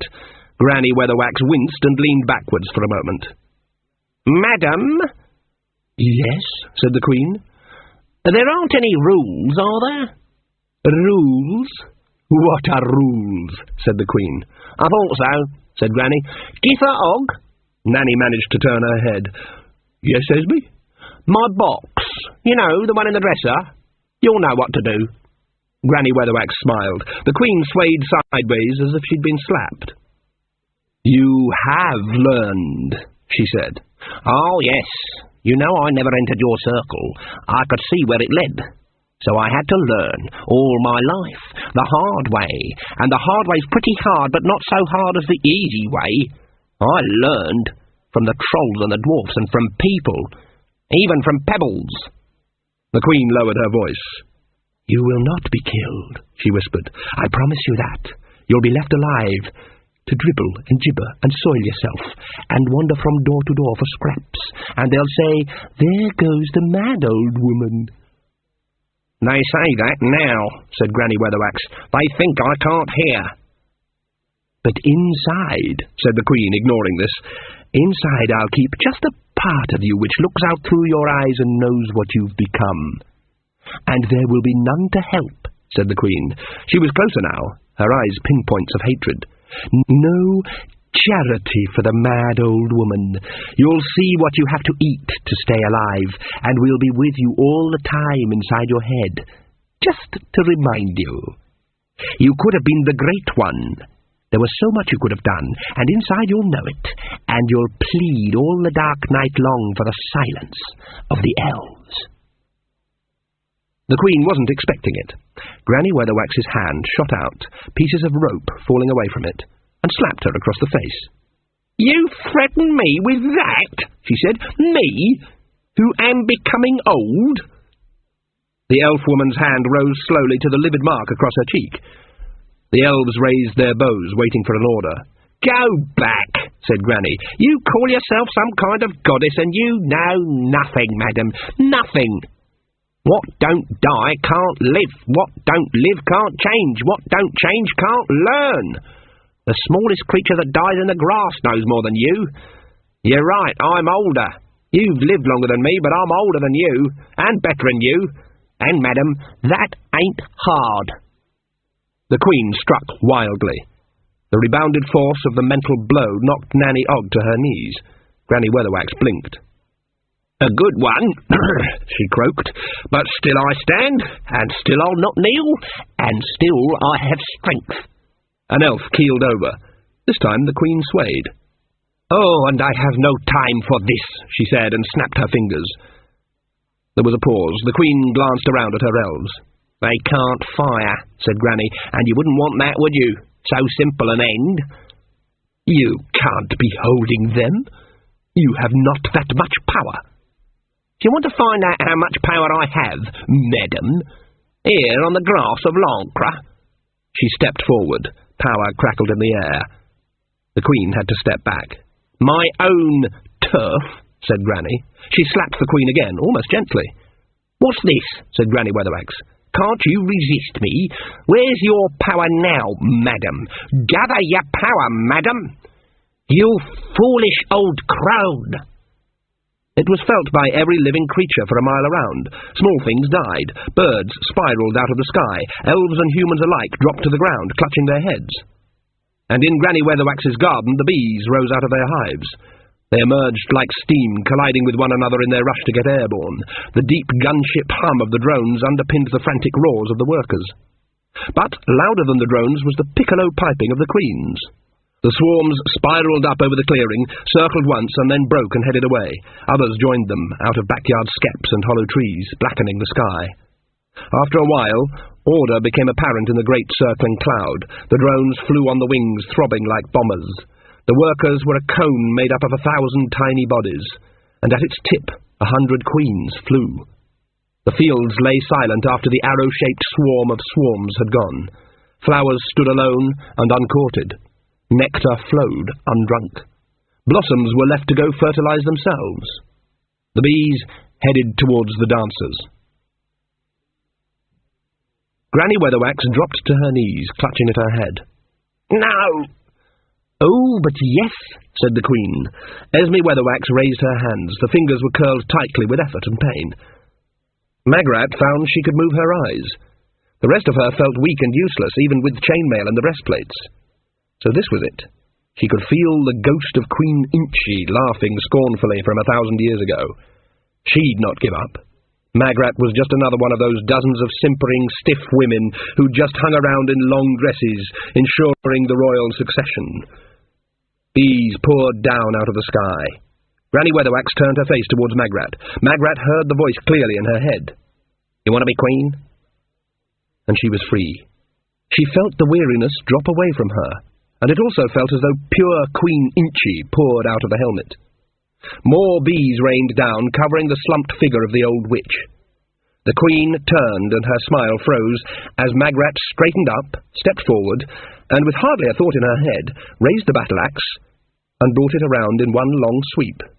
The Queen moved faster. Her hand snaked out and gripped Magrat's wrist.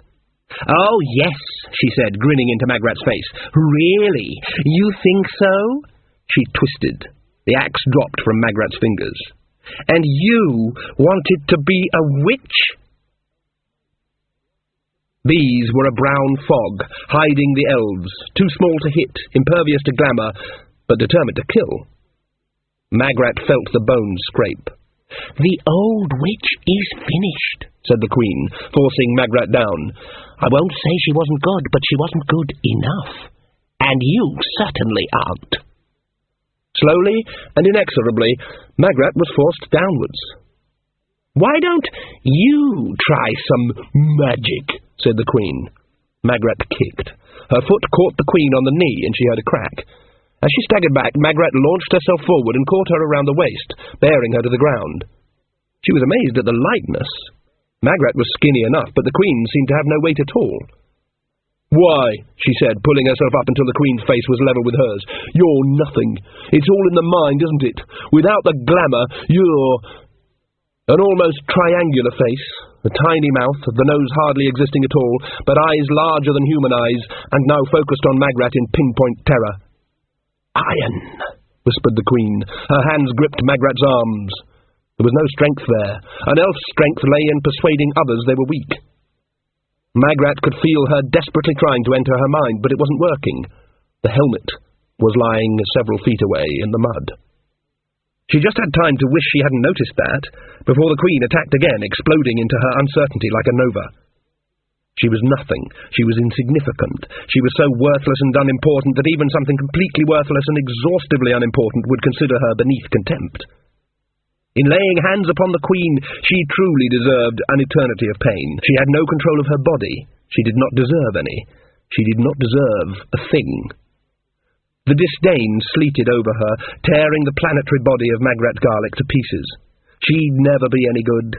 She'd never be beautiful or intelligent or strong. She'd never be anything at all. Self-confidence? Confidence in what?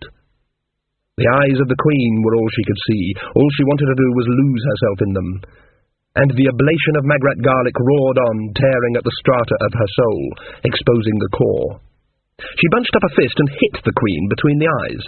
There was a moment of terminal perplexity before the Queen screamed, and Magrat hit her again. Only one queen in a hive. Slash. Stab. They rolled over, landing in the mud. Magrat felt something sting her leg, but she ignored it. She took no notice of the noise around her, but she did find the battle-axe under her hand as the two of them landed in a peat puddle. The elf scrabbled at her, but this time without strength, and Magrat managed to push herself to her knees and raise the axe, and then noticed the silence. It flowed over the Queen's elves and Shornog's makeshift army as the glamour faded. There was a figure silhouetted against the setting moon. Its scent carried on the dawn breeze. It smelled of lions' cages and leaf mould. "He's back," said Nanny-Og. She glanced sideways and saw Ridcully, his face glowing, raising his crossbow. "Put it down," she said. "Will you look at the horns on that thing? Put it down." "But it'd go right through him. Look, you can see that tree through him. He's not really here. He can't get past the doorway, but he can send his thoughts. But I can smell him. If he was really here, he wouldn't still be standing up."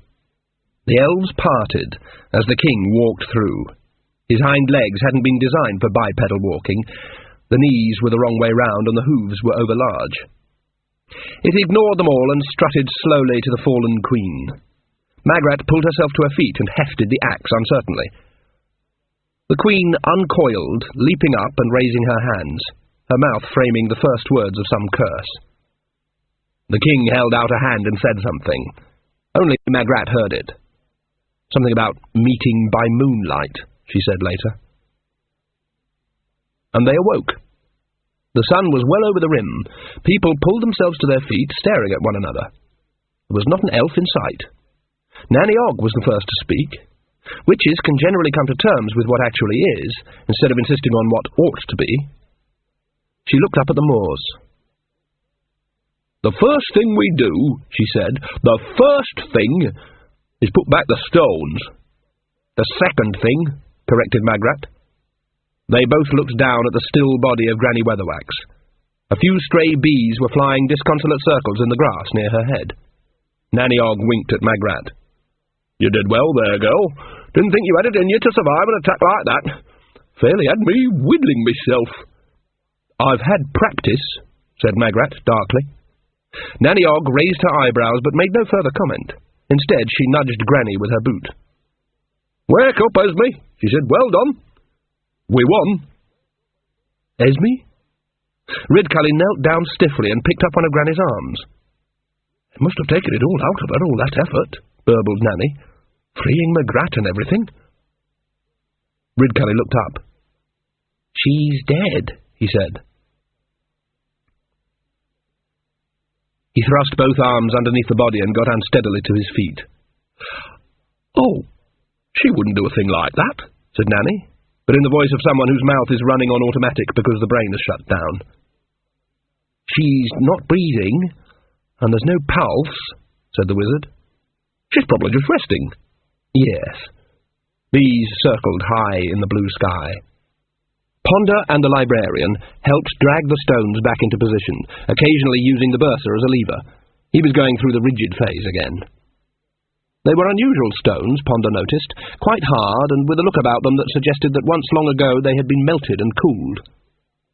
Jason-Og found him standing deep in thought by one of them. He was holding a nail on a piece of string, but instead of hanging from the string, the nail was almost at right angles and straining as if desperate to reach the stone. The string thrummed. Ponder watched it as though mesmerized. Jason hesitated. He seldom encountered wizards and wasn't at all sure how you were supposed to treat them. He heard the wizard say, "It sucks. But why does it suck?" Jason kept quiet. He heard Ponder say, "Maybe there's iron and iron that loves iron, or male iron and female iron, or common iron and royal iron. Some iron contains something else. Some iron makes a weight in the world, and other iron rolls down the rubber sheet." The bursar and the librarian joined him and watched the swinging nail. "Damn," said Ponder, and let go of the nail. It hit the stone with a plink. He turned to the others with the agonized expression of a man who has the whole great whirring machinery of the universe to dismantle, and only a bent paperclip to do it with. "What ho, Mr. Sunshine," said the bursar, who was feeling almost cheerful with the fresh air and lack of shouting. "Rocks! Why am I messing around with lumps of stone? When did they ever tell anyone anything?" said Ponder. "You know, sir, sometimes I think there's a great ocean of truth out there, and I'm just sitting on the beach playing with stones." He kicked the stone. "But one day we'll find a way to sail that ocean," he sighed. "Come on, I suppose we'd better get down to the castle." The librarian watched them join the procession of tired men who were staggering down the valley. Then he pulled at the nail a few times and watched it fly back onto the stone. "Ooh!" He looked up into the eyes of Jason Ogg. Much to Jason's surprise, the orangutan winked. Sometimes if you pay real close attention to the pebbles, you find out about the ocean. The clock ticked. In the chilly morning gloom of Granny Weatherwax's cottage, Nanny Ogg opened the box. Everyone in Lancre knew about Esme Weatherwax's mysterious box. It was variously rumoured to contain books of spells, a small private universe, cures for all ills, the deeds of lost lands and several tons of gold, which was pretty good going for something less than a foot across. Even Nanny Ogg had never been told about the contents, apart from the will. She was a bit disappointed, but not at all surprised to find that it contained nothing more than a couple of large envelopes, a bundle of letters, and a miscellaneous assortment of common items in the bottom. Nanny lifted out the paperwork. The first envelope was addressed to her, and bore the legend, "To Githa Ogg, ready this Nowie." The second envelope was a bit smaller and said, "The will of Esmeralda Weatherwax, died Midsummer's Eve." And then there was a bundle of letters with a bit of string round them. They were very old. Bits of yellowing paper crackled off them as Magrat picked them up. "They're all letters to her," she said. "Nothing odd about that," said Nanny. "Anyone can get letters." "And there's all this stuff at the bottom," said Magrat. "It looks like pebbles." She held one up. "This one's got one of those curly fossil things in it," she said. "And this one looks like that red rock the dancers were made of. It's got a darning needle stuck to it. How strange." "She always paid attention to small details, did Esme. Always tried to see inside to the real thing." They were both silent for a moment, and the silence wound out around them and filled the kitchen, to be sliced into gentle pieces by the soft ticking of the clock. "I never thought we'd be doing this," said Magrat after a while. "I never thought we'd be reading her will. I thought she'd keep on going forever." "Well, there it is," said Nanny. "Tempus fugit." "Nanny?" "Yes, love?" "I don't understand. She was your friend, but you don't seem, well, upset." "Well, I've buried a few husbands and one or two kiddies. You get the hang of it. Anyway, if she hasn't gone to a better place, she'll damn well be setting out to improve it." "Nanny?" "Yes, love?" "Did you know anything about the letter?" "What letter?" "The letter to Verence." "Don't know anything about any letter to Verence." "He must have got it weeks before we got back. She must have sent it even before we got to Ankh-Morpork." Nanny Ogg looked, as far as Magrat could tell, genuinely blank. "Oh, hell," said Magrat. "I mean this letter." She fished it out of her breastplate. "See?" Nanny Ogg read. "Dear Sire, this is to inform you that Margaret Garlick will be returning to Lancre on or about Blind Pig Tuesday. She is a wet hen, but she is clean and has got good teeth. If you wishes to marry her, then start arranging matters without delay, because if you just proposes and similar, she will lead you a dance, because there is no one like Magrat for getting in the way of her own life. She does not know her own mind. You are king, and you can do what you like. You must present her with a fait accompli. P.S. I hear there is talk about making witches pay tax. No kings of Lancre has tried this for many a year. You could profit from their example. Yours in good health at the moment. A friend. Mus." The ticking of the clock stitched the blanket of silence. Nanny Ogg turned to look at it. "She arranged it all," said Magrat. "You know what Verence is like. I mean, she hardly disguised who she was, did she? And I got back, and it was all arranged." What would you have done if nothing had been arranged? Said Nanny. Magrat looked momentarily taken aback. Well, you'd be getting married today, would you? Said Nanny, but in a distant voice, as if she was thinking about something else. Well, that depends on... You want to, don't you? Well, yes, of course. But, well, that's nice then, said Nanny, in what Magrat thought of as her nursery voice. Yes, but she pushed me on one side and shut me up in the castle, and I got so wound up... You were so angry that you actually stood up to the Queen. You actually laid hands on her, said Nanny. Well done. The old Magrat wouldn't have done that, would she? Esme could always see the real thing. Now, nip out of the back door and look at the log pile. There's a love. But I hated her, and now she's dead. Yes, dear. Now, go and tell Nanny about the log pile. Magrat opened her mouth to frame the words, I happen to be very nearly Queen, but decided not to. Instead, she graciously went outside and looked at the log pile. It's quite high, she said, coming back and blowing her nose. Looks like it's just been stacked. And she wound up the clock yesterday, said Nanny, and the tea caddy's half full. I just looked. Well? She wasn't sure, said Nanny. She opened the envelope addressed to her. It was larger and flatter than the one holding the will, and contained a single piece of card. Nanny read it, and let it drop onto the table. Come on, she said. We ain't got much time. What's the matter? And bring the sugar bowl. Nanny wrenched open the door and hurried towards her broomstick. Come on! Magrat picked up the card. The writing was familiar. She'd seen it several times before, when calling on Granny Weatherwax unexpectedly. It said, I ain't dead. Halt! Who goes there? What you doing on guard with your arm in a sling, Sean? Duty calls, Mum. Well, let us in right now. Are you friend or foe, Mum? Sean, this is almost Queen Magrat here with me, right? Yes, but you've got to... Right now! Oh, Mum! Magrat tried to keep up with Nanny as she scurried through the castle. The wizard was right. She was dead, you know. I don't blame you for hoping, but I can tell when people are dead. No, you can't. I remember a few years ago you came running down to my house in tears, and it turned out she was just off borrowing. That's when she started using this sign. But she wasn't sure what was going to happen, said Nanny. That's good enough for me. Nanny, you never know until you look, said Nanny Og, expounding her own uncertainty principle. Nanny kicked open the doors to the great hall. What's all this? Ridcully got up from his chair, looking embarrassed. Well, it didn't seem right to leave her all alone. Oh, dear, said Nanny, gazing at the solemn tableau. Candles and lilies. I bet you pinched them yourself out the garden, and then you all shut her away indoors like this. Well, and no one even thought to leave a damn window open. Can't you hear them? Hear what? Nanny looked around hurriedly and picked up a silver candlestick. No, Magrat snatched it out of her hand. This happens to be, winding her arm back, very nearly, taking aim, my castle.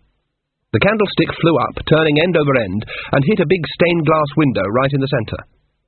Fresh sunlight extruded down to the table, visibly moving in the disk's slow, magical field, and down it, like marbles down a chute, the bees cascaded.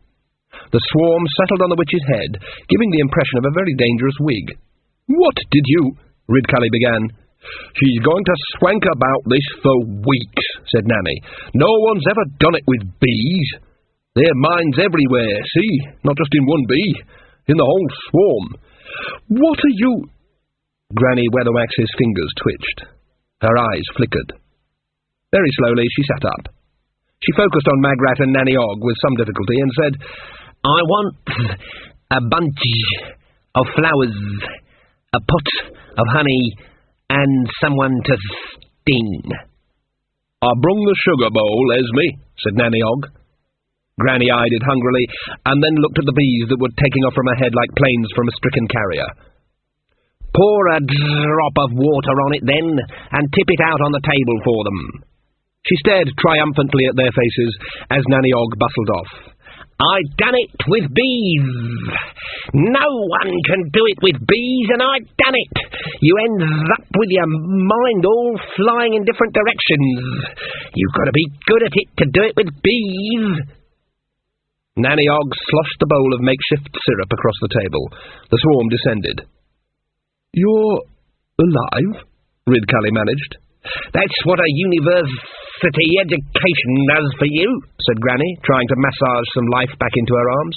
You've only got to be sitting up and talking for 5 minutes and they can work out you're alive. Nanny-Og handed her a glass of water. It hovered in the air for a moment and then crashed to the floor, because Granny had tried to grasp it with her 5th leg. "Oh, sorry." "I knew you wasn't certain," said Nanny. "Certain? Of course I was certain. Never in any doubt whatsoever." Magrat thought about the will. "You never had a moment's doubt?" Granny Weatherwax had the grace not to look her in the eye. Instead, she rubbed her hands together. What's been happening while I've been away?" "Well," said Nanny, "Magrat stood up to the—" "Oh, I knew she'd do that. Had the wedding, have you?" "Wedding?"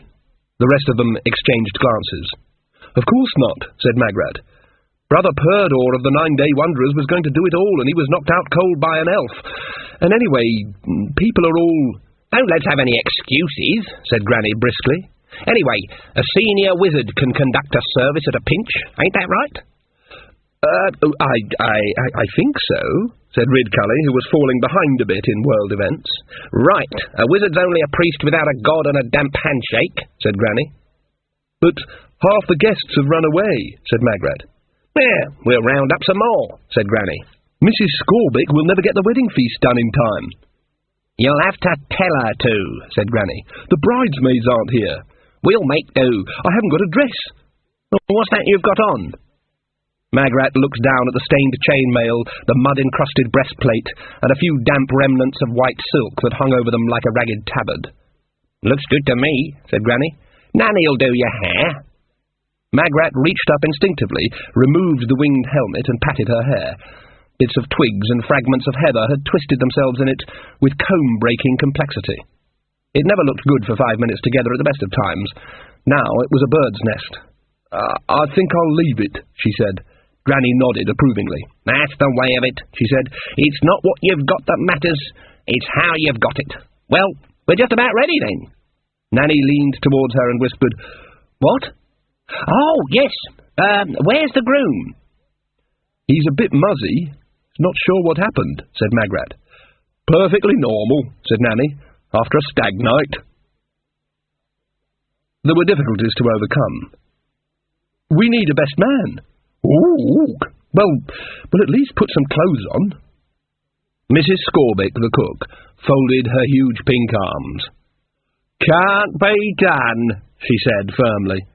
"I thought perhaps just some salad and quiche and some light," Magrat said imploringly. The cook's whiskery chin stuck out firmly. "Them elves turned the whole kitchen upside down," she said. "It's gonna take me days to get it straight. Anyway, everyone knows raw vegetables are bad for you, and I can't be having with them eggy pies." Magrat looked beseechingly at Nanny-Og. Granny Weatherwax had wandered off into the gardens, where she was getting a tendency to stick her nose in flowers right out of her system. "Nothing to do with me," said Nanny. "It's not my kitchen, dear." "No, it's mine.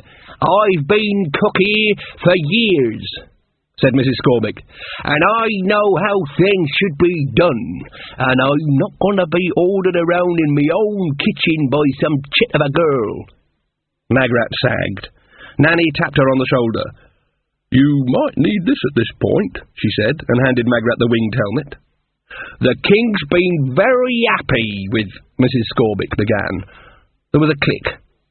She looked down the length of a crossbow and met Magrat's steady gaze. "Go ahead," said the Queen of Lancre softly. "Bake my quiche." Verence sat in his nightshirt with his head in his hands. He could remember hardly anything about the night except a feeling of coldness, and no one seemed very inclined to tell him. There was a faint creak as the door opened. He looked up. "Glad to see you're up and about already," said Granny Weatherwax. "I've come to help you dress." "I've looked in the guard-robe," said Verence. "The elves, was it? They ransacked the place. There's nothing I can wear." Granny looked around the room. Then she went to a low chest and opened it. There was a faint tinkling of bells and a flash of red and yellow. "I thought you'd never threw 'em away," she said, "and you ain't put on any weight, so they'll still fit. On with the motley. Magrat'll appreciate it." "Oh, no," said Verence. I'm very firm about this. I'm king now. It'd be demeaning for Magrat to marry a fool. I've got a position to maintain for the sake of the kingdom. Besides, there is such a thing as pride."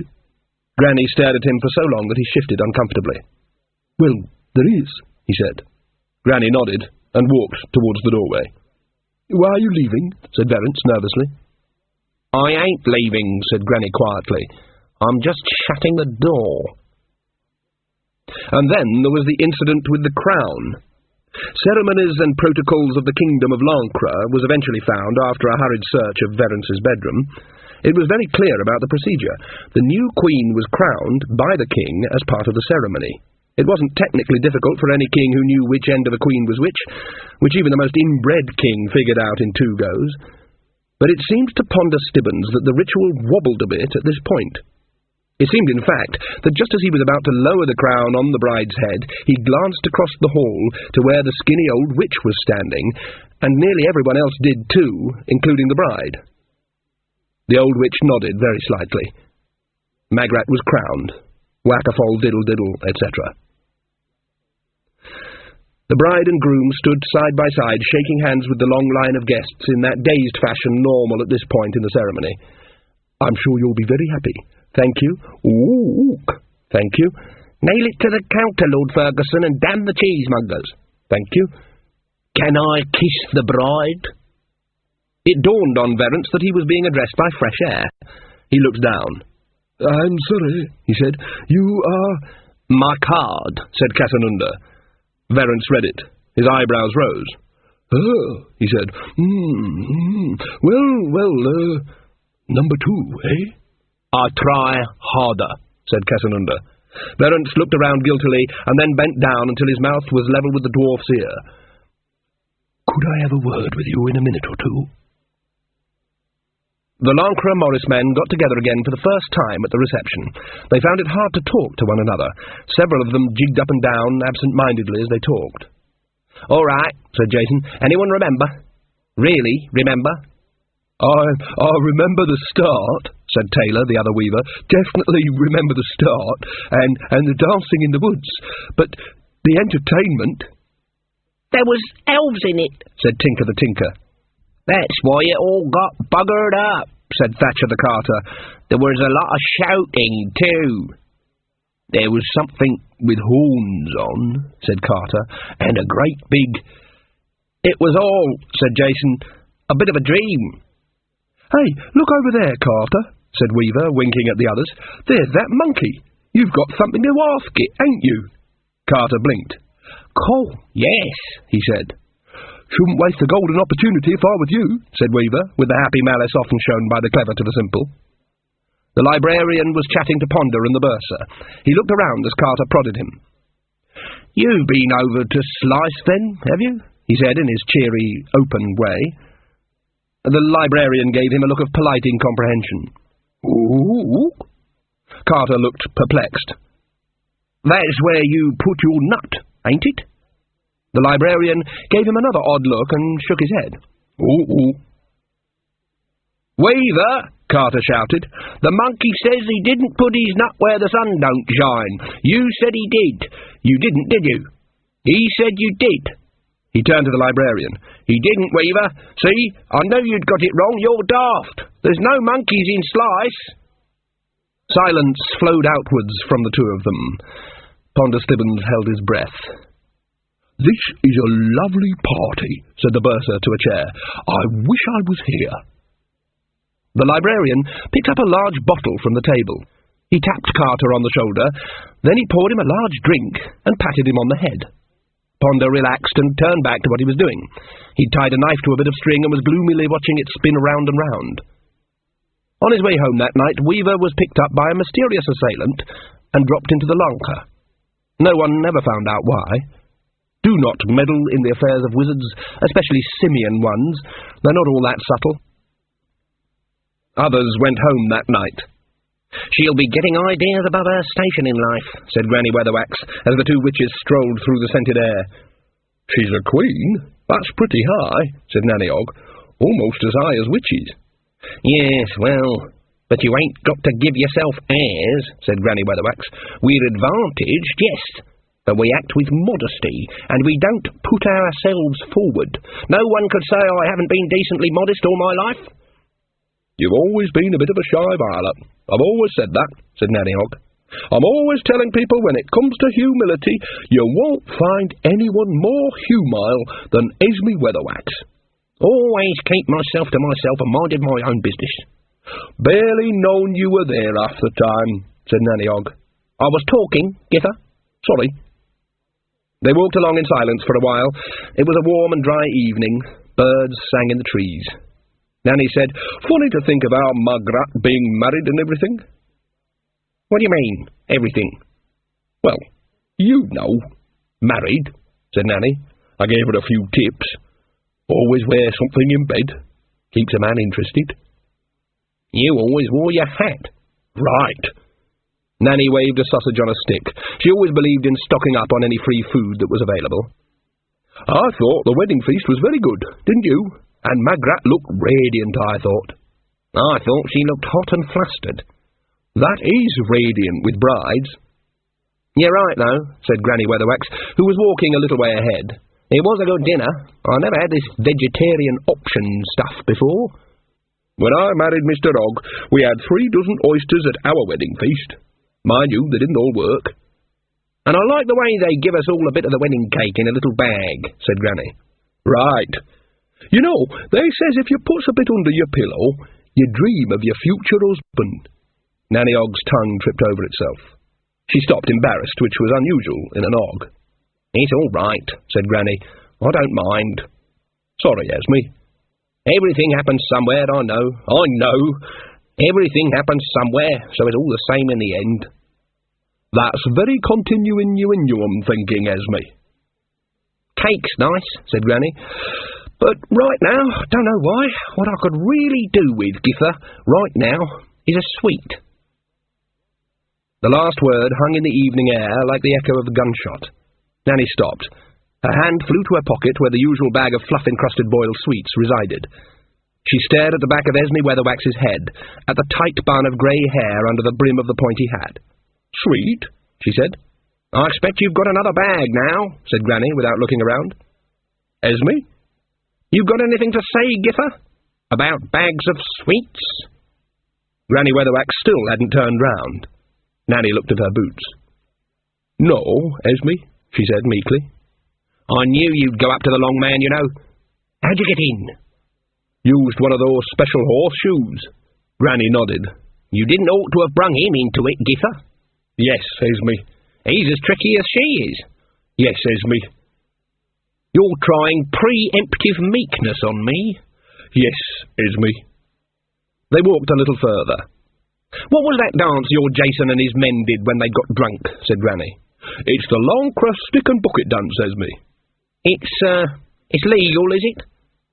"Technically, they shouldn't do it when there's women present," said Nanny.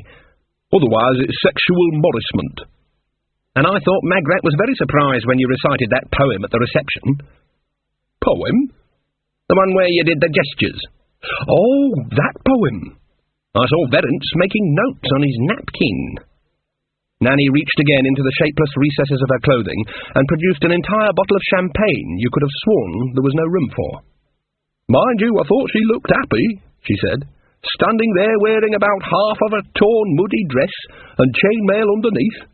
Hey, do you know what she told me?" "What?" "You know that old painting of Queen Unchi? You know, the one with the iron bodice? With all the spikes and knives on a chariot?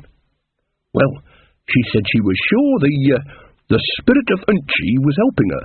She said she wore the armour, and she did things she'd never dare do." "My word," said Granny non-committally. "Funny old world," agreed Nanny. They walked in silence for a while. So you didn't tell her that Queen Inchi never existed, then? No point. Old King Lully invented her entirely because he thought we needed a bit of romantic history. He was a bit mad about that. He even had the armour made. I know. My great-grandma's husband hammered it out of a tin bath and a couple of saucepans. But you didn't think you ought to tell her that? No. Granny nodded. Funny thing, she said. Even when Magrat's completely different, she's just the same. Nanny Og produced a wooden spoon from somewhere in her apron. Then she raised her hat carefully and lifted down a bowl of cream custard and jelly which she'd secreted there. Nanny Og was also a great picker-up of unconsidered trifles. I really don't know why you pinch his food the whole time, said Granny. Venance would give you a bathful of the stuff if you asked. You know he don't touch custard himself. Oh, it's more fun this way, said Nanny. I deserve a bit of fun. There was a rustling in the thick bushes, and the unicorn burst through. It was mad. It was angry. It was in a world where it did not belong, and it was being driven. It pawed the ground 100 yards away, and lowered its horn. Whoops, said Nanny, dropping her just desserts. Come on, there's a tree here, come on. Granny Weatherwax shook her head. Nah, I ain't running this time. She couldn't get me before, and she's trying through an animal, huh? Will you look at the size of the horn on that thing? I can see clear enough, said Granny calmly. The unicorn lowered its head and charged. Nanny Og reached the nearest tree with low branches and leapt upwards. Granny Weatherwax folded her arms. Come on, Esme! No, I ain't been thinking clear enough, but I am now. There's some things I don't have to run from. The white shape bulleted down the avenue of trees, 1,000 pounds of muscle behind 12 inches of glistening horn. Steam swirled behind it. Esme!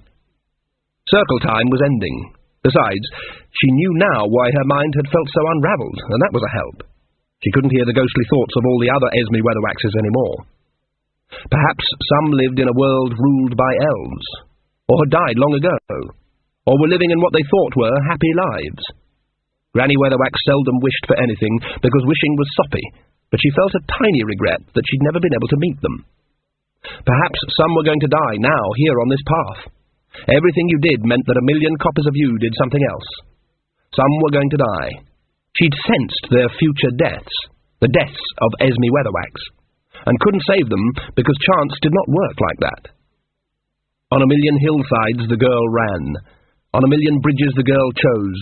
On 1 million paths the woman stood. All different, all one. All she could do for all of them was be herself, here and now, as hard as she could. She stuck out her hand. A few yards away, the unicorn hit an invisible wall. Its legs flailed as it tried to stop. Its body contorted in pain, and it slid the rest of the way to Granny's feet on its back. "Giffer," said Granny, as the beast tried to get upright, "you'll take off your stockings and knot them into a halter and pass it to me, carefully." "Esme? What? Ain't got no stockings on, Esme." "What about the lovely red and white pair I gave you on Hogswatch night? I knitted them myself. You know how I hate knitting." "Well, it's a warm night. I likes to, let the air circulate." "I had the devil of a time with the heels." "Sorry, Esme." "At least you'll be so good as to run up to my place and bring everything that's in the bottom of the dresser." "Yes, Esme.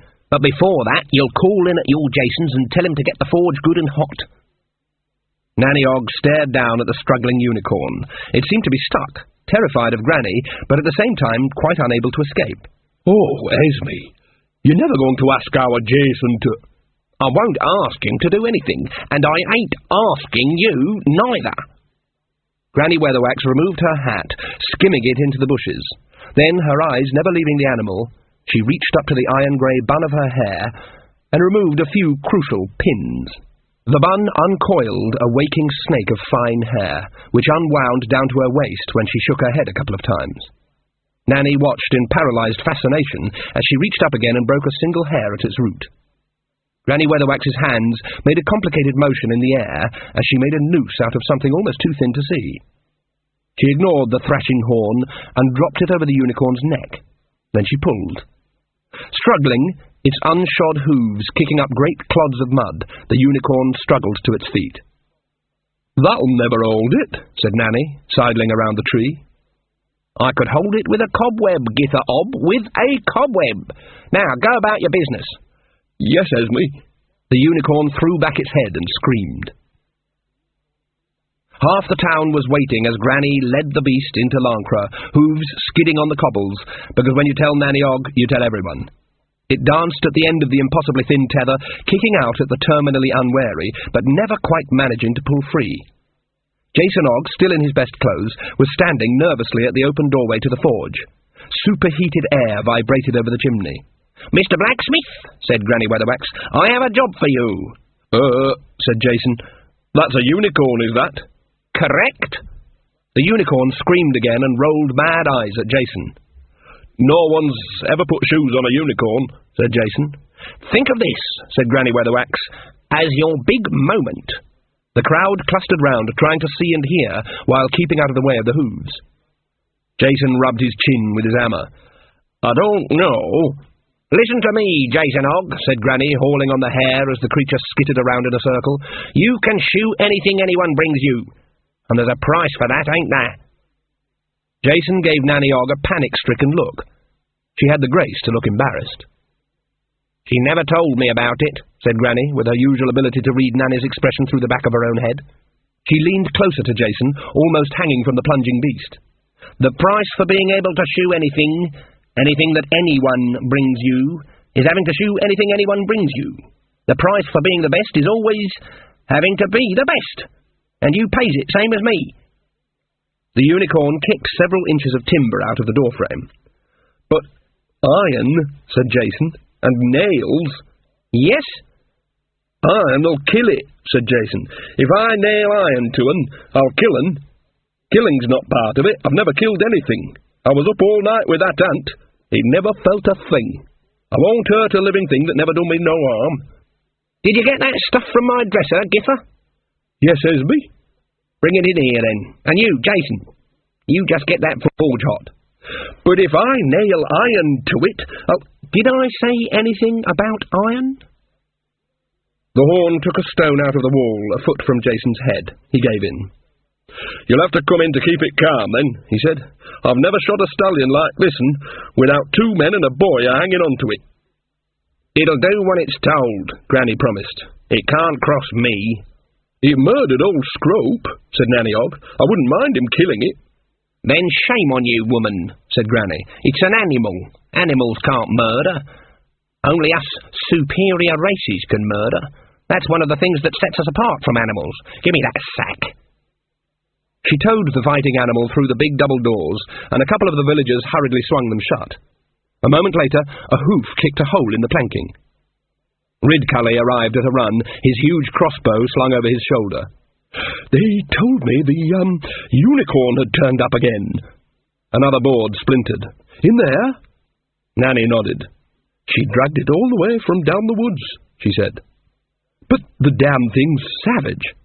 Nanny Og rubbed her nose. "Yes, well, but, she's qualified, ain't she, when it comes to unicorn taming? Nothing to do with witchcraft." What do you mean?" "I thought there was some things everyone knew about trapping unicorns," said Nanny archly. "Who could trap 'em is what I'm delicately hinting at. She always could run faster than you, couldn't Esme? She could outdistance any man." Ridcully stood there with his mouth open. "Now me," said Nanny, "I'd always trip over first old tree root I came to. Took me ages to find one sometimes." "You mean, after I went, she never—" "Don't get soft ideas. It's all one at our time of life anyway," said Nanny. "It'd never have crossed her mind if you hadn't turned up." An associated thought seemed to strike her. "You haven't seen Casanunda, have you?" "Hello, my little rosebud," said a cheerful, hopeful voice. Nanny didn't even turn round. "You do turn up when people aren't looking," she said. "Famed for it, Mrs. Og." There was silence from inside the forge. Then they could make out the tap-tap-tap of Jason's hammer. "What are they doing in there?" said Ridcully. "It's stopping it kicking, whatever it is," said Nanny. "What was in the sack, Mrs. Og?" said Casanunda. "What she told me to get," said Nanny. "Her old silver tea set, family heirloom. I've only ever seen it but twice, and once was just now when I put it in the sack.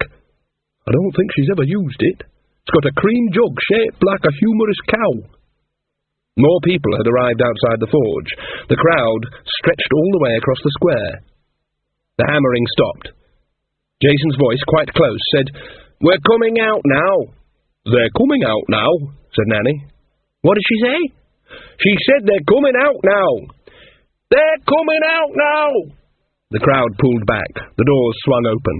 Granny emerged, leading the unicorn.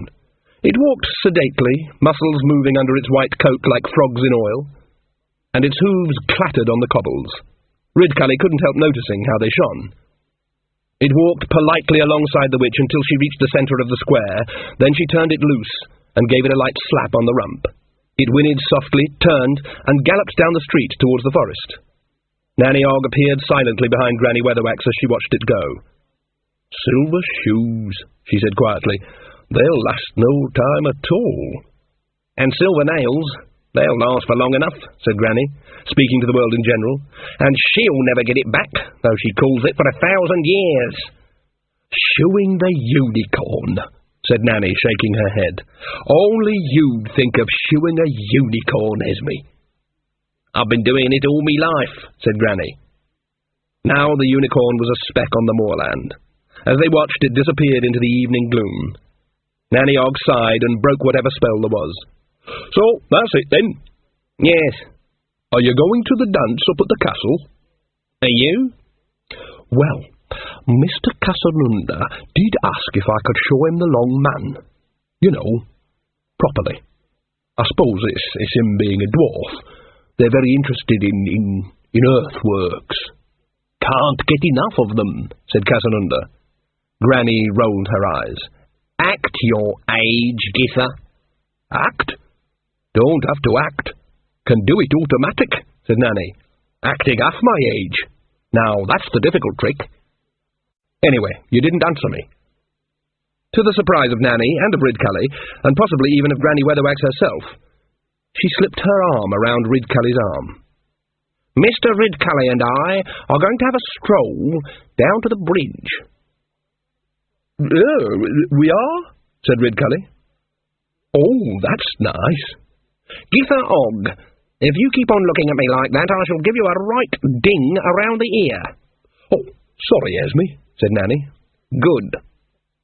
"I expect you want to talk about old times," Nanny volunteered. "Maybe old times, maybe other times." The unicorn reached the forest and galloped onwards. The waters of the Lancre gushed below. No one crossed the same water twice, even on a bridge. Ridcully dropped a pebble. It went plunk. "It all works out," said Granny Weatherwax, "somewhere. Your young wizard knows that. He just puts daft words around it. He'd be quite bright, if only he'd look at what's in front of him." "He wants to stay here for a while," said Ridcully gloomily. He flicked another pebble into the depths. "Seems fascinated by the stones. I can't say no, can I? The king's all for it. He says other kings have always had fools, so he'll try having a wise man around just in case that works better." Granny laughed. "And there's young Diamanda going to be up and about any day now," she said. "What do you mean?" "Oh, nothing. That's the thing about the future. It could turn out to be anything. And everything." She picked up a pebble. It hit the water at the same time as one of Ridcully's own, making a double plunk. "Do you think," said Ridcully, "that somewhere it all went right?" "Yes. Here." Granny softened at the sight of his sagging shoulders. "But there, too," she said. "What?" "I mean that somewhere Mustrum Ridcully married Esmeralda Weatherwax, and they lived—" Granny gritted her teeth. "Lived happily ever after, more or less, as much as anyone does." "Oh, how do you know?" "I've been picking up bits of her memories. She seemed happy enough, and I ain't easily pleased." "How can you do that?" "I try to be good at everything I do." Did she say anything about... She didn't say nothing. She don't know we exist. Don't ask questions. It's enough to know that everything happens somewhere, isn't it? Ridcully tried to grin. Is that the best you can tell me? He said. It's the best there is. Or the next best thing. Where does it end? When Howell, the playwright, turned up with the rest of the troupe next day, they told him all about it, and he wrote it down. But he left out all the bits that wouldn't fit on a stage, or were too expensive, or which he didn't believe. In any case, he called it The Taming of the Vole, because no one would be interested in a play called Things That Happened on a Midsummer Night.